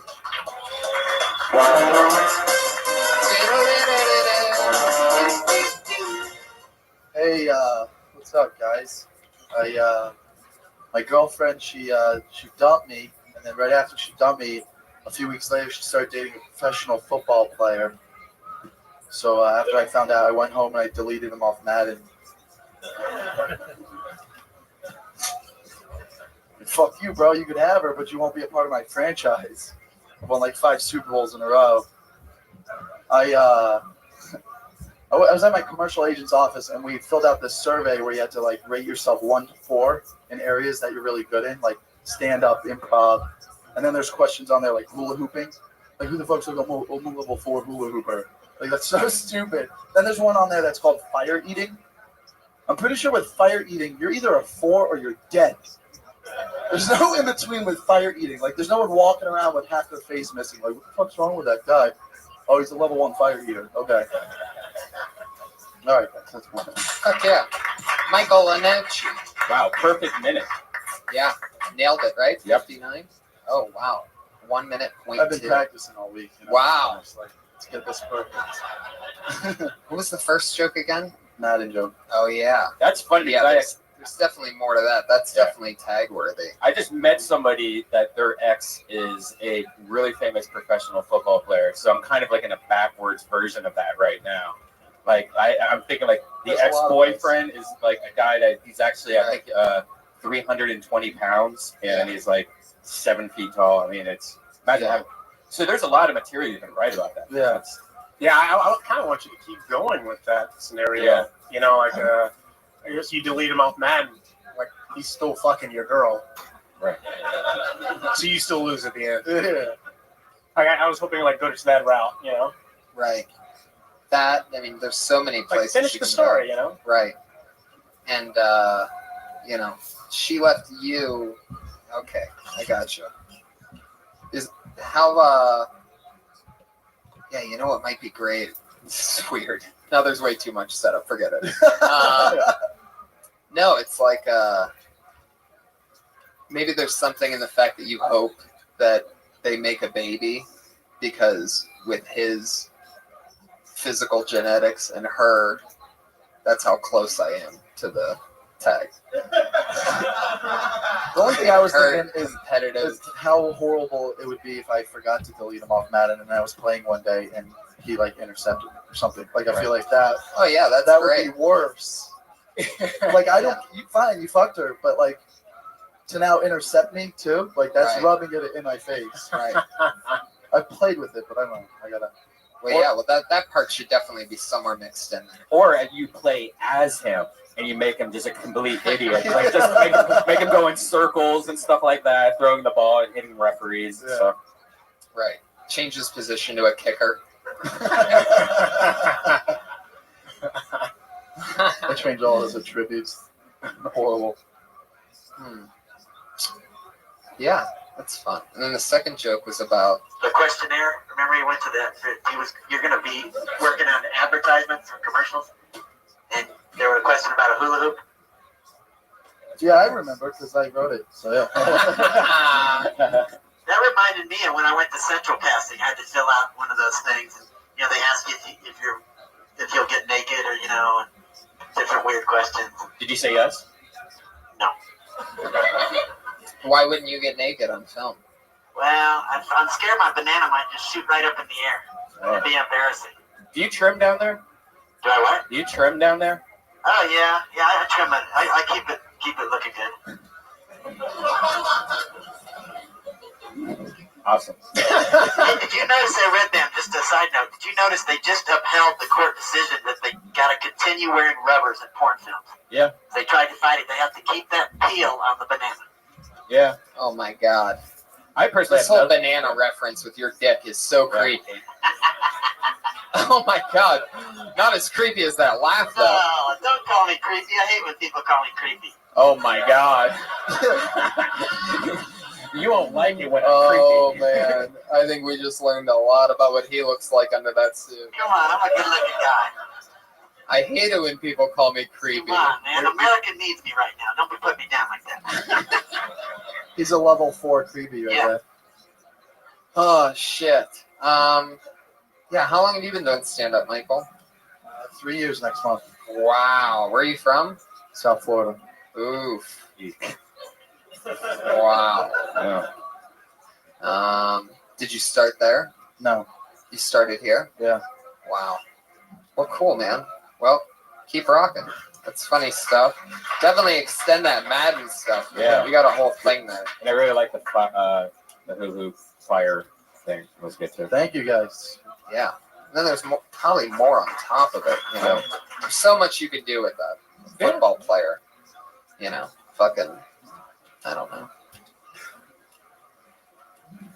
Put your hands together for Carlos De Jesus, everybody. Carlos is an employee. What's up, guys? I'm just hanging out with Asian people. I do. I used to have a lot of Asian friends. Then I stopped breakdancing. And they all went away after that. It's crazy. I work here at the Comedy Store. I'm a bouncer for some reason. I don't know why they chose me to do this job. Sometimes they make us work, and I'm not a big fan of that. The other night, we had an urban show for Tuesday, and basically what that is it's a black show. All right? So there was this one white guy in the audience, and he's there with a black woman. And so the host goes around, he's like, hey, how long have you been with a black woman? The white guy responds, what's your problem? N-word? Yeah, completely fucking tense. Completely tense. Everybody's looking at me in the room like, you should go do something before, like, anything happens. And I'm thinking, like, I'm not going to run down there and get my ass kicked alongside with him. You know, I didn't say shit. It's not my fault. My whole move was just to record it, upload it to World Star Hip Hop, and then leave. That's all I was gonna do. That's my joke, guys. There you go. Yeah. Yeah.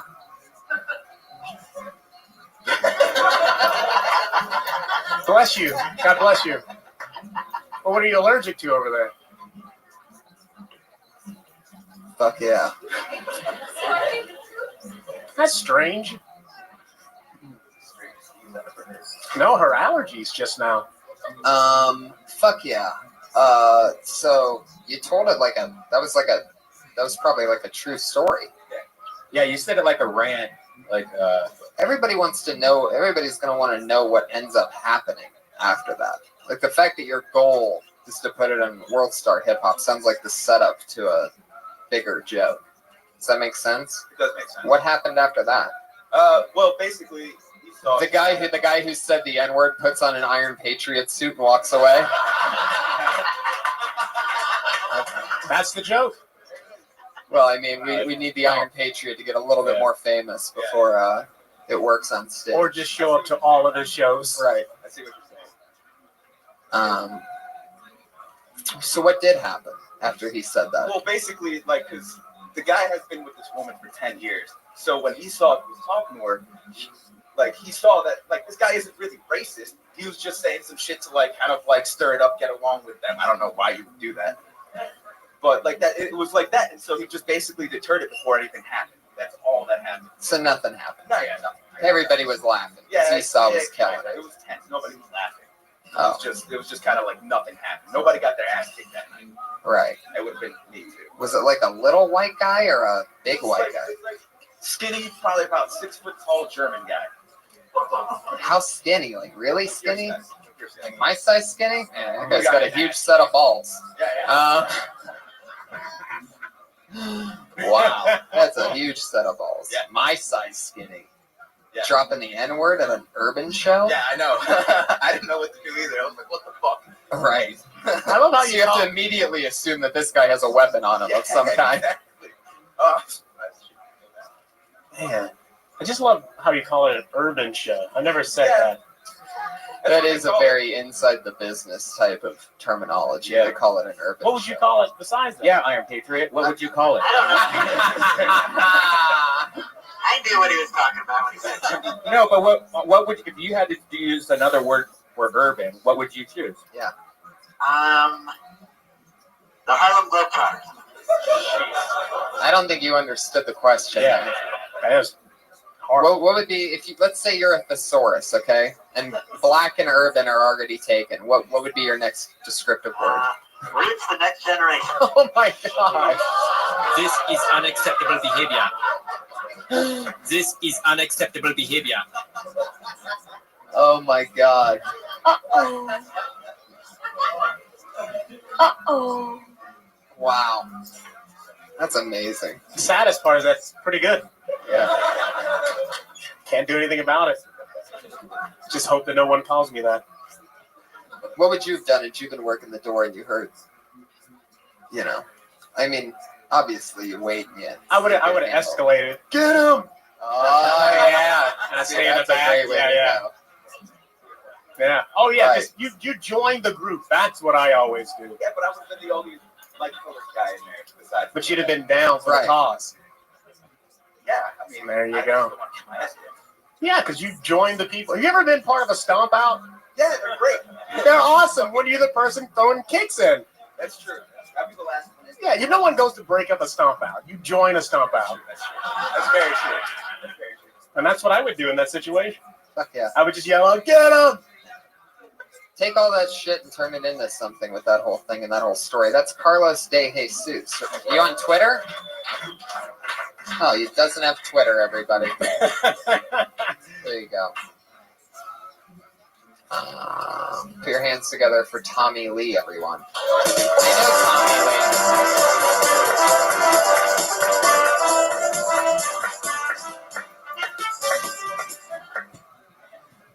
Yeah.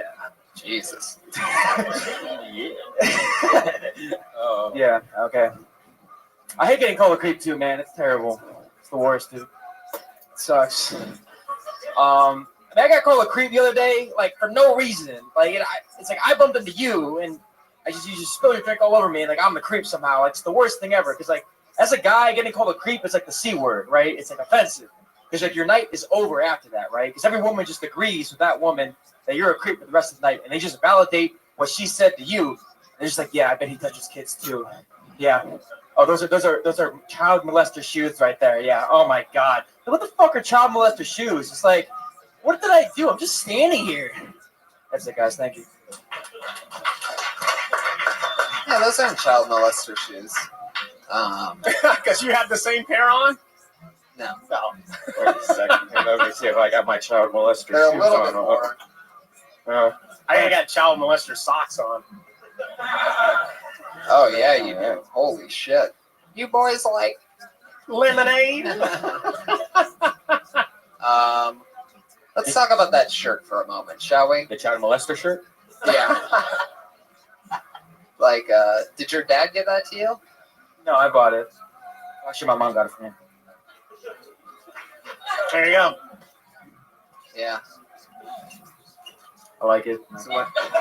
Have you been called creepy before? Yeah. Jeez. I'll take that as a yes. Yeah. Oh my God, power exploded from your spinal cord. I feel like it's happened to like a lot of guys for like no reason, you know. Never happened to me. No, it really doesn't. And never I know when I'm over getting towards that threshold of being creepy. I don't think you know. I think it happens to you and foot fetish McRacist next to you over there. What do you? I have a great question. Patriot, do you have a yellow dress shirt like this hanging up in your closet for when you're not in the suit? I have a shirt similar to that. What do you? Probably iron it better when I take it out though. Oh, damn! Y'all keep that. You just got burned from the Patriot. He doesn't even have any weapons. Oh, that's great. I love that sound. The burn sound? You just got burned.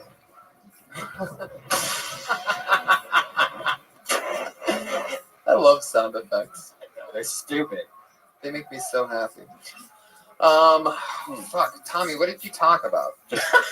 I can critique something you don't remember. Oh yeah, Did you write that just now? No. Okay. That was weird they used the creepy thing. That's good. You say the word creep so many times in the bit, but I'm wondering if you're sponsored by like TLC or something. It's like, are you trying to bring that song back? Is this like subliminal marketing? How often would you say, if you had to guess, per month, does somebody call you a creep? Oh, it's not like a regular thing. It's happened before, and it sucks. Did it happen one time when somebody spilled coffee on you, or? No, I was at a bar, and I was waiting in line for the bathroom, and a girl bumped into me and spilled a drink on me, and she got mad and called me a creep. Oh, for no reason. Just what'd you call her? I was like, I'm sorry.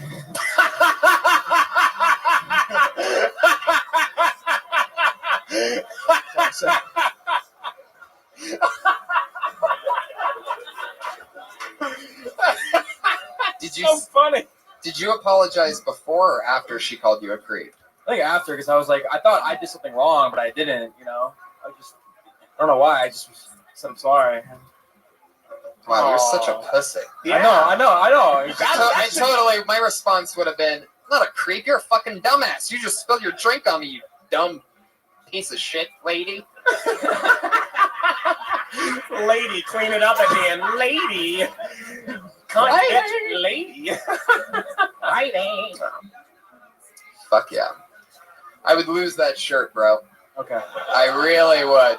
This is a part of the show I like to call lose that shirt. I think everyone's mom says you look good in yellow, but that doesn't mean you should wear it. Right. Okay. It's all right. You just don't wear the shirt. Yeah. Save it for Easter or something. I like pastels. It is an Easter shirt, isn't it? Yeah. Thanks. He's a Tommy Lee comedy on Twitter. That's Tommy Lee. I think something we've learned from this show is the way you dress is just as important as your jokes. Remember that guy that had the hole in his pants and stuff? It definitely works for you. Yeah, if you look very tight, like if you have like you're dressed up for church, Yeah. You're going to give out kind of a vibe of that's, while you're on stage. That's definitely a church look, which is also can be filed under pedophile. Church and pedophile go hand in hand, so it sort of went full circle there. So there you go. Your next comedian is Eddie Malden, everybody. It's Eddie Malden as we move forward. Oh, he's coming from deep in the going. Look what happened. All right. Hey guys, how's it going? If I shiver a little bit, I'm not nervous. I get cold really easily because I am what doctors call a pussy. Gotta stop going to my dad for medical advice, but that's all right. Let's see, what do I want to talk about? A lot of my friends are having kids, which is kind of weird. I'm very young, and I know I'm not ready to have kids. I've got it all planned out, though. I know what I want. When I have kids, I want to have 3 beautiful black daughters. Yeah. Or I may just hire some backup singers. We'll see. We'll see how it goes. One's for you, Iron Man. Yeah. Getting pretty excited, though. Pretty excited. I'm working on a book. Really into photography. It's coming out soon. You guys can look for it. It's going to be called There's Waldo. It's just him hanging out at the beach, chilling. You know. Fantastic. All right, we'll end it on that. Let's do that. Well, yeah, whoa. You made the bear come out. It ends on the kitty meow. Nice to meet you, Eddie. How long have you been doing stand-up? About 3-4 years, yeah. From here? South Florida. I moved down here about a year ago. Yeah. There's a lot of comedy in South Florida. Yeah, I guess it's all happening. Not really. A lot of people taking their talents to South Beach. Yeah, I guess LeBron started something. Heck yeah. Yep. So You a fan of like the heat?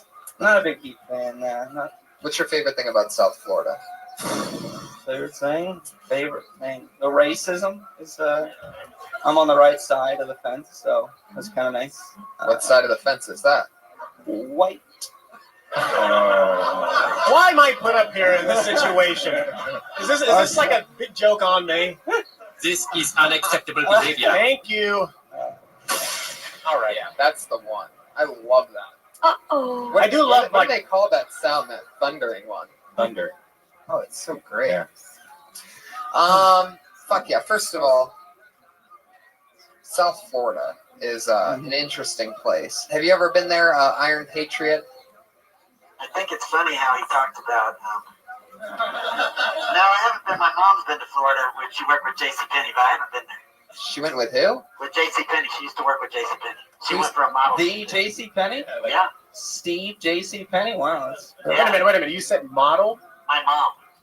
Oh, went to Florida with J.C. Penney? Yeah, she worked for J.C. Penney, and she went to Florida where there was like a model shoot. She was in charge of the artwork and for the photography, the models and stuff like that.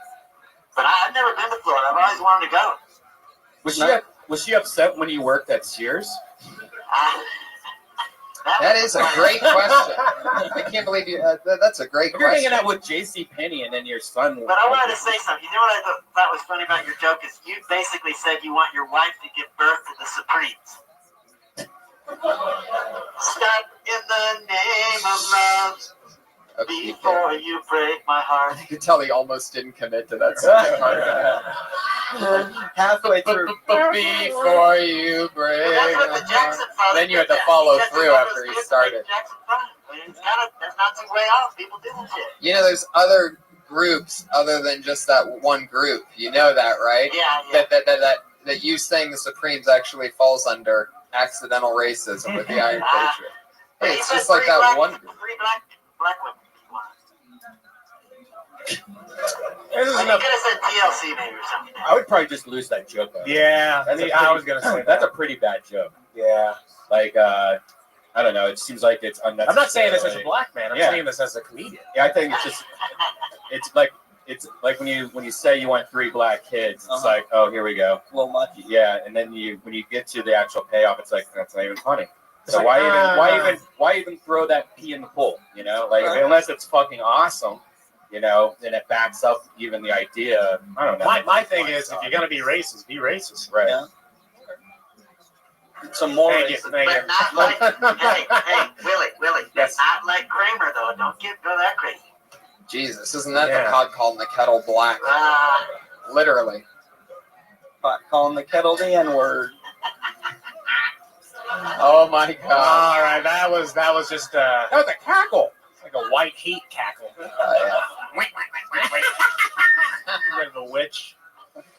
Fuck yeah. Yeah, there's something of it. Maybe there's something there. Like if you want 3 black daughters, that you could raise them to be background vocalists or something. Yeah, I think if I sell it better, so a lot of it is on the turn. I'm kind of trying to set up like a real wholesome kind of setup and then twist it. So I might have rushed it. I don't know. It's a racist joke. What are you trying to be wholesome about? Well, so yeah, It's a racist joke for the wholesome kids. Setup. You know. I'm sorry. No, you're right. I agree with Willie. I Yeah. think that I just, if you want to try to rewrite it and stuff like that, whatever. But I might toss it. You know. maybe just write a Plenty different of joke. But I do like where your head's at, and I know where you're getting, from point A to point Mhm. B. But maybe it's like a different type of, subjects. Yeah. Scenario. But I know where you're going. It's a funny premise, but it's just Maybe choose Asian. They're easier to pick on. This kid. I think you have fun. You have a good delivery system. Everything else is good. stage You know what I presence. mean? Totally. That seems beyond 3 years. So No, thank you. definitely just keep chipping away at right. Do you write a lot? Yeah. I got a lot of those. Were mostly like one-liners. Right. I have so I got longer bits. And Yeah. more stuff like that. So How much Yeah. material? Like if you had to max out and do as much. like good like tested stuff, probably like 20, 25. Right. Yeah. Yeah. So There you go. That's great. He's right on Amen. par. 3 years. Eddie Malden, everybody. He's at Eddie Malden on Twitter. Oh, this is something different. Mogali, everyone. Mogali. Mowgli. Mowgli. Oh, this is the super racist guy from a few Not afraid of episodes racism. ago. Not afraid of racism. ladies He and gentlemen. said the N-word. That's true. I have said the N-word. I am from North Miami. I'm not afraid of it. I will say my set is going to start with something different, though, tonight. I'm working There on you my go. next set. I'm going to keep it separate until it's ready. Oh my God, he just But said I it will again. say, I just moved back to LA recently from North Miami, and I'm going to be honest with you guys. I don't know the first thing about being Indian. This is true. But I didn't realize there's a lot of Indians that work in background in LA, and I got picked up for an episode of Arrested Development recently. I got to set, and they all came up to me and were like, "Oh my God, it's so nice to meet you. I can't believe you're the star of the show today. What is your name?" "My name's Bunky Chicken." I was like, "What?" I was like, "My name's Michael." And they're like, "Michael? What did you get a name like Michael?" I was like, "I was named after Michael Jackson." And they're like, "What? Oh my God. Don't you realize you're Indian?" I was like, "You don't think I know I'm Indian? My mom's got a fucking mustache." Like, honestly, if my mom grows out a beard, we look identical. It's ridiculous. All right, thanks a lot. There you go. I could tag the shit out of that. Well, that's that. Next person. Yeah, I guess so. If you believe that, then I guess you have it all figured out to begin with. Well, you came back with the same joke as you did last time, but it was, you added that one. I don't remember you doing the mustache part last I didn't time. have time to finish. Oh, I okay. ruined it by starting with shit. Right. It's a very long build-up. Very, very long for But a big laugh. Yeah. I mean, and it just ends in, what I hate that fake voice. When it ends at hairiness, I'm just, an Indian hairy joke. We know it's coming. I like the mustache, but I don't know. I'd almost try to find a segue out of that topic as fast as you can, because if you're just going to be another fucking Indian guy talking about body hair for. Well, what I do is I segue out of that, and I say, "I'm not your stereotypical Indian, really," and then I go into some jokes that are just normal. That are like stereotypical. Do you even think I need it? Because I feel like every now and then I'll do a set, and if I start without doing an Indian joke, I like the line. You don't think I'm a fucking Indian? My mother has a mustache. Like, it seemed like you were passionate about it. I do but like you can the line. almost You know, you say can just that at any you can point. just say that line Right. rather than that long And setup. going through that fake accent part just kind of makes you go, oh, here we go. Oh, yeah, Right. totally. Yeah, don't even do the accent ever again. Yeah. Really, it's not worth And it. you go No. back and forth. The only people that are going to chuckle people are at a stereotypical Indian accent are Yeah. idiots anyway. So Oh my Yeah, God. I you, agree, you don't you but- don't you don't want them to like you. Nice. Okay, You know what? I kind of like the accent. Should I start doing Well, it? here you go. Yeah. It's only funny when white people do it, I guess. Yeah. Doopy doopy doopy doopy.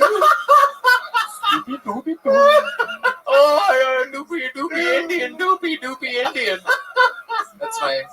Is that not a? I've never been known for my impression. It's very comical the way you did it. Don't try to like do it like because the accent itself is funny. Don't try to make the accent the whole joke. You know, No, definitely. Yeah. It ain't happening. Throw that part out. Yeah. Like Really? I'm gonna try it without the accent. I've never even tried it without the that accent. little piece, that one little line. Just find a place to throw that in somewhere and just use that one line. You know, that's great. You don't need the whole setup about Arrested Development, meeting somebody. I think you just need that one line. Yeah. So wait, the one line being the mustache. Oh, really? Yeah. I mean, because that's Take the, out the that's whole the trip. only funny part in that whole story. Sure. So might as well just take that piece out, find somewhere else to throw it in, and then that whatever joke you throw it in, it's going to blow that joke up. But I think because I've seen him go up before that this joke is longer than It is. and because the rest of the development part needs to stay in there, but Yeah. he just needs to clean up. There's so much like nonsense, like Michael Jackson. You throw that out. Yeah. The accent, throw that out. You know, you say, "Hey, my name's Michael," and he's like, "Don't you know you're Indian?" And then you can do that joke, and then you can keep going on throughout the bit. It's just so long, you know. Yeah. I think Dion used to say on the set all the time. He's like, "It's a long walk for a drink of water." Right. Yeah. Oh yeah. So would you say? I guess I'm getting a little bit mixed here. So is it worth the setup for the punchline, or just cut a That's little part of bit the out? longer joke. You Yeah. have to keep that setup. Yeah, because like, go ahead and say the rest of the joke. Well, the longer joke is that it was like an Indian mafia that was working on set. Like these guys, like they came up to me and they're like, "Oh, we're all from outsource," and I was like, "Outsource? You guys from India?" They're like, "No, it's a different TV show. They brought us over on the set," and I was like, "Oh, this is cool, But the hardest part was that I haven't really developed it all together. What's yet, the but- punchline of the end of the whole joke? Oh, well, the end of the whole joke is that I talked about being an Indian goat herder on set, and needless to say, none of them wanted to be my friend for the day. My only friend on set for the rest of the day was a goat, and that's really it. Oh, but You know what, true. just- I sat by just 'cause myself the beginning whole of the day. joke, yeah, so I took that part out. Yeah, I'm trying to think of what would be funny because hairy mom jokes are a dime a dozen. So when you ask whether it's worth it or not, I would say it's worth it. If your mom had a mustache, I would really fucking break that open and talk about different things like how maybe Indian women are at an advantage if they ever want to be a tranny or something. Yeah. It's like they already have the mustache. Like it's like they already have a pat on the back from God. Like go ahead to the other side of. Go be a guy for a while. Oh, this is great something. stuff. Well, yeah. Well, luckily my mom doesn't have that filthy gene that you come from, so I can't do the joke because my mom's not that hairy because she's a fucking American hero. Hey, that's a shout out to my mom. What's wrong? Yeah, that's good. And you're an Indian. Yeah, true. This is true. Anyway, good job. There you go. We had that same discussion when David Taylor was on here and about Sarah. Remember, we had that same discussion about if you want to kill Tony, don't hit all the stereotypes that are just obvious. He's not going to get killed by that. Oh, that's interesting. I like his knack for branding. If you want to kill Tony, yeah, that's so funny. Well, there you go. Well, I there he appreciate is. it. Thanks a lot, guys. Yep, Mogali, everybody. Yeah. I like how you have your Mowgli. Mowgli. At M Mowgli, Mowgli. Oh, Jesus. You're making me hate you right now. Go, get away. Great. Go to the I hate it when people go like this with the mic. Like, why would you ever? Dookie dookie. Do your impression of Mowgli. Doopity Indian doopity. I'll be laughing about that for weeks. All right, let's move on to our final segment of the show. Every week we have two regulars that come on, and they've been with us for most of the episodes, and the high majority. I think they both only missed one, actually, or something like that. But it's always fun. We've been building them here over a long period of time. I believe this is our 12th or 13th week doing this. And so starting off, as always, up first, here since the first episode of Kill Tony, and she's here once again. Put your hands together for Sarah Mostajabi, everyone.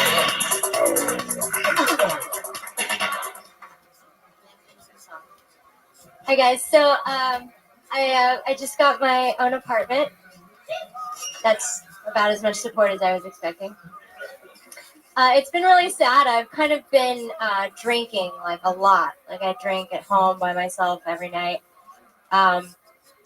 And it's just kind of like, if I have to get a fucking paper bill for a wireless service, I need to be drunk. Like, I can't handle it.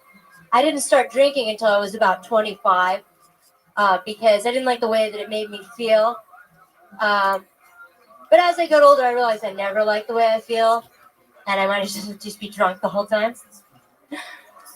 I every night I get real hammered by myself, and I just think about, you know, the one that's always loved me. I really miss my dog, you guys. Fucking sad. When I moved in, I saw that there was a pre-K school next door, and I thought, even though my neighborhood's kind of suspect, it would be a little safer, and I was really relaxed. And then I realized yesterday it was a state pre-K. It was a state pre-K? Yeah, what the fuck do you have to do to get to be sent to state pre-K?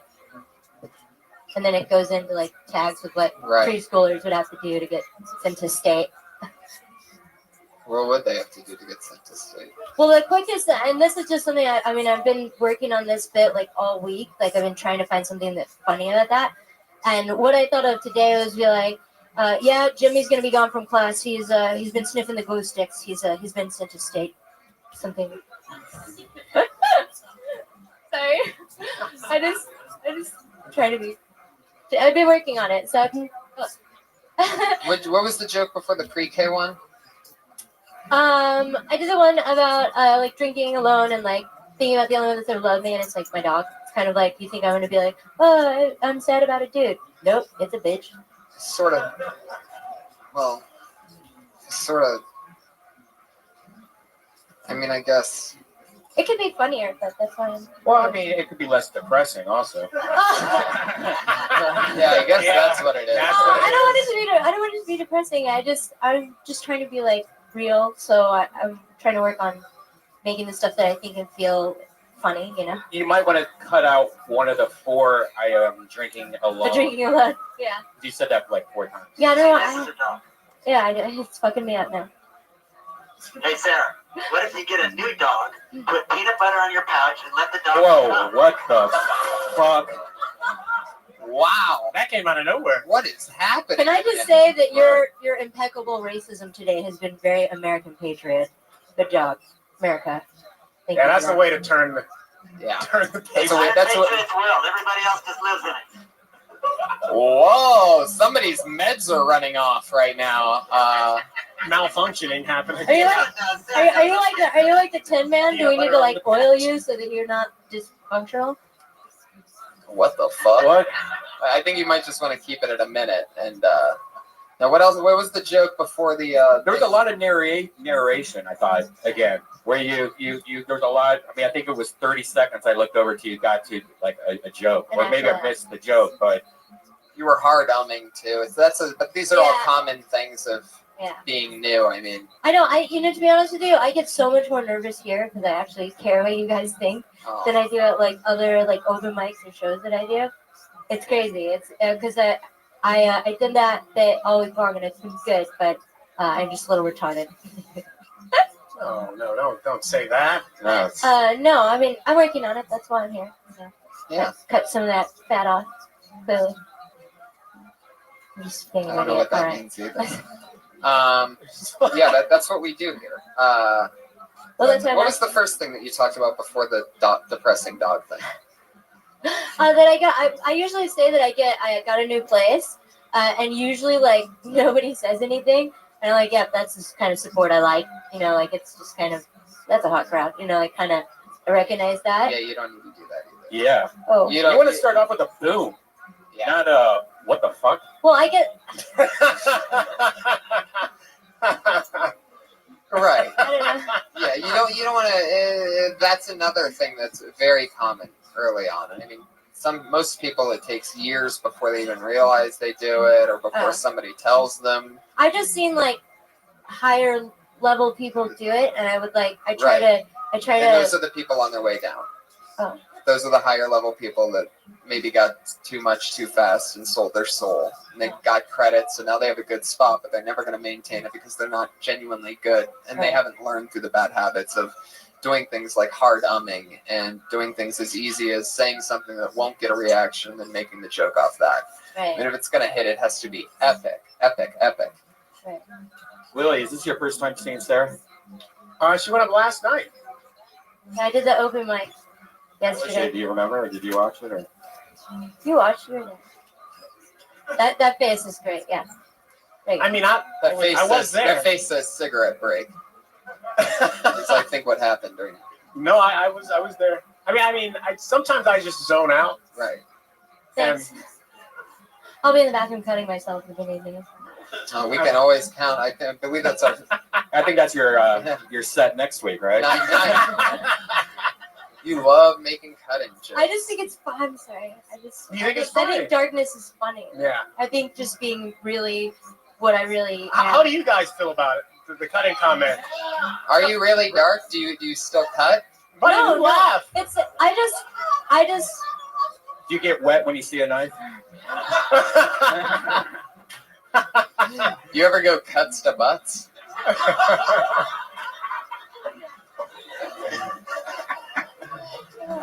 Okay, well that's I think I really don't know where to.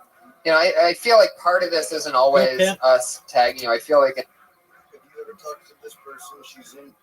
They say it's a she, they say it's a girl, but they reached out to me and now they're in my DMs. It's spelled Chassis, Chassis. I don't know. No worries. Because they're in the server and I was just like, how'd you hear a rabbi? Let me look at their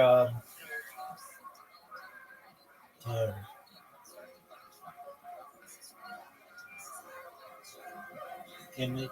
It seems like a scam. I'm looking for a man to have a relationship. Yeah, no, But this, I no, don't know if Discord's the spot for that. no, Send me a pic. no, this is a scam.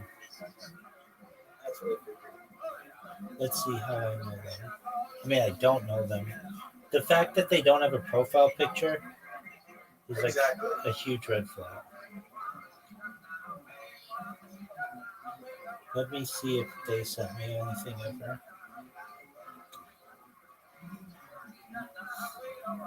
Yeah, no, I don't know who that person is.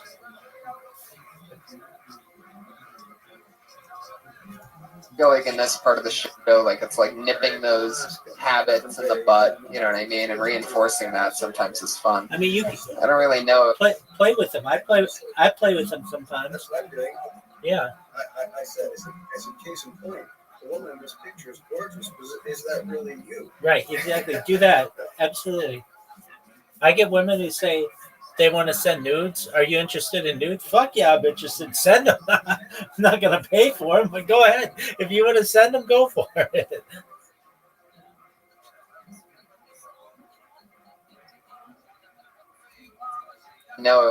Since you're doing a new 60 seconds every week, whatever. I mean, how do you write? Do you you try to drown I yourself write- and then I write- just wake up and then just in the bathtub of water? It's just all on a bathroom wall and blood. And all your writing's smeared because of the water. Knock. Who's there? It's like the butterfly effect. Right. You walk into our I bathroom. write with my own blood. All right, now you just had to take it there, huh? Okay. That's it.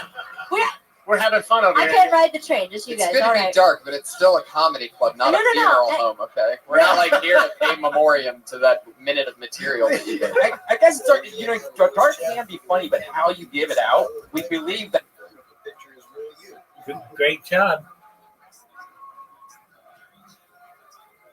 Hey, if this is really a gorgeous girl in fucking North LA who randomly wants to hook up with some old looking PFP guy in a wildlife circle, I'll let her drive out there to Vegas to get a piece of this.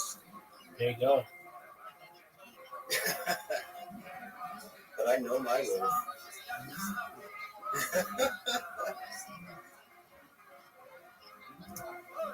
Believe that you believe it. So, if you're doing a joke about cutting, we're like, oh my god. Instead of you going, damn these cutters. You know what I mean? Like Nobody goes. Yosemite Sam of cutting myself? Well, if you're going to talk about it, you should definitely do it in a different way instead of making us all go, "Oh my god." Okay. Well, Right. eventually my vulnerability won't come off as weakness, you know? Vulnerability won't come off as weakness. Are you ticklish? Will. No, I I knew don't it. feel anything. God damn it. Hey, right there, that's funny. But Vulnerability always comes across as weakness. Losing the vulnerability, Yeah. then you don't get weak. So to Well- think people won't perceive your vulnerability, no, you have to get rid of that. And that's why people do this for years and years and years. Because it takes that long of reinforcement to be able to work that out. You want to keep that, but lose those jokes. Sarah Mostajabi, everybody. There she goes. Hey, she does. I gotta give her credit. She does a new 60 seconds every week. It's not always gonna be pretty. This is a real fucking thing. If you guys want to judge, have you ever seen somebody do new 60 seconds? This is all new. It's like a historical moment. And Yeah, she's exploring new territory. of course, totally. But I It's think always maybe one time it's always different. It's amazing. Josh Martin's done this show twice, and he did the same 60 seconds both times. What a faggot. Yes, of course, but you're not on a mic right now. Judge Martin has a nice chest. You want to? Did you have a question? What about Tig? Like, I just meant that somebody who's like takes a really dark, bad, weird experience in her life And writes her ass off. Yeah, until I know she has that's an where amazing that's show. what I'm doing, Yeah, and I'm in there it you go. for Of 10 course. years or however. I love it. I love it. There she goes again. Sarah Mostajabi, everyone. And that means it's time for our other regular, the very lovely, Enjoy, dropped big out dog. of college after being inspired to do stand-up comedy, partly by many forces, herself, her history, my podcast, Bobby Lee. And it's always fun to watch her grow. The youthful, the likable, the energetic ball of future comedian stardom that I call Kimberly Congdon, everybody. Here she is. Once again. Hello. Thank you. Appreciate it. LA had a really weird effect on my faith because I still pray a lot, but now that I live here, I also smoke a lot. And I don't know if you've ever prayed high, but for me, I get distracted. Like, I just go in a completely different direction. Like, dear God, thank you for everything. Forgive me for my sins. Blah, blah, blah. Also, that $100 bill I put in the offering on Sunday, it was supposed to be a 10. So if I could get some change, it'd be nice. And then I get pissed because he's ignoring me, and that's just rude. I get an attitude. I'm like, hello? I'm your daughter. It's just like my flesh father. I love the word flesh father. That's such a funny word. That's what I used to call my just like my fleshlight. flesh father. Oh, that's so funny. It's a lot of setup. Yeah. I don't. Yeah, once you make the turn on the ignoring thing, you gotta keep that short. And the front end of it was what was the first part before that? Yeah, you could have probably just say, "Hey, I went to church the other day." I prayed high. Did you went to church high, Did you yeah. say that you went to church high? No, I said that I prayed high. That was a true story. I accidentally put a $100 bill in the offering and couldn't go back. Yeah, and get you should it. explain it like a true Totally. story, and you Yeah. make it real quick. Like I can't believe what happened to me last Sunday. Own it. Own it. Yeah. Like, don't tiptoe around it. You're like, well, And the I mean- difference between me and this. No, you did it. And then you have that true story to go off of. So then it's almost like it'll prove to you how real he is, because if he's really real and he sees everything, then he knows that I deserve $90 back out of that. Yeah. Maybe so you went to your pastor first, then he wouldn't like give you the money, so you're like, "Can I speak to your supervisor?" or something like that. Yeah. Cool. I mean, there's a lot you can do. I wanted to add a few things maybe to it. I wanted to do something about I don't even know. Never No, you got it. I mean, just listen to about this and like how everyone expects God's voice to be like really big and manly, but what if when he actually replied, it was like, "Well, listen, have you been really bad lately?" yeah, You know, like something mix like it all that. in, right in that. Yeah. But he has to say something funny. Yeah. It can't just be And a gay list. Yeah. Right. Cool. But yeah, keep rocking. That's Kimberly Congdon. That's at Kimberly Congdon on Twitter. New 60 seconds every week from both of our regular ladies, the great at Sarah Dresses and at Kimberly Congdon. Tweet at them and support them as always as the powerful Kill Tony, Death Squad, everything always does. Iron Patriot on Twitter kills it. Oh, wow. What are the odds? What did they say? They didn't say much anything. Yeah. How about that? They actually hopped in. I don't even know why they'd hop in. Yeah. Why would they waste your time?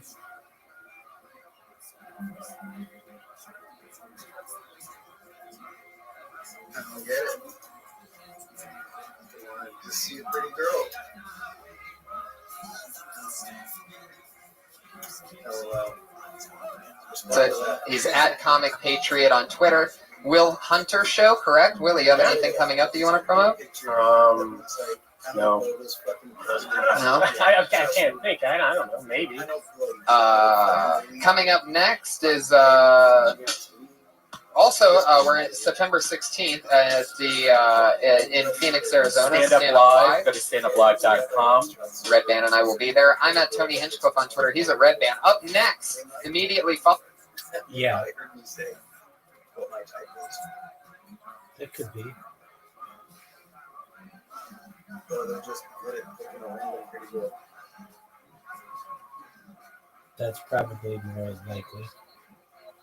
I just get paranoid.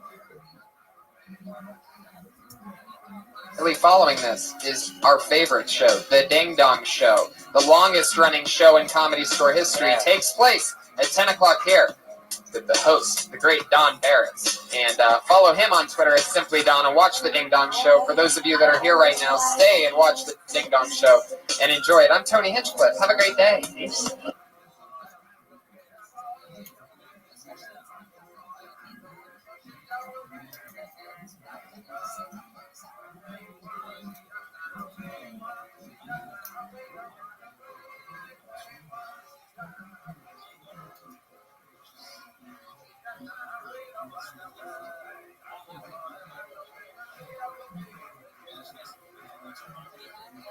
Give it up for Tony Hinchcliffe.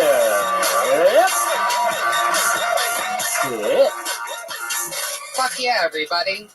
Here we are again. Welcome, everyone. There's a live crowd out there, everybody. How you guys doing tonight? All right, how exciting. Another fun weekend down the drain. Yep. What is this, 14? Something like that. 13 or 14. 13 or 14 Mondays in a row. Yeah. Well, yeah. I've been doing it, though, for like 50. Wow. Sucks. I'm done with Mondays. Mondays are the worst because I have a podcast I do for 3 hours right when I wake up. So, like, last night we had a great time at the Burn, the roast of James Franco. Yeah. And we all got pretty wasted. I had to wake up, grab Starbucks, run right to a 3-hour podcast, come here. I had a movie audition today. I had my first real, legitimate movie audition today for the first time ever. And I got this audition the day after the biggest roast that I've written for. I write for the roast.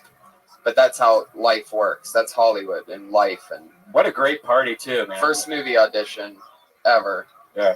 It wasn't great.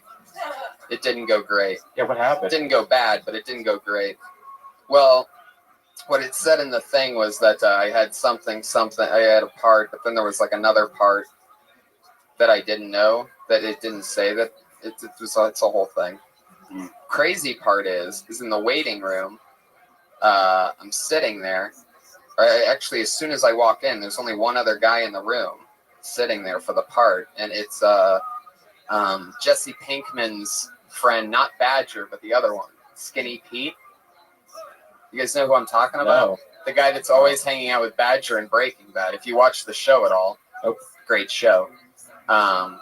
Anyway, so I had an interesting talk with him, and he was telling me that he actually just moved to Los Angeles, and he was based in Texas, that he was a day player, doing extra work, hooking little tiny things out of Texas. This one show's taping there. He books that. It was just for a non-speaking role. And then next thing you know, he's on fucking Breaking Bad. He just moved to LA, this guy. He goes, now I'm in LA. We're talking about, and I'm laughing like, oh my God, you're going to be able to do anything. And his response, or my response at the end was basically like, I'm fucking moving to Texas.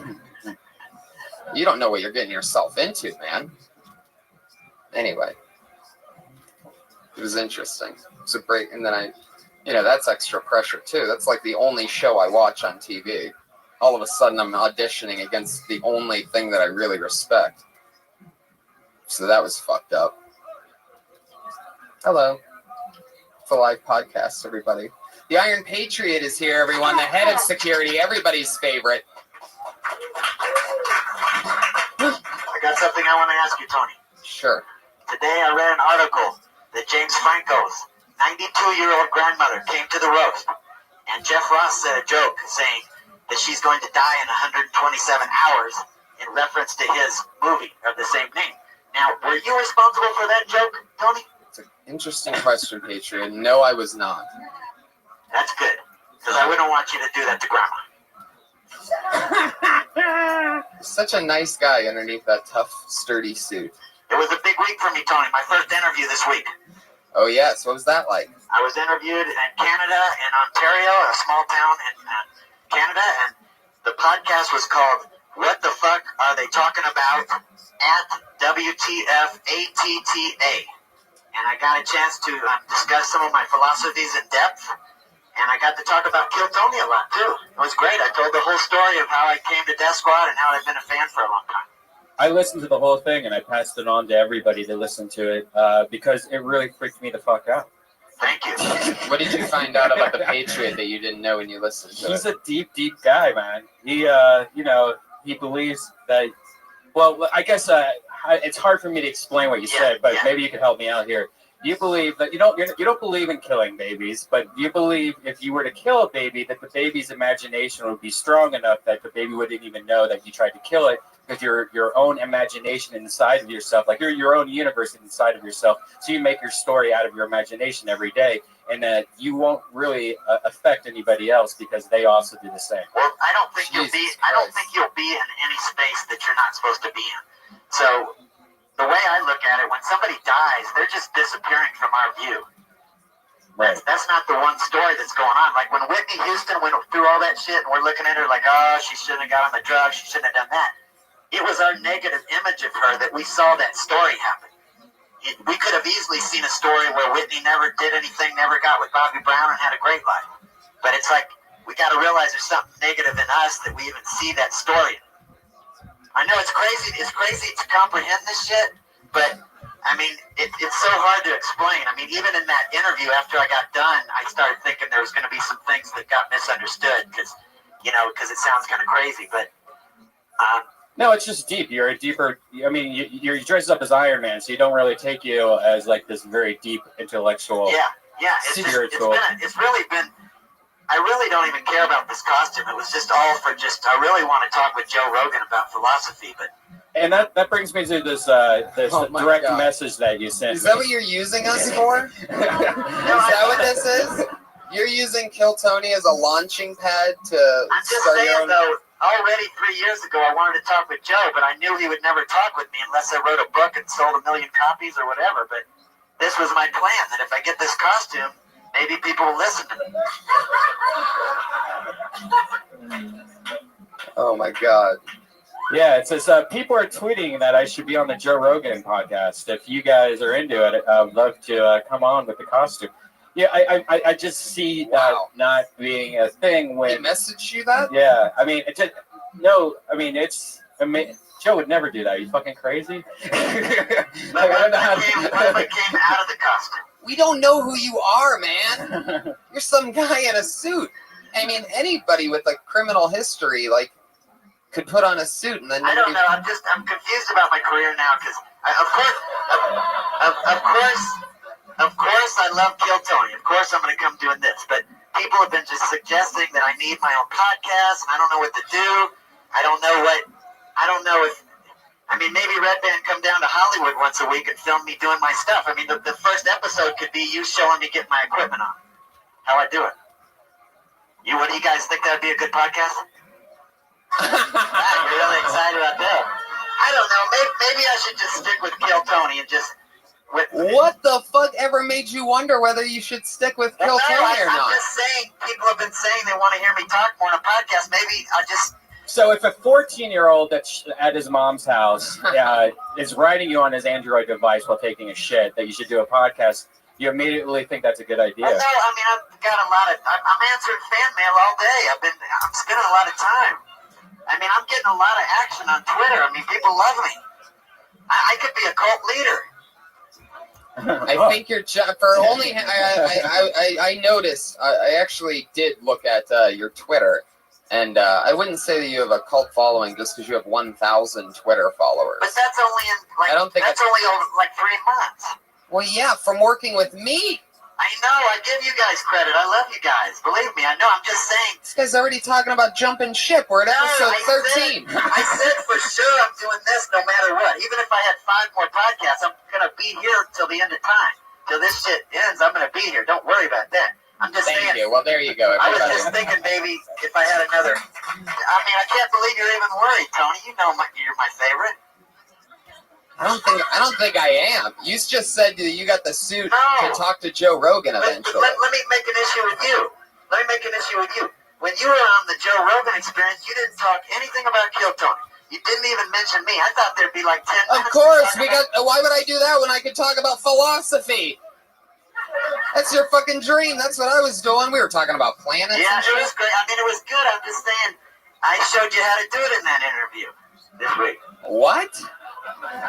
What the fuck is going on? Is this serious? Is this all real or is this a... No, this is what I'm trying to tell you. Listen to what I'm saying. There were a lot of people watching that Joe Rogan Experience that don't know about Kill Tony. And I know Joe doesn't like to plug shit. But it seems like there's a lot of people that if you would have shown a video or something or showed... to get them interested, we could have got a lot of new, and we're doing fine. I'm just saying, you know. Yeah, we're doing fine, and then we'll get on it again because it was an interesting. Yeah. I loved you on there. I don't want to rock the boat or anything. I'm happy. Well, you have rocked the boat tonight. No. We're going into this show with an interesting outlook on. If you don't know, the Iron Patriot told us at one point that he bought the suit to come here and be part of Kill Tony, and he takes the bus here every day and night because in his suit, this $5,000 custom-made suit from what country? Norway. From Norway, he can't sit down. So the reason that he takes the bus is because he has to stand up to get here. Yes. The middle section's made of ABS plastic, so it'll break if I sit down.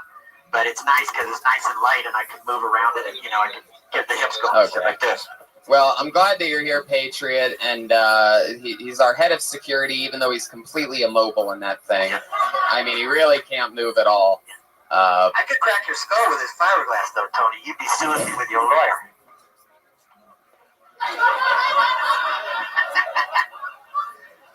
Don't hate me because I'm beautiful. Oh my God. There's whoa. Oh Jesus. All right, let's get this show started. Tonight's guest, I'm so excited about this one. One of my favorite comedians, somebody who I'm very happy to have made friends with, working with a lot with the Death Squad in the past year or so. And you know him from Doug Loves Movies. His movie's super high me. It's the one and only Doug Benson, everybody, is here. What?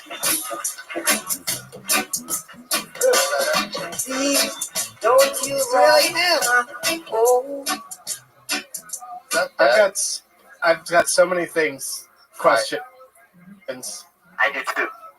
Oh, you have a question for me? Yes, I do. Let's start it off. Here we go. I did some research on you, Doug. Oh, good Lord. How can you read in that costume? The first thing I did was I went on iTunes and listened to your podcast, Doug Loves Movies.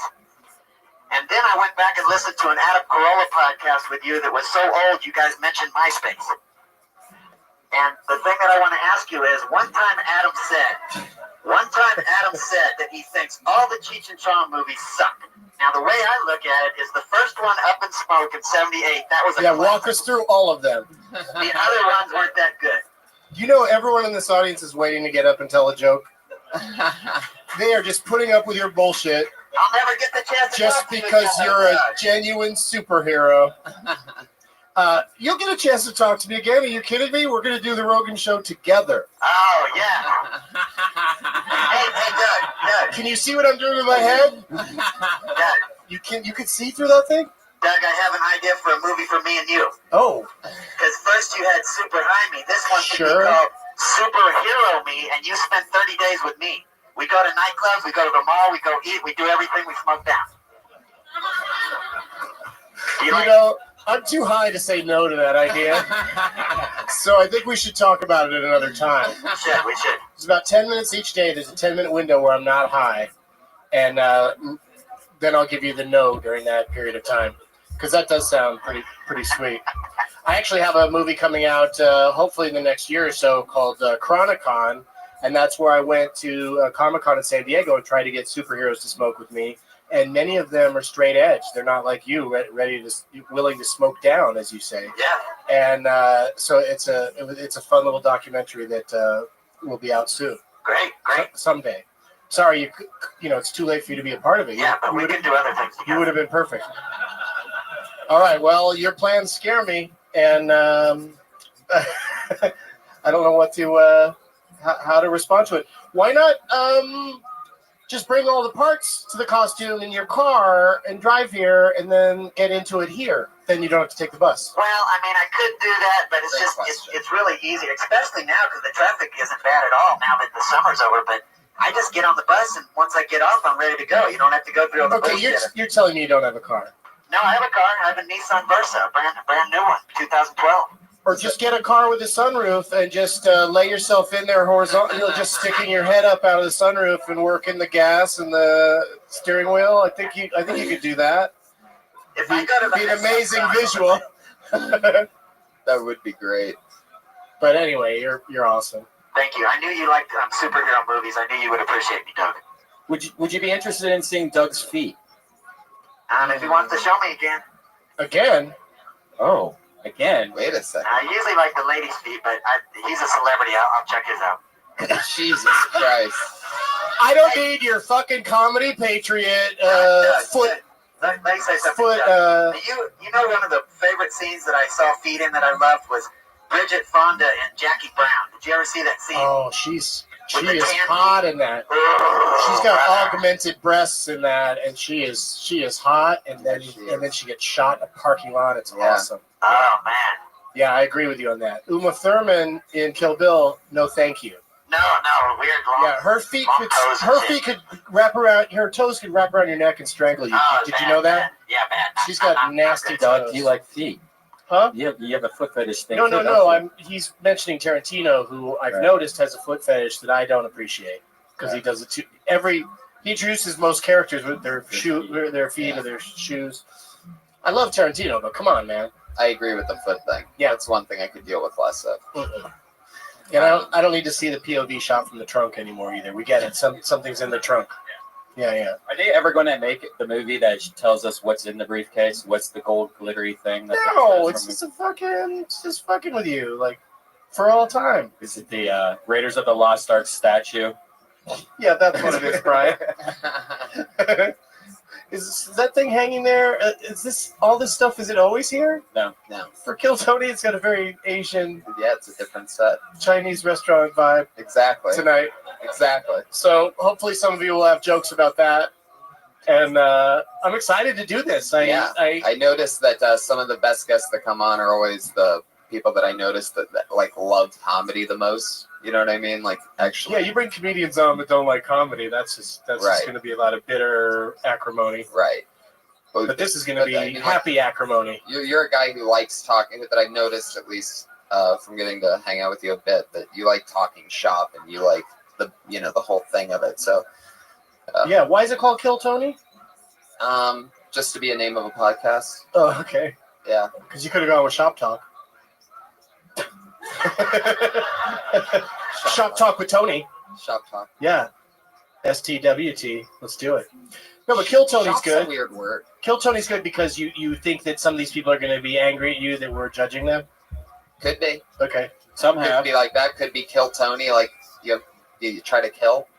Could be nothing. Yeah, it's got two meanings, really. It's like the briefcase in Pulp Fiction. It could mean anything. You can use your imagination. I admire how Comedy Patriot can lay back like that. Like, he's not pushy. He doesn't jump in when he's not being spoken to. No, Tony already. What did I just say? Hey, I got a squirt bottle. That was rude. I apologize. You can be rude with me anytime, Doug. It's fine. Oh, oh man, this is good stuff. Oh yeah. Yeah. So what do you say we get it started, shall we? Yeah, let's do that. Everybody gets 60 seconds. They come up, maybe they do new material or old material or whatever, and How about Gone in 60 Seconds with Tony Hitchcock? That's interesting. I've heard some interesting. I'm kind of an idea man. And at 60 seconds, you will hear the meow of a cat. But then, that's the angry bear. West Hollywood bear. The angry West Hollywood bear. And that comes out if you go too long over that. Now, it used to be like 10 seconds, and then I noticed after a few weeks it became like 5 seconds. And then I noticed lately that Brian just loves throwing this bear out right afterwards. It's a good sound. Yeah, and also, seriously, it's 60 seconds. Just quit after 60 seconds. Right. Why is anybody going long? Right. That's not how you establish yourself in this business, by running the light. Right. It's when people start to go, oh, this guy better. If you're really hilarious, you probably get away with anything. But if you're struggling, you don't want to be that guy. Exactly. You don't want to be a light runner. Exactly. Oh yeah. What's that? I don't even know. He's just playing a song. Sexy. That happens if you kill for the entire minute and then run the light for. What if there was somebody Some mellow that just did, jams like come 2 on hours? if you kill? What if there was just a prodigy that we just all sat here and watched for 2 hours? Just let him go. Could happen. Who knows? Yeah. Eddie Murphy started here. So let's get it started. We have He didn't tons start of here. comedians. He didn't start here. No, he was East Coast. But he did work out wrong. Oh, he did shows here. Sure. All right. Your first comedian tonight's name is Brian Moreno. Here he comes from deep in the gullet. It's Brian Moreno. What's happening, everybody? So I'm dating this girl right now, and we've been in a relationship for a long time. We've kind of gotten in the groove where we get along best and have the most fun when she's asleep. She's quiet, and she's usually not crying. Like, thank God for that. And the complaints are so much less. It's like I tell her all the time, I'm like, sweetie, I love you, girl, and I will marry you tomorrow if you develop narcolepsy. But the thing is, I've had a lot of unsuccessful relationships. Like, I used to date this girl, beautiful, absolutely gorgeous, but just from the side. From the front, you're like, God damn. She'd always be like, baby, when we make love, why don't you look me in the eye?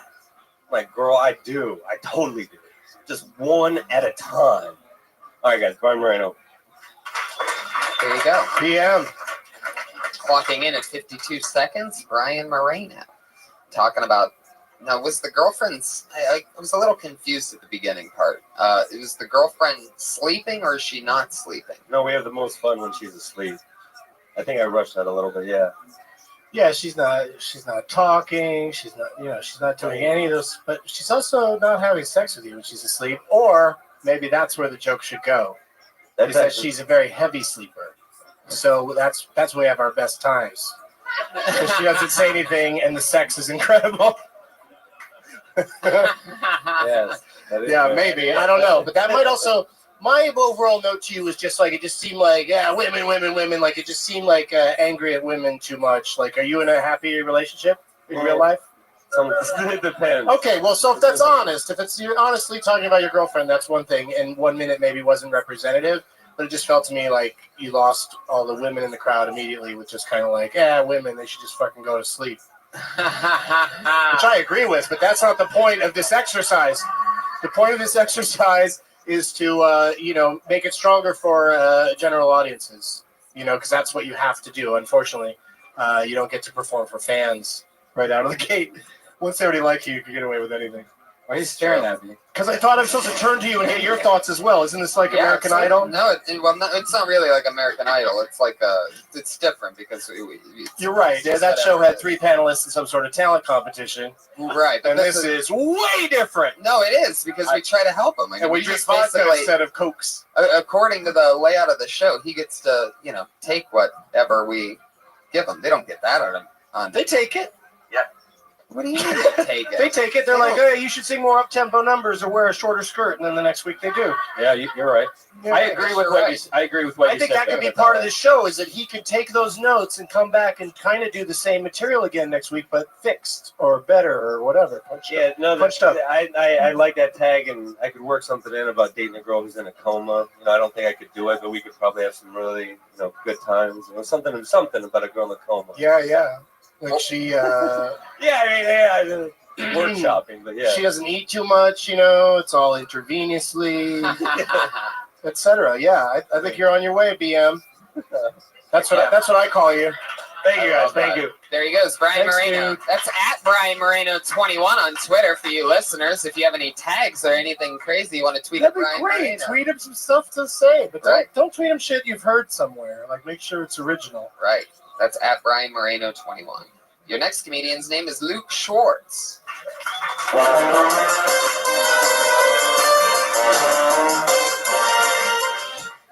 Hey, everybody. Hey, Doug. How's it going? Do you ever know just instinctively that you'll be bad at something? Like the other day, I was in the shower and I bumped my elbow, not that hard, but I still went ow, and I'm just fucked in the zombie apocalypse. That is not gonna go well for me. My friend is really excited for it. Actually, he said I can't wait for the apocalypse. It's just gonna be like camping, but we're gonna kill the undead. That's what it's gonna be like. How could you? That's not what it's gonna be like. I've seen those movies. I don't want to do any of that. That looks exhausting. That's terrible to do. This is going great. Also, the apocalypse could happen. We're running out of space to live. We're running out of food. We're running out of drinking water. It's crazy. We're gonna in years we're gonna have to tell kids look, I know you haven't had a drink in 4 days, but long showers were just amazing. I just sit there. Oh, jeez. They're really one on top of the other. Why not just have one and they have to shut up? See what I'm cut their talking mic about? out. I thought I did shut up. No, you did it. You're fine. You did it perfectly. In my head, the cat shouldn't be by himself. He wants to hang out with the bear. Yeah. Wow. It's also- you have a whole world going on over there, huh? You got a little zoo. Sorry about that. What were you talking about, Luke? It was. That's also a great idea. Yeah, it's Let's really get good. stoned first, and then tell people what we think of. It's like a memory test. What did he even say? But you know what? The better stuff is going to stand out, and I think that you were super premise heavy. I thought that you had ideas, but not incredibly strong punchlines. And this is going great. It gets a little laughter, having kind of relieved that you're pointing that out, but also try to trudge forward without having to without that disclaimer. Unless something specific happens, if you hear somebody yawning, then by all means mention that. But when they, when they're not laughing, it's kind of hard. It's you already know what I'm talking about. How many sets have you done in your life? I've been doing it 3 years. Yeah, there you go. So you already know that when you're not getting laughs, that it's better to not point it out, right? Sometimes I get away with it, and sometimes I. Yeah, well, sometimes it'll turn the tide, but when you only have a minute and a bear is approaching,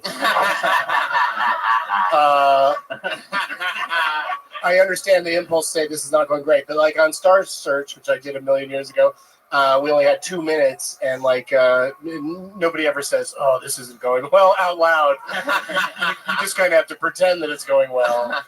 Sometimes your zombie apocalypse thing too. I get it. What you were trying to say, you hurt yourself in the shower. And you're like, oh, when the zombie that there's the connection there is not really as clear. It's not because what in the zombie apocalypse is just I don't know. He just gets hurt easily, so fighting zombies. Right. I know. Quit it. I could understand if it was like Thanks for all the football sound, dog. or something like that. But I so appreciate that. What were you trying to? Dog, that's what's amazing. The point of it? Yeah, Is what this were my you doing? boy? And also, Iron Patriot, don't wave Yo, your arm what's up, around when the Nathan? guest How you is doing? announced because Thanks they for always being have to so dodge it. They fucking always like the first douchey. thing they have to do, which does not normally happen in comedy clubs. you don't normally have to run from a plastic arm as you're approaching the stage. I mean, it's weird enough that you're just standing there the whole time. That never happens in comedy clubs. I mean, not in the what? On American Idol, you don't see me either. That's true. Well, let's go through all the places we don't see you. Disneyland.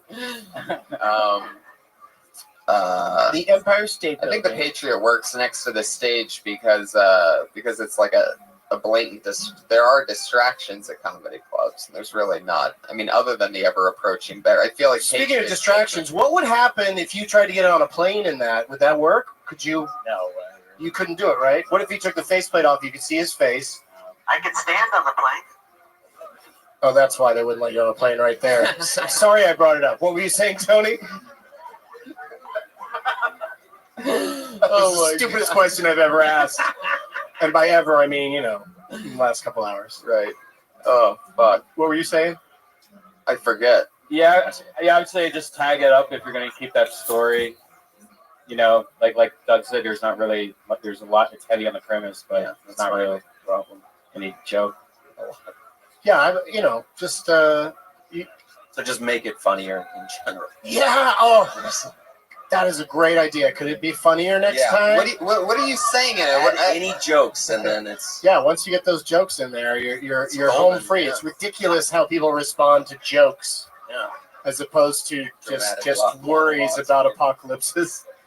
But no, I think you've got the the talking and the premise parts of it down. I just think you need punchlines that like say a Brian Redband could understand. Because he thinks you should change it to football instead of the zombie apocalypse. He thinks, instead of like you should be doing something more dangerous to But I don't equate. do anything. Yeah, I appreciate your comedic exaggeration, whereas Brian likes more of a realistic approach. I'll meet somewhere in the middle, maybe. That sounds great. We'll see you there. Bye. There he goes, Luke Schwartz. He did not leave a Twitter handle. No, he doesn't. Do you even have a Twitter, dude? Get a fucking Twitter. That's how you learn how to write jokes. Write a joke on there. Nobody retweets it. Maybe it was terrible and about the zombie apocalypse. Your next comedian actually is an employee here. I know him. His name is Josh Martin, everybody.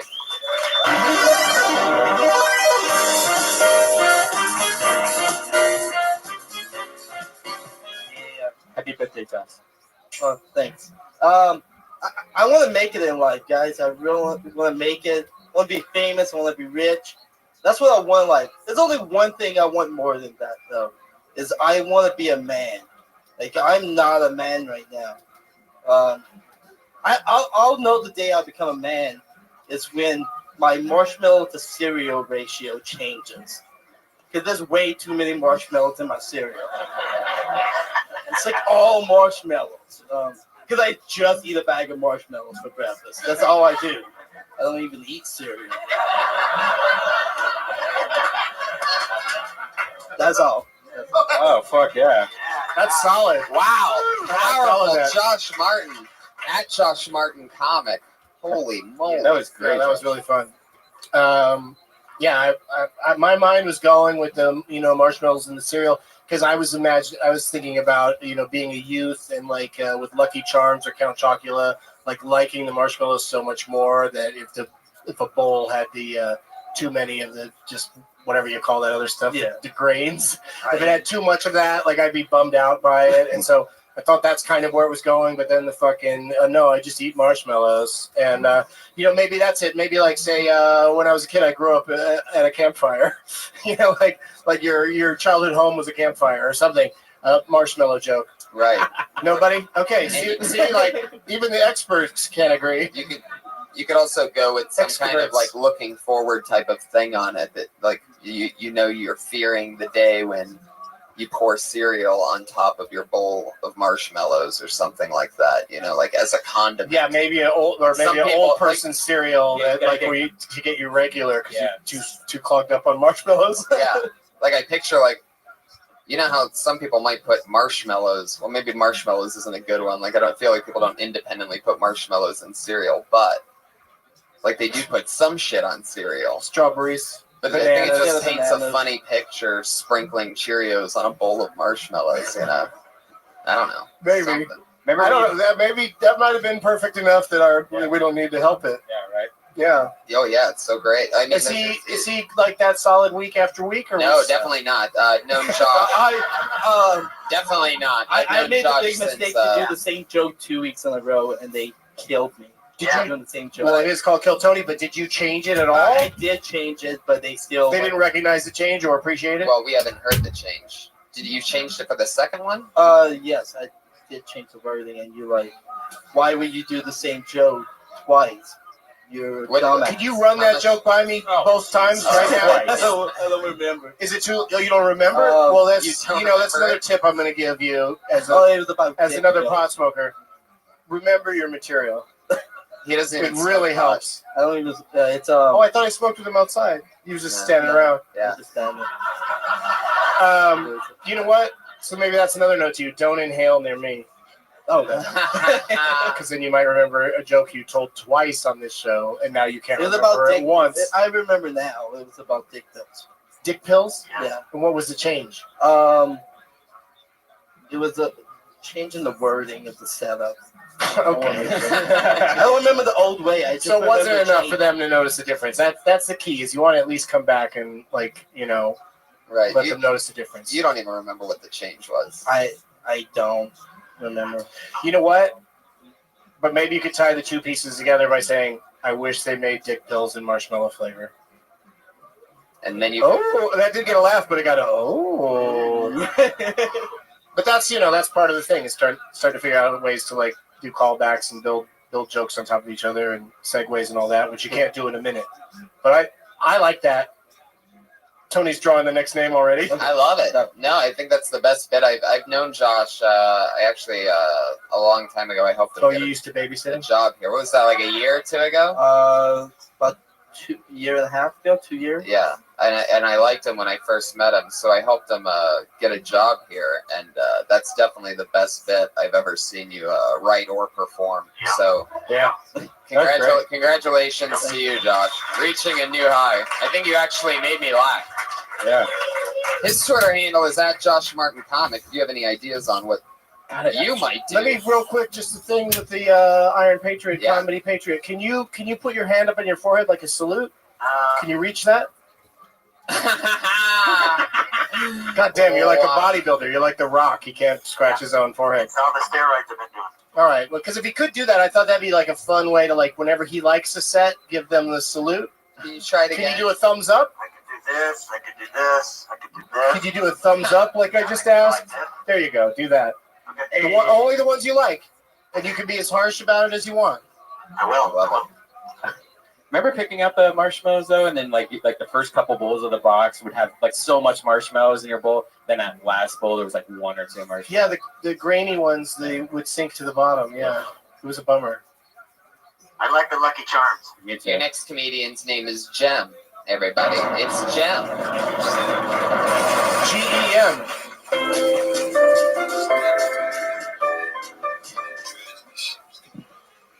Hi, my name is Jim. That's GEM.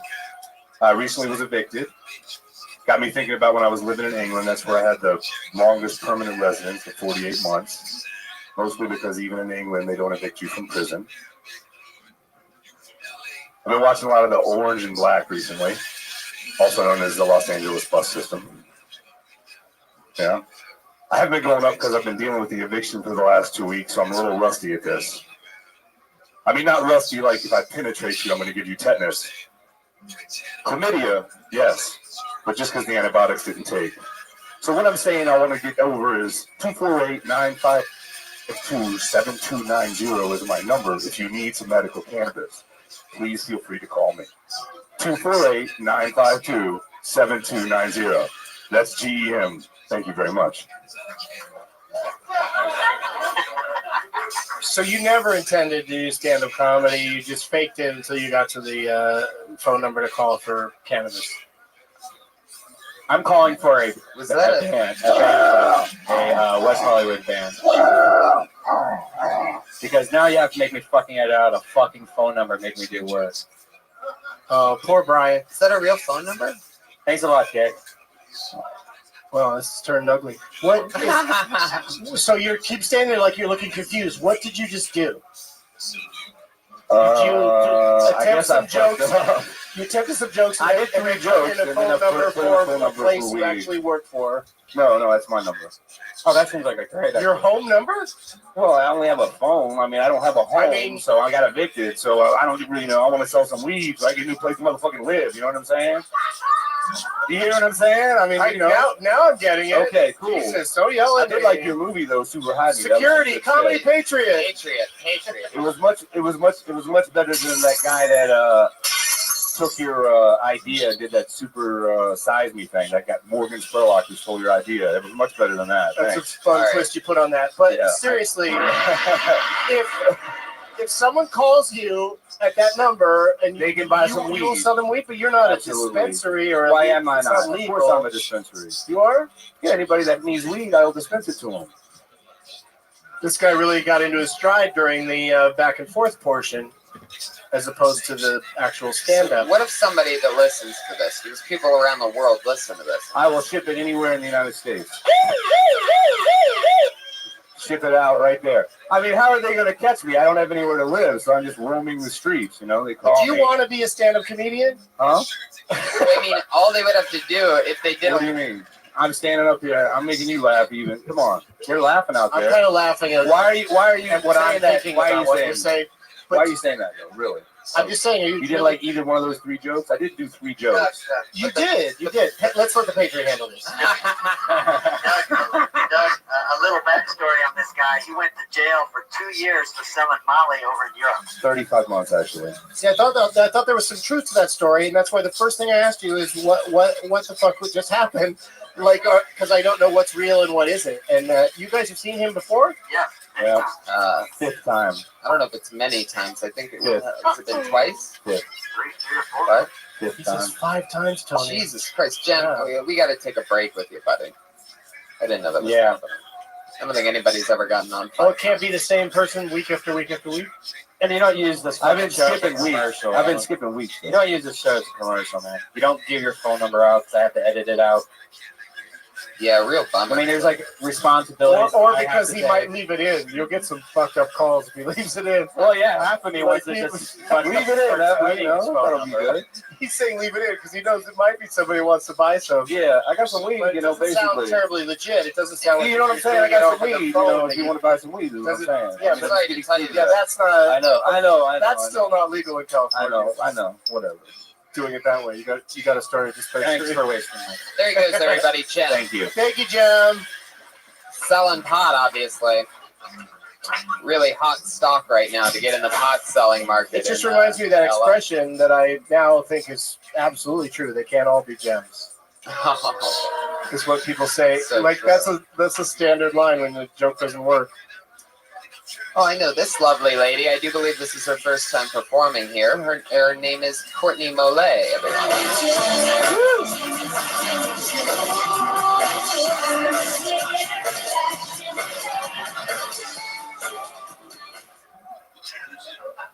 Hello.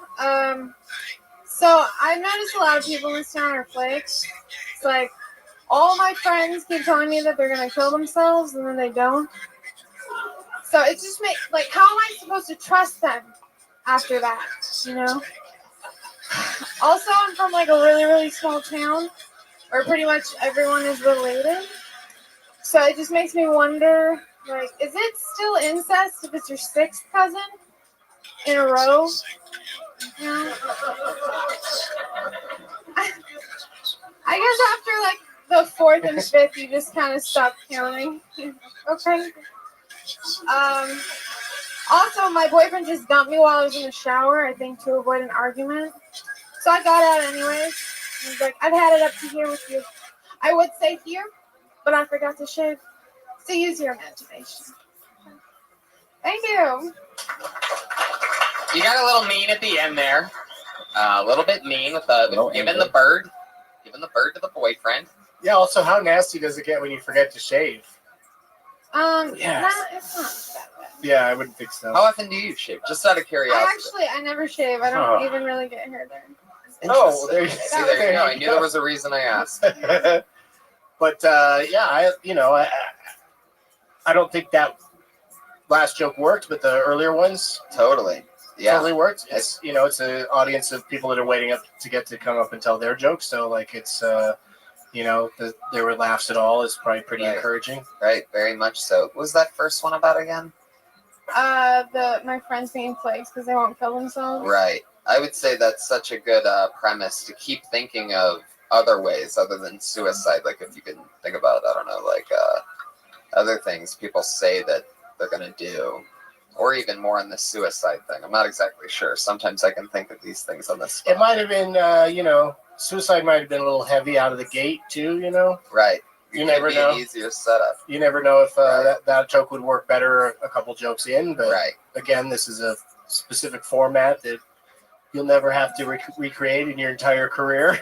There's never anywhere where you just do a 1 minute set. So it's a special. Right. And just a chance to workshop it. Were you happy with it? Well, I mean, I usually like to breathe a little bit more in between jokes, but that was right. Like a minute, you feel like you got to rush to get it all in. So that's another thing. But instead of breathing, maybe just say something in between the jokes about that you just sort of say spontaneously. I don't know how spontaneous you want to be as a performer or how planned out, but like we learned earlier tonight, this isn't going great is always a hilarious thing to say between jokes.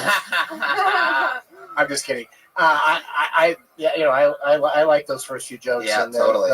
I just didn't buy the armpit thing. Right. Totally. No body hair. Right. That's not necessarily true. There's no rules. Just the armpits. I'm a normal person. Yeah. Also, maybe it was because what you're wearing when you raised your hand up, the audience didn't go, because they would have seen armpit hair if you had a lot of it, right? Yeah, maybe I should make armpit hair. No, wear sleeves. Right? Wear sleeves. Okay. Yeah, you're learning the wrong lesson. No, but that was good. I like her. You're Courtney friends with her, Millet? Tony? How do you know her? What is she? She's a past ding-donger on the Ding Dong Show. She used to be a ding-donger? What, is she not crazy enough to stay a ding-donger? Is that what happened? Wow, this girl's kind of normal. Get her the fuck out of here. She doesn't even need to shave her pits. We don't need that. That's We need hilarious. some hairy pit weirdos who like to drop dogs. She's at Courtney Mollet on Twitter with a K, KORTNEYMOLLE. She's very fun. Your next comedian is Norman Towns.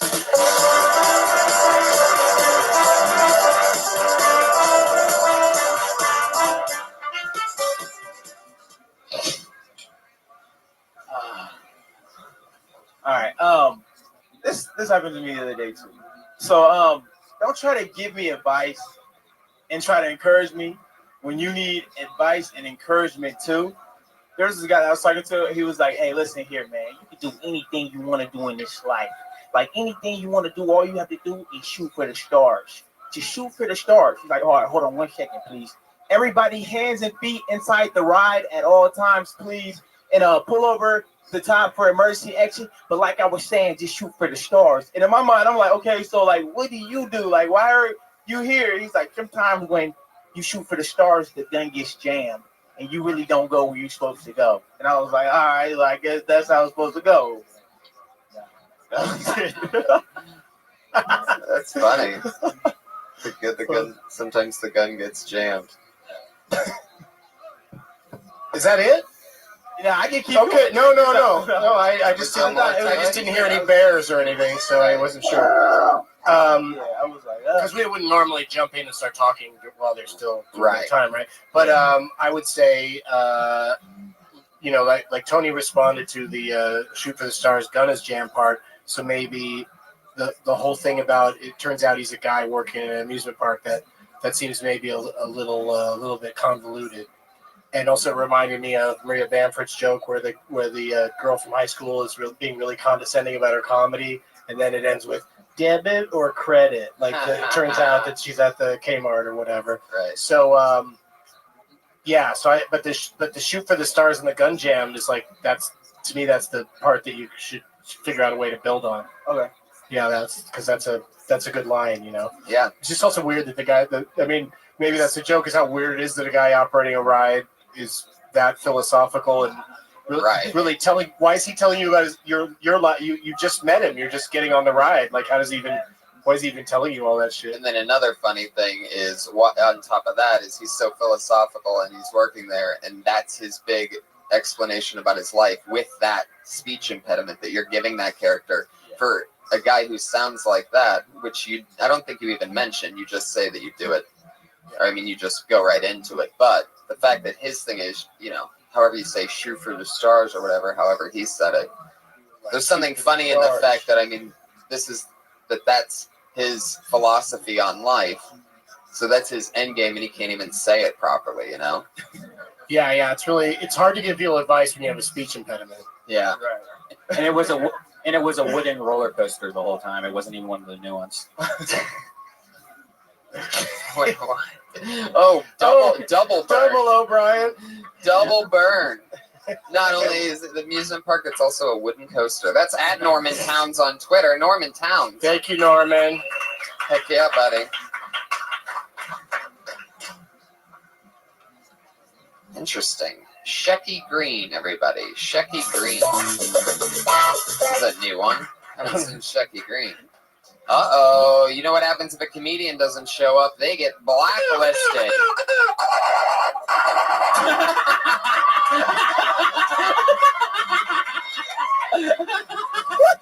What? Holy crap! We really got this thing worked out. That's the best reaction ever. You knocked over your whole class. That's all it is he makes a bunch of sounds and the person doesn't get to do the show again. That was intense blacklisting. I thought you had like a clipboard and a piece of paper and you'd cross his name out, but fucking Comedy Patriot just shot that guy down. I mean, that is the name of a famous comedian, Shecky Green, so we should have seen that coming. Oh. There's somebody playing around. Oh, how dare they? Yeah. Comedians with their sense of humor. I bet that guy's one of the funniest ones. Or was the real Shecky Green changed his mind when he saw what was really That'd happening? Be crazy. He wanted to reach out to the young people with 1 minute of new humor, and then saw what happened to everybody else. I know this guy. This guy's a funny comedian out of Boston. I do believe he's done the show before. His name is Matt Devlin, everybody. Sorry if I was a pain in the dick earlier, Tony, about getting on. I'm anxious. All right, you start your timer. They already did. If Bill Hicks killed Billy Ray Cyrus when he wanted to, I'd have had nothing to jerk off to this morning.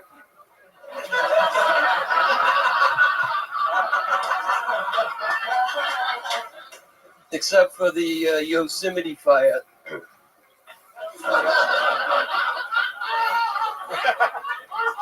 Which I've been jerking off to since I started it. And that's the last time I ever get to tell that joke. Thank you very much. Yeah, I don't even know if it's worth it to give notes on such dated material or material that's going to die soon, but yes, but that's good stuff. Yeah, and I also liked hearing you say the word "started" because it reminded me that you're from Boston, the way you said it. But two funny jokes. Yeah, definitely. It's interesting, topical, fun. I mean, it's not really that topical though. I mean, you can always replace a tragedy with that type of the way that you say those things. That works for you, you know, and you believe in it. That's why you're saying it. So you can always just slide in the new thing. I mean, that happened. Yeah, just say it about some new things. Right. Like when other things happen, go up and say something about that. Do it in forest fire. That's Tony's advice.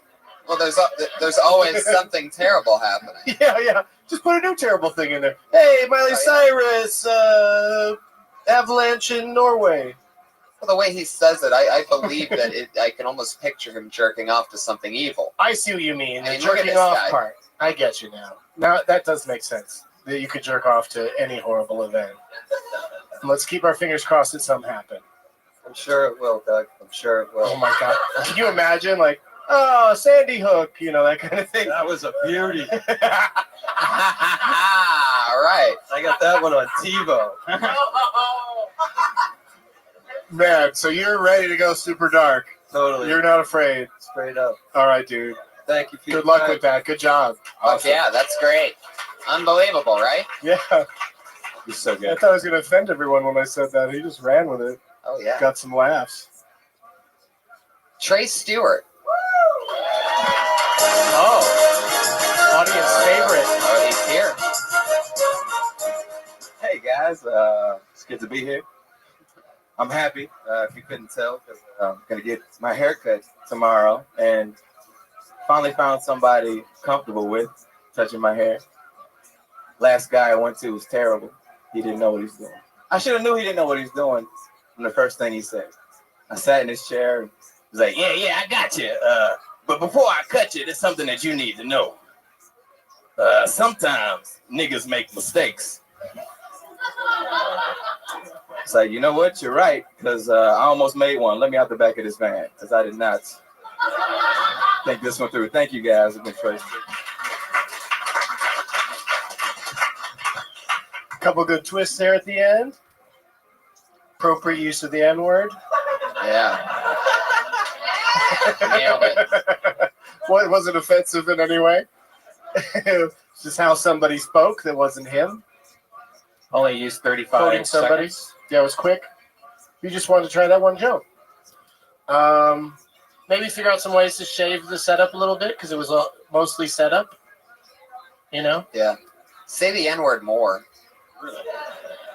No. Yeah, well, maybe not say more, but like maybe more of that, you know, the way that guy talks or something before you get out of the van. But the haircut in the back of the van, I like that.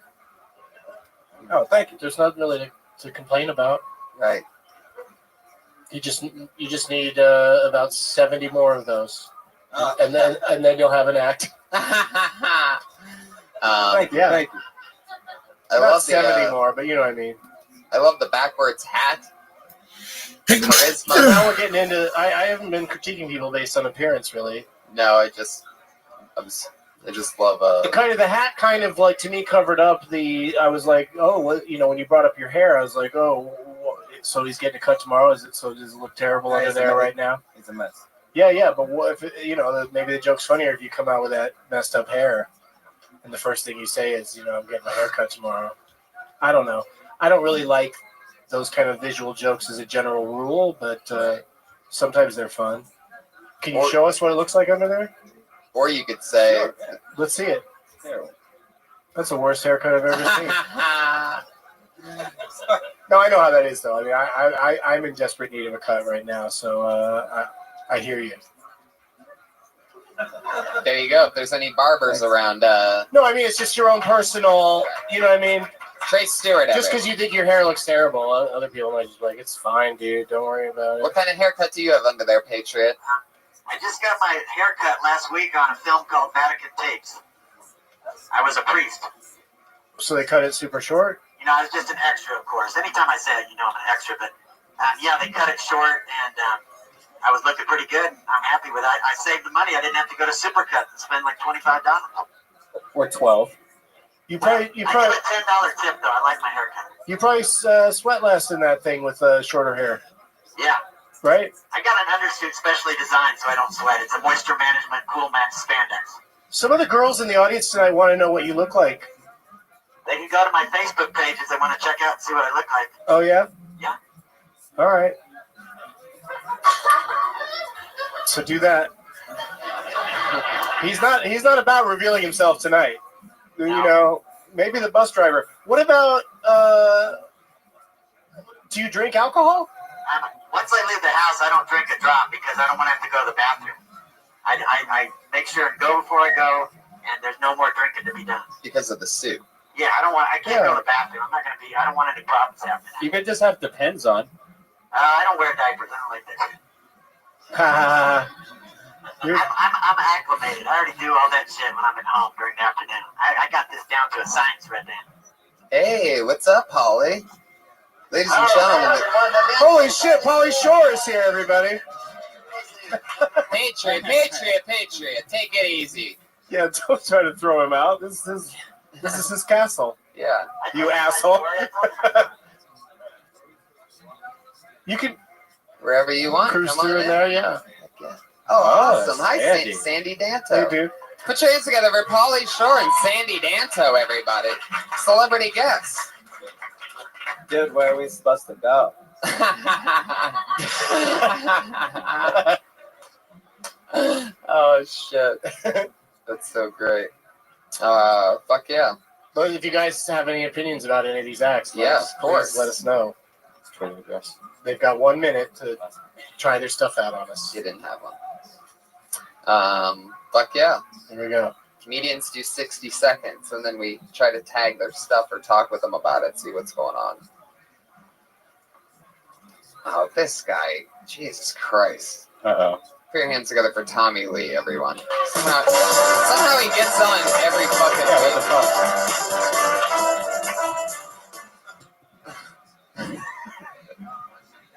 So, my dad doesn't really approve of me doing comedy at all. He's a tough guy to please. Like, he went to Princeton, then he got his master's from Columbia, got his PhD from Stanford.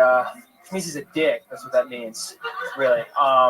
Like, you know how hard it is to get approval from someone with 3 Ivy League degrees? Like, telling my dad I didn't get to Princeton was like coming out of the closet in a conservative Christian family. You know, just the amount of shame I felt. It's like, Dad, I'm sorry, didn't get in. You what? God damn it, I knew you were different from day one. Should have been hanging out with your Uncle Tony. Get the fuck out. That's it.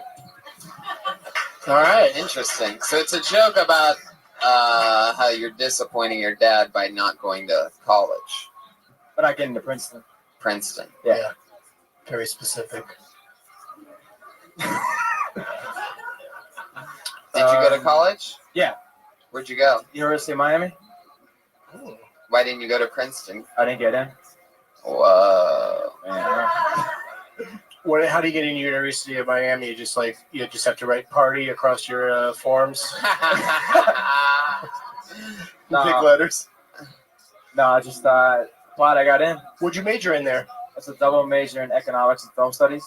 Oh, wow, interesting. All right. I didn't love it. I couldn't relate to it really at all. Can I remind you guys what happened with him the last 2 times? The last 2 times, remember he was talking about how creepy he was, and you guys were discouraging him from that. And then he had a shirt that wasn't very good ironed. I think that looks better. I think he's making some progress this week. You know, of course, the Iron Man is concerned about iron shirts. Yeah, right. And yeah, I iron all my shit at home. all right, don't move like that ever Jesus. again. But it sounded like you were talking to like a psychiatrist or something at some points. Like you were just really like almost doing a narration of your life. Like again, there was a lot of setup that wasn't tagged, or it was more like story based. The first and hard to relate to. Like a lot of us don't have problems with our parents because of not getting into Harvard. I'd imagine every single one of us. So so that's kind of like you either have to figure out a way to make that more accessible, or try something else. But congratulations on Comedy Patriot liking your shirt. Yeah. I guess I was just trying to play with the high expectations thing. But I guess I'm not really sure how to do that. No, it's not like what you just did was awful. Like just keep going at it. It's just for some reason that didn't land. Okay, cool, man. And also he's on too much. You were like, when you pulled his name out, you're like, Jesus, how did he get on again? Yeah. Yes. How many times have you gone on? Like 4 or 5 times? Like 4.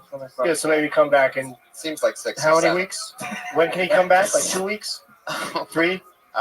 Yeah, I think Tommy and you got to come up with rules about this stuff. Tommy and Jem have to both take a couple weeks. Is he the same guy that the first 2 times he went on stage you didn't pay attention to because he bored you so much? I purposefully paid extra hard attention. I was able to stay in the pocket on this one, and for nothing. I mean, I really didn't end up Right. I wish It was I not would've- rewarding, but I wish I would have daydreamed at that one as well. And I love that you have recharged to schedule daydreaming time during these Right. 1 minute segments. Thank you so much. This place is amazing. Right. It is. You spill a drink, and 2 minutes later, you got a new drink. I just can't wait until you're just a couple sips in and somebody else gets blacklisted and just, oh my God. I don't think I'll be surprised by it again the next time.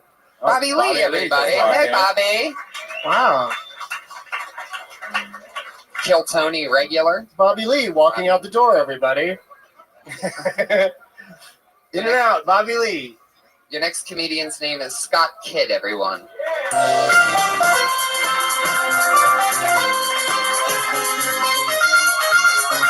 I'm almost disappointed that he's...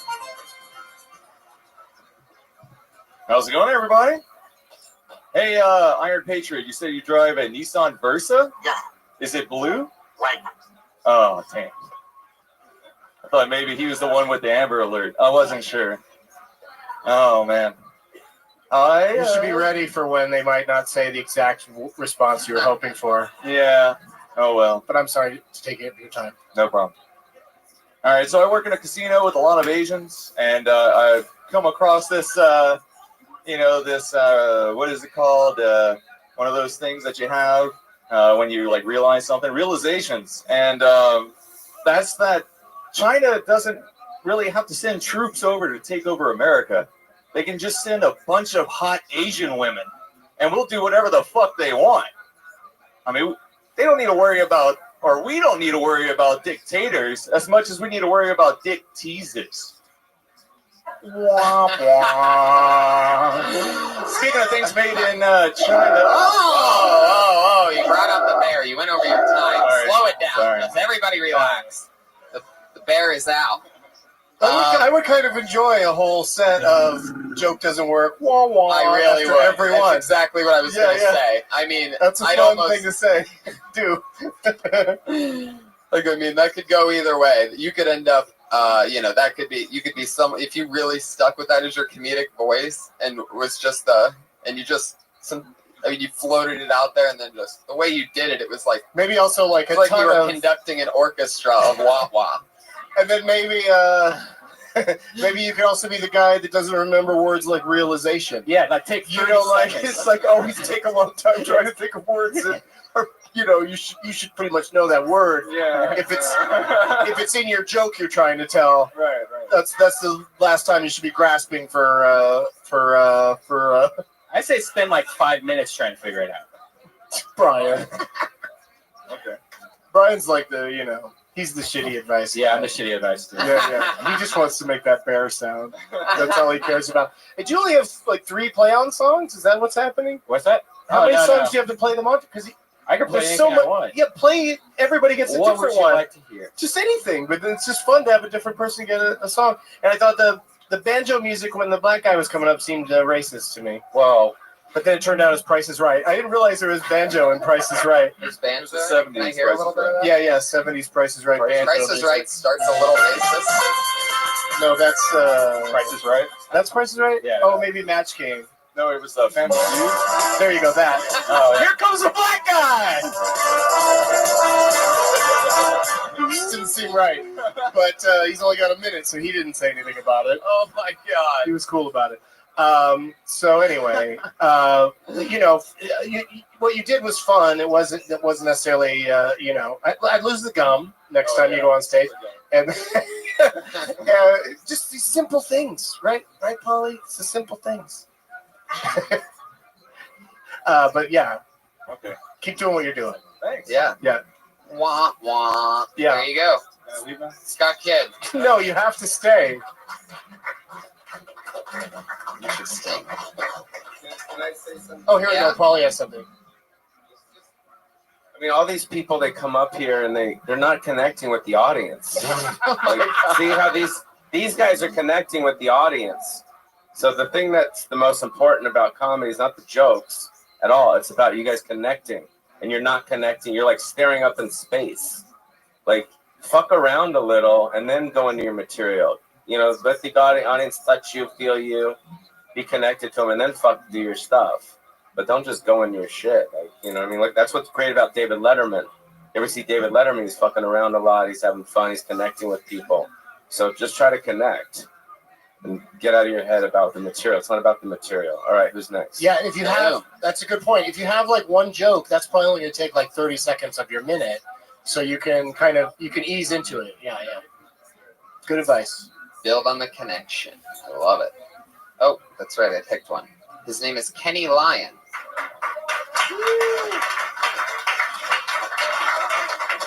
There he is, Kenny Lyon. That's another option. No music. Right. Hey, Kenny. Everybody.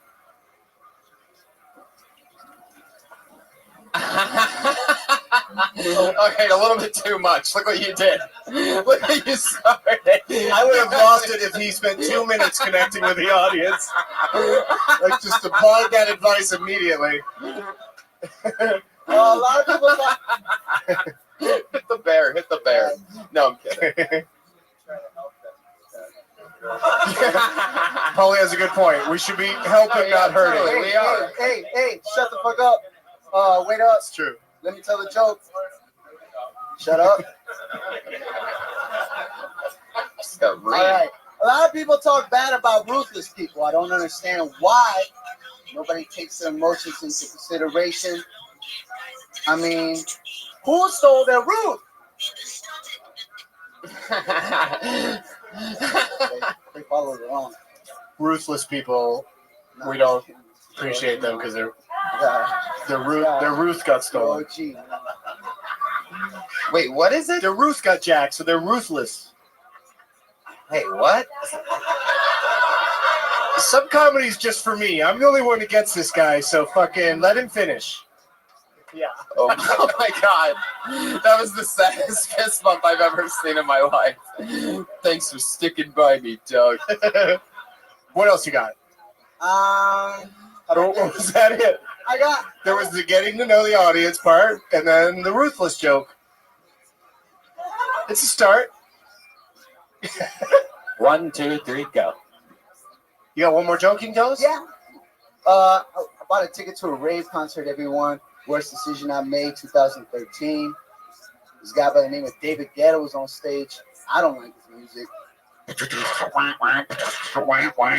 Not my kind of shit. I started yelling from the crowd, David, get out of here.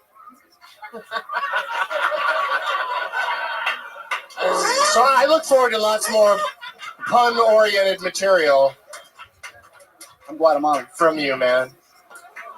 That's great. Fucking love it. That's great. Every time you come on, man, I just love you. You're one of my favorite people. Thank you, Red Man. Goddamn Excuse me for Jem's bullshit. What, do you work with him? Will, what do you have to do with Jem? You sharing a landline with him or something? I used to live in his apartment because my mom was tripping too much, and yeah. Save that minute for next time. That's a good story. You lived with Jem and your mom was tripping. I like it. There he goes, everybody. Kenny Lyon. We're Thanks, flying dude. through him. Get out of here! A lovely young lady. I know her. She's been doing this a while. Glad that she's in attendance. Now, put your hands together for the great Stephanie Simbari, everybody.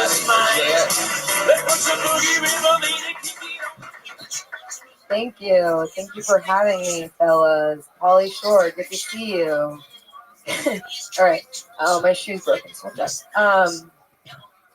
I'm afraid that I'm going to lose my ability to be a romantic because I've been living in LA and fucking all my friends for too long. You know? I'm sorry, not fucking, hooking up with. You can't fuck your friends, it ruins your friendship, but you can let them go down on you. That's totally fine. But sometimes I listen to love songs on the coast. Do you guys know that? I listen to it to test just how lonely I actually am. Like, how many Adele songs before I just drive my car off the road? Like, what? But I hate it because the woman always has that, like, really soft DJ voice where she's like, this is Delilah. This song goes out to Mindy from Chris. He loves you so much. You're the future mother of his children. You're a real catch, right? And then it's, like, blurred lines by Robin Thicke or something. But I wish it would get real. I wish she would be like, this song goes out to Mindy from Chris. Thanks for licking his balls and comment and swallowing, even though you guys don't know each other that well, you know. Closes on the bear. Look, Brian, my shoe was broken. Shit got fucked up, And that's why I buried me gave you 1 anyways. minute and 15 seconds. I earned those 15 seconds. That flew by. I didn't even notice the extra 15 seconds. Because you're lost in her beauty, right?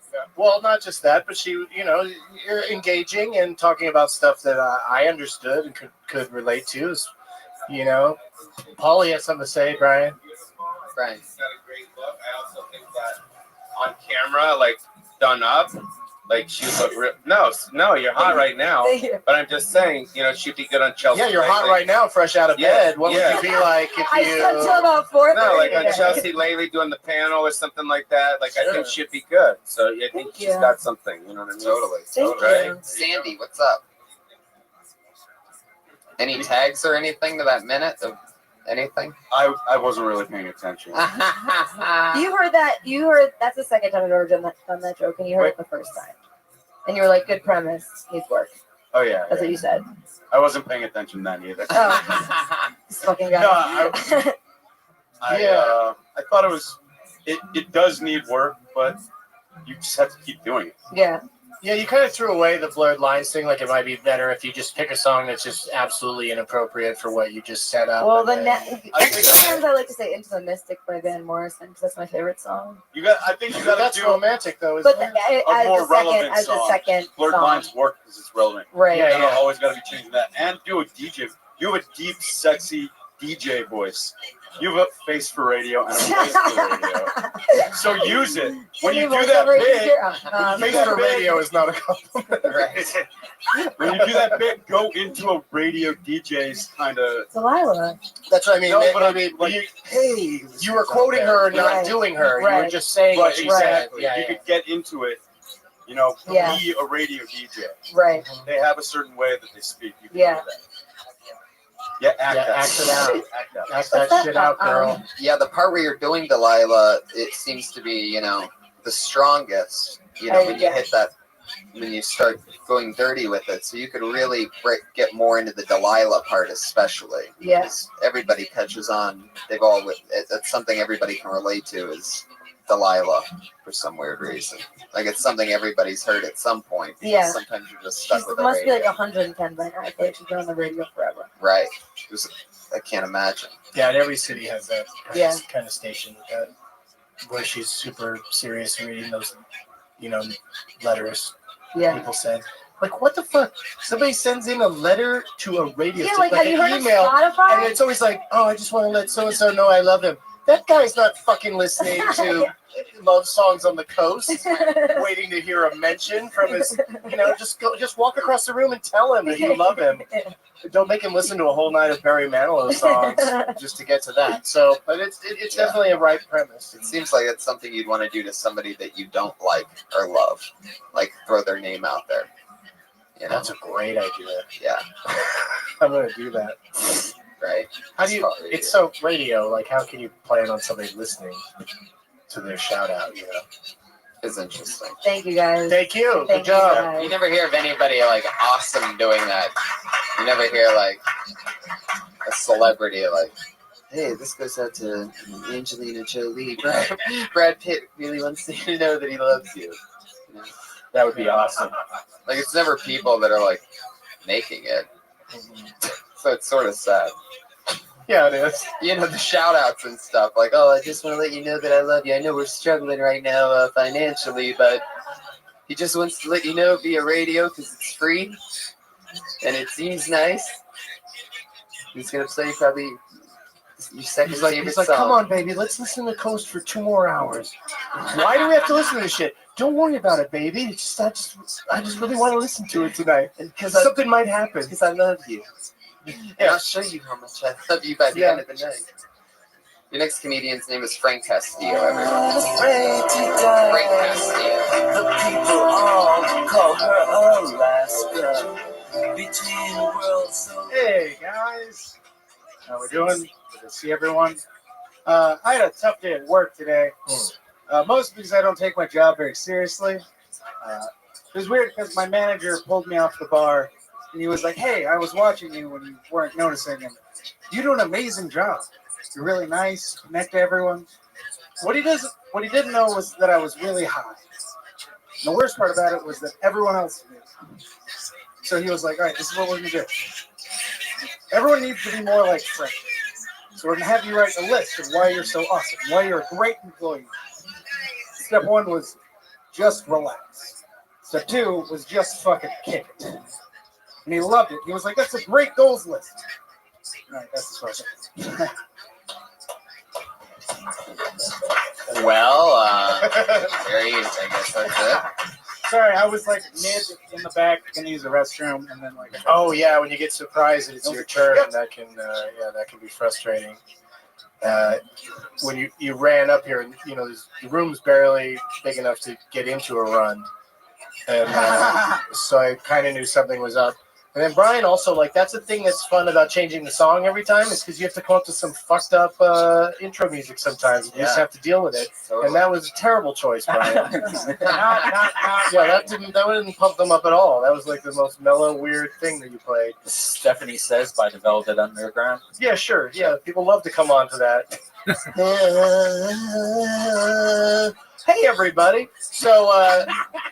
So I commend you for just being enthusiastic and getting through your thing. And this is a personal thing for me. I always don't like it when somebody that is at your stature talks a lot about like having a day job and real work and stuff like that, because it just sort of like, you're up here to entertain everybody. You should just be a comic. But that's my personal thing. A lot of comics have great jokes about their day jobs or whatever. So, but just for me, that just kind of takes me out of it. Just makes me like, oh, well, he's not really a comic. He's got a job, you know what I mean? But that's just me. So if you can come up with a funny enough take on it, and maybe even like set it in the past, like make it the job you had before being a stand-up.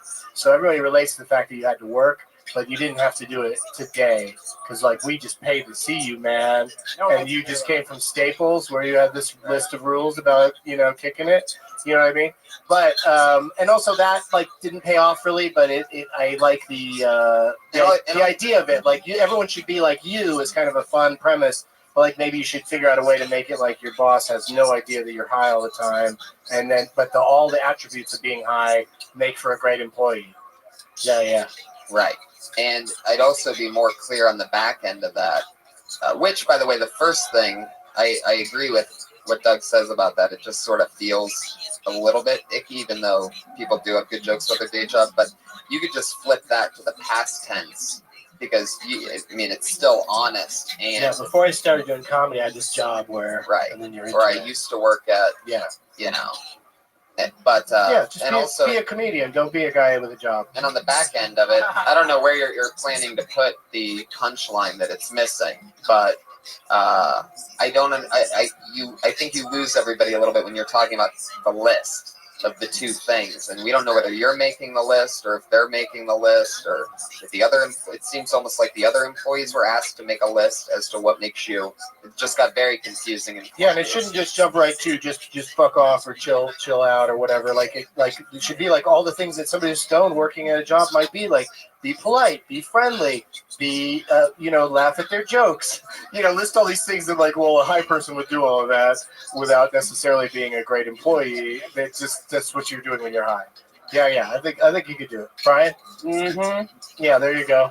I love it. There he goes, everybody. That's at Frank C Comedy. Frank C Comedy on Twitter. Later, Polly. Polly's out, everybody. Great. Polly Shore and Sandy Danto. Oh shit! Yeah. Oh shit! Yeah. Yes, what? I almost met you in 2007. You know the Addison Improv in Dallas? You were going to get some food, and I No, it's nobody we know. He's a fan of podcasts. But anyway, I was playing videos in this place called Go Fish, and the manager told me that you came to the door. You wanted sushi. We served sushi, but we didn't have a sushi bar, and so you didn't come in. You said you went somewhere else. But my manager told me after it was over, and I said, "Wait, you didn't come get me?" Because I had Pauly Shore's Dead on video. I could have played it while you were eating dinner and had a conversation with you. It sucked. Dude, I was at a He insists on having his movie played every time he eats dinner anywhere, so you were on track with that. Just a couple comments about what I witnessed. You guys should really be what's the word? Thankful that these guys are giving you guys tips. Because back in the day, like, you didn't get this shit. Like, I'm sitting here, like, listening to you people up here, and I think it's hard to do stand up. I get it, like, but to do it in here and this, but then they give you correct constructive criticism, and I think it's really cool that these guys are doing that. So the more people that can come here and do this, I think it'll help you guys a lot. Because you're all comics, right? Most of you guys? No, you guys just came in. Yeah. You guys, Some people come to watch, but it's a lot of the audience is the you don't really comics. get that, so it's cool that they're doing that for you guys. Yeah, Holly Shore, everybody. Thanks for coming, and Sandy Danto. At Sandy Danto. And at, is it Polly Shore? Polly M. Shore? I mean, not only are we doing this, but they took 4 minutes out of their day to watch 3 comedians. Right. Yeah, Exactly. It was nice. Yeah. It took longer than 4 minutes, but you know what I mean. Well, I got things to do. As the clock rolls, we're going to roll into our final segment. This is. Are we take off our clothes, Doug? Wait a second. Oh. I thought it was just giving Frosty. constructive criticism. No, it is. How you living, Our Ben? final segment is 2 young ladies who. Hey, you sound a lot better. Is it nice to be home? Yeah, it's great actually. Feeling a lot better. Did you get to? I might just have a cup of coffee in the morning after having night's rest. I was gonna say, did you get to sleep in your bed yet? Yeah, I just got home right now and it's 1:15 a.m. So sleeping a bit. Excellent. Well, that'll be a nice change of pace. It's always good to be back in your bed, right? Yeah. Well, I had sleeping problems back in Goa because of the bugs and insects and all the whole thing. The review. But I'm alright. I'm just tired. I'll see you. I'll talk to you later. Sounds good, buddy. Take care. How's things going on your end? So far, so good, my friend. Yeah, alright. I'll see you tomorrow. Excellent. Sweet dreams, big dog. Stuff and shit. Excellent. Yeah. We'll bye. talk to you then. Bye-bye.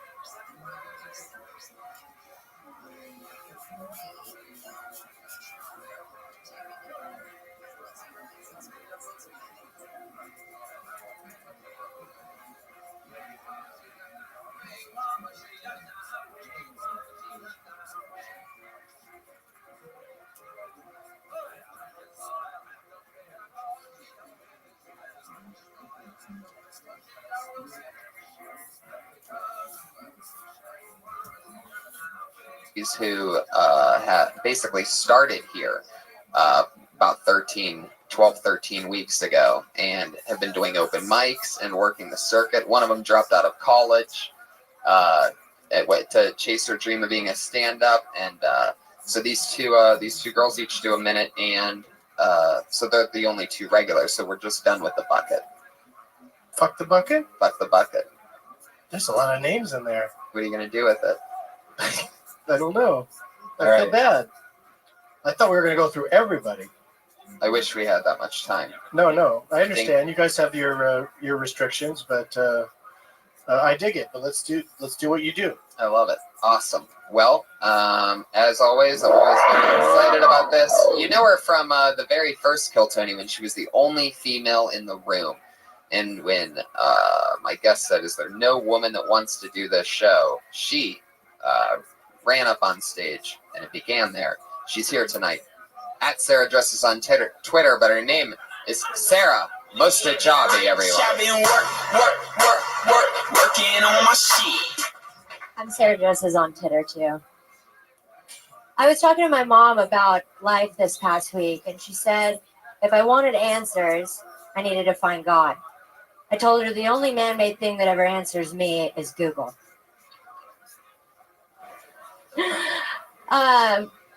I get these like uncontrollable like urges to be in love. I call them hard-ons. I'm kind of hoping that it'll just beat itself off. But don't worry. It's pretty easy to get fucked. I have a PayPal account. That's all I have. That's all I have. Did you give her too much build-up, Tony? Is that what happened? I don't know. No, I've had to write a new minute every. No, you've written a new minute for all every 7 weeks. Every week since I started doing comedy. Well, that's good. That's that's. We're raising little baby assassins here. What I'm not sure if any of those particular jokes worked. I missed the joke on that last. Yeah, I don't get why are you getting And fucked? I don't know what it is. I get like nervous here because when I do this Okay, stuff at open mic, so my question's this. I mean, well, it's like it works. This is different than an open mic for So sure. my question's this: what are you trying to say in that joke where you talk about the PayPal? Yeah, like getting a boner. What are you talking about? Okay. Oh, I'm sorry. I guess I just totally lost you guys. No, the heart one is like I'm trying to make a comparison. Like I know that guys like you guys have these like I don't know, you have like sexual like desires that you like can't help, like it's like carnal natural thing that you have.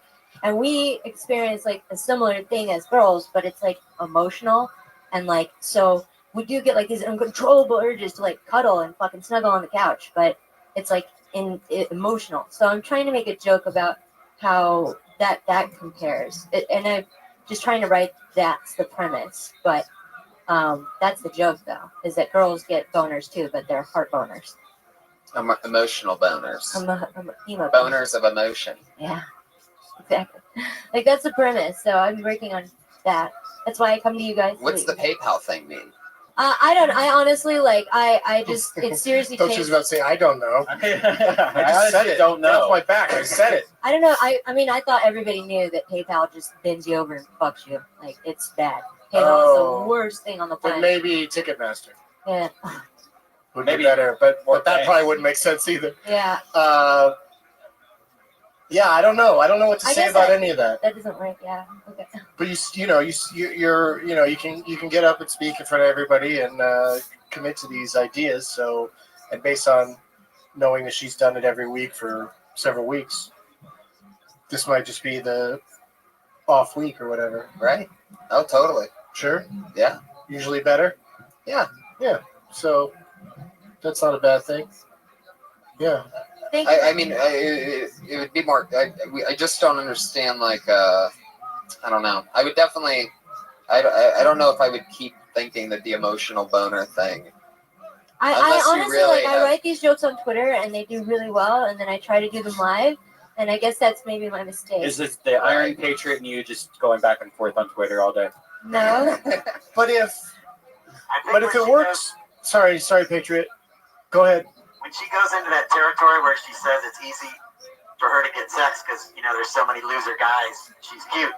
Well, no, I mean, but I think that's a good territory. There's a lot of jokes there because it's different I'm cute and guys are losers. I disagree. I don't want to be that girl. don't- But That's not my you know what I'm saying, though. It's easier for a girl like her to have sex anytime she wants than a guy. Do you have an off switch? Yeah, it is easier for her to have sex. That is the truth. But yeah, she's trying to get at the the cuddling part, which you can't do with a superhero who can't even sit down. I mean, I come here because, like, in the beginning, you guys like really helped me tag like my jokes and my premises. And now Yeah, but that's maybe the problem here is it's hard to tag where we don't even think there's a joke there. So like, but I think that the emotional boners that there is something to that. Yeah. It's just hard to when you do men and women stuff. It's so hard to find a fresh take on it. Right. So make it as personal as possible, and maybe even write a couple extra lines about it. Like after the PayPal joke, maybe you should have said, "Because PayPal fucks you, right?" Like you should have maybe just spelled it out more. Yeah, because PayPal. I don't know. Really I did something similar to being like, yeah, right, like a couple weeks ago, and I was told that's fucking dumb. Well, I agree that you can't just say yeah right about everything, because if they don't agree with you, they don't agree with you. But in the case of PayPal fucking you, you may have more of a stand on, but they may just not have figured out that was your point. Right. You know what I mean? Right. So, sometimes you have to, unfortunately, you have to explain things a little bit more. Yeah. And other times you have to try to get rid of that. Which brings me back to Twitter. If jokes are killing on Twitter, say them exactly as written, because nothing you said today was 140 characters. Everything had more stuff to it. So maybe you just need to just stand there and just like the Google say thing? the line, say the joke from Twitter as written on Twitter, and it might work better that way too. The Google thing, like that I wrote on Twitter, I said Google is the only God that actually answers my questions, and I get a bunch of. Google's the only God or guy? God. Yeah. Yeah. For some reason that doesn't. It just doesn't land, but yeah, I knew that it might work be. if I said Some it out things loud. are cuter or funnier as a tweet than they are in front of an audience. But it's a very like hip atheist tweet. A lot of people with like gothy lifestyles are like, yeah, retweet. No, like totally, like Google's definitely like the only God. Like fuck yeah, God. well, maybe Google. Google is a God that will answer your questions, or some. There's some way to tweak it, maybe, because it's not. There she goes, it's not everybody. a terrible observation. She's at Sarah Dresses on Twitter. Sarah Mostajabbi. And as always, our other lovely lady, put your hands together for the one and only Kimberly Congdon. Trying to get there rich, I've been working on. I don't think it's fair that as a woman comic, I have to cover up more than men do. Because I have to be taken seriously and stuff. People are like, "Oh, I thought you always dressed like that." I'm like, no, I don't want to look like I ate Snatch. I mean, it's nothing against lesbians. I'm not a lesbian. My mom just taught me to think outside the box. I don't judge. I have slutty friends. I have lesbian friends. My friend Kate, she's super slutty. But she doesn't do anal. She's literally the skankiest girl I know. Thank you.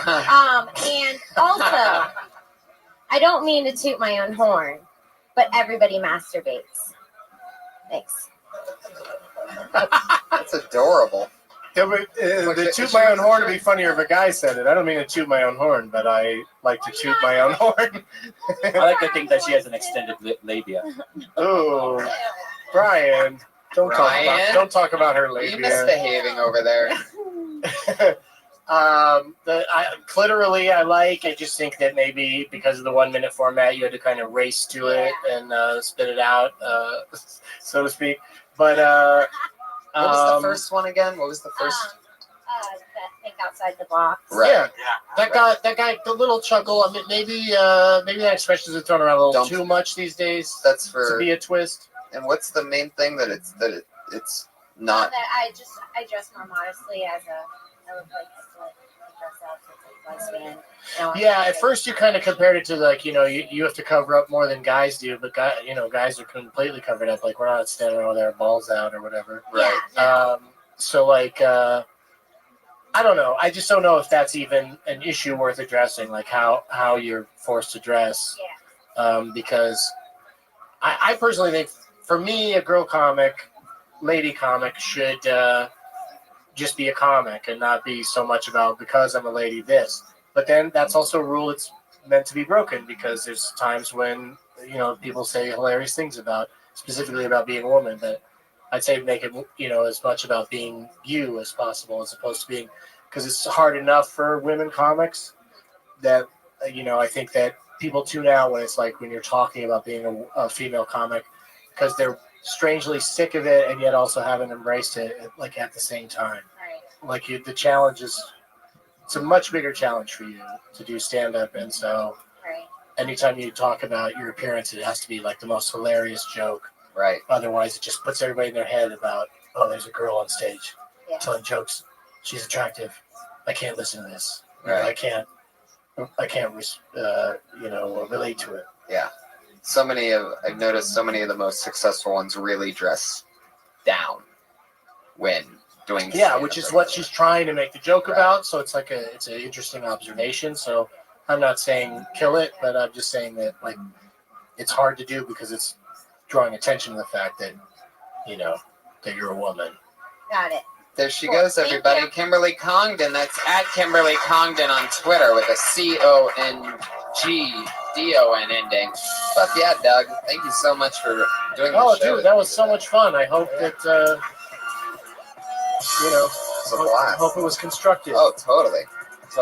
Instant classic episode, in my opinion. Anything you have going on that you want to promote? Yeah, Greatest Movie Ever Rolled is on VOD and iTunes, and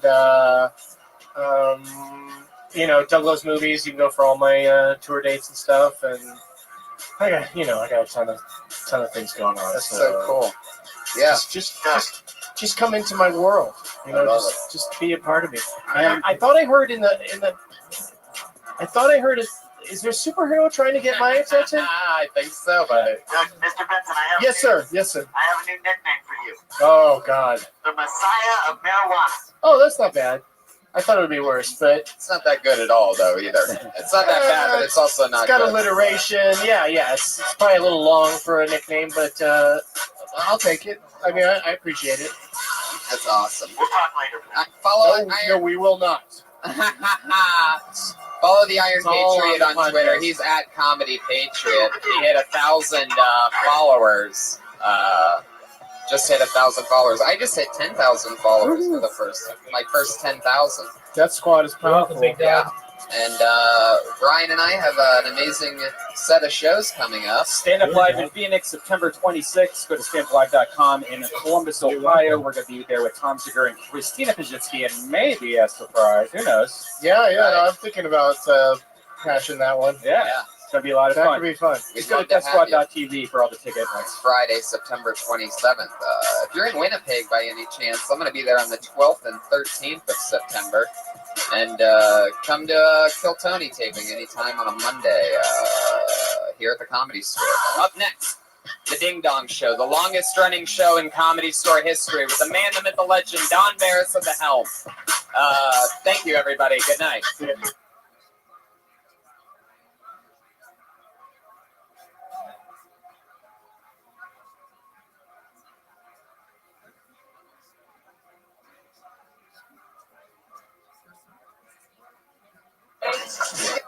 it up for Kill Tony. Hi, everyone. Hi, everybody. It's good to be here. Another fun weekend, and here we are. Hi, everybody out there. Congratulations for being part of this fun audience. Okie dokie. Always an interesting beginning. Yeah, we mixed it up a little. My iPad's dead. It fucking sucks. It's dead? Yeah, I don't think it's going to be alive anymore. Oh my god. Whatever. That's terrible. I know. Excuse to get a new one. All right. Well, so that ends the sound effects portion, right? No, I downloaded an alternative sound effect program. Oh, so it's going to be mixed up probably a little. Oh, that's exciting. Just for this episode, instead of the normal kitty cat sound when a comic does 1 minute, we're going to have a dolphin. Oh, yeah, I like that. But what's going to replace the angry bear that comes in if they do longer than 60 seconds? A gang of cows. is a lot of cows, man. Wow. So you don't want to run the light here, you comedians out there that are doing your 60 seconds, because you don't want to anger that group of cows. Or the dolphin. Well, the dolphin. That's a nice little. Yeah, the dolphin's sort of peppy, but those cows are aggressive. Yeah. Speaking of animals, as always, ladies and gentlemen, our head of security, the Iron Patriot, is here. Lead these new Avengers into battle against anyone who would threaten our way of life. I am the Iron Patriot. Fuck yeah. Still got it, Patriot. Still got it. You know, I was listening to the last episode the other day, and listening to it is so much different than watching it because it really sounds like we're hanging out with Kit from Knight Rider. Oh, interesting. Yeah, I noticed that. I noticed when I listened last night just to iTunes because I've been watching the video. And I want to say something to you, Red Band. First, I want to congratulate you for winning Funniest Instagrammer of the Year at the LA Weekly Awards. Oh, thank you. That is awesome. I'm not funny on Instagram, so I don't know what that means. That's so cool. I don't post any funny photos. It's mostly foods and shit suits. You know, I like the one you posted yesterday. You did a screenshot of my mailman video, and in the background was a Jungle Fever poster because my video was made in 1991, the same year that movie came out. And what's interesting is Wesley Snipes just got released from prison a few months ago. Oh. He was serving 3 years for tax evasion. He started Jungle Fever. And now he's already got his life back on track, and he's in the movie Expendables 3. Wow. He's already got it going. So with my Banana song coming back, this might be the return of Jungle Fever this year. Wow. Me and Wesley. I think that's a pretty bold statement, first of all. I don't think you're going to bring back the movie franchise Jungle Fever, the Wesley Snipes classic, because of the music video. But I did watch that music video that you were in. If you don't know, the Iron Patriot is a human being, and he wears a $5,000 custom-made Iron Patriot suit that came pretty dented up. He rides the bus here. He's here every Monday, and he rides the bus because in that $5,000 suit, he can't sit down. So he has to stand at all times. So he takes the bus here from down the street. Yeah. And he was once in a band in Texas called the Dirty Crabber. It's just called, I was Dirty Crabber. That's my other name. Okay. So if you ever want to call me that, just call me that. Did you ever have crabs? Is it based off that? No, because my last name is Crabtree, and my brother, his name was Crabtree, so it was kind of a play on that. Oh. But yeah, I did have crabs one time, but they wasn't. I think everybody's dealt with that. But now the girls are shaving their pouches, so I don't think there's any more crabs. Yeah, they're actually becoming extinct lately. That's true. Yeah. Wow. So I wish I would have lived in this age. Yeah, but now you have to worry about like crotch eels or something. Yeah. With those vaginas. Yeah. Crotch eels? Yeah, what would come out of a shaved vagina? What kind of gross thinking? What if worms just like girls start getting worms? What the fuck are you talking about? What would replace crabs? I don't think they need to be replaced. I think that's something we can do without. Yeah, yeah. So, Patriot, do you still have, even though you got the crabs, do you still have like a full bush underneath all that? Well, I keep it trimmed. I don't let it go out of control, but no, it's not. I mean, you know what I'm saying. When you say trimmed, like what are you doing down there? Just using the scissors to trim it up so it doesn't get out of control, Do you ever mess with the ball hair? But I'm not like Tommy Lee, Motley Crue. He talks about he put some special shit on his balls to just make it so it's just completely nothing. Yeah, it's nair. It's a bad idea. Don't ever do it. I tried it once, and my fucking asshole, when everything was on fire, my balls, like the veins in it got really hard. Sometimes when you're like, wow, it's so hard right now. What happened? It was like that for like a week. It sucked. Yeah. How about that one? I kind of miss it when the girls had some hair down there. I kind of like it like that.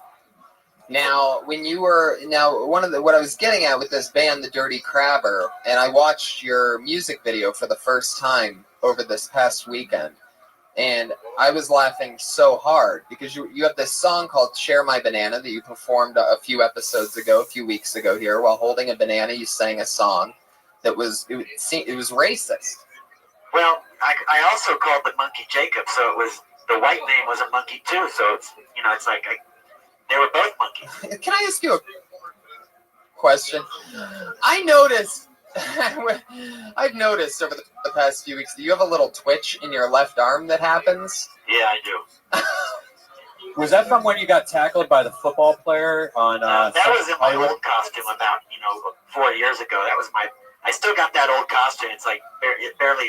It's all duct taped together. It's in bad shape. So that twitch that you do with your left arm, is that because of the suit that you're wearing, or is that? Well, I don't know. I should just concentrate on staying still. I'm kind of just. Sometimes I just kind of like to move it around and kind of keep my shoulders and back, kind of the muscles moving around, so it doesn't, get stiff.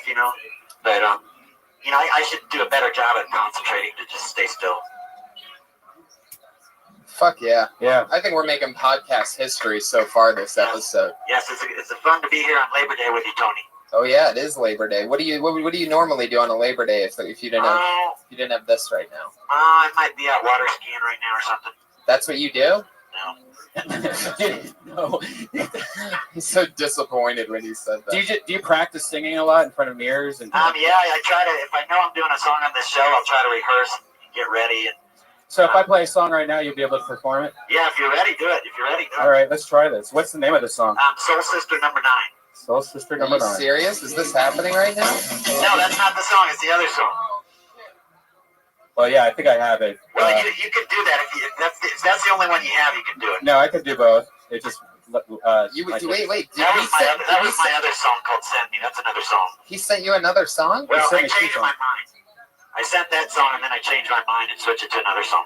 Wow, look at you. How long did it take for you to decide that you wanted to do a different song? Like, was it hours you were sitting there thinking about No, it? it just kind of came to me because we've kind of been on this jungle fever theme for so long. I just kind of thought, man, let's just keep it going because, Soul Sister number 9. I mean, I've never made love actually to a black woman. I flirted with them, but, one female brother that does turn me on is Beyonce.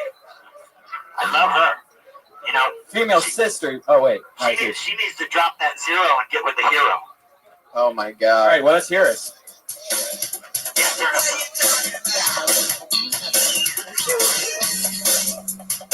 I got something to say. Soul Sister. What do you believe in Soul Sister? Soul Sister, the fight of the girl you haven't seen.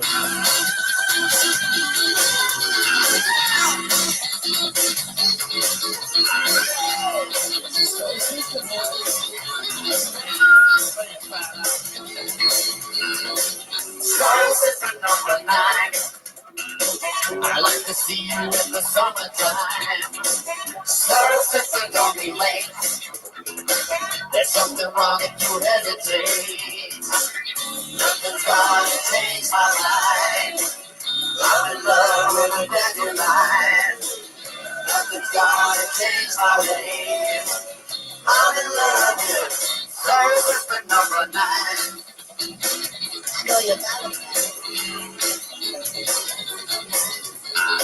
Soul Sister number 9. I like to see you in the evening time. Soul Sister is okay. Just say you're not for a rainy day. Nothing's gonna change my life. I'm in love with a dandelion. Nothing's gonna change my ways.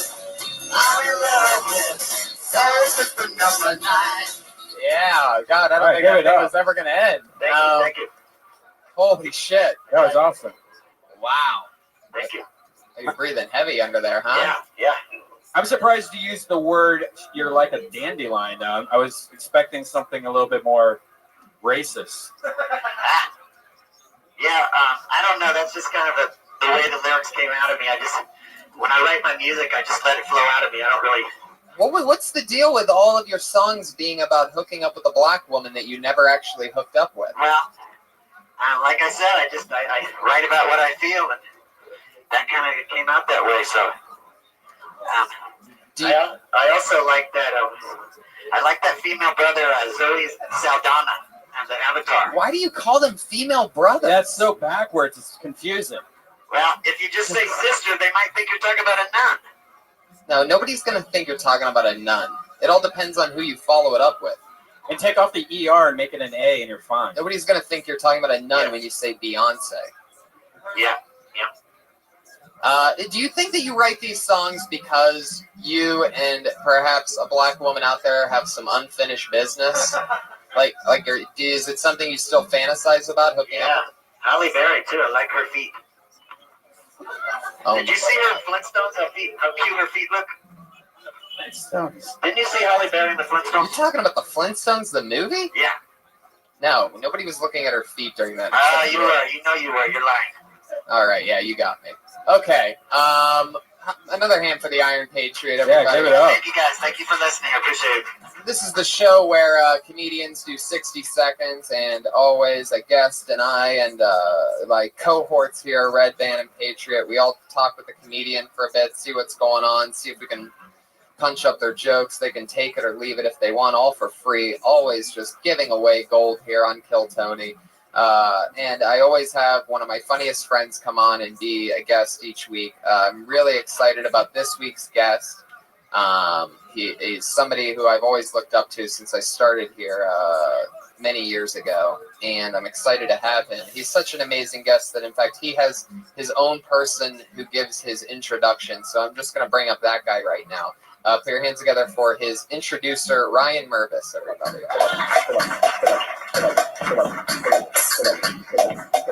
This is not the guest. This is the guy who introduces the guest. Are you guys ready? Are you ready? Give it up for the reigning Belly Room League champion, the manager of the Dead Kid Timmy, the lovely bearded Freddie.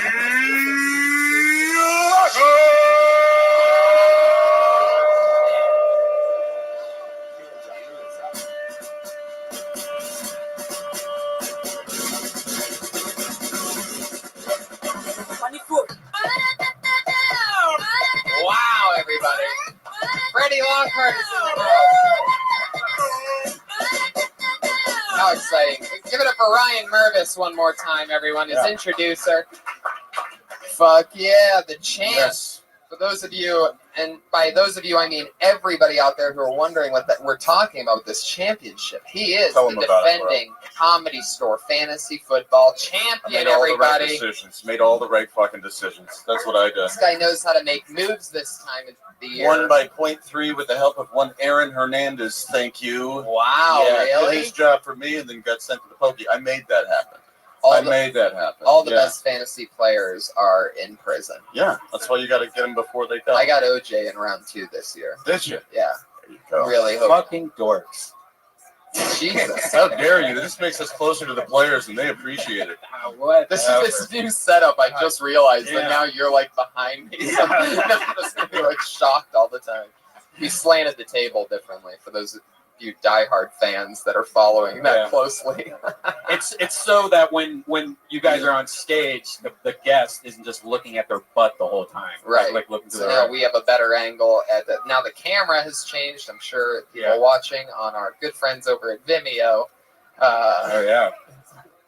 I'm sure that they noticed a slight change. So anyway, Freddie. This is great, Tony. This we is played- a real professional thing you got going here. That's fucking amazing right there. Thank you. That's fucking Yeah, I'm very incredible. excited about it. He sings, he dances, the whole thing. It's fucking unbelievable. Yeah. Can I ask you something, Freddie? Yeah, please. I did a little research on you today. First, I listened to your What's Good podcast. Oh, okay, great. I listened to that. I read about you. I wanted to ask you this. Okay. A few months ago, I was an extra on a film about Nina Simone, the jazz singer and civil rights activist. Sure. And Zoe Saldana is playing her in the movie, and she's got a lot of criticism because they say she's too light-skinned.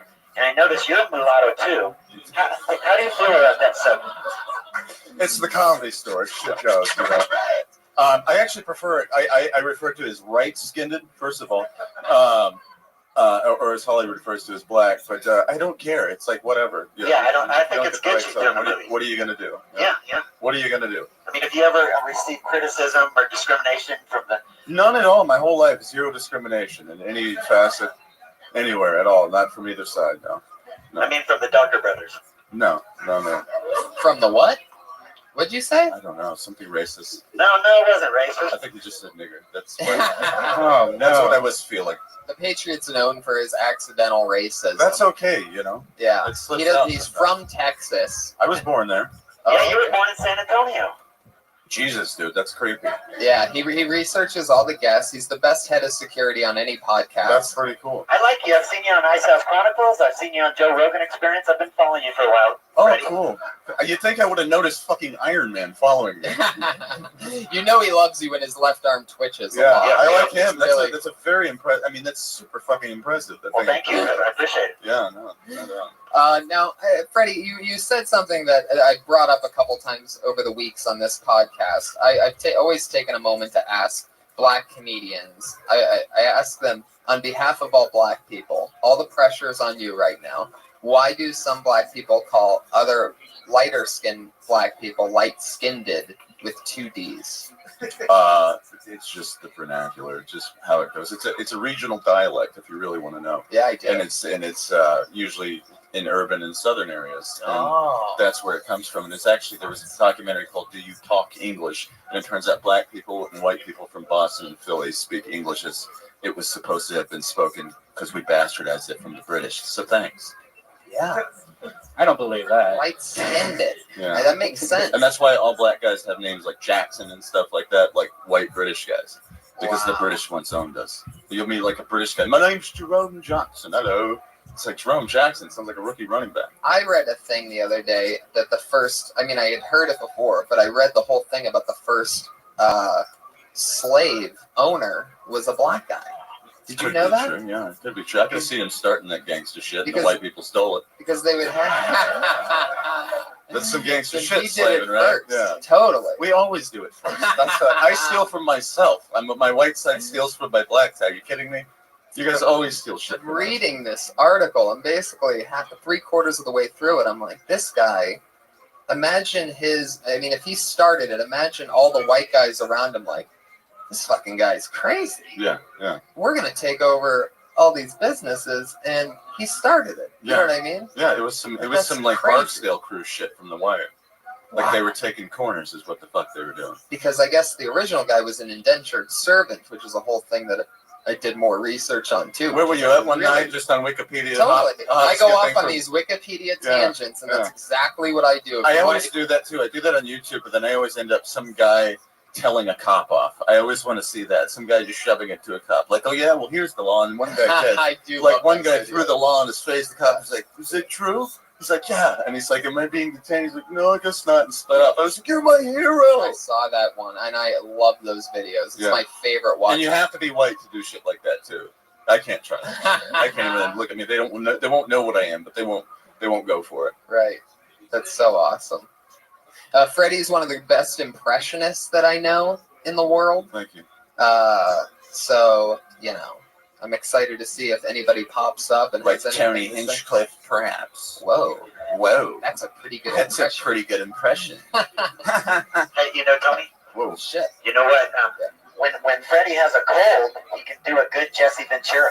Jesus, this guy. Oh, wow. Jesse the Mind Ventura. Oh, wow. Used to be Jesse the Body Ventura. He sounds like every wrestler, though. Yeah, Sunday, brother. Everybody said Sunday. Sunday, brother. It's like a strip club DJ sound almost. You have or the guy announcing the monster truck rally coming to town. Brother. Sunday. All right. Well, we know what goes on here. Comedians come up and they do 60 seconds, and we talk to them. Yeah, it's You're giving back. I like that. It's true. Little comedy karma. Things are good. Tonight, Comedy Central roast of James Franco is airing. So. And you're here. Yeah. Yeah, but we can watch it here, right? No, we can't watch it here because the Comedy Store has the only kind of cable I've ever heard of that doesn't get Comedy Central. We ain't got cable. They got some rig. They have like Fox Sports and shit. They have some weird. They're stealing somebody's satellite signal or something. That's what it sounds like. Ill-gotten cable is what it sounds like. The rabbit ears on top of this building right now. Wait a second. If you really think about it, because when we tried to get internet here, they're like, no, we can't do it. No, you can't get internet here. Like, whoa. No, don't get the cable company involved, Steve. Yeah. We're staying off the grid. Yeah, that we might probably is. Everything's off the grid here at Zeros.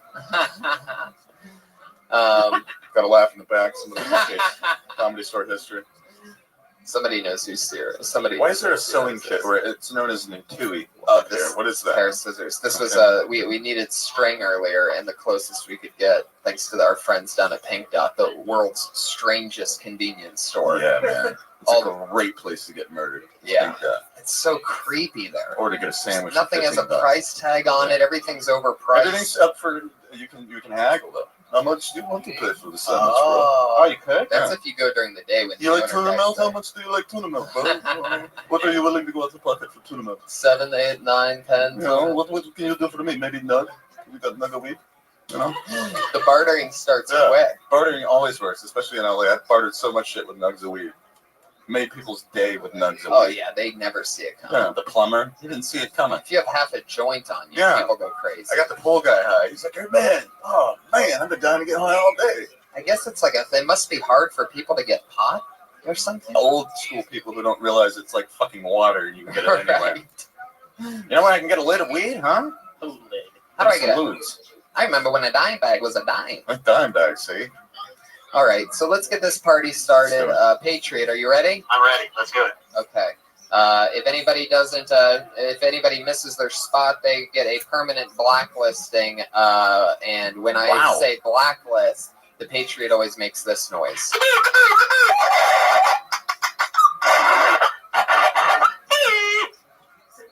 Yeah, he makes that noise with his mouth, people.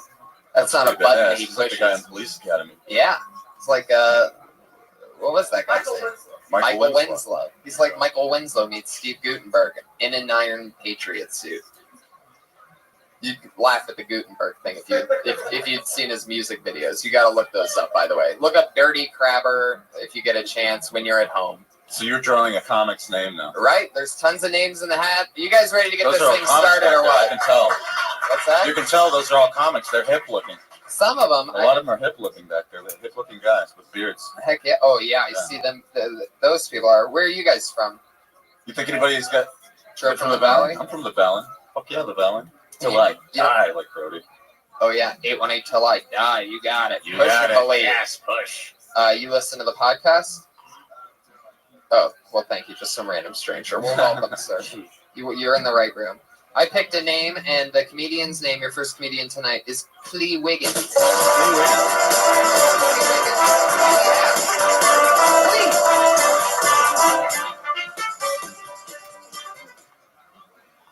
I just get started? Rory. Yeah, so since Mara was up here earlier and the Iron Patriot was up here being racist, I'll just go with this one. That actually, not too long ago, actually banged a ginger. Forced by circumstance. Because I wanted to, not because I had to. But the thing is, the first night that we ever hooked up, his roommate walked in on us, and his roommate just goes, "You guys look like Neapolitan ice cream." I was just mad he got to be 2 of the 3 flavors. I was like, see, there's the man keeping a sister down. Again, how come you get to be 2 and I'm only 1? You know what? We're Neapolitan ice cream with caramel sauce. That's what we are. Now we're equal, separate yet equal.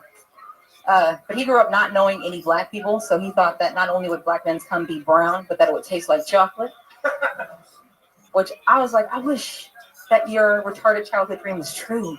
There'd be so many more different kinds of guys in my background if Mexican cum tasted like dulce de leche. Many more Jesuses. I'm in there. Okay. There you go. Hell yeah. Clee Wiggins. Talking about hooking up with a redheaded guy. Redheaded one? I am. Wow, that's interesting. What was like?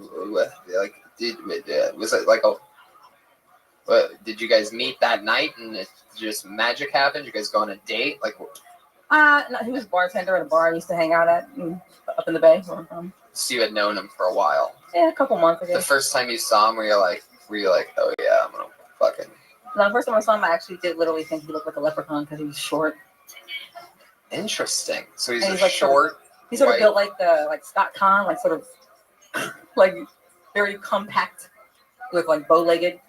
That was the only thing that kind of appealed to me. Was the bow-legged. Wow, this guy just sounds terrible. But no, he was awesome. Actually, he was too much of a cuddler. I think that was his biggest. That was my He likes to cuddle a lot. You're a comic. We don't cuddle. No, don't cuddle. Don't touch Gross. me. It's weird. What? I love cuddling. I cuddle all day. No.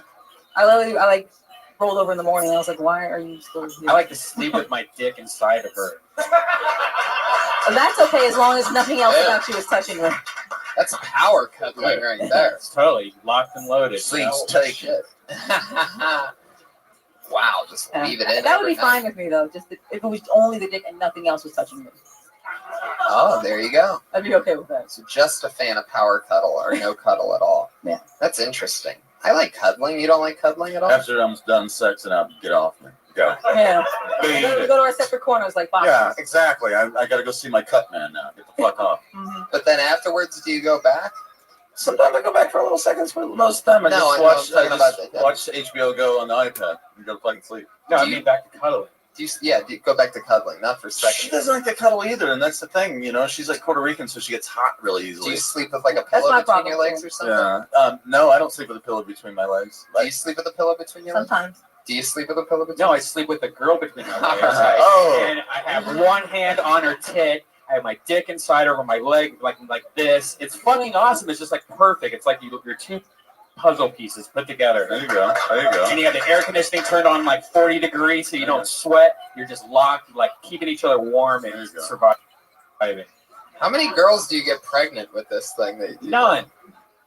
Really? Even with the dick inside all night long? Yeah, it seems like if you let a dick marinate inside of a vagina all night long, Yeah. some type of life form would have to grow. I mean, Or some kind of fusion would take place. Yeah, but you have to have a period first before that you can even get pregnant. That's okay. That's all right, I see what you did there. This guy. I know what you did there. And then you lean back after that like that. Boys can't get pregnant.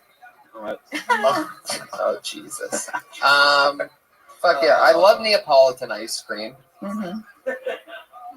I love that reference there. That's fun. Thank you. It was pretty good when she talked about the brown cum coming out of the brother's banana.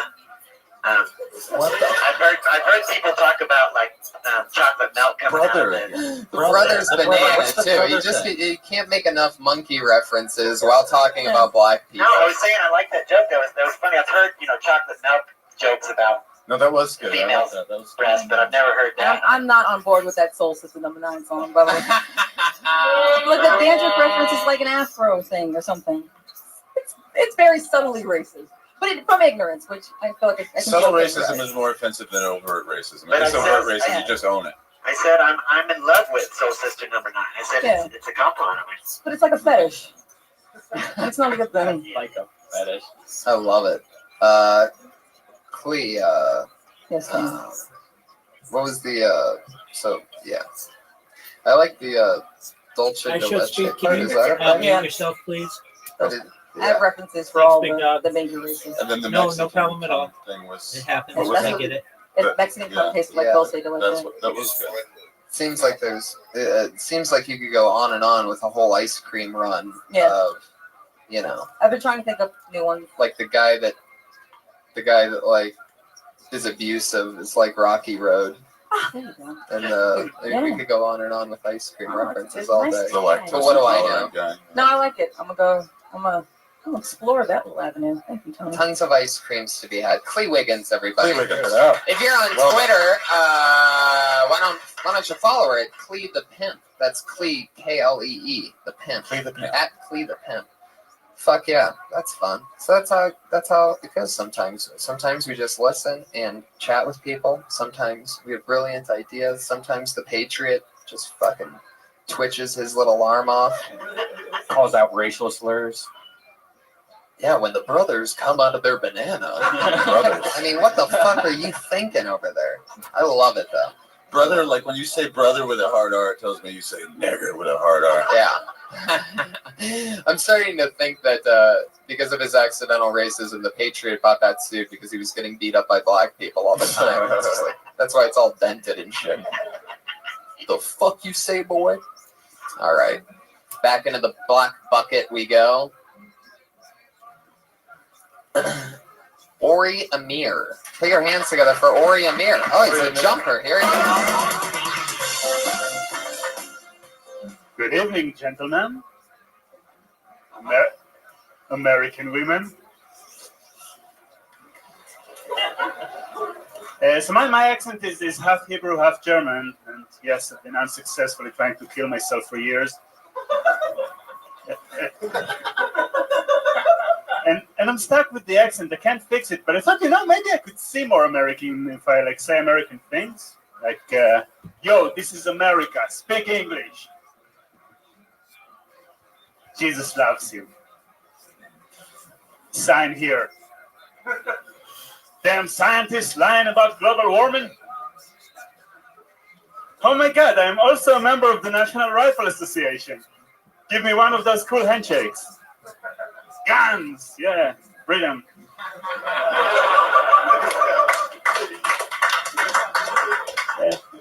I love the English language. I love how rich your vocabulary is. You got words like communist, socialist, Marxist, Maoist, anti-American, and these are only the synonyms for poor.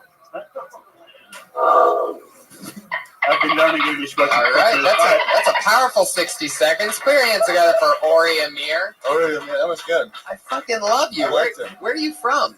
Israel. Wow. Straight out of Israel. Yeah. How long have you been here? 5 years. That is so cool. Yeah. I like him. You know why I liked him? He came up here and he got right to fucking business. Yeah. It's like, I got 60 seconds, son. Yeah. I'm gonna throw down. And he did it. Didn't he do it? You did it. Nothing but daggers the whole time. Yeah. Just fucking quick lightning jokes. Yeah. That's so fun. How long have you been doing stand-up? A couple of years. He did it. You talk about who you are, where you're from, until you're famous. Yeah. And he did just that in 60 seconds. Yeah, exactly. Yeah. I love that. What else do you do? What else do you live here in Los Angeles? Yeah, I'm doing a PhD here. PhD? I study brains, yes. Oh, really? wow. You're like Freud. Yeah, I actually, we do like fMRI studies, like when you look what happens in the brain under various things that you... Various things? You sounded really smart until the end yes, there. various things, yes, brains, it's parts, it has parts. And it has... Wow. No, I think he was going to throw out a word and he knew we wouldn't understand. Right.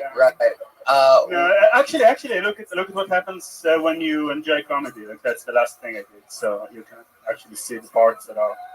Wow. Oh wow, that are affected by humor. Is that what you're? Oh wow. So basically, you go inside the scanner with them, and you're like, "Have you ever noticed how crowded it is?" And don't laugh. You're moving your head. No. Disrupt the signal. Wow, that's amazing. So you're doing studies on that, on how laughter affects the brain and stuff like that. Yeah. Check out his shoes, bro. Oh yeah, those shoes are fucking baller, man. Yeah, those are baller. They look like you went paintballing. Yes, it was white. I'm just a messy eater. Those are great. I like them. I like this guy. Yeah, that's so cool. So you're like super smart. What are you going to do with your whole PhD thing once you get it? I don't know. Probably look for a job doing the same stuff I do now. How old are you, if you don't mind me asking? 32. Oh wow, you're a young man. And I bet you've been in every country, and the fact that your passport's looks like fucking janky. It's just got stamps everywhere. Places, yeah. You've been to a lot of places. Right? What's your favorite place that you've been to? Colombia. Ooh, why? Colombia. He's like, because the glow is fucking pure. People are awesome. The Yeah. nature is great. The women are awesome. Well, yeah. Wow. That is awesome. What'd you end up doing with the Colombian girl that you met there? Just getting crazy? Did you guys do it by the beach like they do in movies? Actually, yes. Did you have the mob after you? No. I had them stop the bus and help us.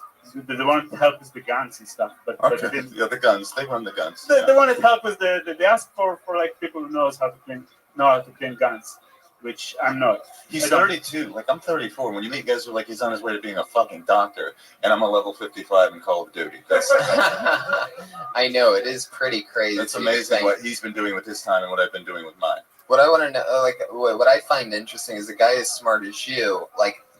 Do you how seriously do you take the stand-up thing? Like, is it something that you'd rather do other than that, or do you dabble? Is this like squash? Yeah. Oh, it's one of the most fun things ever. I can tell he loves it. Do you do a lot of spots? The occasional ones. Yeah. Not too many. Moderation. Yeah. Interesting. I think you're very, very funny and very, very interesting. Keep doing what you're doing. Very kind to my I recommend doing more spots. You're so smart that you could break at any point. Don't let anybody tell you that you started too late, because you're very funny and extremely smart. So use that to your advantage. That's Ori Amir, everybody. There you go. Thanks, Ori. a fucking genius Like bona fide. Like who dabbles in stand-up comedy and kills. By working the way. on his PhD. We got to go write jokes. You know, I studied the brain. You may have heard of it, even though you are a fucking idiot. Yeah. Put your hands together for your next comedian. Very funny man who I've seen here before. Put your hands together for Lil Bro, everybody.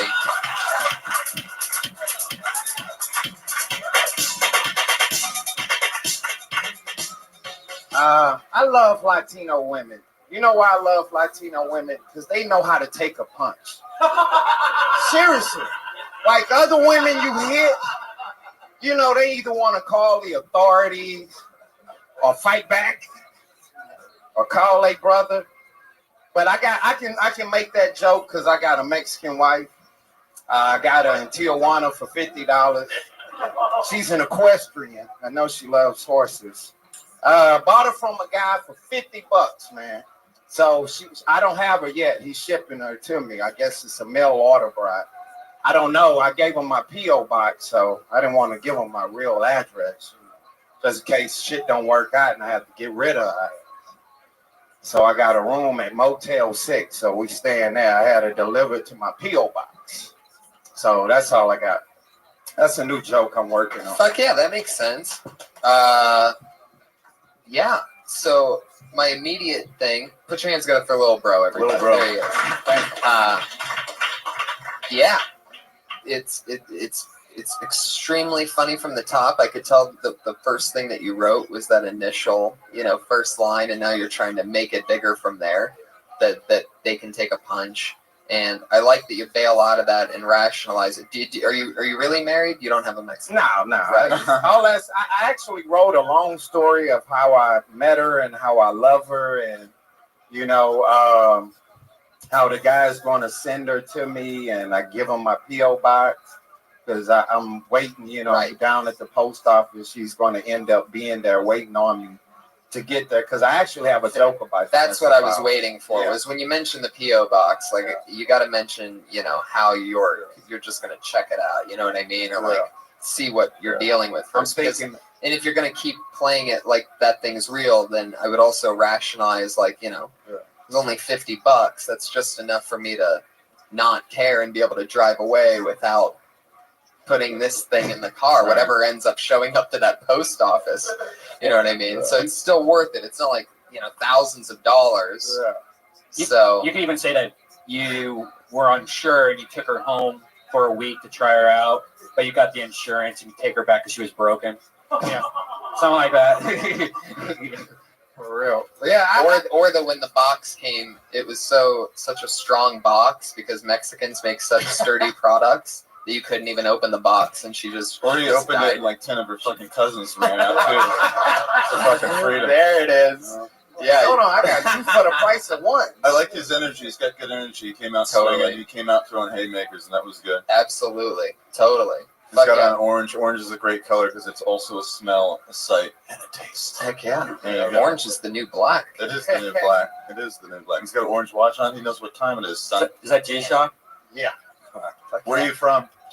Houston, Texas. Yeah. Same place Ghetto Boys are from. He's dressed like he's performing comedy in a construction zone. Yeah, I know. This is like a casual day. It's a holiday, so. It was but we always get it crisp like that, from head to toe, matching. Like I'll try to sometimes not match so much on purpose, but I'll look at it just head to toe, monochromatic.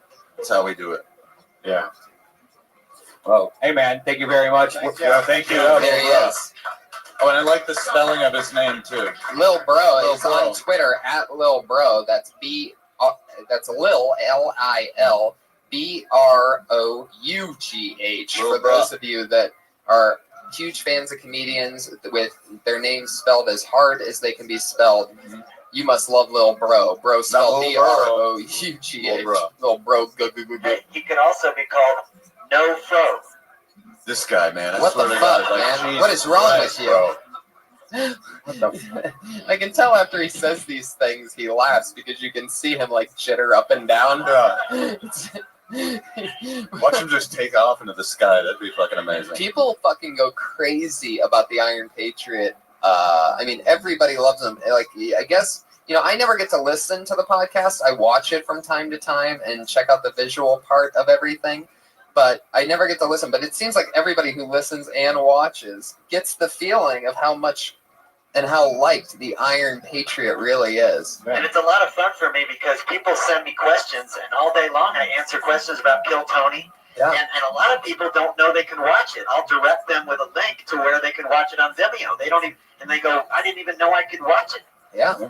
It's all blowing up for you, man. Because I like people to see me and see my costume, and then they'll ask, about my costume. And it's been a lot of fun because 3 months ago I didn't even have a Twitter account, and now I'm just having a lot of fun every day. I go on there. It's on stuck, dude. It's stuck. Right Can somebody push the reset button on the back of his sleeve? Control Alt Delete in the back. It'll do it. All right, let's keep this fun train moving along. Your next comedian's name is Dustin Emery.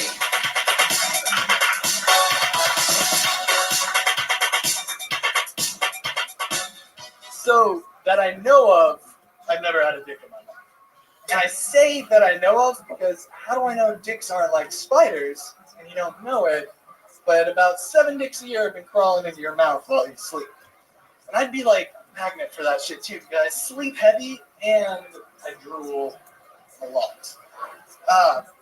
But anyways, pretty sure never had a dick in my mouth, but I have had very, very vivid dreams where I'm sucking my own dick, and which results in a disturbing dilemma for the straight man because now I feel like I know what it's like to have a dick in my mouth.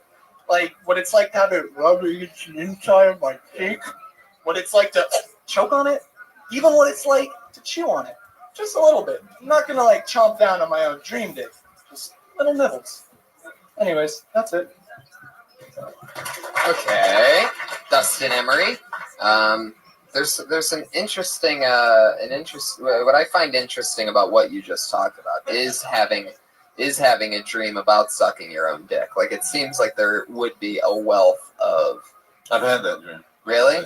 It is a What do possibility. you do in it? Do you feel it? Do you feel it? No, too? I just go, what the fuck am I doing? And I'm ashamed. And you're like totally flexible and just able to do that? Like I must have thrown out some ribs Right. to do it. I don't know how. Just all I've of a had sudden. dreams where I'm sucking 2 of my dicks. Yeah. Oh, that's just gay as fuck, You can never bro. do that. One of those dicks can't possibly be yours. I mean, I'm sucking 2 of my dicks. I mean, one of them looks like Lil Bro's dick, but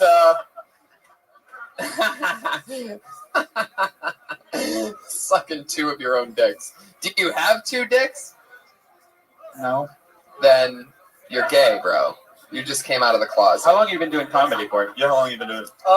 I've done 2 open mics and that's it. Oh, Okay, awesome. yeah, you know what? I think the Awesome. thing in the beginning is he should have said it, what you opened with, and then let it land for a second because you got right back into it. Because let it land because it's an absurd thing, and they're gonna be like, "What the fuck is this guy talking about?" And then you get into it. Mm-hmm. Because sometimes you get into it, and you haven't let him get over the shock, and you see a lot of jaws drop. Like I'm gonna hear about dicks, but make it fun, you know. Did you have a wet dream? I've actually only ever had one. But you didn't have it when you were sucking your own dick. Like I think there's something funny in that, like that you couldn't get yourself to finish with your own blowjob. Like there's something in that. There's something in a bunch of that. I would stay in the pocket on the dream. What I would analyze. The dream frees you of all creepiness. Is what Right. it does. Right. I would not mention the part where you're sucking 2 dicks. 1 dick minimum there. 1 dick Yeah, maximum. definitely. 1 dick maximum. 1 dick minimum. So true. Oh my god, totally. I mean, if you're sucking a dick in a dream, always Make a sure 1 it's dick your minimum. dick. Make sure it's your own dick. But there's definitely a great premise there. That's so cool that you've only done this a couple times. Yeah, good for you. You didn't seem like you got the business. You got Yeah, busy right away. yeah. Keep doing it all the time, as often as you can, if you're interested in it. He And looks hip like Yusuf. yeah, I mean, guys that look like you are getting jobs over geniuses like me. So I mean, it's a great time to look like that. Yeah. Not many jobs. I'm Yeah. still doing pretty fucking good, but it's your Great time time. to look like Keanu Reeves. It's a good time. Absolutely. It's a good Look at time. this guy. Yeah, it's a good. Look at him. He's hip. The one thing I would say though, but this is more you just learned because you've only been doing it, a very short period of time, and then you'll learn this. But the biggest thing I would say is to act like you're saying that as you instead, because I could kind of tell you kind of like wrote it out. You're kind of almost going. Yeah, I like, could tell you were trying to remember how to say it verbatim. Yeah, Definitely. Instead of like, no, this is actually me. It's that's a thought talking to occurring you. to you. Like if I was talking to you and you were telling me this story, you wouldn't be doing it like that. You'd be doing it like, so I was like sucking this dick and you know what I mean. Like it would be more believable as you instead. But you'll learn that, you know? Right. That comes from just Yeah. doing it a lot. But so far, you know, at least you're putting yourself in position to have interesting premises. So there you go. That's Dustin Emery, everybody. You don't have a Twitter? Get a Twitter, dude. Get a Twitter, bro. It's time. Don't be that guy. Get a Twitter. It's never too late. Just get on Twitter. I do my own thing, man. Yeah. At open mic number 30, you'll be on Twitter and you'll be like, why didn't I just get on Twitter when it's always the hesitant people who actually get on and start killing it. Too. Oh yeah, totally. They come out of nowhere. Yeah. How long have you been doing comedy, Freddie? 13 years this year. Did you start at the Comedy Store? I did. It was my very first time here. Me too. Yeah. So you went through all this already, Yeah, like yeah. a long time ago, doing the open mics and stuff, shit like that. Yeah. Old school. They just got rid of the Sunday open Yeah. mic. What is what that? I heard. Sunday open mic. Done. That's crazy. Yeah. No mas. Yeah. I don't know. I don't know. The crowd is getting freaked out. I know. The crowd's like, what? Huh? I know, right? Huh? Yeah, it's only a tradition of 40 plus Yeah, years, that's it. you know, in which pretty much all of our favorites and No more new us. comics ever. Yeah. I guess that's what they figured. Hey, let's cut our future by cutting out Yeah. the future of comics hanging out here. Seems like a great idea. There we go. Yeah, it's a really, really interesting situation. I feel like this is like the 9 a.m. report of 9/11, where Yeah. it's like the 10 a.m. report's like, what the fuck just happened? Yeah. And it's like so fresh off the presses that people are just like, can't even digest it yet. But It's like when the plane. It's like you got to show me 2 planes hitting the building. Then I'll be scared. Right. It's like 2 dicks. You know? Right. You don't need that kind of shit. and we were talking about this outside. It benefits us Then you're because fucked. 2 dicks. You're fucked. there's a 1 dick minimum. 1 dick minimum. But that would imply that you got to order many dicks. We were talking about outside that it benefits us than not having a show for the 40 comics on Sunday, because then technically we would get more We get a time, paid spot. right? A paid spot for, you know, the amount of money that they pay us, and so it's really interesting because even though it benefits me, I can clearly see why that is there's no other comedy club that has an open mic like this Yeah, place. they need to get that back. It's interesting. It's And what I- keeps this place going. And I'm pretty sure everybody just wants to work stuff out. I mean, they'll end up, the people, it needs to be just marketed as for what it is, because Sunday's like one of the coolest nights to come here. Yeah, anybody can. The first time I ever went on, I saw like Chris Rock, being in a band and be like, "We played on the same stage as Zeppelin, bro. The first fucking night we ever did it." Yeah, everybody comes in. Yeah. If Chappelle's here, they're coming in. If Dice anybody's came there- in when he Right. used to come in. I remember the first time I met Dice. I was like, "Hi, Andrew Dice Clay. I've only, Get the fuck out of here." I know, exactly. I've Okay. only seen Dice Okay. on Sundays here. Dice told me to get the fuck out of here. That's I awesome. introduced him to my mom on a Sunday night. I know, you make all these rookie mistakes when you're Oh first my here. God. Dice, this is my uncle. Fuck your uncle. Right. What, did he fuck your mom? No, why would he fuck my mom? No, like what happened? What? No, I was with my mom and Dice walked by and I go, Dice, this is my mom, and he goes, what do you want me to do? Shake her hand, give her a hug? Your mom's a hoe. Okay. No, he was really nice. But then he got cool after. Yeah, I see totally. you've been coming here a while. I'll Right, be nice now. Right. He gets it. But you know, hopefully this Sunday thing will clear itself up. It's an interesting. Is there something that's being replaced? Or are they just doing like shows? It'll be like a Tuesday or Wednesday night show. Oh wow.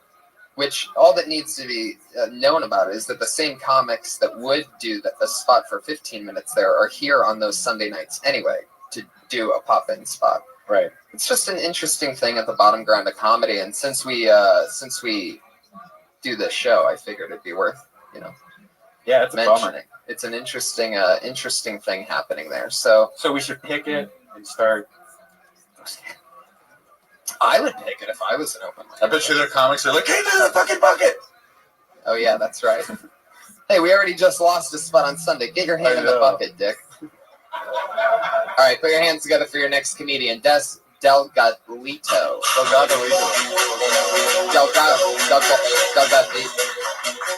Des. You've been blacklisted, Des. Wait, say it properly though. They might not have. I'll give him a chance to How come the up fuck then. does he have such good handwriting? Yeah. Put your hands together for Des, everybody. Are you here? He should be coming. I mean, he's not deaf, right? Oh, nothing on that. Nothing. What are you guys? What are you guys? Does he know he's outside? You guys are jerks. Oh, he was the guy under Wait 21. a second. He's blind and he's under. Well, you can technically by rule the performer can come be in under just to 21, perform. You got a wireless mic you could take out there? Go grab him. That's cool, right? Yeah, yeah. I would just. Yeah. Okay. All right. So let's do one more while Dez is coming. Right? I've always had a fantasy. Because I'm sure that's going to take a couple minutes. I've always had a fantasy to actually have sex, like to meet a beautiful blind girl. Wouldn't that be great? Yeah. No, she doesn't know how hot she is. You know, you can treat her like she's a little bit. Where you could just, you know, she has no idea she's a 10. You're like, you're all right. You're okay. But you needn't be talking to me like that. I'll fucking leave you. They need to have a website to find these, because what are they doing? There's probably gymnasiums of these blind girls. Gymnasiums? Yeah. Is that a unit of measurement? Yes. When it comes to blind people. Is that happening? Is somebody getting Dez? Is he still here? Okay. Maybe we do another one. Really interesting. A comedian under 21 who's blind. I mean, this guy's going to be a star no matter what. Oh yeah, dude. He should be on America's Got Talent. Just stand up. Is this thing on? You know what I mean? Like any joke is automatically funny. Yeah. When you're blind. I mean, what can't be? How can you not kill? He's going to. He's already starting and he's under 21. Like, I'm honored to meet this guy. Des Delgado. He's got to change his last name. We'll talk about that. This is going to be interesting no matter what. It's like comedy history. I almost like the anticipation leading up to it. Del. Well, this might take a while. Yeah, let's just do one more. You can't see stairs and things like that. Oh, yeah, that's right. I saw him in the back. I saw him coming up here. So, like, is he wearing like sunglasses or No, but he something? did have the cane. I think the cane like Ralphie had in Christmas Story when he ate the soap. Definitely wild. It was soap poisoning. So we'll do one while we're waiting. Put your hands together for Peter Christian Hessing. Yes. Peter Christian Hessing. Man. This guy better be fucking blind. Then he's blacklisted. Blacklisted. Tommy. Done with. I love it. There you go. The amount of He's disrespect. done. We'll never hear of Peter Christian Hessing again. What are you, blind? Oh. Anyway. All right. Well, there you have it. That's Delgado is going to be a star one day, but I guess it doesn't start here tonight. He's probably just pink-eyed, like going in circles. Probably heard me say his name, and he's on stage in the main room right now. of the House of Blues. This is not going well. Woo! I mean... I thought there was like at least 30 or 40 people that said they were going to this show, but I mean, I am really bombing up here. I know I walked up on the stage. All right, put your hands together for your next comedian, Cody Morley, everybody. Cody Morley. There he is. There we go. Hey guys, I think I'm exactly young enough, the very youngest you can be, to still remember when pornography was a hard thing to get. You remember you had to go down, like into the basement, some weird corner, open up a busted Abe Lincoln, push a red button, bookcase opens up, you slide down, you're in your dad's clothes. Now you got to answer a Sphinx's riddles. To get them all right, you can go down the hallway, but you got to run, because if you walk, then you're not going to beat the giant boulder following you. Go to where the hallway narrows, you hit the wall, secret door. You dig in the old sea chest, not the new sea chest. That's a trap. You find a VHS tape. Depends on what your dad's into. My dad, obviously Batman, so Blacks on Blondes 13, what my dad likes. And you needed privacy. Get the VCR so low that all you can hear is the tracking. Just hear the TV. All they can hear is the dog. And he's just happy you're out of peanut butter. Really. There's more to the joke, but I think I only got a minute, so I'm done. Thank you. Yeah, he nailed it at 57.7 seconds. That's Cody Morley. What's a sea chest? A sea chest? Yeah. It's something a sailor takes to sea with. Yeah, treasure chest. Yeah, Kinda. I'd say It's like what a guy in the Navy takes his belongings in with him. You get a sea chest and a sea bag. SEA. See? Yeah. Right? Yeah. SEA, yes. Well, yeah. Yeah, it just seems Yeah, I've treasure never- chest would make more sense. Yeah, I feel like treasure chest paints. Sometimes you might want to contribute to the lowest common denominator because it's going to be somebody who doesn't Lowest understand common that. You know what I mean? Like the there are red people. bands of the world. Yeah. I say chest. What does they mean? By round of applause out there, how many of you knew what he meant by sea chest originally? Give it up for the Navy people. I love Give it how up. Sarah claps to try to be smart. I knew what it was. I knew what it was. 4 more people than I expected. Energy. 2 people. 1 and 2. And this guy started clapping before I got to the end of the question. When I said how many of you knew, by round of applause, I'm a fucking genius. I know what kind of boxes they were using when they were shipping things across the... Is that how you talk? I knew it. But yeah. I have no idea who you are, but you